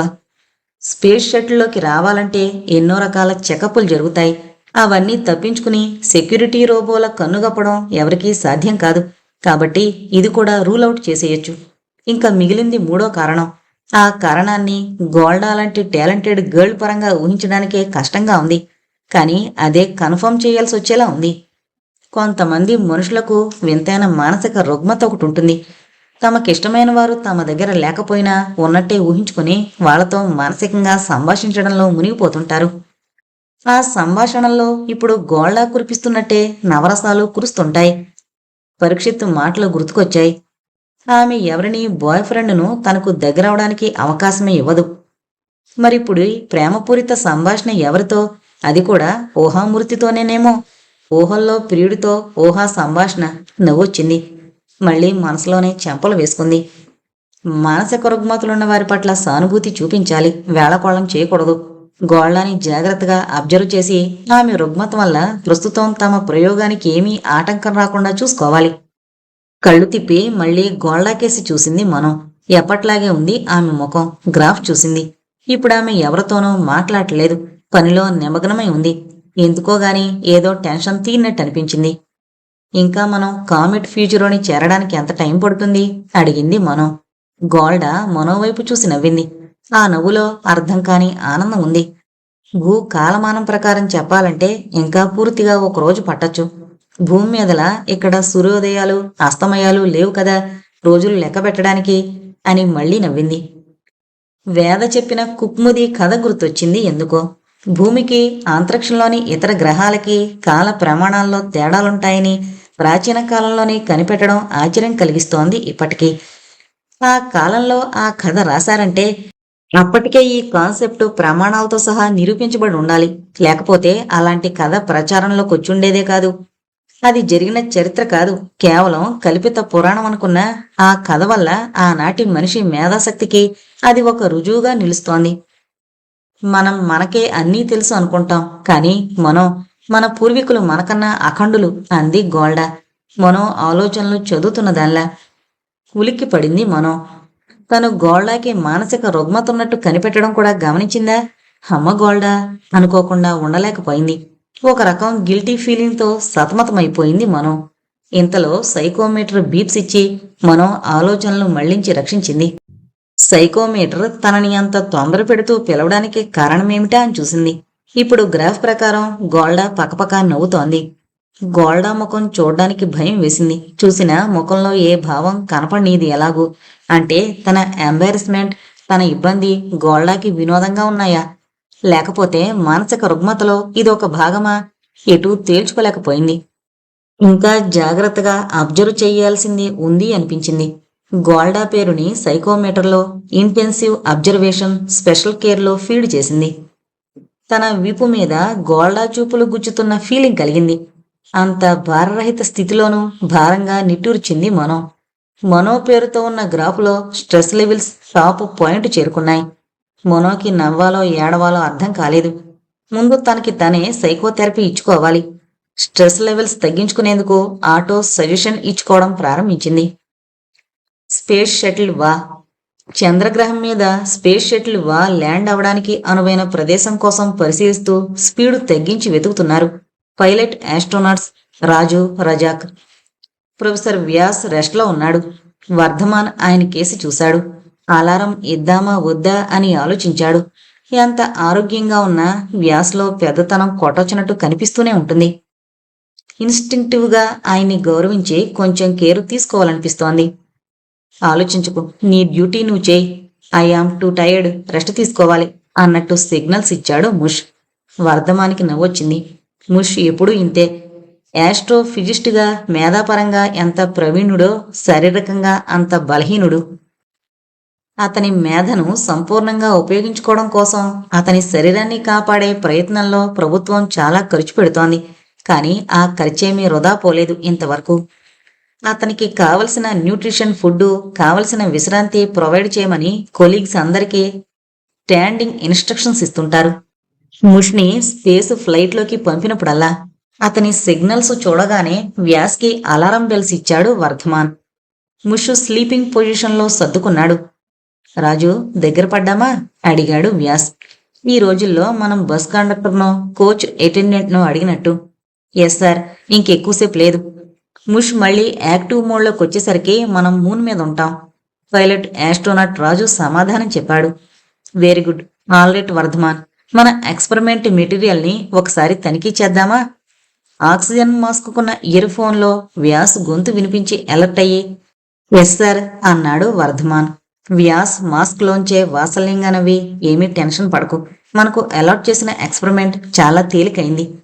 ఫెయిల్యూర్ ఛాన్సెస్ లేకుండా ప్లాన్ చేశాం అని చెప్పడం కంటే అసలు ఇందులో ఫెయిల్యూర్కి ఛాన్సే లేదు అంటే కరెక్ట్గా ఉంటుంది అన్నాడు. వర్ధమాన్ ఆస్ట్రోఫిజిసిస్ట్. అతనికి బయాలజీ ఎక్స్పెరిమెంట్ గురించి తెలీదు, తెలుసుకోవాలన్న ఆసక్తి కూడా లేదు. అయితే ఈసారి ఒకేసారి 3 స్పేస్ షటిల్స్ లాంచ్ చేయడం వల్ల ఇతను ఇందులో రాక తప్పలేదు. అసలు ఈ ఎక్స్పెరిమెంట్ కండక్ట్ చేయడం నిజంగా అవసరమా ప్రొఫెసర్? ఇప్పటి వరకు ఇన్ని శతాబ్దాలుగా మనుషులు ఎన్నో స్పేస్ మిషన్స్ చేశారు, ఎంతో డేటా కలెక్ట్ చేశారు. వాటిని బట్టి ఇతర గ్రహాల్లో ప్రాణులు ఉన్నాయా లేదా, జీవనానికి కావలసిన వాతావరణం ఉందా లేదా అన్న విషయం నిర్ధారించలేమా అడిగాడు. లేము, నిర్ధారించలేము ఖచ్చితంగా అన్నాడు వ్యాస్. నువ్వన్నట్టు ఎన్నో శతాబ్దాలుగా మనుషులు ఇతర గ్రహాల్లో ప్రాణులు ఉండడానికి అవకాశం ఉందా అని ప్రయోగాలు చేస్తూనే ఉన్నారు. కానీ ఇంతవరకు ఉందని గాని లేదని గాని ఖచ్చితంగా రిజల్ట్ రాలేదు. బహుశా ప్రతిసారి మనిషి చేసే ప్రయోగాల్లో ఏదొక డెఫినెట్ ఒక లోపం తలెత్తుతుందేమో. తను చేస్తున్న ప్రయోగాల్లో తప్పేంటో కూడా మనిషి గుర్తించలేకపోతున్నాడు. దానివల్ల మళ్లీ మళ్లీ కొత్త కొత్త ప్రయోగాలు చేయక తప్పట్లేదు. బహుశా మీరింతకు ముందొకసారి ఆస్ట్రోనాట్ ట్రైనింగ్ క్లాసులో చెప్పినట్టు మనిషి గ్రహాంతరాళాల్లో కూడా తనని పోలిన జీవరాశుల కోసం వెతకడం పెద్ద పొరపాటేమోనని అనిపిస్తోంది అన్నాడు వర్ధమాన్. నేనా సిద్ధాంతం ఎన్నాళ్లుగానో ప్రతిపాదిస్తూ వచ్చాను. అయితే అంతరిక్ష పరిశోధకులు మాత్రం అంత తొందరగా ఒప్పుకోవట్లేదు. వాళ్ళు భూమి మీదలాగానే ఇతర గ్రహాల్లో నీరుందా, వాతావరణం ఉందా, గాలుంటే దాని స్వభావం ఏమిటి, ఈ రకంగానే పరిశోధిస్తూ వచ్చారు. వాళ్ల పరిశోధన కొంత ఫలించింది కూడాను. కానీ వీటిని మించింది ఏదైనా ఉందా అన్న దిశగా అది కనిపెట్టారు కదా. డార్క్ మ్యాటర్, డార్క్ ఎనర్జీ ఇవి ఉన్నాయని 21, 22 శతాబ్దాల్లోనే నిర్దిష్టంగా నిరూపించబడింది కదా. అదే చెప్తుంటా, ఉన్నాయని నిరూపించగలిగారే కానీ వాటి స్వరూపం ఏమిటి, స్వభావం ఏమిటి శతాబ్దాలు గడిచినా మనిషి చేతికి చిక్కకుండా ఆడిస్తూనే ఉన్నాయి. ప్రొఫెసర్, నా మనసులో మాట ఇప్పటి వరకు ఎవరితోనూ షేర్ చేసుకుంది ఒకటి మీతో చెప్పాలనిపిస్తోంది. ఇలాంటి విషయాలకు సంబంధించిన రీసెర్చ్ ప్రాజెక్టుల్లో పనిచేస్తున్నప్పుడు నాకు చాలాసార్లు అనిపించేది, ఈ పంచభూతాలకు మించిన ప్రకృతి మరేదో ఉండే ఉంటుందని. ఆ అతీత లోకం మన పంచేంద్రియాల పరిజ్ఞానానికి అందనిది. మనిషి ఏది తెలుసుకున్నా, దేన్ని గ్రహించినా, ఎంత కనుగొన్నా ఆ జ్ఞానం ఎన్నో పరిమితులకు లోబడి ఉంటుంది. ఇంద్రియాల పరిమితులు దాటి మనసు మేధల ద్వారా విజ్ఞానం గ్రహించబడుతుంటుంది. అయితే ఈ మేధాశక్తికి మానసిక శక్తికి కూడా పరిమితి ఉంటుందేమో. అందుకే విశ్వ రహస్యాలు మానవజాతి ఉన్ననాళ్ళు మనిషికి అందవేమోనని అనిపిస్తుంది. నా ఉద్దేశం ఏంటంటే, నాకు బాగా అర్థమైంది వర్ధమాన్ అతని వైపు మెచ్చుకోలుగా చూస్తూ అన్నాడు వ్యాస్. మనిషికున్న భౌతికమైన పంచేంద్రియాలు ప్లస్ మనసు, మేధాశక్తి వీటన్నింటికీ దొరకని శక్తులు, గోచరించని ప్రాణులు ఉన్నాయన్నది నీ వాదం. హ్యూమన్ పర్పషన్కి ఎప్పటికీ అందని రహస్యాలు చాలా ఉన్నాయి. అవి ఎప్పటికీ అలాగే ఉంటాయని నీ అభిప్రాయం. Exactly sir. మనసు, మేధ, చూపు, వినికిడి, స్పర్శ, జిహ్వ, వాసన వంటి పంచేంద్రియ జ్ఞానం, వీటికి మించిన జ్ఞానేంద్రియమేదో ఉన్న జీవులున్నారు. అంటే మనిషిని మించిన మనిషి వంటి వారు ఉన్నారు. వారిని మన పరిమితులతో మనం ఎప్పటికీ చూడలేం. మనకు తెలిసిన లోకానికి చెందని ఈ అలౌకిక జ్ఞానం సంపూర్ణంగా మనం ఎప్పటికీ గ్రహించలేం. కరెక్ట్ వర్ధమాన్. నీ అభిప్రాయాలతో నేను ఏకీభవిస్తున్నాను. నేను ఆఖరి సమావేశంలో నొక్కి చెప్పింది ఇదే. Yes sir. మీరు చెప్పిన పాయింట్స్ నన్ను ప్రభావితం చేశాయి. నేను అస్పష్టంగా ఇన్నాళ్ళు ఫీల్ అవుతూ వచ్చిన విషయాలకు మీ ఉపన్యాసం విన్నాక ఓ స్పష్టత వచ్చినట్టు అనిపించింది. అందుకే ఈ డిస్కషన్ మీతోనే పెట్టి మీ పాఠం మీకే అప్పగిస్తున్నా అన్నాడు. వ్యాసు చిన్నగా నవ్వాడు. కానీ నేనీ ఆలోచనలు సూచనప్రాయంగా అంటే ఇతర సైంటిస్టులు, ప్రొఫెసర్లు ఎవరూ ఒప్పుకోవడం లేదు. నేను డిఫిటిస్టునన్నారు. చాలా తేలిగ్గా ఓటమిని అంగీకరించే మనస్తత్వం నాదని నా నోరు మూయించేస్తున్నారు ఇప్పటికీ. జీవశాస్త్రరీత్యా నేను ప్రతిపాదించిన సిద్ధాంతం, భౌతిక శాస్త్రపరంగా నువ్వు చెప్తోన్న సిద్ధాంతం ఒకటే. మనిషి పరిజ్ఞానానికి అందని అతీత శక్తులున్నాయి. అతీత ప్రాణులు అనాలో, జీవులు అనాలో వాళ్ళు ఉన్నారు. కానీ అవి మనిషికి ఎప్పటికీ అవగాహనకు రావు, కనిపించవు అన్నదే మనిద్దరి అభిప్రాయం. మనిద్దరం ఏకాభిప్రాయానికి వచ్చి ఏం లాభం సార్? మనతో ఎవరూ ఏకీభవించట్లేదు కదా. కాస్త నిరాశగా నవ్వుతూ అన్నాడు వర్ధమాన్. నువ్వు మరీ అంతగా దిగులు పడక్కర్లేదు వర్ధమాన్. సైంటిస్టులు, సైంటిఫిక్ థీరీలు కొన్ని శతాబ్దాల పాటు మురుగున పడిపోవడం మామూలే ఈ సైన్స్ ప్రపంచంలో. ఎప్పటికో ఎవరో మనం ప్రతిపాదించిన సిద్ధాంతాన్ని శాస్త్రీయ ఆధారాలతో సహా నిరూపిస్తారు. నీకు తెలుసు కదా, హగ్ ఎవరెట్ అనే సైంటిస్టు ప్యారలల్ యూనివర్స్, సమాంతర విశ్వం అనే సిద్ధాంతం 1956లోనే రాశాడు. అయితే అప్పటి అతని ప్రొఫెసర్లు అతని సిద్ధాంతం లోపభూయిష్టంగా ఉందని అతని ప్రతిపాదనల్ని ఒప్పుకోలేదు. ఎవరెట్ సిద్ధాంతంలో నిజం ఉందని 21వ శతాబ్దపు శాస్త్రజ్ఞులకు ఒప్పుకోక తప్పలేదు. అయితే ఆ ఫీల్డ్లో పరిశోధిస్తోన్న భౌతిక శాస్త్రజ్ఞులు ఇన్ని శతాబ్దాల తర్వాత కూడా పూర్తిగా నిరూపించలేకపోతున్నారు. ఇప్పటికీ ఎవరెట్ సిద్ధాంతం అంది అందనట్టుగానే ఉండిపోతోంది.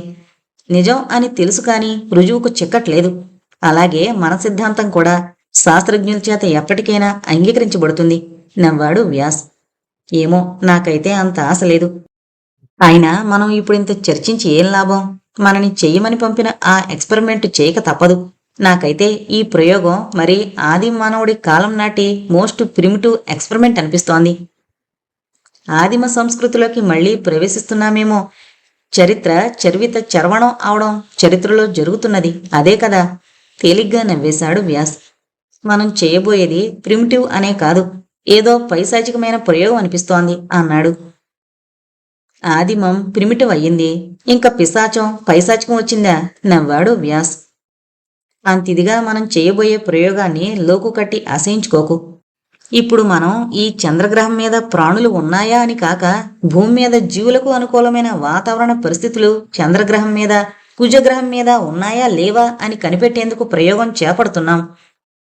ఈ 2 గ్రహాల మీదే కాక ఇంకే గ్రహం మీదనైనా మనం వెళ్లేందుకు మనం వ్యోమనౌక సహకరిస్తే ఆ గ్రహాన్ని కూడా విజిట్ చేస్తాం.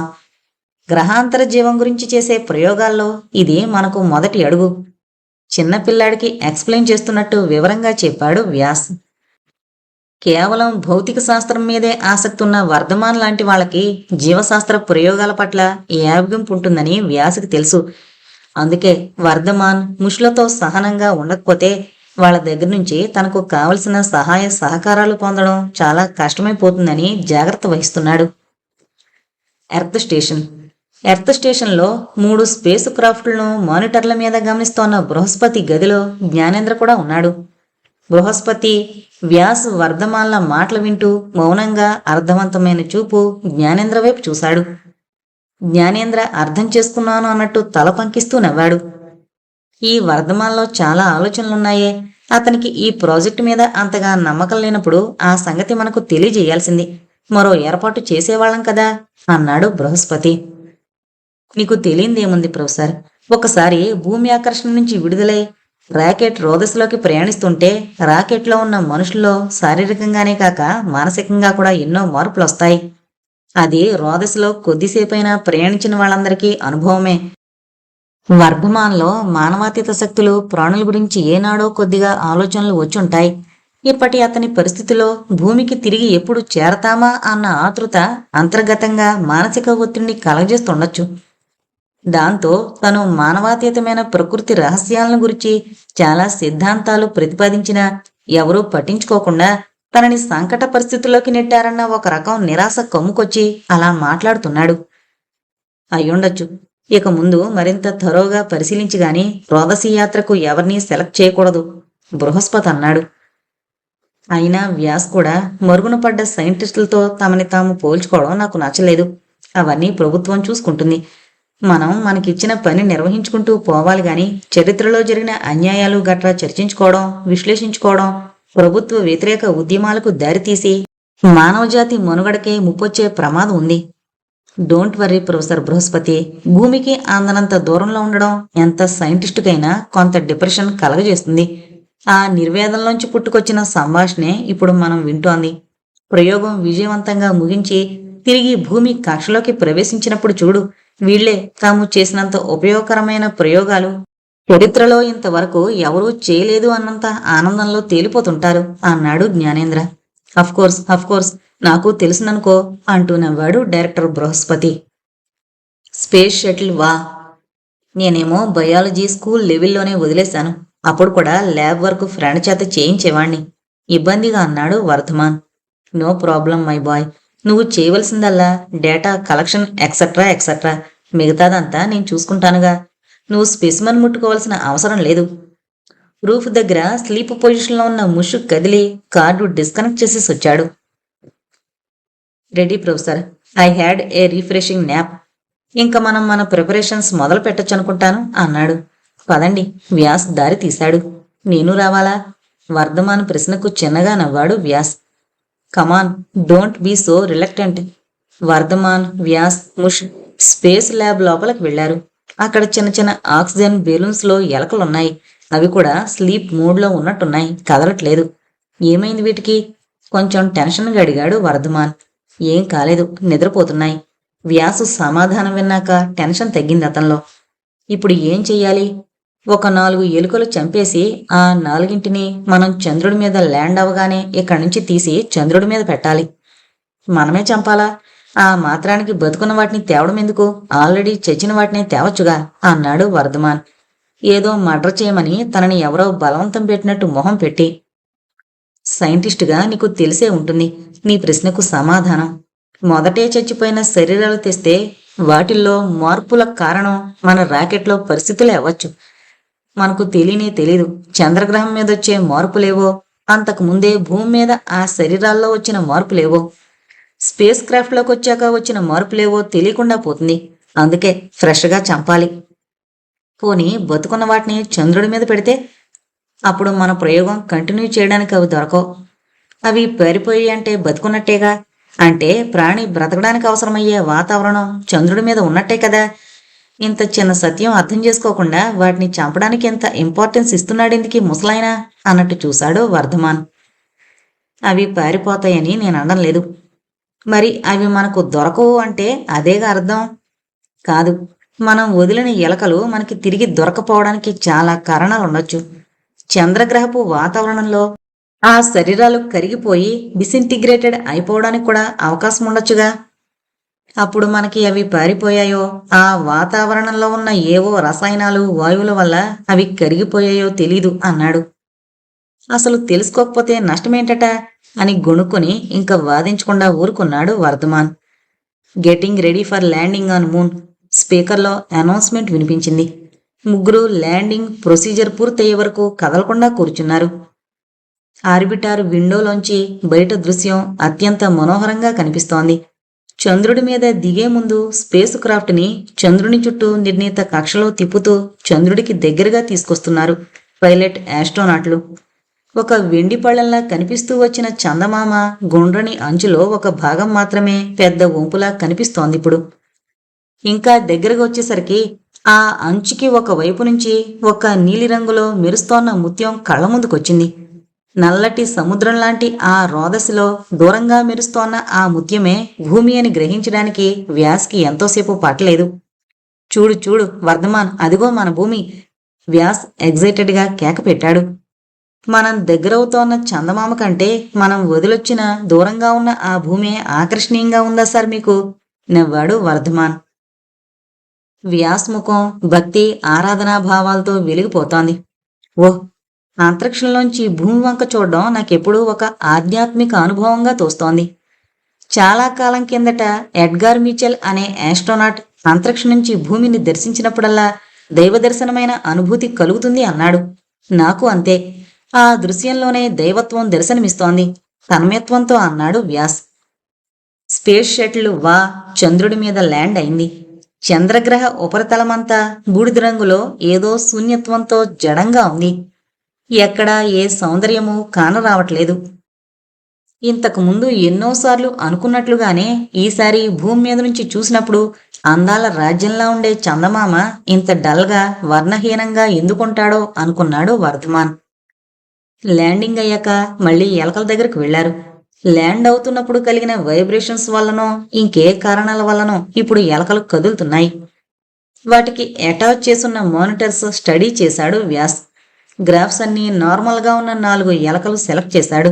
వాటికి ఆక్సిజన్ సప్లై కట్ చేశాడు. అవి కొంచెం సేపు ఊపిరి పీల్చుకోవడానికి కష్టపడి చచ్చిపోయాయి. వాటి heart beat, pulse rate, breathing ఇంకా ఇతర పారామీటర్లన్నీ 0 టచ్ అవగానే వాటిని జాగ్రత్తగా బయటకు తీశాడు వ్యాస్. వర్ధమాన్ వాటి మీద ప్రికిక్ యాసిడ్ మార్కింగ్ వేశాడు. ముష్ కూడా మార్కింగ్ చేశాడు. ఇన్సులేటెడ్ బాక్స్లో ఆ 4 చిన్న శరీరాల్ని పెట్టి పట్టుకున్నాడు వ్యాస్. ముగ్గురు స్పేస్ క్రాఫ్ట్లోంచి బయటకు రావడానికి ఏర్పాటు చేశాడు రజాక్. డెడ్ బాడీలున్న బాక్స్ పట్టుకుని వ్యాస్ లీడ్ చేస్తుండగా వర్ధమాన్, ముష్ బయటికి నడిచారు. బయట అడుగు పెట్టగానే కంట్రోల్ లేకుండా తేలిపోవడం మొదలుపెట్టారు. నడుములుకున్న కేబుల్స్ వారిని స్పేస్ షటిల్కి అటాచ్ చేసి ఉండడం వల్ల అలా తేలుకుంటూ అందకుండా పోతున్నారన్న భయం లేదు. కొంతసేపటికి తమని తాము కంట్రోల్ చేసుకుని ఒక పద్ధతిలో ఒకే వరుసలో తేలడం మొదలుపెట్టారు. నేను మూన్ మీదకి రావడం ఇదే ప్రథమం. మీ ఇద్దరిలో ఎవరైనా హెల్ప్ చేయాలి. నీల్ ఆమ్స్ట్రాంగ్ పాదం గుర్తుల దగ్గరికి నన్ను లీడ్ చేయండి అన్నాడు. వ్యాస్కి ఆ స్పాట్ చూపించడం వర్ధమాన్ డ్యూటీ. వాళ్ళిద్దరినీ ఆ స్పాట్ వరకు అకంపెనీ చేయడం ముష్ డ్యూటీ. నాతో రండి అని సైగ చేసి స్లోగా ఎగురుతూ ఒక చోట ఆగి అదే అన్నట్టు సైగ చేశాడు వర్ధమాన్. ఎగరడం, కంట్రోల్ చేసుకుంటూ మాట్లాడడం కొంచెం కష్టంగా ఉంది అతనికి.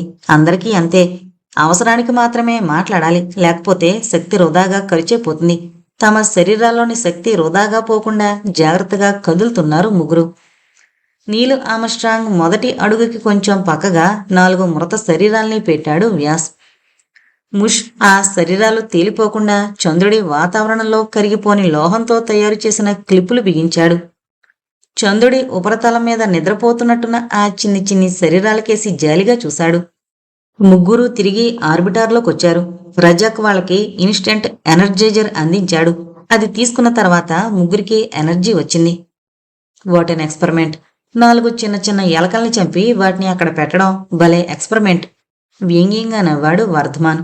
ఎవరూ మాట్లాడలేదు. Now what next? ఇక్కడి నుంచి మనం మార్స్కి వెళ్ళి అక్కడ కొన్ని ఎలకలు పెట్టాలి అన్నాడు వ్యాస్.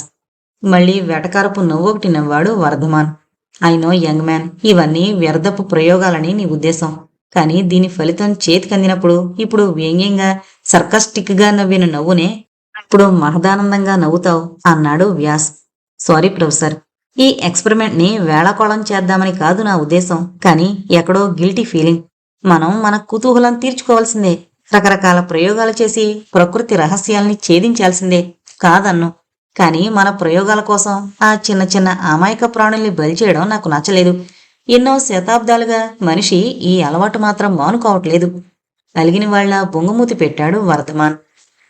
I can understand. కానీ సృష్టి రహస్యాలు తెలుసుకోవాలన్న తపన మానవజాతి భూమి మీద ఉన్నంత వరకు ఉంటుంది. దానికోసం మనిషి పడరాని పాట్లు పడుతూనే ఉంటాడు. కొంత త్యాగం చేస్తాడు, కొన్నింటిని బలి తీసుకుంటాడు. తప్పదు. ఏ కుతూహలం లేకుండా మనిషి బతకలేడు. ఫిలాసఫిల్గా అన్నాడు వ్యాస్. కానీ ప్రొఫెసర్, ప్రాణులు ఉండడానికి కావలసిన వాతావరణం చంద్రుడి మీద ఉందో లేదో తెలుసుకోవడానికి చచ్చిపోయిన జంతువుల్ని వదలడం ఏమిటి? అదే నాకు అర్థం కానిది. చంద్రుడి వాతావరణం ఎంత అనుకూలంగా ఉన్నా చచ్చినవి బతికి రావుగా? అడిగాడు ముష్. వర్ధమాన్ అతని వైపు అభినందనగా చూశాడు. తనకెందుకు రాలేదు ఈ సందేహం అనుకున్నాడు. ఇందాక బతుకున్న వాటిని ఎందుకు వదలకూడదో చెప్పాను. ఇప్పుడు చచ్చిన వాటిని ఎందుకు వదలాలో చెప్తాను వినండి. చనిపోయిన శరీరం ఎలకదైనా మనుషులదైనా చర్మం, మాంసం, ఎముకలు, పేగులతో కూడుంటుంది కదా. భూమి మీద వదిలేస్తే ప్రాణం లేని శరీరం బ్యాక్టీరియల్ యాక్షన్ వల్ల కుళ్ళిపోతుంది. నెమ్మదిగా మట్టిలో కలిసిపోతుంది. ఎముకలు మిగులుతాయి. ఇక్కడ వదిలిన శరీరాల్లో ఎలాంటి మార్పులు వస్తాయో మనం మళ్ళీ వచ్చి చూస్తాం.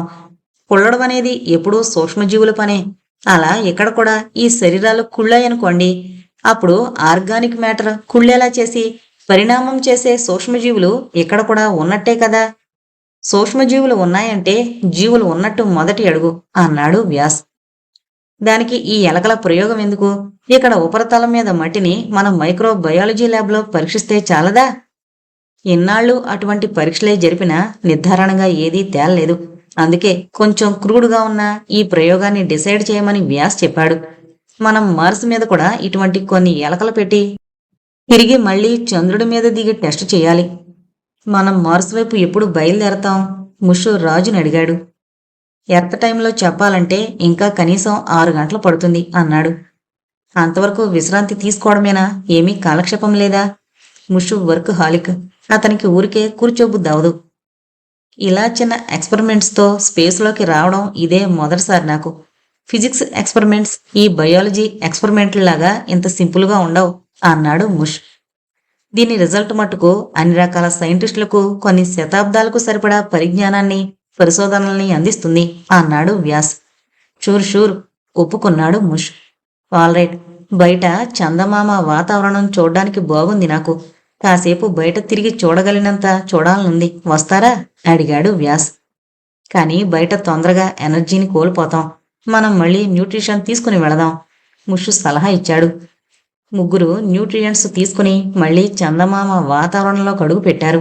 జాగ్రత్తగా మూమెంట్స్ కంట్రోల్ చేసుకుంటూ చందమామ మీద వ్యాహ్యాళి మొదలు పెట్టారు. మార్స్ మీద మనం ఇలా తిరగలమా? అడిగాడు వ్యాస్. ఈ సూట్లయితే తిరగలేం. దానికి కండిషన్స్కి తగ్గ స్పెసిఫిక్ సూట్స్ వేసుకుని తిరగాలి. కానీ అది కూడా ఒక భ్రమ ప్రయత్నం అవుతుంది మనకు అన్నాడు వర్ధమాన్. ఓహో, ఇంతకుముందు మార్స్ మీదకు వెళ్ళాను, కానీ అప్పుడు ఇంత టైం లేదు. ఆర్బిట్లోనే గడిచిపోయింది అన్నాడు వ్యాస్. కొన్ని శతాబ్దాల పాటు పరిశోధించి ప్రయత్నించి ఆధునిక మానవుడు చంద్రుడి మీద ప్రయాణాన్ని మాత్రం కాస్తైనా సుగమం చేసుకోగలిగాడు. ఇంకా మనిషి మీదకి లొంగని గ్రహాలు ఎన్నున్నాయో. గ్రహాలు మాత్రమే కాదు, మనకి తెలిసిన ఈ సౌరమండలం లాంటి విశ్వాలు అంతరిక్షంలో ఇంకా చాలా ఉన్నాయి. దేనికదే మన భూమి 9 గ్రహాలు, సూర్యుళ్ళ దేనికదే ఒక లోకం. మనం ఎప్పటికీ చూడలేని లోకాలు చాలా ఉన్నాయి అంతరిక్షంలో ముష్ అన్నాడు. అతి ప్రాచీన సంస్కృతుల్లో ఈ అవగాహన ఎక్కువగా ఉన్నట్టు అనిపిస్తోంది. మనం బీసీల నాటి చరిత్ర చదువుతుంటే అప్పటి మేధావులు మనలా టెలిస్కోపుల్లాంటి యంత్రాలు ఏవైనా వాడేవారో, లేక కేవలం కళ్ళతో చూసి అబ్జర్వ్ చేసిన దానిని మేధాశక్తితో అర్థం చేసుకుని అన్వయించుకునేవారో తెలీదు అన్నాడు వ్యాస్. ముష్, వర్ధమాన్ మౌనంగా ముందుకు సాగుతూ వింటున్నారు. భారతీయ, చైనీస్, గ్రీకు, రోమన్ నాగరికతల చరిత్రలో ఒక సారూప్యం కనిపిస్తుంటుంది. ఒక పర్టికులర్ పీరియడ్లో ఈ నాగరికతలన్నీ అత్యున్నతంగా అభివృద్ధి చెందాయి. తర్వాత ఎంత ఉన్నతంగా అభివృద్ధి చెందాయో అంతగానూ పతనమయ్యాయి. ఇప్పుడు మనం ఇంతగా అన్ని రంగాల్లోనూ ప్రోగ్రెస్ అయ్యామనుకుంటున్నాం. ఈ అభివృద్ధి ఫలితాలు ముందు తరాల వాళ్ళు అందుకోగలగాలి కదా. అప్పుడైతేనే మనం సాధించిన దాన్ని టేక్ ఆఫ్ పాయింట్గా తీసుకుని ఇంకా ముందుకు పోతారు.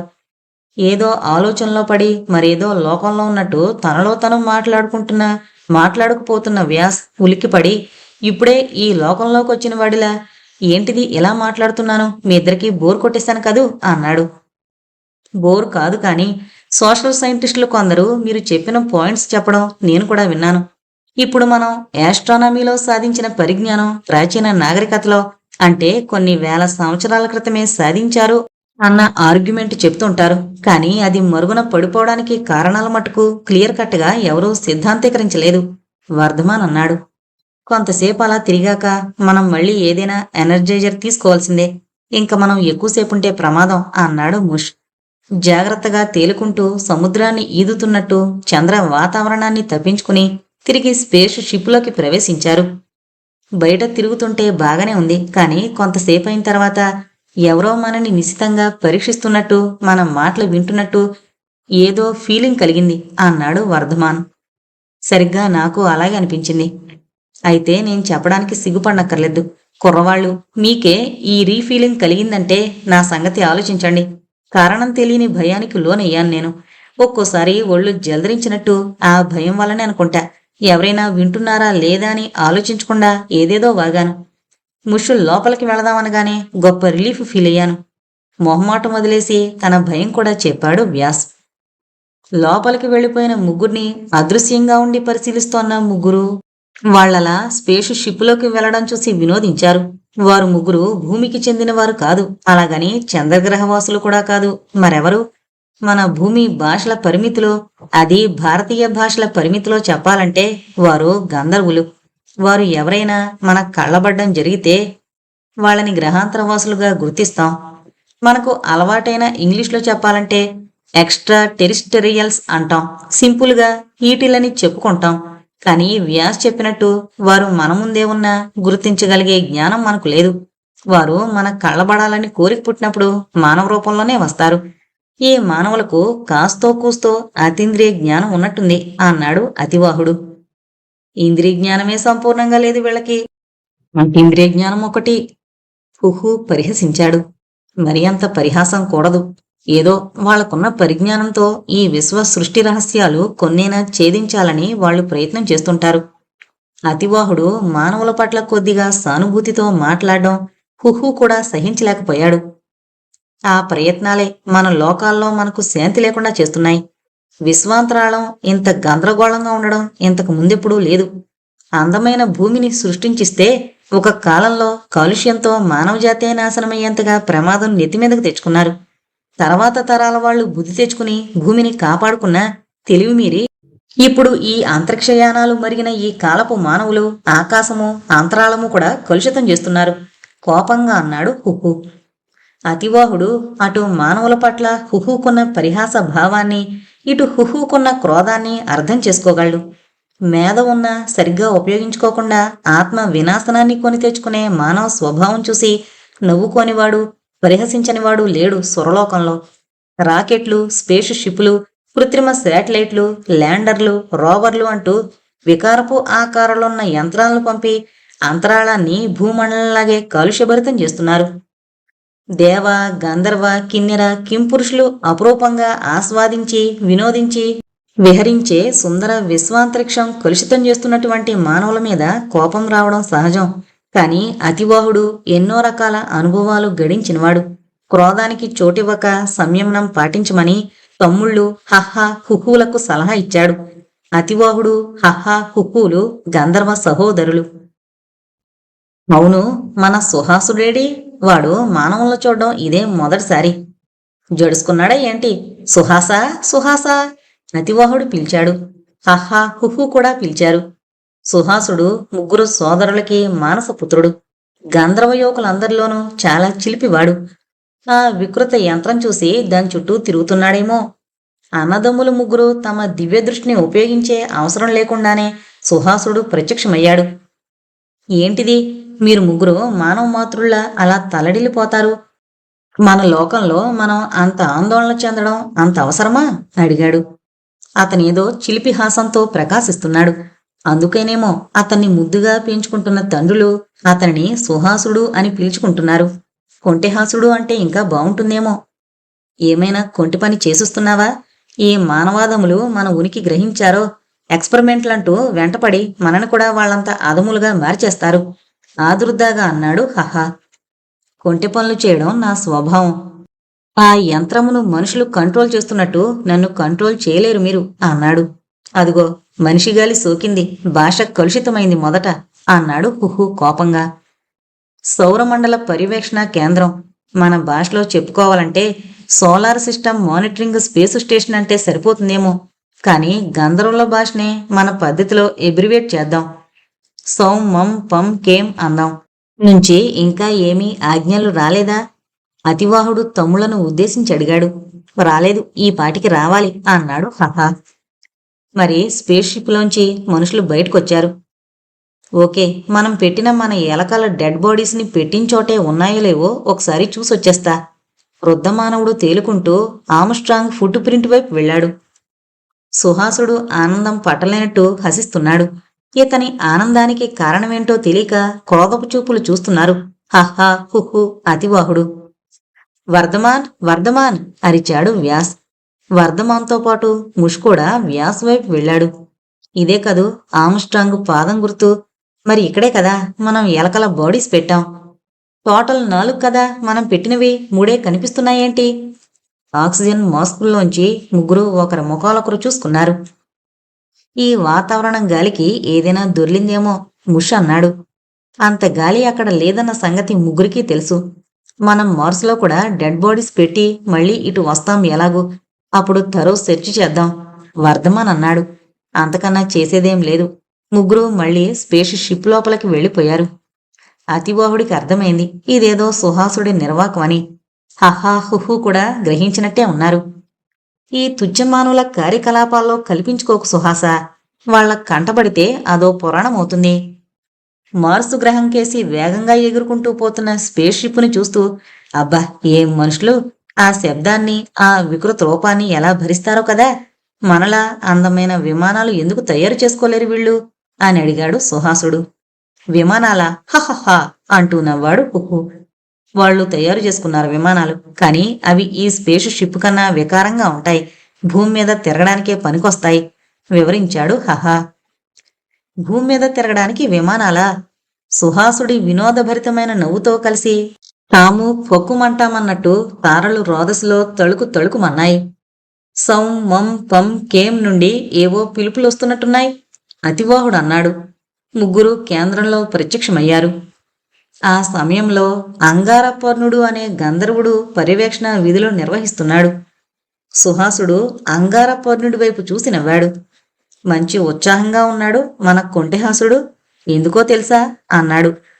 అంగారపర్ణుడి ప్రశ్న విని హహా హుహు అతివాహుడు తెలుసు అన్నట్టు సైగ చేశారు.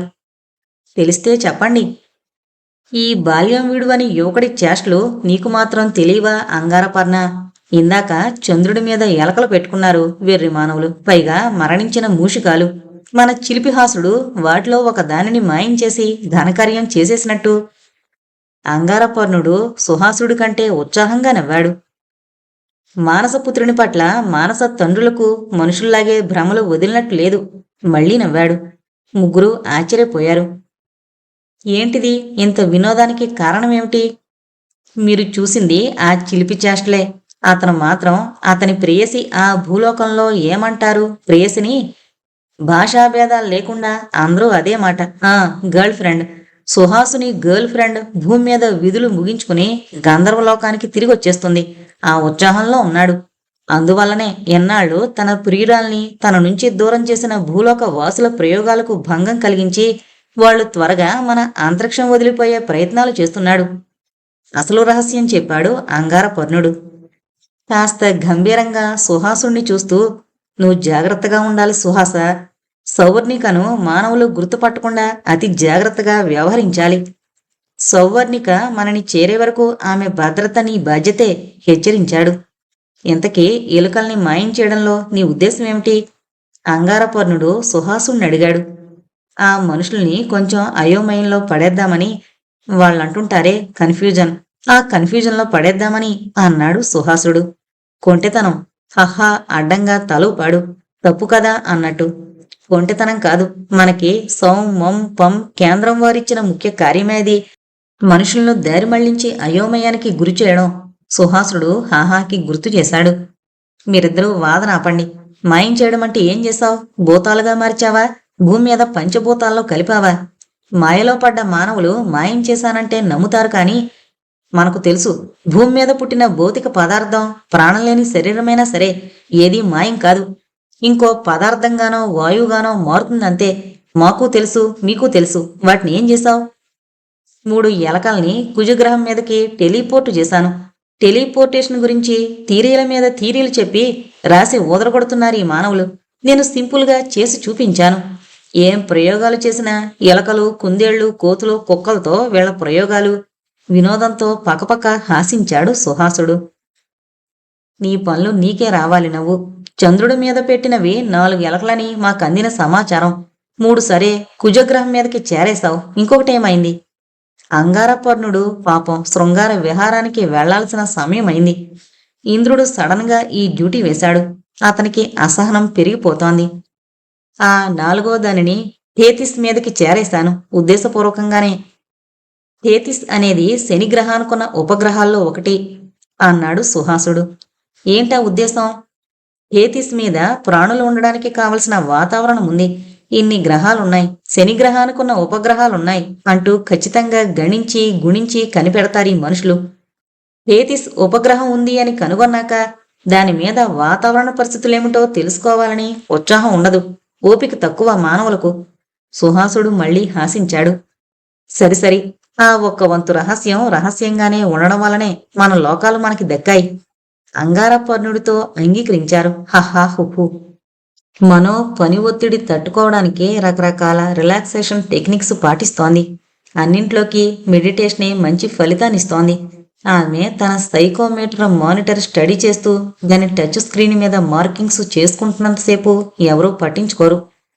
ఆ మానిటర్ మీదే ఉన్నట్టుండి మెడిటేషన్ ఫోజులో తేలుతుండే మనోని చూస్తే పరీక్షిత్తు సారథి నవ్వాపుకోలేరు. అధర్వు ఏదీ పట్టించుకోడు. అతన్ని కూడా నవ్విస్తోంది మధ్య మధ్యలో మనో పెడుతోన్న ఫోజు. గోల్డా కూడా అప్పుడప్పుడు ఈ నవ్వుల్లో చేరుతోంది. మనో మెంటల్ స్ట్రెస్కి కారణం గోల్డా ప్రవర్తనే. గోల్డా చిన్న రిపేర్ కోసం ఆర్బిట్లోంచి బయటకు వెళ్ళినప్పుడు అధర్వని అడిగింది మనో. గోల్డా వర్క్ ఎలా ఉంది? కాన్సన్ట్రేట్ చేస్తోందా? సూపర్బ్. క్యాలిక్యులేషన్స్ అన్నీ మోస్ట్ పర్ఫెక్ట్గా చేస్తోంది. క్యామిట్ ఫ్యూచర్ ఆఫ్ పొజిషన్ని ప్రిసైజ్గా ప్రిడిక్ట్ చేస్తోంది. గోల్డా ఏ టైంలో ఎంత దూరంలో ఉందని చెప్తోందో సరిగ్గా అక్కడే కనిపిస్తోంది. కామిట్ ఫ్యూచరో మన మానిటర్ మీద. ప్రశంసల వర్షం కురిపించారు. మనో మరింత అయోమయంలో పడింది. ఎప్పుడూ ఊహల్లో ప్రియుడితో సంభాషిస్తూ మరో లోకంలో ఉండే గోల్డా చేతిలో పని ఇంత శ్రద్ధగా ఎలా చేయగలుగుతోంది? మైండ్ని రెండుగా చీల్చి ఒక భాగాన్ని ఊహల పల్లకిలో ఊరేగింపుకి పంపి మరో భాగాన్ని శ్రద్ధగా పని చేయడానికి వినియోగిస్తుందా? ఒక భాగం మెదడు ఎప్పుడూ రిలాక్స్డ్గా సంతోషంగా ఉండడం వల్ల రెండో భాగం హుషారుగా ఉండి చక్కగా పనిచేయగలుగుతోందా? ఇదే నిజమైతే ఈ టెక్నిక్ ప్రాక్టీస్ చేయించి మనుషుల్లో పనితనం, నైపుణ్యం పెంచొచ్చు. దానివలన ప్రొడక్టివిటీ కూడా పెరుగుతుంది. కామెట్ ఫ్యూచరో దగ్గర పడుతున్న కొద్దీ పైలట్ ఆస్ట్రోనాట్స్ ఇద్దరిలోనూ స్ట్రెస్ లెవెల్స్ అధికం కాసాగాయి. మిగతా వారిలోనూ యాంగ్జైటీ, టెన్షన్ ఎక్కువగా ఉంటున్నాయి. మనో జాగ్రత్తగా ఒక్కొక్కరిలోనూ వస్తున్న మానసిక మార్పులు రికార్డు చేసుకుంటూ తన రిపోర్టు తయారు చేసుకుంటోంది. ఒకసారి పరీక్షిత్తు గోల్డా లేకుండా చూసి మనో దగ్గరకు వచ్చాడు. అధర్వని కూడా రమ్మని సైగ చేశాడు. గోల్డా బిహేవియర్ గమనించారా? చాలా పెక్యులియర్గా ఉంటోంది. మనో, అధర్వ్ అతనేం చెప్తాడా అని మౌనంగా చూశారు. ఆమె కన్నార్పకుండా చూస్తోంది అన్నాడు.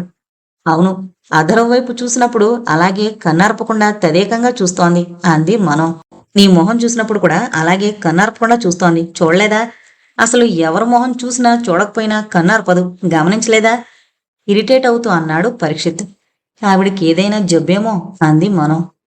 ఫేషియల్ పాలసీ వచ్చిన వాళ్ళకి అలాగే ఉంటుంది, రెప్ప పడదు అన్నాడు అధర్వు. ఏడ్చినట్టుంది. ఇదేమైనా కమర్షియల్ స్పేస్ ఫ్లైటా? రోగాల వాళ్ళని, రుచుల వాళ్ళని డబ్బు తీసుకుని ఎక్కించి తీసుకొచ్చేయడానికి. రీసెర్చ్ మిషన్ కోసం ప్లాన్ చేసి ప్రభుత్వం పంపింది మన్ని. మనందరిలాగే ఆవిడ అన్ని రకాల ఫిట్నెస్ టెస్టులు నెగ్గి ఈ స్పేస్ క్రాఫ్ట్లో మిషన్ స్పెషలిస్టు ఆస్ట్రోనాట్గా సెలెక్ట్ అయ్యి వచ్చింది. She passed all the health and physical fitness tests. నొక్కి నొక్కి ఏమీ తెలియని వాళ్ళకి చెప్పినట్టు చెప్పాడు పరీక్షిత్.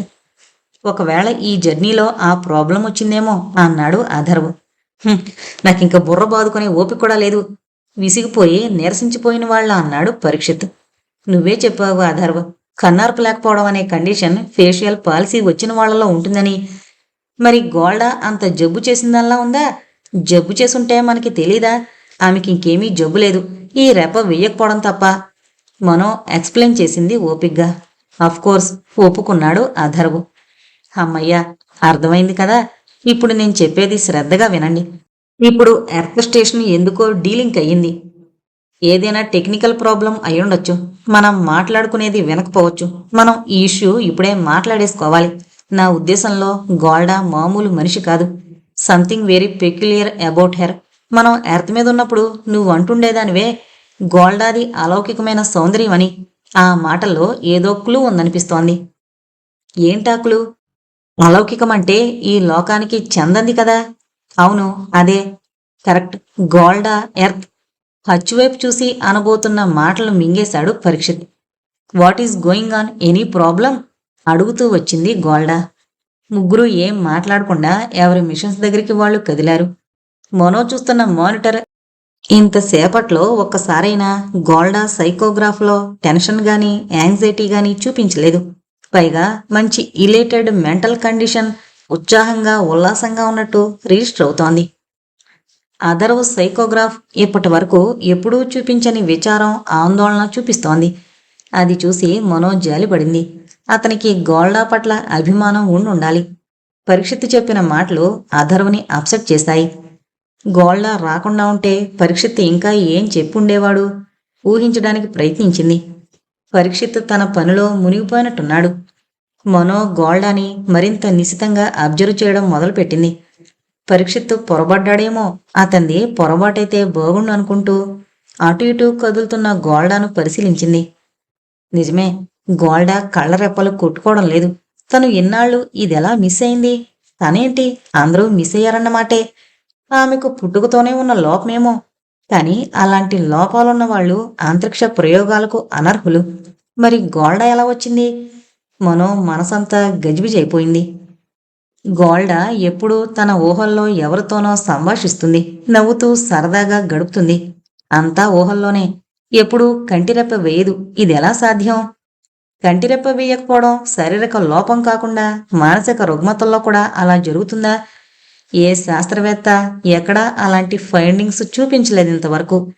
ఇప్పటిదాకా అలాంటి కేసులు ఎవరు కనుక్కోలేకపోయినంత మాత్రాన అటువంటి మానసిక రుగ్మత లేదని రుజువైనట్టు కాదు కదా. ఇది కొత్తగా వస్తోన్న మానసిక జబ్బుల్లో ఒకటేమో. అంతరిక్షంలోకి తరచూ ప్రయాణించే ఆస్ట్రోనాట్స్కి కొన్నాళ్లకి జబ్బొస్తుందేమో. ఇది మానసిక రోగమే అయితే గోల్డా లక్షణాలన్నీ గమనించి రికార్డు చేసి తను రిపోర్ట్ చేయొచ్చు. ఫలానా మానసిక రుగ్మత లక్షణాలను మొట్టమొదట కనుగొని నిర్దుష్టంగా వివరించిన శాస్త్రవేత్తగా తన పేరు సైకాలజీ చరిత్రలో చిరస్థాయిగా నిలిచిపోతుంది. మనోలో ఉత్సాహం వచ్చింది. రోదసీ యాత్ర ప్రారంభం నుంచి రికార్డవుతున్న గోల్డా సైకో అనాలిసిస్ మొత్తం దగ్గర పెట్టుకుని సమగ్రంగా రిపోర్టు తయారు చేసుకునేందుకు సన్నద్ధమైంది. కామెట్ ఫ్యూచరోని మనం చేరుతున్నాం. పైలట్ ఆస్ట్రోనాట్లిద్దరూ ఒకేసారి అనౌన్స్ చేశారు. అందరిలోనూ ఒక ఉద్వేగం, ఒక ఉత్సాహం, ఆందోళన. ఎక్కడి వారక్కడే ఫ్రీజ్ అయినట్టు, గుండె చిక్కబట్టుకున్నట్టు ఉండిపోయారు కొన్ని క్షణాల పాటు. ఆల్ రైట్, అందరూ ప్రొటెక్టివ్ సూట్స్ వేసుకుని రెడీగా ఉండండి, సారథి హెచ్చరిక చేశాడు. ఒక్కొక్కరు తమను ఎక్స్రే కిరణాల నుంచి రక్షించే కవచాల్లాంటి ప్రొటెక్టివ్ సూట్లు తీసుకున్నారు.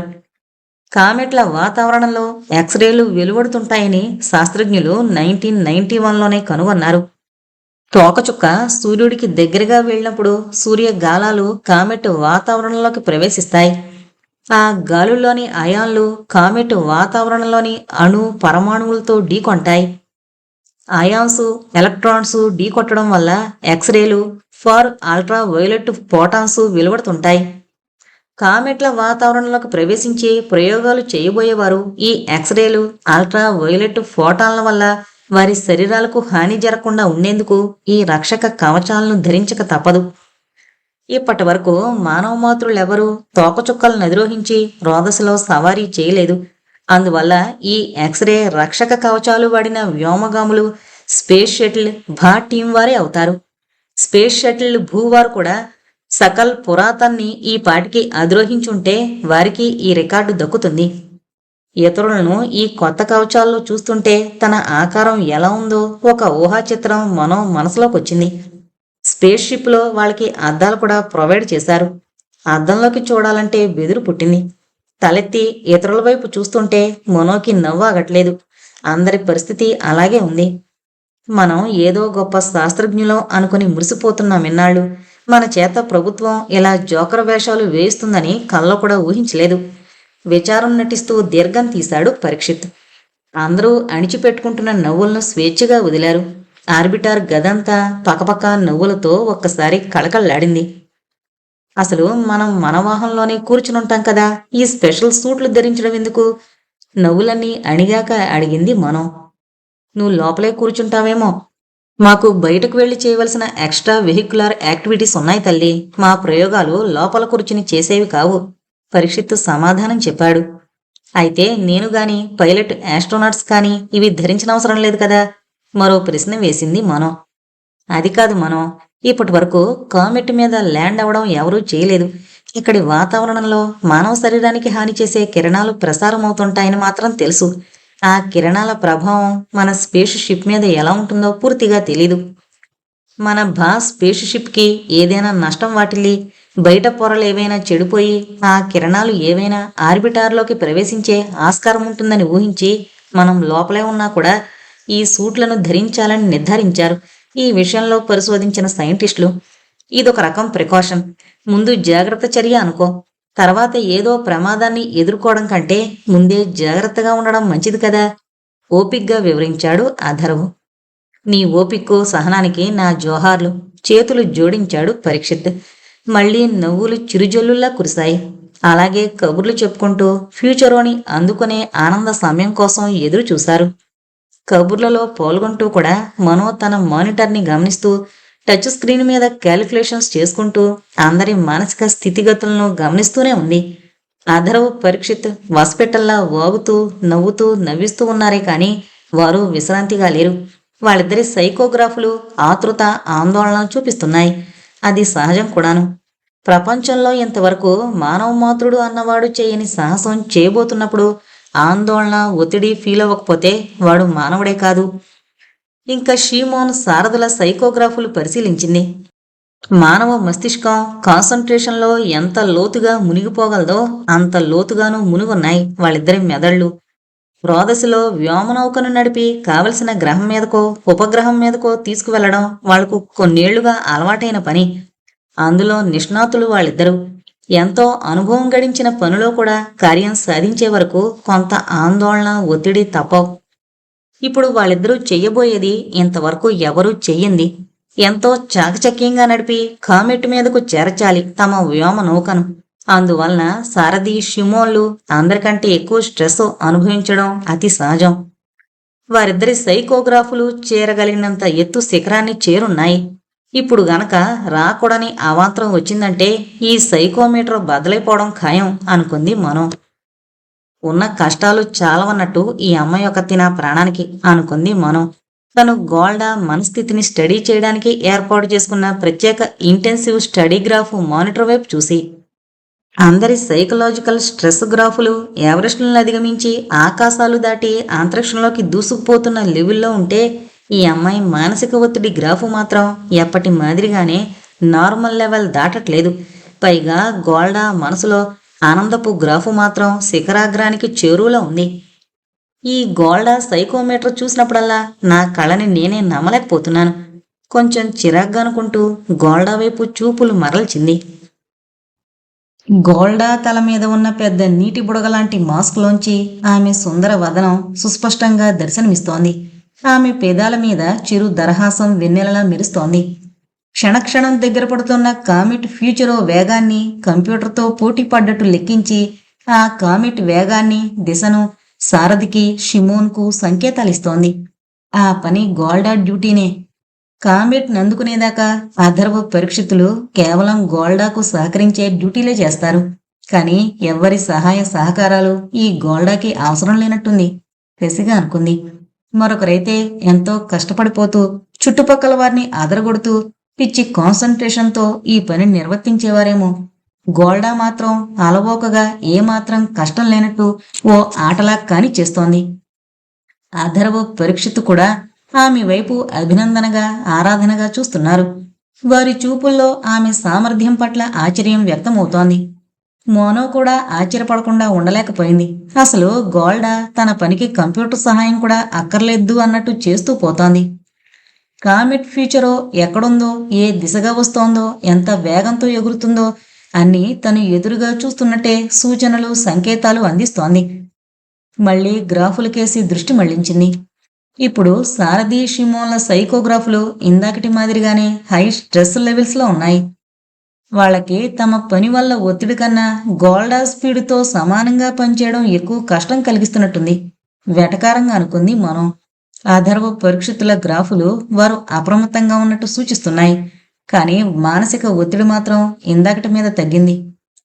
పనంతా యంత్ర సహాయం కూడా అవసరం లేనట్టు తనే ఓ గొప్ప యంత్రంలా గోల్డా చేసుకుపోతుంటే ఇంకా వీళ్ళకెందుకు పాపం మానసిక ఒత్తిడి, స్ట్రెస్సు, నా మొహమును మనసులోని కామెంట్ చేసుకుంది మనం. అయితే ఏదైనా అవసరం వస్తే రంగంలోకి దూకడానికి గుర్రాల్ని రెడీగా మాత్రం పెట్టుకున్నారు. అందుకు అభినందించాల్సిందే. మళ్ళీ గోల్డా గ్రాఫ్ మీదకి యథాలాపంగా చూపు మరల్చిన మనో ఉలిక్కి పడింది. గోల్డా ఇప్పుడు కూడా ఎవరో అత్యంత ప్రియమైన వారితో ప్రేమగా, ఆప్యాయంగా, తీయని ప్రియమైన మాటలతో సంభాషిస్తోంది. ఒక్కసారి నీరసం వచ్చేసిన దానిలా వెనక్కు వాలి కళ్ళు మూసుకుంది. మానవ మాతృలకి ఇది ఎలా సాధ్యం? గోల్డా పనితీరును చూస్తుంటే ప్రస్తుతం పని తప్ప ఆమె మనసులో ఇంకేమీ ఉన్నట్టు లేదు. అసలు ఇంకేదైనా ఉండడానికి అవకాశం లేదు. ఆమె తన సర్వశక్తులు నిమగ్నం చేయకపోతే ఆ పని జరగదు. అలాంటి పరిస్థితుల్లో ఇటు పని చేస్తూ, అటు ఊహాలోకాల్లో విహరిస్తూ, ఊహాప్రియుడితో సంభాషిస్తూ ఆ డైరెక్షన్లో కాదు, పెద్ద కరువు తీసుకోవాలి. Now full circle. గోల్డా ఎగ్జైట్మెంట్తో కేకలు పెడుతూ సూచనలిస్తోంది. మనో నెమ్మదిగా తన చేతి వేళ్లను కదల్చడం ప్రాక్టీస్ మొదలుపెట్టింది. వేళ్లు, మణికట్టు, మోచెయ్యి జాగ్రత్తగా నెమ్మదిగా కదపడానికి ప్రయత్నించింది. ఎక్కువ బలం పెట్టి గట్టిగా ఊపితే ఎముక విరిగే ప్రమాదం ఉందని మరిచిపోలేదు. అరచెయ్యి మూసి తెరచి చిన్న ఎక్సర్సైజు చెయ్యాలని చూసింది. సాధ్యపడలేదు. గుండె గుబేలమన్నట్టయింది. చేతివేళ్లు కదలడం లేదసలు. భయం వేసింది. ఎప్పటికైనా చెయ్యి కదపగలుగుతుందా తనసలు? మనోలో ఏదో నిరాశ కమ్ముకొచ్చింది. ఆ నిరాశలోనే డ్యూటీ గుర్తొచ్చి వాలిపోతున్న కళ్ళని పైకెత్తి అలవాటుగా మానిటర్స్ వైపు చూసింది. అందరి గ్రాఫులు అక్కడి వాతావరణంలాగే పైకి కిందకి గంతులు వేస్తున్నాయి. తన గ్రాఫు మాత్రం కదలిక లేకుండా దాదాపు సరళ రేఖలా కనిపించింది. My God, what is this? నా బుర్ర పనిచేయట్లేదా? కళ్ళు టప్టపలాడించి మానిటర్ని నిశితంగా చూసింది. తన సైకోగ్రాఫ్లో కూడా కదలికుంది. తానైతే వాళ్ళందరిలాగా విపరీతమైన ఎగ్జైట్మెంట్ చూపించట్లేదు. పైగా నైరాస్యతను, నిరాసక్తతను చూపిస్తోంది. వాళ్లల్లో ఉన్న ఆనందం తనకు ఎందుకు లేదు? ఆత్మ పరిశీలన చేసుకుంది. జవాబు వెంటనే తట్టింది. గోల్డా ప్రవర్తన తనకు మరో ఆలోచన లేకుండా చేసేస్తోంది.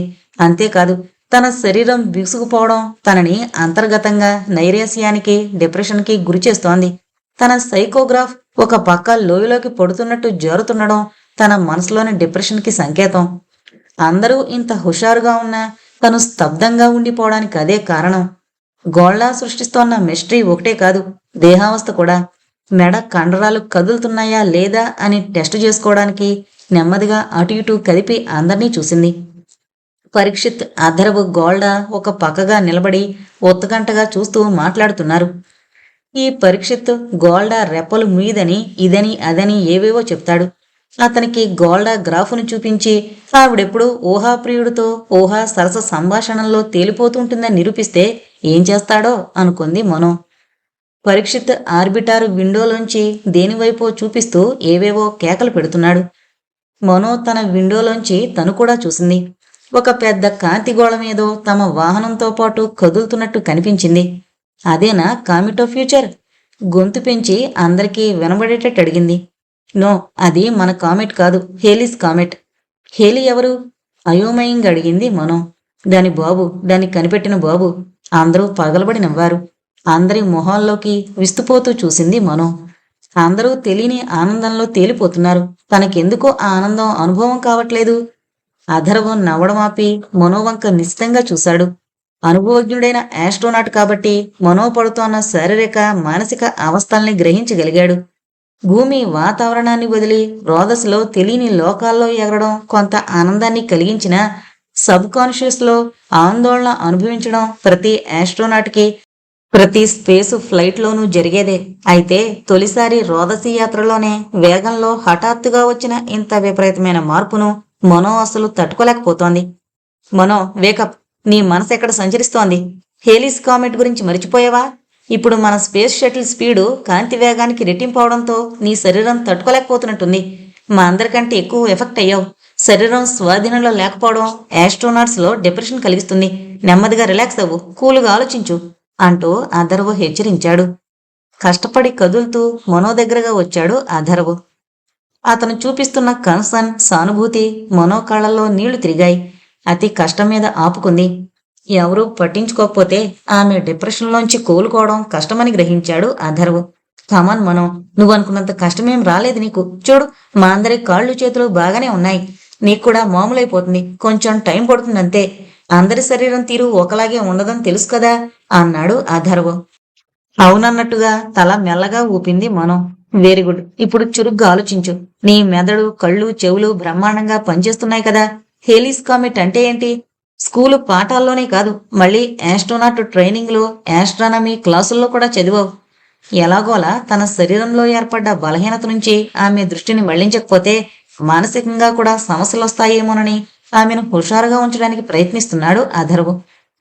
పరీక్షిత్తు ఇప్పుడు మనో పరిస్థితిలో ప్రమాదాన్ని గ్రహించాడు. అతను కూడా కాస్త ఉద్విగ్నంగా, జాలిగా మనోవైపే దృష్టి నిలిపాడు. గోల్డా, సారథి, షీమోన్ తమ విధి నిర్వహణలో పూర్తిగా మునిగిపోయి ఉన్నారు. వాళ్ళు మనో అవస్థను గ్రహించే స్థితిలో లేరు. అథర్వ్ మనో నుంచొచ్చే జవాబు కోసం ఊపిరి బిగబట్టి ఎదురు చూశాడు. Yes, I remember. Halley's comet ప్రతి 76 సంవత్సరాలకు ఒకసారి భూమికి దగ్గరగా వస్తుంటుంది. కరెక్ట్, హుషారుగా అరిచాడు Atharv. You are all right. ఉలిక్కి పడింది మనం. నాకేమైంది? ఏదో మతిమరుపులాగా అయోమయంగా చూసింది. ఏం లేదు, చూడు, విండోలోంచి చూడు. హేలీస్ కామెట్ మన ఆర్బిట్ ని క్రాస్ చేస్తోంది. ఇంకొన్ని క్షణాల్లో మాయమైపోతుంది. తొందర పెట్టాడు అథర్వ్. ఓ, ఎంత అద్భుత దృశ్యం! అటు చూస్తూ హుషారుగా కేక పెట్టింది మనో. అథర్వ్, పరీక్షిత్ రిలీఫ్ ఫీల్ అయ్యారు. మనో ఇప్పుడు మామూలు స్థితికొచ్చింది. డిప్రెషన్ నుంచి కోలుకుంది. అదిప్పుడు మొత్తం స్పేస్లో ఉన్న యూనివర్సులన్నింటినీ, లోకాలన్నింటినీ ఓ రౌండ్ కొట్టి చుట్టబెట్టి మనం ముసలాళమయ్యేసరికి భూమికి దగ్గరగా వస్తుంది. మనం వంగిపోయిన నడుములు కాస్త పైకెత్తి ఆకాశంలో దాన్ని దర్శనం చేసుకుని మన ఈనాటి రోదసి యాత్రను గుర్తు చేసుకుంటాం నవ్వుతూ అన్నాడు పరీక్షిత్. ముగ్గురు అది కనబడినంతసేపు కళ్ళప్పగించి చూశారు. ఇప్పుడు మనో కాళ్ళు, చేతులు కాస్త తేలిగ్గా కదపగలిగింది. అమ్మయ్య, నాకు కూడా కాళ్ళొచ్చాయి అంటూ ఆనందంగా కేక పెట్టింది. అథర్వ్ నవ్వి, నీకు తెలియకుండానే నువ్వు డీప్ డిప్రెషన్లోకి వెళ్ళిపోయావు. హేలీ కామెట్ రక్షించింది అన్నాడు. మనో మొహమాటంగా నవ్వింది. మాకు సైకోథెరపీ ఇవ్వడానికి నిన్ను పంపిస్తే తర్వాతి మాటలు శ్రోతల ఊహకే వదిలిపెట్టాడు పరీక్షిత్. కిలకిలా నవ్వేసింది Mano. I am all right now. నాకిప్పుడు కాళ్ళు చేతులు కదలిక రావడమే కాదు, బుర్రలో గ్రేట్ ఐడియా కూడా వచ్చింది. మనం ఈ హేలీ కామెట్నే ఎందుకు పట్టుకోకూడదు? ఇది 76 సంవత్సరాలకు ఒకసారి భూమికి దగ్గరగా వస్తున్నట్టు క్రీస్తు పూర్వం 239 BC నాటి నుంచి రికార్డుంది. అంటే ఇది ఇంకెన్నో మిలియన్ సంవత్సరాల కాలం నుంచి ఇలా అంతరిక్షాన్ని చుట్టబెడుతూ అంతరిక్ష వార్తలన్నీ భూమికి అందజేయడానికి అన్నట్టు 76 ఏళ్లకు ఒకసారి భూమి దగ్గరకు వస్తోంది. దీనికి మొత్తం విశ్వానికి చెందిన సమాచారం అంతా తెలుసు. దీన్ని అధిరోహిస్తే మనకు ఫ్యూచర్ మీద కన్నా ఎక్కువ సమాచారం తెలిసే అవకాశం ఉంది కదా. నీ ఐడియా కరెక్టే అవ్వచ్చు, కానీ 76 సంవత్సరాల కాలం మాత్రమే అది స్పేస్లో తిరిగి భూమి దగ్గరకు వస్తుంది. మనకు కావలసింది ఇంకా ఎక్కువ కాలానికి, మిలియన్ సంవత్సరాల కాలానికి సంబంధించిన భవిష్యత్తు సమాచారం. హేలీ కామెట్ ఎలా పనికొస్తుంది? పరీక్షిత్తు భుజాలు ఎగరేసి మౌనంగా ఉండిపోయాడు. నేను చెప్పేదేంటంటే, ఈ కామెట్ కూడా భూమిలాగే ఎన్నో వేల సంవత్సరాలుగా అంతరిక్షంలో ఉంది. కాబట్టి మన బృహస్పతి గారు నిరూపించినట్టు భూమితో పాటు పుట్టుండొచ్చు. బృహస్పతి గారు చెప్పారు స్పేస్లో గత కాలపు ఇమేజెస్ ఉంటాయని. ఆ ఇమేజెస్ హేలీ కామెట్ సేకరిస్తూ ఉండుండొచ్చు. అంటే నా ఉద్దేశం, అంతరిక్షంలోని ఛాయాబింబాలు హేలీ కామెట్ మీద కూడా నిక్షిప్తమై ఉండొచ్చు. మనం ఇక్కడ ఉన్న మన యంత్ర పరికరాలతోనే ఆ ఛాయాబింబాలను సేకరించవచ్చు. ఎలాగో మనం కామెట్ ఫ్యూచర్ మీద చెయ్యబోయేది అదే కదా అంది మనో. నిజంగానే నీ ఐడియాలో ఏదో బలం ఉన్నట్టే అనిపిస్తోంది. ఇది సాధ్యమేమో కూడా అంటూ అథర్వ్ గోల్డా వైపు చూసి, గోల్డా, మనో ఏమంటుందంటే, నేను విన్నాను, అది సాధ్యం కాదు. ఈ స్పేస్ షటిల్ భాని కామెట్ ఫ్యూచర్ వాతావరణానికి, వేగానికి, కక్షకు అనుగుణంగా తయారు చేశారు. ఇది హేలిస్ కామెట్కి సూట్ అవదు. ఇదేం రోడ్డు మీద తిరిగే కారు కాదు కదా, ఏటంటే అటు పోని చేయడానికి. పైగా హేలిస్ కామెట్కి సంబంధించిన డేటా లేదు మీ ఎవరి దగ్గర. నాకు తెలిసినంత వరకు ఆ కామెట్ వాతావరణాన్ని కానీ స్పీడును కానీ మీరెవరూ తట్టుకోలేరు అంటూ గోల్డా కళ్ళు తెప్పకుండా చేస్తున్న పనిని ఆపకుండా సమాధానం చెప్పింది. అంటే అర్థం తను తట్టుకోగలదని, తను మనలాంటి మనిషి కాదని ఉక్రోషంగా అన్నాడు పరీక్షిత్. అధరవు మనోలకు మాత్రమే వినపడేలా. అతను ఆమె వాడే మాటల్లో వైచిత్ర్యాన్ని ఇట్టే కనిపెట్టేస్తాడు. మనో మాత్రం మరో విచిత్రాన్ని కనిపెడుతూనే ఉంది. కనిపెట్టినప్పుడల్లా విస్తుపోతూనే ఉంది. గోల్డా ఇప్పటి వరకు కళ్ళైనా తిప్పకుండా మనసంతా పెట్టి కామెట్ ఫ్యూచరో కదలికల సమాచారం పైలట్ ఆస్ట్రోనాట్లకు అందించి వాళ్ళని గైడ్ చేయడంలో పూర్తిగా మునిగిపోయింది. పైగా ఆమెకున్న మానసిక విచిత్ర లక్షణం వల్ల అంత బిజీగా ఉన్నప్పుడు కూడా తన ఊహాప్రియుడితో ఊహా సంభాషణ చేస్తూనే ఉంది. అంతా చేస్తూ తను అధర్వ పరీక్షిత్తు మాట్లాడుకుంటున్న మాటల్ని తూచా తప్పకుండా విని అర్థం చేసుకుని సమాధానాలు కూడా చెప్తోంది. ఇప్పటికి 190 సార్లు అనుకున్నట్టుగానే ఇప్పుడు కూడా ఇది ఈ గోళ్ళకెలా సాధ్యం అనుకుంది మనం. అమ్మో, ఇంక ఈ అమ్మాయి గురించి అసలు ఆలోచించకూడదు, బెదిరిపోయిందామె. గోల్డా పక్కపక్క నవ్వింది. ముగ్గురు వింతగా ఆమె వైపు చూశారు. అయ్యో మనో, ఎంత అమాయకురాలివి, ఇంతలోనే కన్ఫ్యూజ్ అయిపోతావు, బెదిరిపోతావు. పక్కపక్క మళ్ళీ నవ్వింది. గోల్డా కళ్ళు తన ముందున్న స్క్రీన్ మీద నుంచి తిప్పలేదు. ఆమె వేళ్లు సంకేతాలు ఇస్తూనే ఉన్నాయి.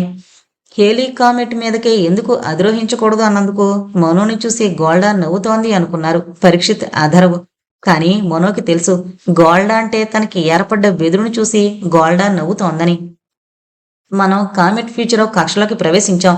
వీ ఎంటర్డ్ ఇట్స్ ఆర్బిట్, గట్టిగా అరిచారు సారథి షిమోన్. హుర్రే! పరీక్షిత్, అధర్వలు ఉత్సాహంగా ఆర్బిటార్ వాతావరణంలో తేలుతూ శరీరాలు కంట్రోల్ చేసుకుంటూ స్లో మోషన్లో చిన్న డప్పుల డ్యాన్స్ చేశారు. గోల్డా థమ్స్అప్ సైన్ చూపించింది. ఇంకెప్పటి నుంచి మన అసలు జైత్రయాత్ర ప్రారంభం అంది.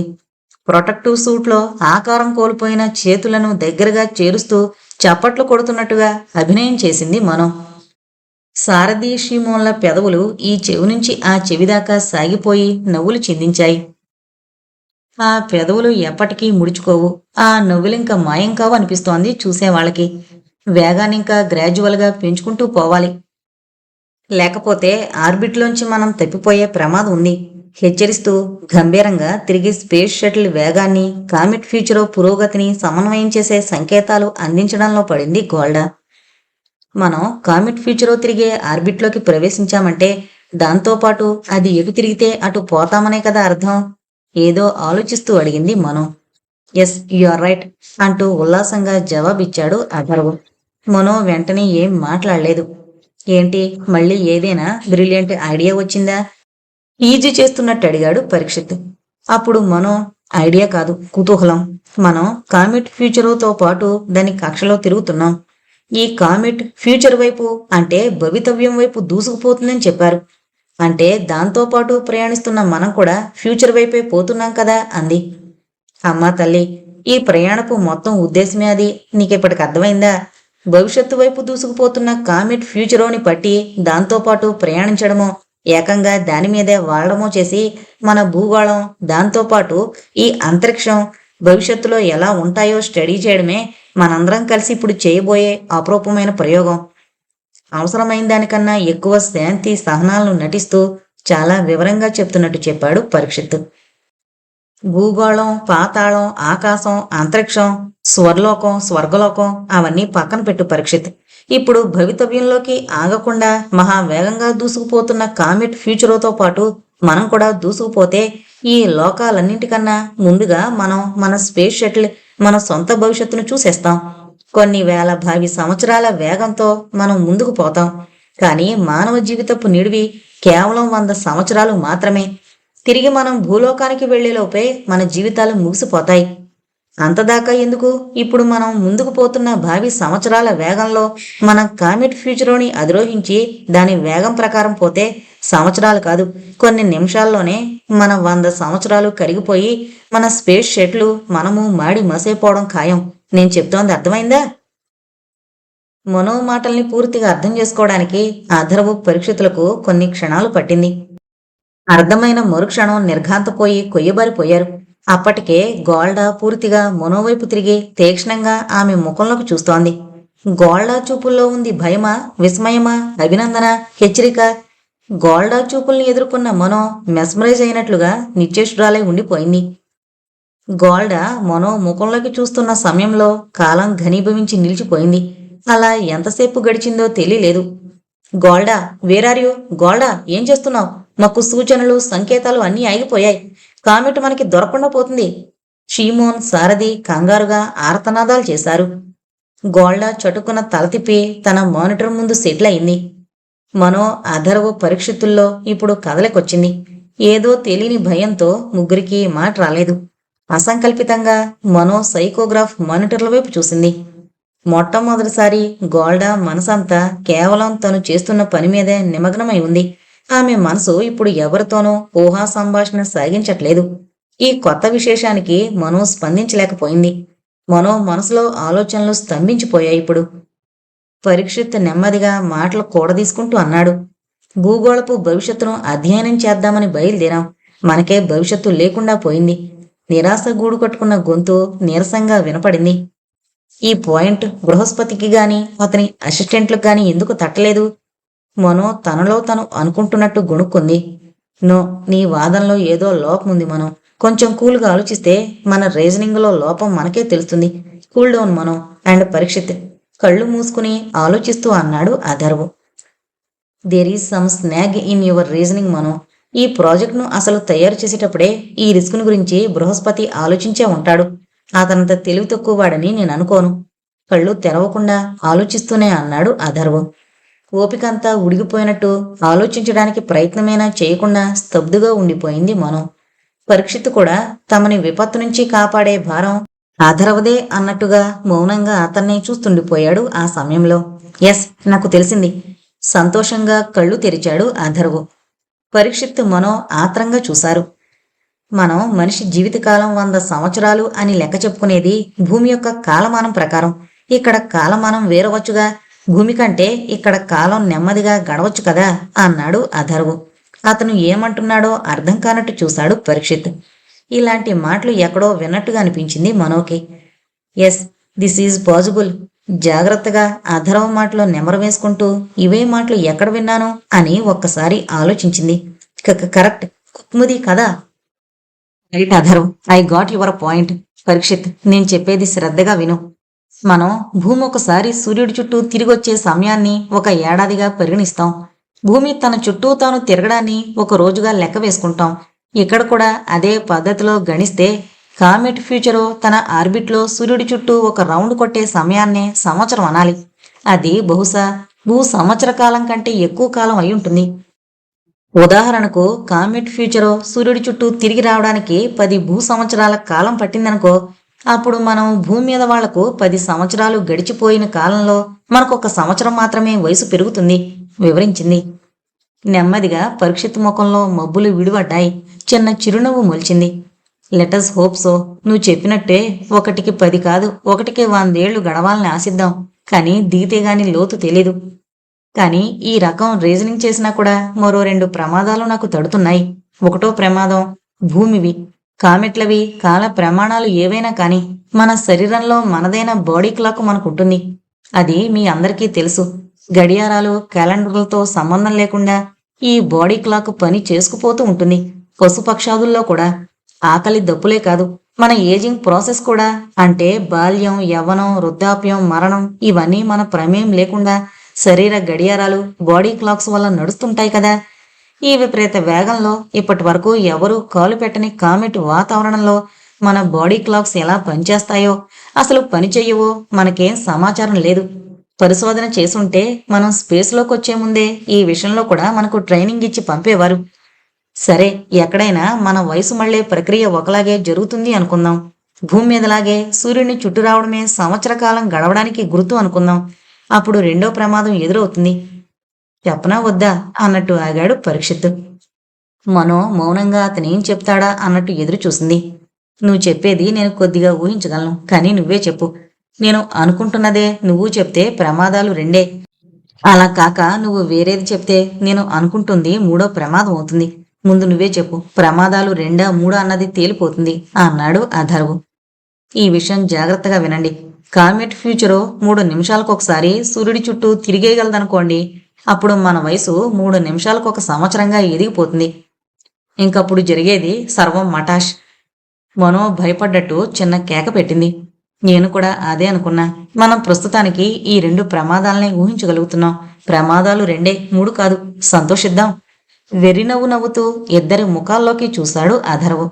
మనో ఇంకా భయంతో బిగుసుకుపోయే ఉంది. పరీక్షిత్తు చేసేదేముంది అన్నట్టు భుజాలు ఎగరేశాడు. గోల్డా, నువ్వేమంటావ్? అథర్వ్ మాటలు పూర్తి కానిలేదు. Success, great success. మనం కామెట్ ఫ్యూచరో మీద ల్యాండ్ అయ్యాం. మన స్పేస్ షటిల్ ఫ్యూచరో మీద వాలింది. Hurray, wonderful. సారథి షిమోన్ ఆనందంతో గట్టిగా కేకలు పెట్టారు. మనం మరణించేది ఇంకొన్ని నిమిషాల్లోనా మరికొన్ని యుగాల్లోనా అన్న సంగతి ఇంకిప్పుడు తేలిపోతుంది అంటూ పరీక్షిత్తు గొణిగిన గొణుగుడు కేవలం అథర్వ మనోలు మాత్రమే విన్నారు. స్పేస్ షటిల్ పరీక్షిత్తు తన మరణం గురించి గొణుగుతున్న సమయానికి 10 నిమిషాల ముందు స్పేస్ షటిల్ సకల్ పురాతన్ని అందుకొని అధిరోహించింది. సనాతన ఆనందంతో పిచ్చివాడైపోయాడు.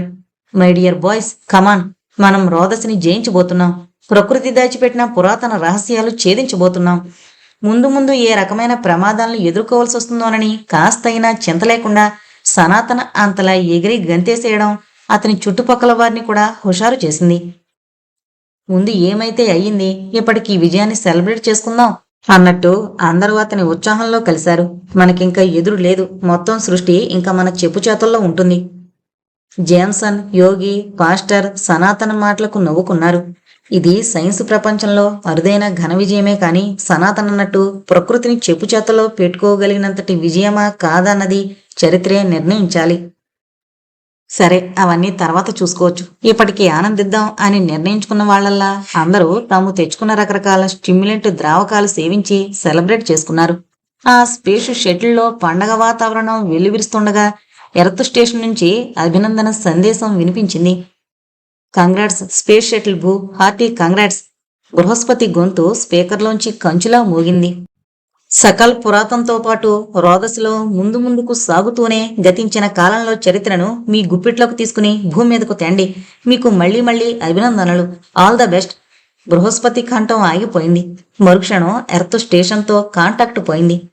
బృహస్పతి అభినందన సందేశానికి సమాధానంగా కృతజ్ఞత చెప్పాలని ఉత్సాహపడ్డ Sanatan, oh what a disappointment. బృహస్పతికి ఇక్కడ వాతావరణం గట్రాలన్నీ వివరించి అతనితో మాట్లాడదామనుకుంటే ఎంతలోనే ఇలా అవ్వాలా? డేవిడ్, ఎర్త్ స్టేషన్తో లింక్స్ మళ్ళీ ఎప్పుడు కలుస్తాయి? ట్రై చేస్తున్నా sir, but oh what is this? Jim, చూడు, కంట్రోల్స్ అన్నీ సరిగ్గా ఉన్నాయా? ఏదో ఫెయిల్ అయింది. Quick, control the ship. David తను ఎర్త్ స్టేషన్తో లింక్స్ కోసం బటన్స్ టకటకా నొక్కుతూ తన సహాయకుడు పైలట్ ఆస్ట్రోనాట్ జిమ్మిని హెచ్చరించాడు. అవును డేవిడ్, నేను నోటీస్ చేశాను. స్పీడ్ కంట్రోల్స్లో ఏదో టెక్నికల్ ఎర్రర్ చూస్తాను. కరెక్ట్ చేయడానికి ప్రయత్నిస్తూ అప్రమత్తంగానే ఉన్నానని సూచించాడు జిమ్. నిజానికి సకల్ పురాతన మీద ల్యాండ్ అయ్యాక స్పేస్ షిప్లో ఉన్న మొత్తం క్రూ వంతుల వారిగా విశ్రాంతి తీసుకోవాలి. ముందు ఛాన్స్ పైలట్ ఆస్ట్రోనాట్స్ ఇద్దరిది. తీరా ఇంత సాధించాక సాంకేతిక లోపాలు తలెత్తాయి. పైగా ఎర్త్ స్టేషన్ నుంచి గైడెన్స్ తీసుకుందామంటే వీల్లేకుండా లింకులు కూడా పోయాయి. జిమ్, డేవిడ్ నిరాశగా ఒకరి ముఖంలోకొకరు చూసుకున్నారు. ఇంకా చేసేదేముంది అన్నట్టు భుజాలు ఎగరేశాడు జిమ్. ప్రొఫెసర్ సనాతన్, మన యంత్రాల్లో చిన్న టెక్నికల్ లోపం తలెత్తింది. మేం రిపేర్ చేయడానికి ప్రయత్నిస్తాం. మీరు నలుగురు ఒకరి తర్వాత ఒకరుగా విశ్రాంతి తీసుకోండి. మా వర్క్ పూర్తయ్యాక మేం విరామం తీసుకుంటాం అనౌన్స్ చేసి పనిలో మునిగిపోయాడు డేవిడ్. అందరిలోకి సనాతన్ సీనియర్ కాబట్టి అతన్ని మొదట నిద్రపోమన్నారు మిగిలిన వాళ్ళు. అతను తనని తాను బెల్ట్తో పొజిషన్లో బిగించుకుని తక్షణం నిద్రలోకి జారుకున్నాడు. యోగి ఆర్బిటార్ విండోలోంచి బయటకు చూశాడు. సకల్ పురాతన్ వింత శోభను వెదజల్లుతోంది. మరలిరాని మరుపురాని మధుర స్మృతిలాగా మనోజ్ఞంగా ఉంది ఆ గ్రహ శకలం. జేమ్సన్, మనం బయటకు వెళ్లి ఈ ఆస్ట్రాయిడ్ని పరిశీలిద్దామా అన్నాడు. జేమ్సన్, పాస్టర్ ఓకే అంటూ రెడీ అయ్యారు. డేవిడ్, మేం కాసేపు ఏదైనా ఎక్స్ట్రా వెహికులర్ యాక్టివిటీ చూసుకుని వస్తాం అన్నాడు యోగి. కాసేపు అలా బయటకెళ్ళొస్తాను అని రూమ్మేట్తో చెప్పినట్టు చెప్పాడు. నో. డేవిడ్, జిమ్ ఒకేసారి గావుకేక పెట్టారు. ఉలిక్కి పడ్డారు యోగి, జేమ్సన్, పాస్టర్. స్పేస్ షటిల్ వా అక్కడ మార్స్ మీద స్పేస్ షిప్ వా ల్యాండ్ అయింది. వర్ధమాన్, వ్యాస్, ముష్ స్పేస్ షిప్ లోంచి బయటకొచ్చారు. తేలుతూ స్థిరత్వం కోసం ఇబ్బంది పడుతూ మౌనంగా కళ్ళకి కనబడినంత మేర నిశితంగా చూస్తూ తేలుతూ ముందుకు వెళుతున్నారు. ఇంతకు ముందు చంద్రగ్రహం మీద వచ్చిన అదోలాంటి భయం, ఈరి ఫీలింగ్ ఇక్కడ రావట్లేదు కదూ వర్ధమాన్. వ్యాస్ కాస్త రిలాక్స్ అవుతూ అన్నాడు. అవును సార్, మార్స్ గ్రహం నా ఫేవరెట్ గ్రహం సార్, వర్ధమాన్ అన్నాడు. వ్యాసు చిన్నగా నవ్వాడు. నాకు ఇదే అభిమాన గ్రహం అయ్యేలా ఉంది చూస్తుంటే. ఈ గ్రహం లక్షణాలు కొంత భూమిలాగే ఉన్నట్టున్నాయి. తేలుతున్న శరీరాన్ని కంట్రోల్ చేసుకుంటూ అన్నాడు వ్యాస్. పోలికలైతే ఉన్నాయి. ఇక్కడ ఉపరితలానికి కిందుగా గెడ్డ కట్టుకున్న ఐసు డిపాజిట్లున్నాయి.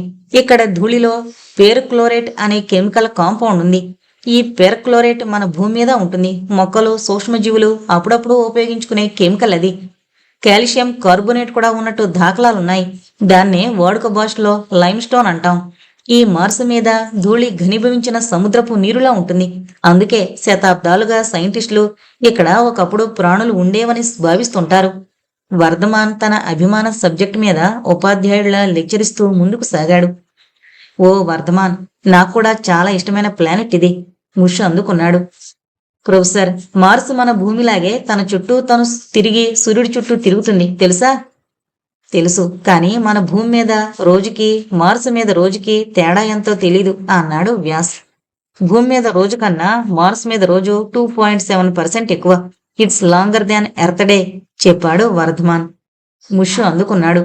మార్స్ మీద రోజును సోలార్ డే అంటారు, క్లుప్తంగా సోల్ అంటుంటారు. మార్స్ ఒకసారి సూర్యుడి చుట్టూ తిరిగి రావడానికి 686.98 రోజులు పడుతుంది. మన భూమి దినాల లెక్క ప్రకారం ఆ లెక్కే కరెక్ట్ అయితే భూమి మీద దాదాపు 2 సంవత్సరాలు గడిచే టైంలో ఇక్కడ 1 ఏడాది అవుతుంది. ఇక్కడ ఉండిపోతే మనకి ముసల్తనం తొందరగా రాదు. సరదాగా ఆశపడ్డాడు వ్యాస్. మనకు అనకండి సార్, మీకు ఆల్రెడీ వచ్చేసిందిగా. ఏదైనా బెనిఫిట్ ఉంటే అది మాకు అన్నాడు ముష్. ముగ్గురు మాట్లాడుకుంటూ తమకు అనువైన స్థలం కోసం పరిశీలిస్తున్నారు. ఇక్కడ ఆగుదాం. వర్ధమాన్ ఒక స్పాట్ దగ్గర ఆగాడు. వర్ధమాన్ తన చేతిలో ఉన్న బాక్స్ మార్స్ ఉపరితలం మీద ఉంచాడు. ప్రొఫెసర్, లుక్ ఎట్ దిస్, దిగ్భ్రాంతుడై కేక పెట్టాడు వర్ధమాన్.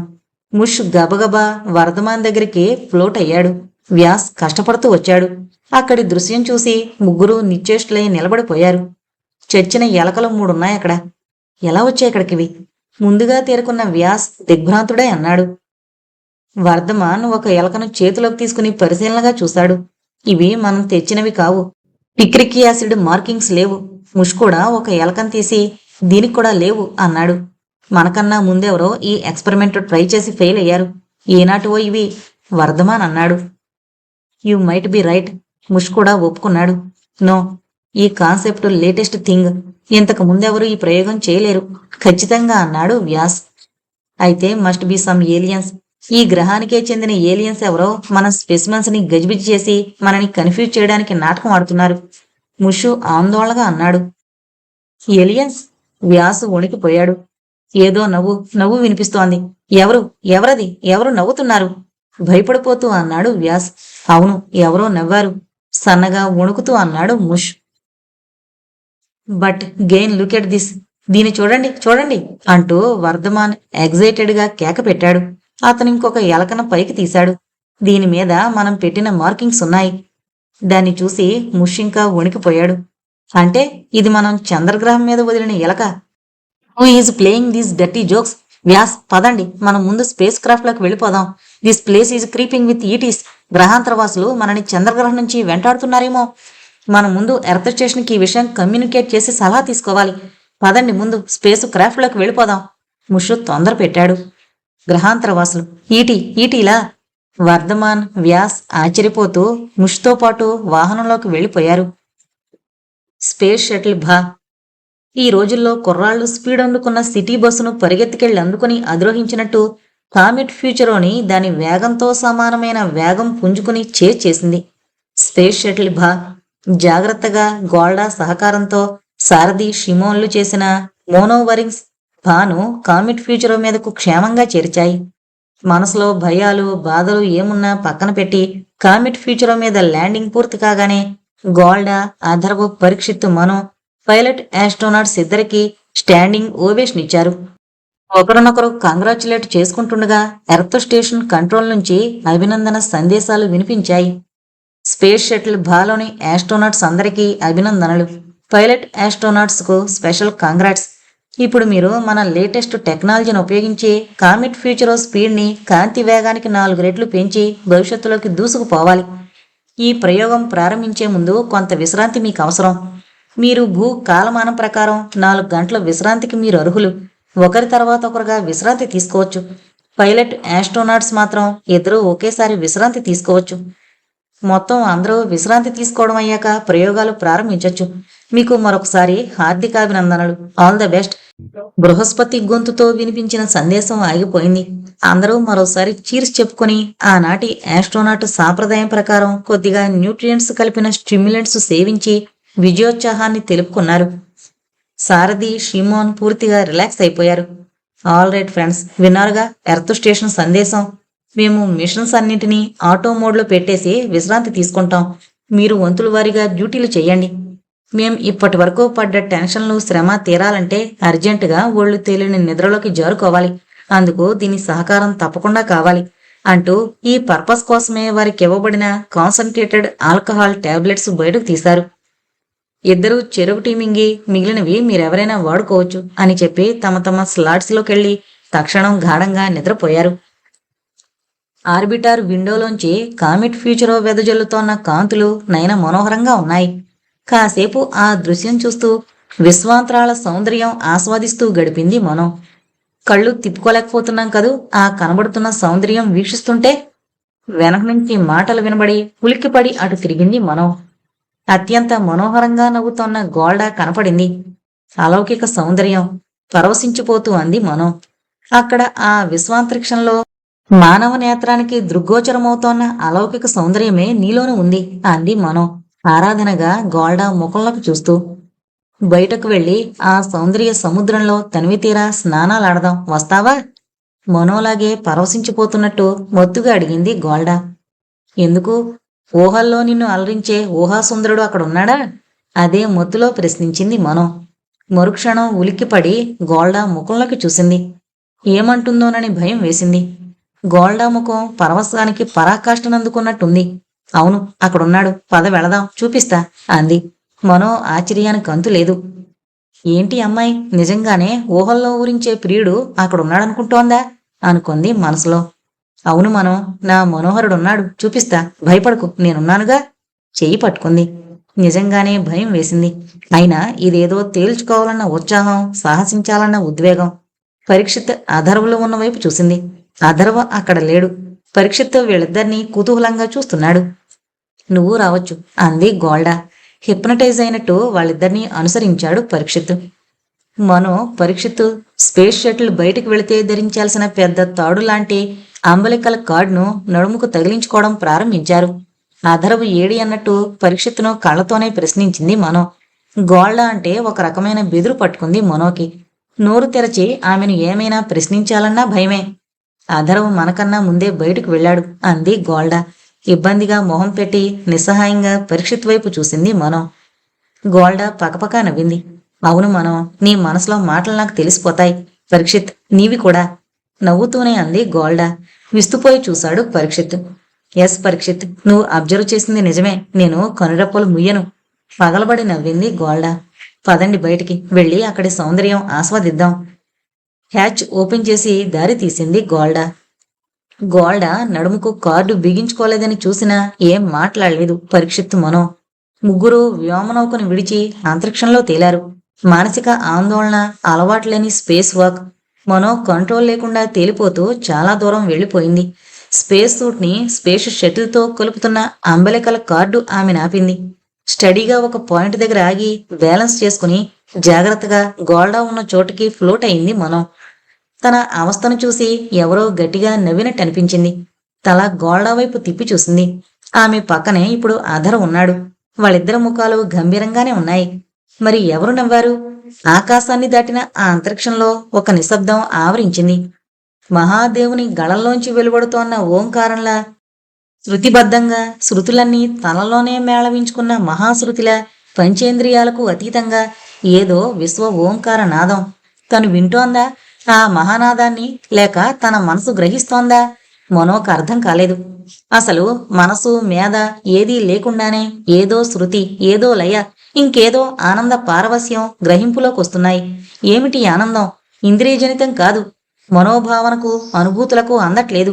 ఆత్మానందం అంటే ఇదేనా? మనో పులకించిపోతోంది. స్పర్శకు అతీతమైన శీతలత, ఎక్కడ్నుంచి చల్లదనం? ఆత్మ కూడా ఏనాడు అనుభవించని ప్రశాంతత, విశ్వ సౌందర్యం పరిమితులకు దిక్కులకు అతీతమై సర్వవ్యాప్తమై తాండవిస్తోంది. ఆ మహాసృష్టి హేళ భౌతిక దృష్టి ద్వారా కాక ఆత్మకు మాత్రమే అందుతోంది. మనో గోళ్ల వైపు చూస్తోందే కాని కళ్లకు, స్పర్శకు, శ్రవణానికి అందని ఆ మహాసౌందర్యాన్ని అనుభవిస్తూ, అనుభూతి పొందుతూ గోల్డా ఏమందో వినలేదు. పరీక్షిత్తు పరిస్థితి కూడా అలాగే ఉంది. గోల్డా పక్కన నిలబడ్డ అధర్వ్ ఎప్పుడూ తమకు తెలిసిన అధర్వలా లేడు. అతనిలో ఏదో మార్పు. అతను కూడా గోల్డాలాగే ఏ సహాయము లేకుండా స్థిరంగా నిలబడున్నాడు. మనోహరంగా నవ్వింది గోల్డా. చాలా బావుంది కదూ అంతరిక్షలోకం అంది. కామెట్ ఫ్యూచరో మీద తేలుతూ దాని ఆర్బిట్లో దాంతోపాటు తిరుగుతూ ముగ్గురు ప్రాణంతో ఉన్న చిన్న చిన్న కామెట్లలా ఉన్నారు. జాగ్రత్తగా బ్యాలెన్స్ చేసుకుంటూ శరీరాన్ని స్థిరంగా నిలిపి వాళ్ళిద్దరి ముందు వారికి ఎదురుగా నిలబెట్టింది మనో. వాళ్ళలా పక్కపక్కనే చూస్తుంటే ఏదో అర్థమైనట్లయింది. అయితే గోల్డాని ఊహల్లో అలరించి నవ్వించే ప్రియుడు అధర్వన్నమాట కాదు అంది గోల్డా. ఉలిక్కి పడింది మనో. నువ్వనుకుంటున్నట్టు నేను ఊహల్లో సంభాషించే ప్రియుడు అధర్వు కాడు అంది గోల్డా. మీరనుకుంటున్నట్టు నేను మామూలు మనిషిని కాను. చటుక్కున అధర్వ ముఖంలోకి చూసింది మనో. అతని ముఖం కూడా గోల్డా ముఖంలాగే చిరునవ్వుతో ప్రశాంతతతో వెలిగిపోతోంది. ఆశ్చర్యాలకు మించిన ఆశ్చర్యం. గోల్డా అధర్వు ఇద్దరూ ఏ రకమైన స్పేసు సూట్లు ధరించలేదు. ఎర్త్ స్టేషన్ గ్రౌండ్ కంట్రోల్ రూంలో ప్రాజెక్టు భూభవ సైంటిస్టులందరూ చేరి మానిటర్స్ మీద నుంచి దృష్టి మరల్చకుండా 3 స్పేస్ షటిల్స్ ఎప్పుడెప్పుడు ఎక్కడెక్కడ విహరిస్తున్నాయో క్షణం వదలకుండా అనుసరిస్తున్నారు. స్పేస్ షటిల్ భూ అవుట్ ఆఫ్ కాంటాక్ట్. భూతో సంబంధం పోయింది మళ్ళీ. ఆ మానిటర్ని చూస్తున్న సైంటిస్టు ప్రకటించాడు. కొంచెం నిరాశ ధ్వనిస్తోంది అతని గొంతులో. అదే హాల్లో కూర్చుని అన్ని మానిటర్ల నుంచి వచ్చే రిపోర్టులను పర్యవేక్షిస్తున్నాడు బృహస్పతి. మెల్లగా భూ మానిటర్ వైపు నడిచాడు. అతని ముఖంలో విచారం కొట్టొచ్చినట్టు కనిపిస్తోంది. భూ స్పేస్ షిప్తోనే ఎందుకు తరచుగా లింక్స్ పోతున్నాయి అన్నాడు. అదే అర్థం కావట్లేదు సార్. సార్ ఇంకో విషయం. ఏంటి అన్నట్టు చూశాడు బృహస్పతి. భూ స్పేస్ షిప్తో కాంటాక్ట్ పోవడానికి జస్ట్ 2-3 సెకండ్ల ముందు స్క్రీన్ మీద కనిపించిన దృశ్యంలో కనిపించిందాన్ని బట్టి నేనొకటి నోటీస్ చేశాను సార్. ఏంటది? అసలు విషయం చెప్పు. అసలే టెన్షన్లో ఉన్న బృహస్పతి అసహనంగా అన్నాడు. ఎస్ సార్, భూ స్పేస్ షటిల్ వేగం మనం ప్లాన్ చేసిన దానికంటే చాలా రెట్లు. ఎంతన్నది నా ఊహకు అందలేదు. అంతగా పెరిగిపోయింది సార్. అది నోటీస్ చేసి పైలట్స్ ని హెచ్చరించి ఏ యంత్రంలో లోపం సంభవించిందో చూడమని గైడ్ చేద్దాం అనుకునేంతలో లింక్స్ పోయాయి. భయపడుతూ చెప్పాడు. లింక్స్ తిరిగి కలిసే వరకు మనం చేసేదేమీ లేదు కదా. జాగ్రత్తగా ప్రయత్నించి కాంటాక్ట్ వచ్చేలా చూడండి. బహుశా కాంటాక్ట్లో లేకపోయినా ఈ పాటికి అక్కడ పైలట్లిద్దరూ రిపేర్ వర్క్ మొదలుపెట్టే ఉంటారు. Let us hope so. నేను నా ఛాంబర్లోకి వెళతాను. నేను మానిటర్ చేస్తుంటానులేండి. భారంగా అడుగులు వేస్తూ తన ఛాంబర్లోకి నడిచాడు. వెనక నుంచి స్పేస్ షటిల్ లింకులు కూడా పోయాయి. అనౌన్స్మెంట్ వినపడింది. గదిలోకొస్తూనే కుర్చీలో కుప్పకూలిపోయాడు బృహస్పతి. అతని బుర్రంతా అగ్నిపర్వతంలా వేడెక్కిపోతోంది. కొంతసేపు అలాగే కళ్ళు మూసుకుని వాలిపోయాడు. కొంత తేరుకున్నాక చకచక తన టీ ప్యాడ్ తీసి అంతరిక్ష కేంద్రంలోని తన ఛాంబర్కు రమ్మని జ్ఞానేంద్రకు మెసేజ్ ఇచ్చాడు. అంతరిక్షంలోకి పంపిన 3 స్పేస్ షటిల్స్ ఏ క్షణాన్ని ఎక్కడున్నాయో క్షణక్షణం వదలకుండా చూడ్డానికి తన ఛాంబర్లో కూడా ఏర్పాట్లు చేయించుకున్నాడు బృహస్పతి. అతను కొంతసేపు తన సహాయకులైన సైంటిస్టులందరితో కలిసి అబ్జర్వేషన్ రూమ్లోనూ, కొంతసేపు తన పర్సనల్ ఛాంబర్లోనూ కూర్చుని భూ భా వా స్పేస్ షటిల్స్ 3 ఎలా ప్రోగ్రెస్ అవుతున్నాయో పరికిస్తున్నాడు. జ్ఞానేంద్రకు మెసేజ్ ఇచ్చాక తను చేసిన పనికి తనే ఆశ్చర్యపోయాడు. జ్ఞానేంద్ర ఇక్కడికి రాకపోయినా అతనితో తను రహస్యంగా సంభాషించొచ్చు. కాని అతనిక్కడికొచ్చి తనతో కూర్చుని ఇదంతా చూడాలి, తనతో సమస్యను చర్చించాలి అని తన మనసుకి ప్రగాఢంగా అనిపించింది. అతనిని కంప్యూటర్ స్క్రీన్ మీద చూస్తూ అక్కడ ఉన్నట్టే చర్చలు చెయ్యొచ్చు. కానీ ఎన్ని రకాల సౌకర్యాలున్నా క్లిష్ట సమయంలో మనిషికి మనిషి తోడు, పక్కనే సామీప్యం, సన్నిధానం ఇచ్చిన మనశ్శాంతి మరేది ఇవ్వదు. హ్యూమన్ ఇన్స్టింక్ట్ అంటే అదేనేమో. ఇది ప్రతి మనిషికి ఒక ముఖ్యమైన మానసిక అవసరం కాబోలు. ప్రకృతి మీద ఎన్ని విజయాలు సాధించినా మనిషి మానవ ప్రవృత్తిని అనుసరించే బతకాలి. స్పేస్ షటిల్ క్షేమంగా కామెట్ ఫ్యూచరో మీద ల్యాండ్ అవడం పట్టరాని సంతోషం కలగవలసింది. కానీ కలగలేదు. పట్టరాని టెన్షన్తో బుర్ర పగిలిపోతుందేమో అనిపిస్తోంది. ప్రొఫెసర్ జ్ఞానేంద్ర రోబోటిక్ అనౌన్స్మెంట్ వినపడి అలసటగా మూసుకున్న కళ్ళు తెరచి లేచి నుంచున్నాడు. జ్ఞానేంద్ర మౌనంగా వచ్చి కూర్చున్నాడు. బృహస్పతి కూడా అతని పక్కనే కూర్చున్నాడు. తనకంటే వయసులో పెద్దవాడు, అనుభవజ్ఞుడు అయిన జ్ఞానేంద్రకు అలా దగ్గరగా కూర్చోవడం వల్ల ఏదో తెలియని భద్రతాభావం కలిగింది బృహస్పతికి. మీ ల్యాబొరేటరీలో మీరు స్పేస్ షటిల్ ప్రోగ్రెస్ ఫాలో అవుతున్నారు కదూ? అడిగాడు బృహస్పతి. అతనికి ఏ విషయమైనా సీరియస్ గా మాట్లాడాల్సి వస్తే ఆరంభంలో మాటలకు తడుముకునే బలహీనత ఉందని జ్ఞానేంద్రకు తెలుసు. అందుకే విషయం మొదలెట్టడానికి సరిపడా వాగ్దాటి మొదలయ్యే వరకు అతనలా అసందర్భంగా మాట్లాడతాడని ముందే ఊహించి తనే అసలు విషయానికి వచ్చాడు జ్ఞానేంద్ర. నువ్వెందుకు వర్రీ అవుతున్నావో నేను గ్రహించగలను బృహస్పతి. మనో వెలుబుచ్చిన సందేహాల కంటే పరీక్షిత్తు కట్టిన లెక్కలు నిన్ను కలవర పెడుతున్నాయి కదూ? సూటిగా అడిగాడు జ్ఞానేంద్ర. అవును, అదే కాదు, ఇంకా మనం ఈ ప్రాజెక్టు తయారు చేసే ముందు నిర్లక్ష్యం చేసిన పాయింట్స్ కొన్ని ఉన్నాయనిపిస్తోంది. జ్ఞానేంద్ర కూలుగా తల పంకించాడు. పరీక్షిత్తు చేసిన ప్రెడిక్షన్స్ తప్ప అతని ఉద్దేశం ప్రకారం అతనన్నేమిటి, మనో అధరవ్ కూడా అలాగే పప్పులో కాలేశారు. వాళ్ళ ఉద్దేశం ప్రకారం కామెట్ ఫ్యూచరో సూర్యుడి చుట్టూ ఒకసారి ప్రదక్షిణ పూర్తి చేస్తే 1 సంవత్సరం గడిచినట్టు. బృహస్పతి, నువ్వొక సంగతి మరిచిపోతున్నావు. సూర్యుడి చుట్టూ కక్షలో ప్రదక్షిణ అనేది మన భూమి, సూర్యుడు, ఇతర గ్రహాలు కూడిన మన సౌర కుటుంబానికి చెందిన నియమం. మన భూమికి సంబంధించిన నియమం. నొక్కి అన్నాడు జ్ఞానేంద్ర. బృహస్పతి ఏమీ మాట్లాడలేదు. జ్ఞానేంద్ర మళ్లీ అందుకున్నాడు. ఫస్ట్ పాయింట్, కామెట్ ఫ్యూచరో మన సౌర కుటుంబానికి చెందింది కాదు. అంతరిక్షంలో మరో విశ్వం నుంచి వచ్చి ప్రతి 200 ఏళ్లకొకసారి మన సూర్యుడి చుట్టూ దీర్ఘ చతురాస్రాకారపు కక్షలో తిరిగి మరో విశ్వంలోకి ప్రయాణించిపోతుంది. ఇప్పుడు కామెట్ ఫ్యూచరో మన విశ్వాన్ని వదిలిపెట్టి తన విశ్వం వైపుగా పోతోంది. ఇంకా తనకు చెందిన విశ్వంలోకి ప్రవేశించలేదు. అది తన విశ్వంలోకి ప్రవేశించేలోపే స్పేస్ షటిల్ భూమికి తిరిగి వచ్చేస్తుంది. ఇప్పుడు శూన్యమైన అంతరిక్షంలోనే ఉంది కాబట్టి మనం లెక్కగట్టగలిగే కాల ప్రమాణాలు దానికి వర్తించవు. No need to worry. నేను సౌర కుటుంబానికి చెందిన కాల ప్రమాణాల గురించి ఆలోచించట్లేదు. మనం సమకూర్చిన వేగ ప్రమాణాల గురించి చింతిస్తున్నాను. కొన్ని వేల భావి సంవత్సరాల వేగంతో ఆ కామెట్ పోతున్నప్పుడు ఆ భావి సంవత్సరాల్లోకి మానవ శరీరం కూడా వెళ్ళిపోతుంది. మానవ శరీరాలు మధ్యలోనే ఎక్కడో ప్రాణం కోల్పోవడమే కాదు, తునాతునకలై రోదసి ధూళిలో కలిసిపోతాయి. బృహస్పతిలో సన్నని వణుకు ప్రారంభమైంది. అలా జరుగుతుందని నేను అనుకోవట్లేదు. కానీ మన క్యాలిక్యులేషన్స్ లో 0.001% ఎర్రర్ ఉన్నా నువ్వు చెప్పింది సంభవమే. కానీ మనం ప్లాన్ చేసేటప్పుడు ఎక్కడా ఎర్రర్ డిటెక్ట్ అవ్వలేదు. కాస్త వర్రీడ్గా ఆలోచిస్తూ అన్నాడు జ్ఞానేంద్ర.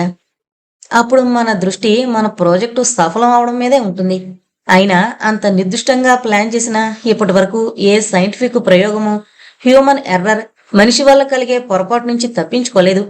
బాధగా అన్నాడు బృహస్పతి. అవును, 21వ శతాబ్దంలో బిగ్ బ్యాంగ్ ను పునఃసృష్టించాలి అని సైంటిస్టులు ప్రయత్నించారు. 2 దశాబ్దాల పాటు కొన్ని వందల మంది సైంటిస్టులు ప్రణాళికలు వేసి $10 బిలియన్ డబ్బు ఖర్చు పెట్టి జెనీవాలో పార్టికల్ కొల్లైడర్ ఏర్పాటు చేశారు. ఆఖరి క్షణాల్లో అనుకోని స్నాగ్స్ డెవలప్ అయ్యాయి. ఆ ప్రయోగం ఆగిపోయింది. సైన్సు చరిత్రలో అదొక రహస్యంగానే మిగిలిపోయింది. ఎన్నో సృష్టి రహస్యాలు బయటపడతాయి అని ఎదురు చూసిన సామాన్య మానవుడికి నిరాశే మిగిలింది. ఆల్ రైట్, జరిగిపోయిన చరిత్ర నుంచి పాఠాలు నేర్చుకుందాం.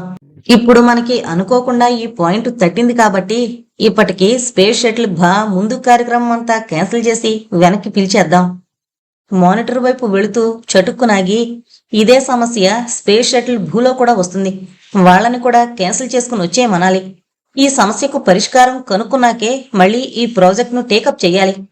ఇంకా ఏదో చెప్పబోయాడు జ్ఞానేంద్ర. అదే నేను చెప్పాలనుకున్నాను. ప్రాజెక్టు తలచుకుంటే ఇంకా భయం వేస్తోంది. వాళ్ళు ఏమవుతారు? ఆ స్పీడుకి వాళ్ల శరీరాలు ఎంబ్రియో స్టేజ్కి, ఆ తర్వాత జీవ పరిణామ క్రమంలోని ఏకకణ జీవులుగా మారిపోతారా అని అంటున్నప్పుడు బృహస్పతి కంఠం కంపించింది. ఇంతలో scientist Demonax wants to see you sir. Security robo ఒకటి సమీపించి బృహస్పతికి రిపోర్ట్ చేసింది. టెన్షన్తో వణికిపోతున్న Brihaspati to hell with Demonax అని కోపంగా అరిచాడు. కమాండ్ నాట్ క్లియర్ అంది రోబో యాంత్రికమైన గొంతుతో. గుర్రుమంటూ రోబోలో ఇన్స్టాల్ అయిన డిక్షనరీ హెజారాస్ పని మొదలుపెట్టాయి. ఇన్వే demon and hell are related words. అంత టెన్షన్లోనూ జ్ఞానేంద్రకు రోబో యాంత్రికంగా అప్పచెప్తున్న మాటలు నవ్వు తెప్పించాయి. స్టాప్ ఇట్, గావుకెక్క పెట్టాడు బృహస్పతి. రోబో టక్కున ఆగిపోయింది.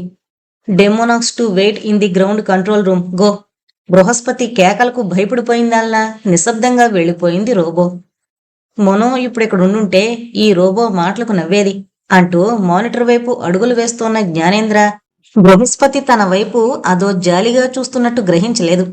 చకచకా అడుగులు వేసి స్పేస్ షటిల్ మానిటర్ వైపు నడిచిన జ్ఞానేంద్ర అందులో కనిపిస్తోన్న దృశ్యం చూసి షాక్ తిన్నట్టు ఆగిపోయాడు.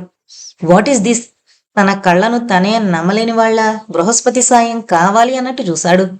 మానిటర్ మీద ఆర్బిటార్ దృశ్యం స్పష్టంగా కనిపిస్తోంది. పైలట్ ఆస్ట్రోనాట్లిద్దరూ స్లీప్ పొజిషన్లో గాఢ నిద్రలో ఉన్నట్టు తెలుస్తోంది. మిగిలిన వారెవ్వరి జాడా లేదు. వాళ్లు తమ ఆర్బిట్ వదిలిపెట్టి వెళ్లవలసిన సమయం కాదిది. ఏంటిది? ఏరి వాళ్ళు? వణుకుతున్న గొంతుతో అడిగాడు జ్ఞానేంద్ర. ఎస్, అందుకే మిమ్మల్ని పిలిచాను. వాళ్ళు తమ ఫ్యూచర్ గురించి డౌట్స్ డిస్కస్ చేసుకుని కామెట్ ఫ్యూచర్ మీద ల్యాండ్ అయ్యేంత వరకు అంతా సవ్యంగానే ఉంది. ల్యాండ్ అయిన మరుక్షణం నుంచి కొంతసేపటి వరకు ఎర్త్ స్టేషన్తో లింక్స్ తెగిపోయాయి. ఇటువంటి చిన్న చిన్న ఇబ్బందులు మామూలే కదా. లింక్స్ మళ్లీ వాటంతటవే రిస్టోర్ అవుతాయని ఎదురు చూశాను. మీరొచ్చే ముందే మళ్లీ ఆ స్పేస్ షటిల్తో లింక్ ఏర్పడింది. అప్పట్నుంచి ఈ దృశ్యం తప్ప మిగతా నలుగురి జాడా లేదు, బాధగా చెప్పాడు.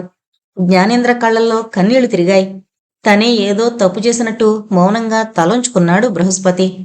గోడ మీద బృహస్పతి పర్సనల్ మానిటర్ లైటు వెలిగి సహాయకుడు సైంటిస్ట్ స్కోరోజీని ముఖం కనిపించింది. డెమోనాక్స్ ఇక్కడ గొడవ సృష్టిస్తున్నాడు. సెక్యూరిటీ చీఫ్ కి మెసేజ్ ఇచ్చాను అన్నాడతను.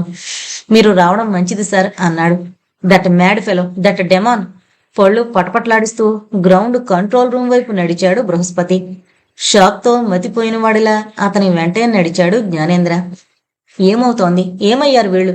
అసలు స్పేస్ స్టేషన్ నిండా యంగ్ పర్సన్స్ ని నింపి తప్పు చేశామనిపిస్తోంది.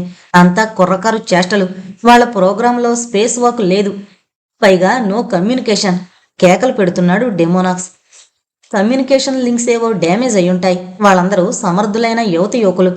They are all very efficient young persons. బాధ్యతారహితంగా ప్రవర్తించే వాళ్ళెవరూ లేరందులో. డెమోనాక్స్ వైపు కోపంగా చూస్తూ తన మనసులోని బాధను ఆదుర్దాను అణిచిపెట్టి వివరించాడు Brihaspati. Cool down Demonax. Links establish అయ్యాక వాళ్లే ఎక్స్ప్లెయిన్ చేస్తారు. ముందు లింక్స్ రిస్టోర్ అవ్వాలిగా. ఈవెన్ దట్ బ్లడీ పరీక్షిత్ అన్నాడు డెమోనాక్స్. డెమోనాక్స్ ఎందుకంత అప్సెట్ అవుతున్నాడో అర్థం కాలేదు అక్కడెవ్వరికి. టెక్నాలజీ అంత అభివృద్ధి చెందిన లాస్ట్ మినిట్లో ఏదో లోపం. స్నాగ్ డెవలప్ అవడం సైన్స్ ఎక్స్పెరిమెంట్స్ లో మామూలే. దానికి ఇతను ఇంతలా క్రోధం తెచ్చుకుని టెంపర్ లూజ్ చేసుకోవడం ఎందుకు? అసలు ఇందులో ఇతనికి వచ్చిన నష్టమేమీ లేదు. ఈ ప్రాజెక్ట్లో అతనిది సత్రకాయ లాంటి పాత్ర. అక్కడ ప్రాబ్లమ్స్ ఎదుర్కొంటున్న క్రూదే బాధ్యత అంతా. స్పేస్ షిప్ కూడా చాలాసేపు మనతో సంబంధం తెగిపోయి ఇన్కమ్యూనికేట్ అయ్యింది కదా. అలాగే ఇక్కడ ఏదో స్నాగ్. బృహస్పతి మాట పూర్తి కాలేదు. సార్ స్పేస్ షటిల్ భూతో కాంటాక్ట్ పూర్తిగా తెగిపోయింది సార్. ఇందాకొస్తున్నట్టు మస్క ఇమేజెస్ కూడా రావట్లేదు సార్. ఎందుకో తెలీదు సార్. వాళ్ళు స్పేస్ షటిల్ వేగాన్ని విపరీతంగా పెంచేశారు సార్. చాలా డేంజరస్ అంటూ ఆ మానిటర్ వద్దున్న సైంటిస్ట్ ఉద్వేగంతో అరిచాడు.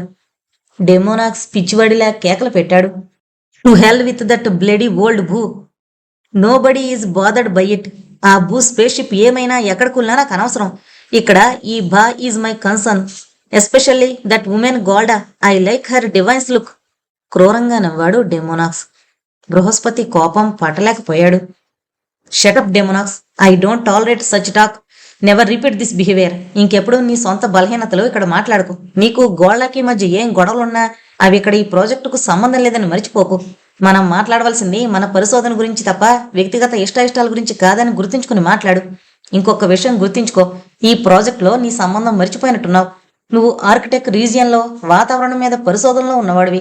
ప్రభుత్వం నిన్ను ఇక్కడికి ఎందుకు పోస్ట్ చేసిందో నాకు తెలీదు. సరే, నీకిక్కడిచ్చిన అంశం స్పేస్ షటిల్స్ ఏవైనా తన ప్రయాణంలో మార్స్ మీద ల్యాండ్ అయితే జిట్స్ని స్టడీ చేయడంలో గైడ్ చేయడం వరకే నీ డ్యూటీ. అంతే. ఇంకే విషయంలోనూ నీకు జవాబు చెప్పవలసిన బాధ్యత ఎవరికిక్కడ లేదు. డెమోనాక్స్ క్రోధంగా బృహస్పతి వైపు చూసి మౌనం వహించాడు. కంట్రోల్ రూంలోని సైంటిస్టులందరూ డెమోనాక్స్ మాటలకు మొదట విస్తుపోయారు. అతన్ని కంట్రోల్ చేసిన బృహస్పతి వైపు అభినందనగా చూశారు. అందరూ డెమోనాక్స్ కేసి అసహ్యంగా చూశారు. Be ready everybody, space shuttle వా ఈజ్ కమ్యూనికేటింగ్ నౌ.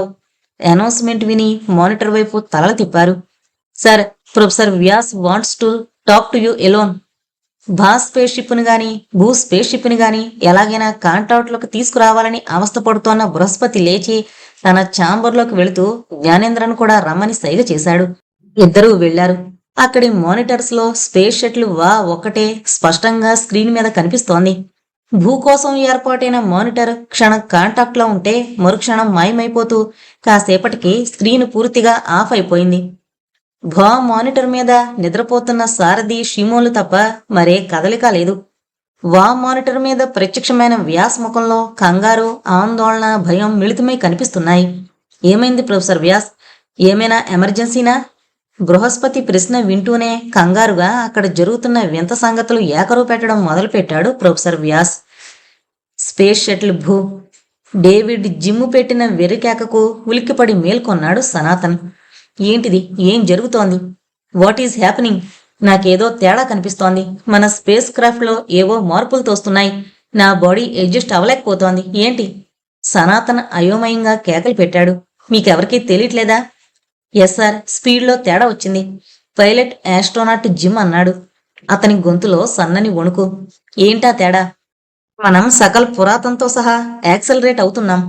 మనం సెట్ చేసుకున్న స్పీడు కాంతి వేగానికి 1.58 రెట్లు. కానీ జిమ్ తన ముందున్న ఇండికేటర్లను చూస్తూ వణికిపోయాడు. కానీ ఏంటి ఇప్పుడేమైంది? ఆ స్పీడ్ మెయింటైన్ అవ్వట్లేదా? భయంగా అడిగాడు ప్రొఫెసర్ సనాతన్. లేదు, నాకేమనిపిస్తుందంటే జేమ్స్ గొంతు పట్టేసిన వాళ్ళ ఆగాడు. చెప్పు, నీళ్లు నములుతావేంటి? మా అందరి ప్రాణాలు ఇప్పుడు నీ మీదున్నాయి. ఇప్పుడు మనం ఎంత స్పీడ్లో వెళుతున్నాం? సనాతనకు తన గుండె చప్పుడు తనకే వినిపించేంత గుండె దడదళ్లాడుతోంది. కాంతి వేగానికి 4 రెట్లు అధికంగా ఉంది మన వేగం ఇప్పుడు సార్. మరి తగ్గించు. ప్లాన్ చేసుకున్న ప్రయోగానికి ఇది సూట్ అవదు. మనం స్టార్ట్ అయిన స్పీడ్కే రివర్ట్ అవుదాం. తొందర పెట్టాడు ప్రొఫెసర్ సనాతన్. సార్, అదే చెప్పాలనుకుంటున్నాను. ఇప్పుడు ఈ స్పేస్ షటిల్ మన కంట్రోల్లో లేదు. ఏం చేసినా స్పీడు తగ్గట్లేదు. కంట్రోల్స్ అన్నీ ఫెయిల్ అయినట్టున్నాయి. గొంతు మీద చేయి వేసుకుని రాసుకున్నాడు జేమ్స్. అతని గొంతుని ఎవరో నొక్కేస్తోన్న బాధ కలుగుతోంది. క్షణానికి బాధ ఎక్కువవుతోందే గాని తగ్గట్లేదు. ఆర్బిటార్లో ఉన్న మిగతా వాళ్ళు కూడా రకరకాల బాధలతో మెలికలు తిరిగిపోతున్నారు. My god, now what? గొంతు పెగల్చుకుని అరిచాడు ప్రొఫెసర్ సనాతన్.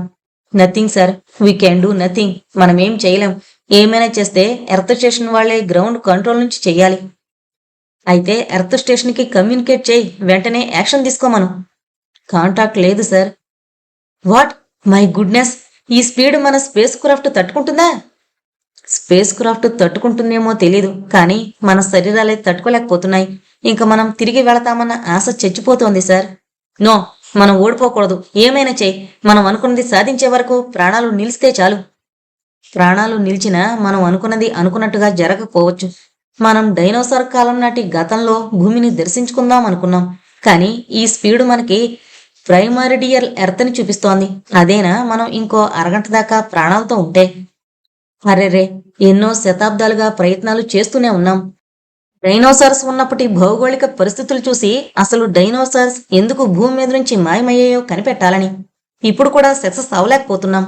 ఇంతకీ పోనీ మనం క్షేమంగా భూమిని తిరిగి చేరగలమా అని అడిగాడు సనాతన్. క్షేమంగా చేరగలమని ఆశిద్దాం. ఈ స్పీడులో వెళితే మనకి స్పేస్ షటిల్ ఎదురవచ్చు. ఎర్త్ స్టేషన్ కాంటాక్ట్ రావట్లేదని వాళ్ళకి సందేశం ఇవ్వగలిగితే వాళ్లే మనని రెస్క్యూ చేయగలరు సార్. ఆశ వదలని జేమ్స్ అది అసంభవం అని తెలిసినా అలా జరుగుతుందని నమ్మాడు. ఎర్త్ స్టేషన్ సార్, నోటీస్ చేశారా? చాలా ఆశ్చర్యకరమైన సంగతి. Something very strange is happening out there. ఉన్నట్టుండే మార్స్ మీద మరో 3 ఎలకలు ప్రత్యక్షమయ్యాయి. పర్సనల్ మానిటర్ మీద సర్కోజీని ప్రత్యక్షమై చెప్పాడు. అదే చెప్తున్నాడు ప్రొఫెసర్ వ్యాస్. బృహస్పతి తన ఛాంబర్లోంచి పలికాడు. ఎనదర్ ఇన్సిడెంట్, ఇంకా వింతైన సంఘటన. Stranger still. ఏంటది? స్పేస్ షిప్ స్పీడు విపరీతంగా పెంచేశారు. ఎందుకు? కారణం తెలీదు. ఇంకో ముఖ్య విషయం, ఇప్పుడే డెమోనాక్స్ ఎందుకో బయటకు వెళ్ళాడు సార్. ఎందుకో గాని తనలో తను విపరీతంగా నవ్వుకుంటున్నాడు.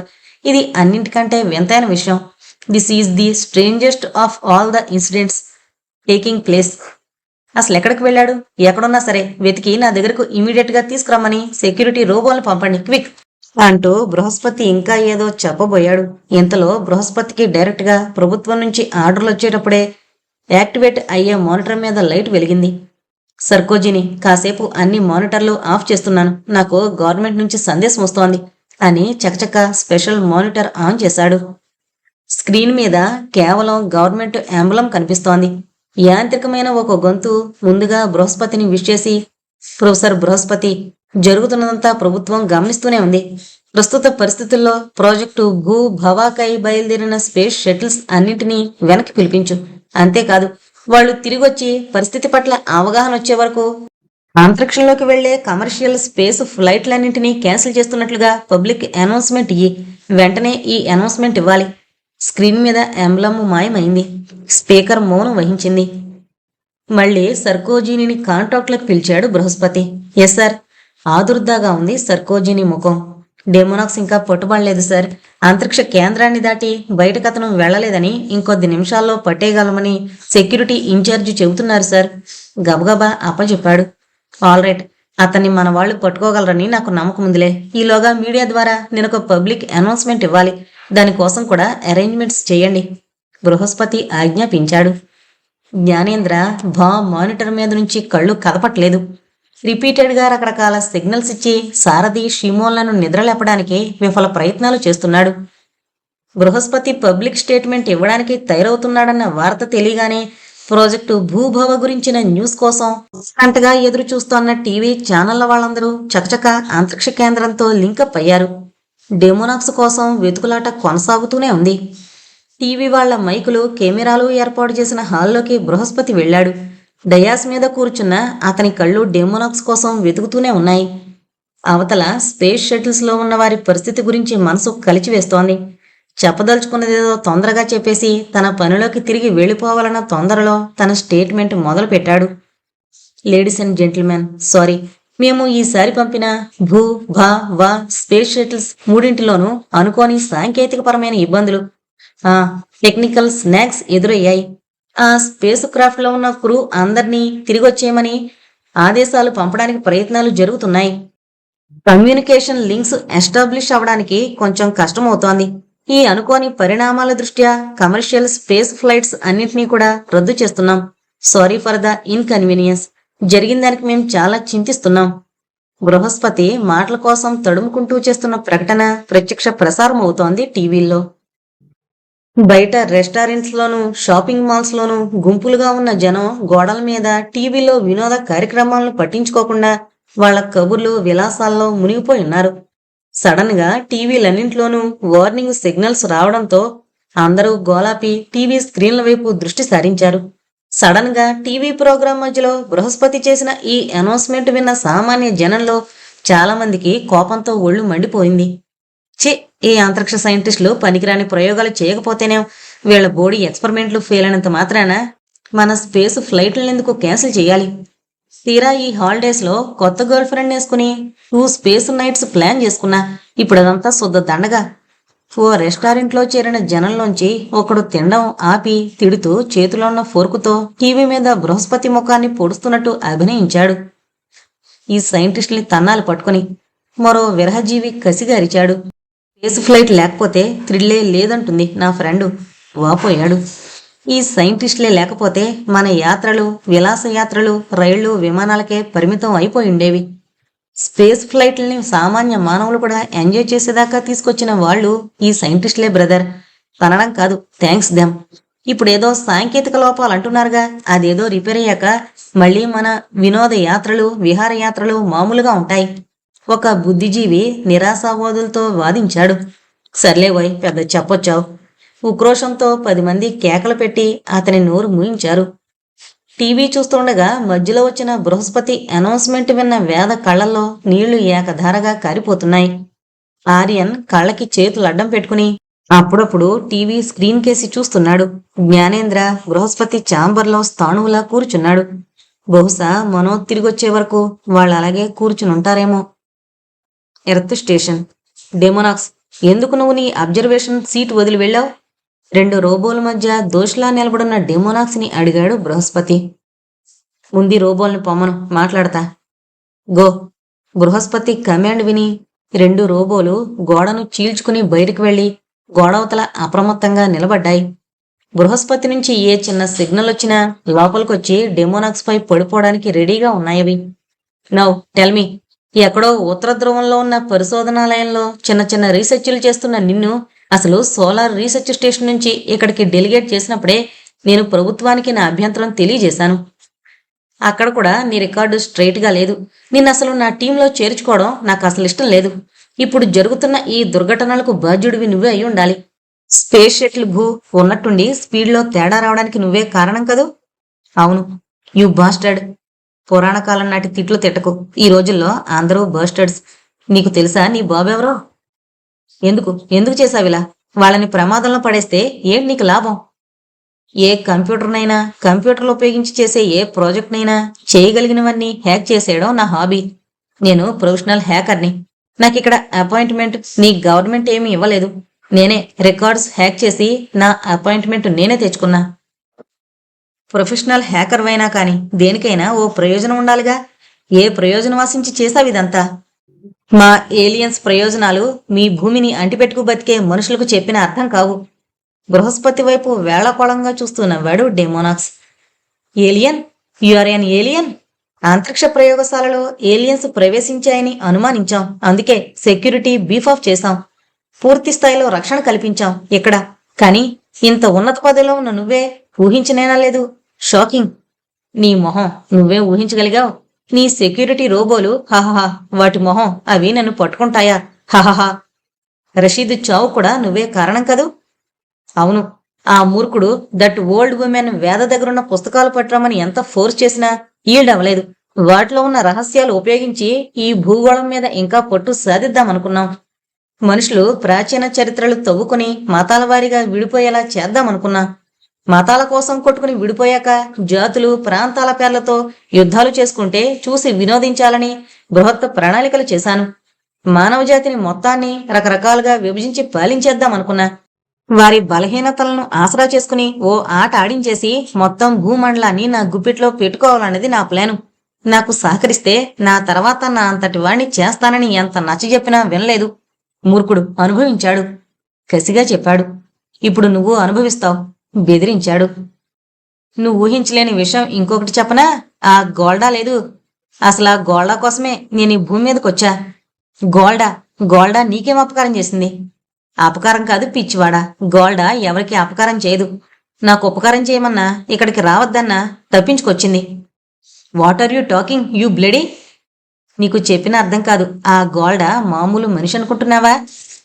డెమోనాక్స్ ని మాటల్లో పెట్టి బృహస్పతి పంపుతోన్న డేంజర్ అలారం సిగ్నల్స్ రిసీవ్ చేసుకుని ఒక్కసారిగా గోడలు చీల్చుకుని వందల కొద్దీ రోబోలొచ్చి డెమోనాక్స్ ని చుట్టుముట్టాయి. ఆ రాక్షసుడు మరి మాట్లాడకుండా మరణించాడు. గోల్డా అధరులకు వెనకగా నల్లటి అంతరిక్షంలో దూరంగా మరో లోకంలో ప్రభాతకాలం ప్రారంభమవుతున్నట్టు బూడిద రంగు అతిలేత నీలపు రంగు కలగలిపిన పల్చటి వెలుతురు పొరుచుకుంటోంది. ఆ కాంతి అసలుందా లేదా తన భ్రమ అన్న అనుమానం కలిగింది మనోకి. ఆ లేత నీలపు కాంతి తరంగాలుగా విస్ఫోటిస్తూ రోదశలో కొంతమేర వ్యాపిస్తోంది. హిప్నటైజ్ అయిన వాళ్లల్లా దానివైపు చూస్తున్నారు మనో, పరీక్షిత్. ఒక్కసారి గాఢ నిద్రలోంచి మేల్కొన్నవాడిలా ఓ గాడ్ అని కేకపెట్టాడు పరీక్షిత్. అవి ఎక్స్రే ఎమిషన్స్. రోదశలో సూపర్నోవా ఎక్స్ప్లోషన్ ప్రారంభమవుతోంది. గోల్డా, అధర్వ్, మీ ఇద్దరికీ ప్రమాదం. మీ ప్రొటెక్టివ్ సూట్స్ ఏవి? కమాన్, అందరం స్పేస్ షిప్ లోకి వెళ్ళిపోదాం అన్నాడు కంగారుగా. మనో భయంతో వణికిపోయింది. సూపర్నోవోలు విస్ఫోటించే ముందుగా అధిక ప్రమాణంలో ఎక్స్రే కిరణాలు వెలువడతాయి అని శాస్త్రవేత్తలందరికీ తెలిసిందే. ఒక అనంతమైన ఫౌంటైన్లోంచి చిమ్ముకొస్తున్నట్టు రోదశలోకి విస్తరిస్తోన్న ఆ ఎక్స్ కిరణాలు మానవ శరీరానికి తాకితే రకరకాల నష్టాలొస్తాయని తెలిసి గోల్డా, అధర్వ్ అంత మూర్ఖంగా ప్రొటెక్టివ్ సూట్స్ లేకుండా ఎందుకు వ్యోమనౌక నుంచి బయటకొచ్చారు? అసలు ఎలా రాగలిగారు? తిరిగి స్పేస్ షిప్ వైపు తేలుకుంటూ వెళ్లడం ఎంత కష్టం? భయంతో కంపించిపోతూ వెనుతిరగడానికి ప్రయత్నిస్తూ వాళ్ళిద్దరినీ ఉద్దేశించి, మనో, పరీక్షిత్, ఆగండి. నేనున్నంతసేపు మీకు గాని అధర్వకి గాని ఏ ప్రమాదమూ రాదు. ఏ ఉద్వేగమూ లేకుండా కూలుగా అంది గోల్డా. తడబడుతూ స్పేస్ షిప్ వైపు కదులుతోన్న పరీక్షిత్, మనో హఠాత్తుగా ఆగిపోయారు. గోల్డా ఆగమందని కాదు, ఆమె వెనకగా ఆవిష్కరించబడుతోన్న మనోజ్ఞ మహాద్భుత దృశ్యం వాళ్ళని కదలకుండా చేసింది. కనిపించకుండా వెలువడిన ఎక్స్రే కాంతులు ఆగిపోయాయి. ఇప్పుడు అసలైన సూపర్నోవా విస్ఫోటనం ప్రారంభమైంది. వర్ణాల కాంతులు విరజిమ్ముతూ కళ్ళని కదలకుండా కట్టిపడేస్తున్నాయి.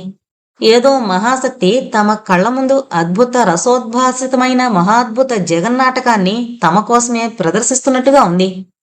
కళ్ళు మిర్మిట్లు గొలిపి మానవ నేత్రాల ఉనికికే ఒక సాఫల్యతనిచ్చిన ఆ కాంతిపుంజాల విస్ఫోటనం కొన్ని నిమిషాల్లోనే కనుమరుగైపోయింది. మనో, పరీక్షిత్ విభ్రమం నుండి తేరుకోలేకపోయారు. దేవదేవుని ఆగమనానికి పులకరించి తరించిన ప్రకృతిలా మౌనంగా వినమ్రంగా ఆగిపోయారు. అనంత విశ్వ పరిభ్రమణం నుంచి వెలువడుతోన్న ప్రణవ నాదం తప్ప మరో ధ్వని లేదు. అలా ఎంత సమయం గడిచిందో ఎవరికి తెలుసు? నిమిషాలా, యుగాలా? తాండవిస్తోన్న శివపాదాల చిరు గజ్జెల్లా గలగలా నవ్వింది గోల్డా. స్వప్నంలోంచి మేలుకొన్నట్టయి గోల్డా వైపు చూసిన మనోలో కోపం వెల్లువలా తన్నుకొచ్చింది. గోల్డా, ఏంటిది? ఎందుకు ఆధారం తీసుకుని ఏ రక్షణ లేకుండా యువతలకొచ్చావు? అసలు మీ ఇద్దరూ ఇంతసేపు ఈ వాతావరణంలో ఎలా ఉండగలిగారు? అరిచింది. నేనింతకు ముందు చెప్పింది మీ ఇద్దరికీ అర్థమైనట్టు లేదు. నేను మామూలు మనిషిని కాను. మరెవరివి? సూపర్ హ్యూమన్వా?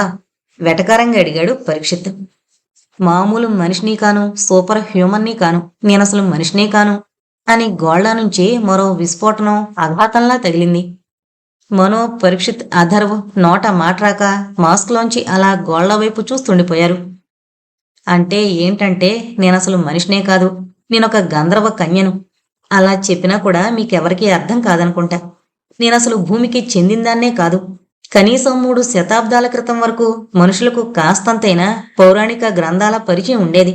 వాళ్ళకి దేవతలు, గంధర్వుల్లాంటి మాటలతో కొంచెంగానైనా పరిచయం ఉండేది. కుక్కిటి పురాణాలని విసుక్కుంటూనైనా కొంత మా గురించి వినేవారు. గత 3 శతాబ్దాల నుంచి పౌరాణిక సాహిత్యం కనీసం కాల్పనిక సాహిత్యంగా కూడా ప్రజల సంస్కృతిలో మిగల్లేదు. అందుకే మీరు నా వైపు అలా వింతగా చూస్తున్నారు. గోల్డా మాట్లాడుతూనే ఉంది. మనో, పరీక్షితులలో ఆమె మాటలు అర్థమవుతున్నట్టు స్పందనేమీ లేదు. సరే, నేను గంధర్వ కన్యను అని చెప్పాను కానీ ఎవరికీ అర్థమైనట్టు లేదు. మీ పరిభాషలో మాలాంటి వారి గురించి చాలా కటువైన మాట ఉంది. ఈటి, ఎక్స్ట్రా టెరిస్ట్రియల్, అది కాకపోతే ఏలియన్. అలా చెప్పుకుంటే మీకు కొంచెం ఏమైనా అవగాహన వస్తుందేమో. గోల్డా మాటలు వింటోన్న మనో నిర్ఘాంతపోతోంది. అసలు తను గోల్డా మాటలు వింటోందా లేక మనసుతో గ్రహిస్తోందా? గోల్డా రూపాన్ని కళ్ళతో చూస్తోందా లేక మనోనేత్రంతో తిలకిస్తోందా? ఏమీ అర్థం కావట్లేదు. కరెక్ట్ మనో, మీరు నా మాటలు వినట్లేదు, నా రూపం చూడట్లేదు.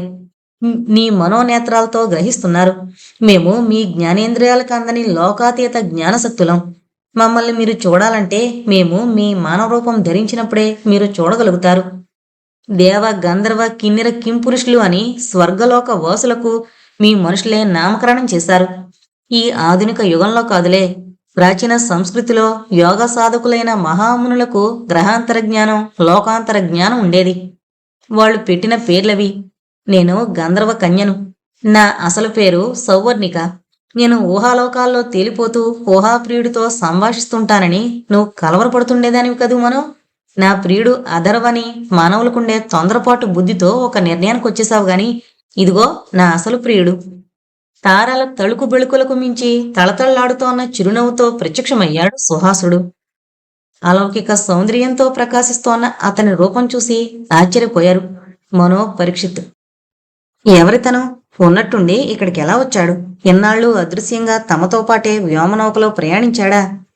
లేదు, నేను మీతో పాటు భూమి మీద నుంచి ప్రయాణించి రాలేదు. ఇది మా లోకం. నేనిక్కడే ఉన్నాను. అతని మందస్మిత వదనం చూస్తూ అన్ని సందేహాలను మరిచిపోయిందల్లా ఉండిపోయింది గోల్డా. పరీక్షిత్ ఏదో అనబోయాడు. అబ్బా, ఇంకా పిలుపొద్దు. ఇన్ని రోజులు నాది కాని పేరుకు పలికి పలికి విసిగిపోయాను. నన్ను సౌవర్ణిక అన్న పేరుతోనే పిలవండి. గోముగా నవ్వింది సౌవర్ణిక. మరి నీతో బాటు? పరీక్షిత్, సౌవర్ణికను నువ్వేం అడగద్దు. ఆమెకు మన మనసును చదివే శక్తి ఉంది. మనం అడగకపోయినా మన ఆలోచనలు ఆమెకు తెలుస్తాయి అంది మనో. మనో అలిగినట్టుంది. మనసుల్లో మాట తెలుసుకునే విద్యను నేను చాలాసార్లు మనో ముందు ప్రదర్శించి ఆమెను చిరాకు పరిచాను. సుహాసుడు, సౌవర్ణిక కిలకిలా నవ్వారు. నీకు తెలిసిన నా ఎమోషన్స్ తట్టుకోవడానికే నేను అడుగుతాను. నువ్వు గంధర్వ స్త్రీవే కావచ్చు, కానీ అధర్వం మీతో ఎలా కలిసిపోయాడో అతను బాల్యం నుంచి నాకు తెలుసు. మానవ మాతృడే అని ఘంటాపదంగా చెప్పగలను, ఉక్రోషంగా అన్నాడు పరీక్షిత్. సుహాసుడు వినోదం సంపూర్ణంగా ఎంజాయ్ చేస్తున్న వాడిలా నవ్వుతూ చూస్తున్నాడు.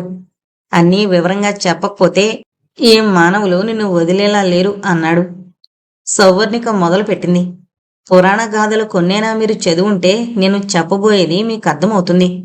సాంస్కృతికమైన పునాది ఏదీ లేని మీకు వివరించడం కష్టమైన ప్రయత్నం చేస్తాను. సుపర్ణుడు అనే గంధర్వుడు నా తండ్రి, సురస అనే అప్సరస నా తల్లి. మా లోకంలో అందరికీ అన్ని లోకాల్లోనూ విహరించడం అలవాటు. లోకాలన్నింటిలోకి స్వర్లోకం తర్వాత మీ భూలోకమే అత్యంత సుందరమైంది. భూలోక విహారం మాకందరికీ ఎంతో ఇష్టం. సువర్ణుడు ఒకసారి భూలోకంలో విహారయాత్ర చేస్తుండగా తారసపడిన అందాల రాశి వంటి మానవ స్త్రీని మోహించి ఆమె ద్వారా కన్న సంతానమే అధర్వు. అందువలన అతను నాకు తమ్ముడు. మానవులందరిలాగే పెరిగి పెద్దవాడైన తమ్ముడొకడు నాకున్నాడని తెలిసి నేను అతన్ని చూడకుండా ఉండలేకపోయాను. అతనిని చూడ్డానికని అంతరిక్ష కేంద్రానికి వచ్చాను. నా మాయా శక్తుల వల్ల నేను మీ అందరి వంటి శాస్త్రజ్ఞురాల్ని అన్న భ్రమను సృష్టించాను. మీ అంతరిక్ష కేంద్రంలో జరుగుతున్న పరిశోధనలు నాకు కూడా ఆసక్తి కలిగించాయి. మీకున్న అపరిమిత శక్తులతో మరింత విజ్ఞాన శాస్త్రాభివృద్ధి సాధించడం నిజంగా నాకు చాలా ఆశ్చర్యం కలిగించింది. అందుకే కొన్నాళ్లుండి మీ పరిశోధనలకు కొంత సహకరించి నా తమ్ముని నాతో తీసుకునొచ్చాను. మీ ఇద్దరి స్నేహం నన్ను సంతోషపెట్టింది. అందుకే మిమ్మల్ని ఇంతవరకు రానిచ్చి మీకు ఈ పరిజ్ఞానం అందించాను. మీరు క్షేమంగా భూమిని చేరేదాకా బాధ్యత వహిస్తాను. అధర్వ మాత్రం ఇంకా మీ లోకానికి రాడు, మాతో మా లోకంలోనే ఉంటాడు ముగించింది సౌవర్ణిక. తాము వింటోన్నదంతా సంపూర్ణంగా అర్థం చేసుకోవడానికి వాళ్లకు కొంత సమయం పట్టింది. అయితే మీరు వ్యాసు సూచించిన హ్యూమన్ పెర్సెప్షన్కి అందని అతీత జీవశక్తులా అని అడిగాడు పరీక్షిత్. అవును, విలాసంగా ప్రకటించింది సౌవర్ణిక. మీకొచ్చిన ప్రతి అనుమానము అడిగి తీర్చుకోండి. మీరు అడిగే ముందే మీ సందేహం తీర్చే విద్యను ఇంక ప్రదర్శించను. మానవ స్వభావానికి అది అసహజం. మీరు అడుగుతుండగా నేను చెప్తేనే మీకు సంతృప్తిగా ఉంటుంది, నాకు తెలుసు. నిన్ను మేం చూడగలుగుతున్నాం కదా, మరి హ్యూమన్ పర్సెప్షన్కి అతీతురాలని చెప్పుకుంటున్నావెందుకు అడిగాడు పరీక్షిత్. అతని ప్రశ్న పూర్తి కాకముందే ఉన్నట్టుండి సుహాసుడు, అధర్వు, సౌవర్ణిక కనబడకుండా పోయారు. పరీక్షిత్తు మనో అంతూ దరిలేని రోదస్లో గజగజ వణుకుతూ మిగిలారు. కొన్ని క్షణాలు గడిచాయి. ఎక్కడ్నుంచో పకపక నవ్వులు. ఇద్దరికీ భయం వేసింది. మరో దిక్కున మాయమైన ముగ్గురు మళ్లీ ప్రత్యక్షమయ్యారు. చూసారా, నేనిందాకే చెప్పాను, మేము మీకు కనబడాలని తలుచుకుంటే మీరు చూడగలుగుతారు. కానీ మీరు అతీత శక్తుల్లా లేరు, మాలాగే మానవుల్లాగే ఉన్నారు. మీ రూపాలు మా రూపాలు ఒకటే. పొరపాటు. మేము మాయమయ్యామని మీరు భావించినప్పుడు మేము మా అసలు రూపాల్లో ఉన్నాం. మీ దృష్టికి అందుకే అందలేదు.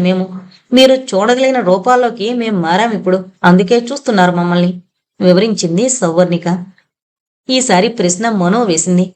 మనిషి కంటికి కనబడకుండా అదృశ్యంగా ఉండగలిగే శక్తి నీకుంటే ఇంత నాటకం ఆడడం ఎందుకు? అదృశ్యంగా వచ్చి అధర్వని నీతో పాటు తీసుకుని పోయిండొచ్చు కదా. చాలా తెలివైన ప్రశ్న, సౌవర్ణిక అభినందించింది. ఒక్కసారి భూగోళం కక్షలోకి వాతావరణంలోకి ప్రవేశించాక మానవ రూపంలోనే మేం కూడా ఉండగలం. బాగా గుర్తించుకోమనం. దైవమైన భూమి మీదకు మానవ రూపంలోనే వస్తాడు, మానవుడిలాగే జీవిస్తాడు. అతడిని దైవంగా గుర్తించవలసింది మానవుడే. భూమి మీద జనించాక దైవం కూడా ప్రకృతి నియమానుసారమే వర్తించాలి. ఈ సత్యాన్ని ఎన్నో యుగాల క్రితమే శ్రీకృష్ణుడు భగవద్గీతలో వివరించాడు. అయితే మా స్పేస్ రీసెర్చ్ సెంటర్లోకి ప్రవేశించిన అప్సరకన్యం నువ్వేనా? ఇంకా ఎవరైనా ఉన్నారా? అనుమానంగా అడిగాడు పరీక్షిత్తు. అప్సరలు, గంధర్వులు ఇంకెవరూ లేరు, కాని రాక్షసుడు ఒకడు ప్రవేశించాడు. రాక్షసుడా? ఉలిక్కి పడ్డారు పరీక్షిత్తు మనో. రాక్షసుడు అంటే ఏంటి? ఎవరా రాక్షసుడు? అడిగారు. మానవులకు కామ, క్రోధ, లోభ, మోహ, మదమాశ్చర్యాలు అనే శత్రువుల్లాంటి దుర్గుణాలతో పాటు ప్రేమ, దయ, స్నేహం, వాత్సల్యం లాంటి అపరూప సుగుణాలు ఉంటాయి. ఏ ఒక్క సుగుణము లేని ప్రాణులు కొందరు మానవ రూపంలో భూమి మీద సంచరిస్తూ ఉంటారు. నీచమైన ప్రాణులు వీరు. వీరు మాయావులు కూడా. అలాంటి మాయావి ఒకడు అధోలోకం నుండి వచ్చి నన్ను మోహించి నన్ను పొందాలనే దురాశతో మన మధ్య తిరుగుతూ వచ్చాడు. నన్ను ఈ రోదసి యాత్రలో ఇక్కడికి రాకుండా ఆపాలని చాలా ప్రయత్నించాడు. బృహస్పతి సమయస్ఫూర్తి వల్ల ప్రస్తుతం వాడు నిర్జీవుడయ్యాడు. అంటే చచ్చిపోయాడా? మనసులో ఏదో అనుమానం కొద్ది కొద్దిగా రూపుదిద్దుకుంటోంది. డెమోనాక్సేనా ఆ రాక్షసుడు? అవును. రాక్షసులు కూడా మాయావులా? అంటే ఇందాక మీరు కనబడకుండా పోయి మళ్ళీ ప్రత్యక్షమయ్యారు. అలాంటి ట్రిక్కులు చేయగలరా? అవి ట్రిక్కులు కాదు పరీక్షిత్. మా సహజమైన ప్రవర్తన. మాకు ప్రకృతి సహజం. మేము మా రూపంలో ఉంటే మీ చూపులకు అందలేం మేము, అంతే. కోర్స్, ఇందాక కూడా చెప్పాననుకో ఆ పాయింట్. అయితే రాక్షసులు కూడా అంతేనన్నమాట. మరి మీకు అంటే గంధర్వులకు రాక్షసులకు తేడా ఏంటి? మీరంతా కూడా భూమి మీదకి వచ్చినప్పుడు మాలాగే ఉండక తప్పదన్నావు కదా. మేం తేడా ఎలా కనుక్కోగలం? చాలా మంచి ప్రశ్న వేశావు పరీక్షిత్. నేను చెప్పేది జాగ్రత్తగా విని అర్థం చేసుకోండి. మా దేవలోక వాసులకు సుగుణాలు తప్ప దుర్గుణాలుండవు. దైవత్వమే మాలో భిన్న భిన్న రూపాల్లో ఉంటుంది. మానవులు మంచి చెడ్డల సుగుణ దుర్గుణాల మిశ్రమం. తనలోని దుర్గుణాలను తగ్గించుకుంటూ సుగుణాలను పెంపొందించుకుంటూ దైవత్వానికి దగ్గరగా రావడమే మానవ జీవిత పరమార్థం. రాక్షసులు కేవలం దుర్గుణాలనే కలిగి ఉంటారు. వీళ్ళు తమని తాము సంస్కరించుకోలేరు. ఎవరూ వీళ్ళని సంస్కరించలేరు. దేవతలు, రాక్షసులు నిరంతరం మానవుల మధ్యకు వస్తూనే ఉంటారు. ఎవరి సంహారం చెయ్యాలో, ఎవరిలో నిక్షిప్తమైన దైవత్వాన్ని గుర్తించాలి అన్నది మానవజాతి నిరంతరం శోధిస్తూనే ఉండాలి. పరీక్షిత్ మౌనంగా నిలబడ్డారు. కొంతసేపు నిశ్శబ్దం తర్వాత అసలు మీ లోకం ఎలా ఉంటుంది? మీరు చూడ్డానికి ఎలా ఉంటారు? మా రూపం ఇలా ఉంటుంది అని వర్ణించడానికి మీ మానవ భాషల్లో మాటలు లేవు. సృష్టిలో అందాలన్నింటినీ కలబోసుకున్న సౌందర్యం మాది. మీరు ఊహించలేనంత అందమైంది మా లోకం. మా సుందర రూపాలు, మేము సంచరించే అద్భుత లోకాలు చూడాలంటే మీకు దివ్య చక్షువులు కావాలి. అవి ప్రసాదించే శక్తి లేదు నాకు, అంది సౌవర్ణిక. సౌవర్ణిక రూపాన్ని ఆరాధనగా చూస్తూ మౌనం వహించింది మళ్ళీ సౌవర్ణికే అందుకుంది. కాని మీ మనుషులు మా రూపాలు ఊహించలేక, అసలు మేమనేవాళ్లం ఉన్నామో లేదో తెలియక, మా గురించి ఊహించి చలనచిత్రాల్లో చూపించిన రూపాలు మా లోకంలో చాలా హాస్యం సృష్టించాయి. గ్రహాంతరవాసులు అంటే తల మీద యాంటెనాలో, కడుపులో పెద్ద కన్ను, కాళ్ల బదులు చక్రాలు, సిలిండర్ వంటి దేహాలు, ఇంతకు మించి రూపకల్పన చేయలేకపోయారు. ఈ రూపాలు మా లోకవాసుల దృష్టికి వస్తుంటాయి అప్పుడప్పుడు. ఈ రూపచిత్రాలు మానవుడెంత మేధావో అంతటి మూర్ఖుడు కూడా అని నిరూపిస్తాంటాయని చెప్పుకుంటారు మా లోకంలో, నవ్వింది సౌవర్ణిక. ఎర్రబడ్డ మొహాలతో నిశ్శబ్దంగా ఉండిపోయారు పరీక్షిత్. కొంచెం అవమానం అనిపించినా కుతూహలంగా అవమానాన్ని జయించి మీ భాష ఏంటి? సంకోచిస్తూ ప్రశ్నించింది శబ్దంతో పనిలేదు మాకు. గ్రహణ శక్తి అత్యధికం మాలో. ఏదైనా హద్దుల్లేని మా మేధాశక్తితో గ్రహించగలం. అయితే భాష కూడా ఉంది మాకు. మీ మానవ పదజాలంలో చెప్పాలంటే దేవభాష మాది. భూమి మీద సంస్కృతం, లాటిన్ తదితర అతి ప్రాచీన భాషలన్నింటికీ మాతృక మా దేవలోక భాష. తాము విన్నదంతా నెమరు వేసుకుంటూ నిశ్శబ్దంగా నిలబడ్డారు. కొంతసేపు అయిన తర్వాత దీర్ఘంగా నిట్టూర్చాడు పరీక్షిత్. ఇప్పుడు మేము గ్రహాంతర జ్ఞానజీవుల ఉనికి రోదసులో కనిపెట్టాం అని భూమి మీదకి వెళ్ళాక చూపించడానికి మీ ఛాయాచిత్రాలను కెమెరాల్లో బంధించనిస్తారా అని అడిగాడు. సారీ, అంది సౌవర్ణిక. ప్రొఫెసర్ వ్యాస్ చెప్పారు కదా, మా ఉనికిని మీరు గ్రహించడమే చాలునని, నవ్వింది. అయినా ఈ ఎక్స్పెడిషన్ ముఖ్యోద్దేశం అది కాదు కదా పరీక్షిత్. భవిష్యత్తులో భూగోళం ఎలా ఉంటుందో కనిపెట్టడం. మీ జ్ఞాన దృష్టితో మాకు కావలసిన సమాచారం ఇవ్వగలవా సౌవర్ణిక? అడిగింది సుహాసుడు నన్ను చెప్పని సౌవర్ణిక అంటూ మొదలు పెట్టాడు. మీరెంత ప్రయత్నించినా ప్రకృతి రహస్యాలు మానవుడికి పూర్తిగా వెల్లడి కావు. అది సృష్టి నియమం. ఒక రహస్యం ఛేదించేశానని మనిషి గర్వించేలోపు మరెన్నో సవాళ్లు ఈ సృష్టి మీకోసం సృజిస్తుంది. నేను మానవ మేధను పరిహసిస్తున్నాను అనుకోవద్దు. మీకున్న పరిమితుల్లో మీరు సాధించిన విజయాలు అపూర్వమైనవి, కానీ సృష్టి నియమాలు అంతకంటే అభేద్యమైనవి. స్టీన్స్ యాస్ట్రాయిడ్స్ ని అధ్యయనం చేయడానికి రోదస్లోకి బయలుదేరిన space Probo rosette Stein asteroid పక్క నుంచి వెళుతూ కూడా దాని ఛాయాచిత్రాలు తీయలేకపోయింది. అదే సమయంలో కెమెరాలు ఫెయిల్ కావడం వల్ల సృష్టి తన రహస్యాలను తన ఇష్టప్రకారమే వెల్లడి చేస్తుంది అనడానికి ఇటువంటి సంఘటనలే ఉదాహరణలు అన్నాడు సుహాసుడు. పరాజయాలను అధిగమించి ఎన్నో విజయాలు సాధించింది మానవజాతి అన్నాడు పరీక్షిత్. కాదనట్లేదు, కానీ ఆ విజయాలు కూడా ప్రకృతి ప్రసాదించినవే అని గుర్తించట్లేదు మీరు. భూత భవిష్యత్ వర్తమాన కాలాలు ఒకేసారి నడుస్తూ ఉంటాయని పూర్వం కుటుంబ జీవనం గడిపే మనిషి సులభంగా గ్రహించాడు. అది స్టడీ చేయడానికి ఇంత భ్రమ ప్రయత్నం చేయలేదు. కుటుంబ జీవనం అని ఎందుకన్నానంటే తండ్రి కొడుకు మనవడు కలిసి నివసించే ఇంట్లో భూత భవిష్యత్ వర్తమానాలు ఒకేసారి ఒకే సమయంలో గడుస్తున్నట్టే కదా. ఈ సత్యం శోధించడానికి ఇంత ప్రయాస కోర్చి రోదసలోకి రావడం ఎందుకు? సుహాసుడి ప్రశ్న విని మనో పరీక్షితులకు నవ్వాగలేదు. మేమి అంత ఇమిడియట్ ఫ్యూచర్నో ఇమిడియట్ పాస్ట్నో శోధించాలని రాలేదు గంధర్వుడు గారు. కొన్ని మిలియన్ సంవత్సరాల గతాన్ని, కొన్ని మిలియన్ల సంవత్సరాల భవిష్యత్తును కూడా ఆకలింపు చేసుకోవాలని మా ప్రయత్నం అన్నాడు పరీక్షిత్. సుహాసుడికేసి చిన్నపిల్లాన్ని చూసినట్టు చూస్తూ, ఓహో, కొన్ని మిలియన్ సంవత్సరాలా, హహహా. తన స్వభావ సిద్ధమైన కొంటినవ్వు నవ్వాడు సుహాసుడు. అయితే చెప్పండి, డైనోసార్లని మీరు పేరు పెట్టుకున్న జంతువులు కొన్ని మిలియన్ సంవత్సరాల క్రితం భూమి మీద సంచరించేవని మీకెలా తెలిసింది? ఆ మాత్రం తెలీదా నీకు అన్నట్టు చూశారు మనో పరీక్షిత్. ఎందుకు తెలీదు? వాటి శిలాజాలు దొరకడం వల్ల వాటిని అధ్యయనం చేసి మేము నిర్ధారించుకున్నాం వాటి కాలాన్ని. సింపుల్గా చెప్పేశారిద్దరు. ఆ శిలాజాలు ఏ గ్రహం మీద దొరికాయి మీకు? మా భూమి మీదే. చూశారు ఇద్దరు సుహాసుడి వైపు. అదే నేను చెప్పదలుచుకుంది. మిలియన్ సంవత్సరాల గతానికి సాక్ష్యాలు మీ భూమి మీద ఉన్నాయి. ఆ సాక్ష్యాల్ని ఆధారం చేసుకుని అధ్యయనం చేసి సిద్ధాంతీకరించే మేధా సంపత్తి మీ భూమి మీదే ఉంది. రాబోయే కాలాన్ని ఆకలింపు చేసుకునే శక్తి కూడా మీ భూమి మీదే ఉంది. భూమి గుండ్రటి ఆకారం, గుండ్రంగా తిరిగే స్వభావం ఇస్తున్న సందేశం అదే. భూమే కాదు, ఇతర గ్రహాలు కూడా గోళాకారంతో ఉండి ఇది మొదలు ఇది చివర అని లేకుండా ఉంటాయి. సరళ రేఖలో కాక వృత్తాకారంలో తిరుగుతూనే ఉంటాయి. అలాగే భూత భవిష్యత్తు వర్తమానాలు చర్విత చర్వణంగా నడుస్తూనే ఉంటాయి. భూగోళంలాగే కాలం కూడా ఆది మధ్యాంతరహితం. కానీ మనిషి కుతూహలం కూడా తృప్తి చెందనిది, అంతం లేనిది. అందుకని మానవ ప్రయత్నాలు చేస్తూనే ఉంటాడు ప్రకృతిని శోధించాలని.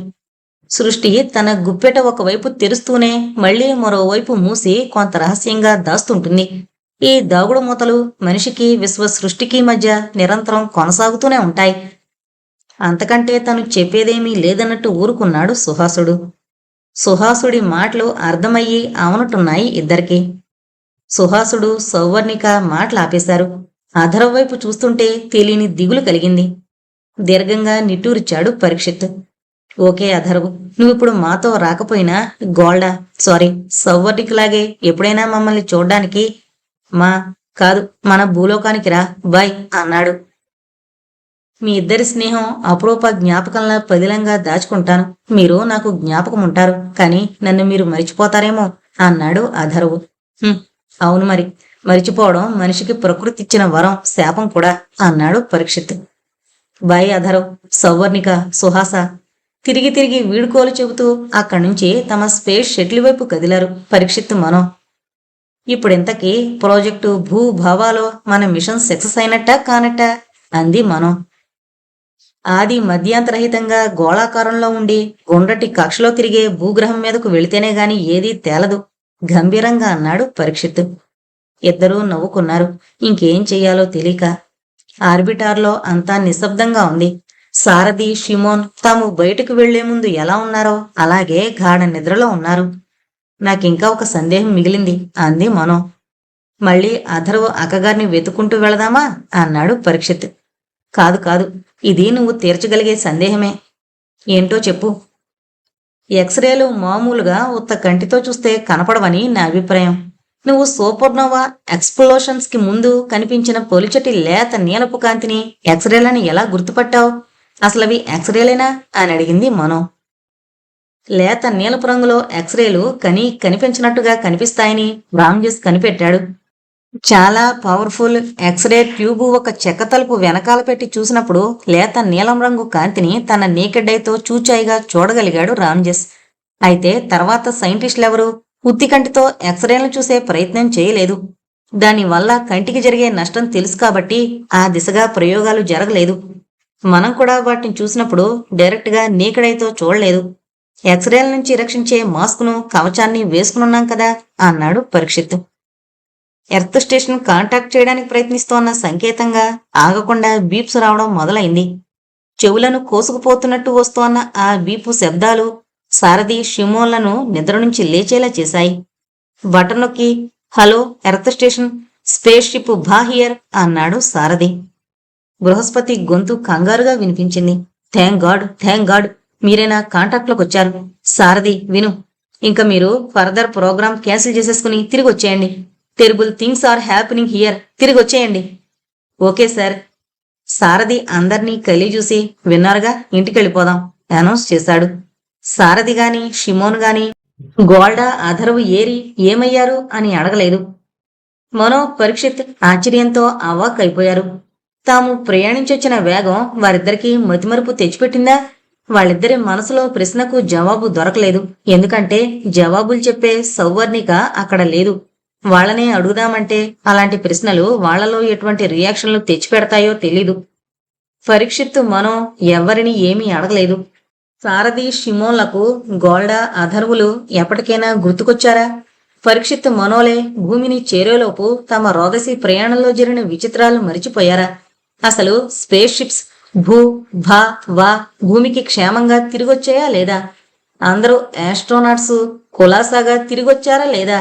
వారు చూసిన అద్భుతాలు వింతలు విశేషాలు తిరిగొచ్చే వరకు వారికి జ్ఞాపకమున్నాయా లేదా? తెలుసుకోవాలనుందా? కొన్ని వందల ఏళ్ల భావికాల వేగంతో వారి కాలంలోకి ప్రయాణించి అంతరిక్ష కేంద్రంలో బృహస్పతి పక్కన కూర్చుని అతనితో పాటు వేచుండి మానిటర్ వెండితెరపై చూడండి. ఇంతటితో భూ భవ అనే నవల కంప్లీట్ అయిందండి. నాకైతే పర్సనల్గా ఈ నవల చాలా బాగా నచ్చింది. అంటే పార్టులుగా వింటే కొంత కన్ఫ్యూజ్ ఉండొచ్చు, కానీ మొత్తం కలిపి ఒకసారి వింటే కన్ఫ్యూజ్ ఉండదు. ఈ నవలలో ఉన్న ముఖ్య పాయింట్ ఏంటంటే టైం మిషన్ గురించి చెప్పడం. అదే ఈ నవల మొత్తాన్ని నడిపిస్తుంది. నవల మీకు ఎలా అనిపించింది అనేది నాకు కామెంట్స్ రూపంలో తెలియజేయగలరు. మరొక మంచి నవలతో మళ్ళీ మీ ముందుకొస్తాను. అంతవరకు సెలవు. నమస్కారం. Thank you.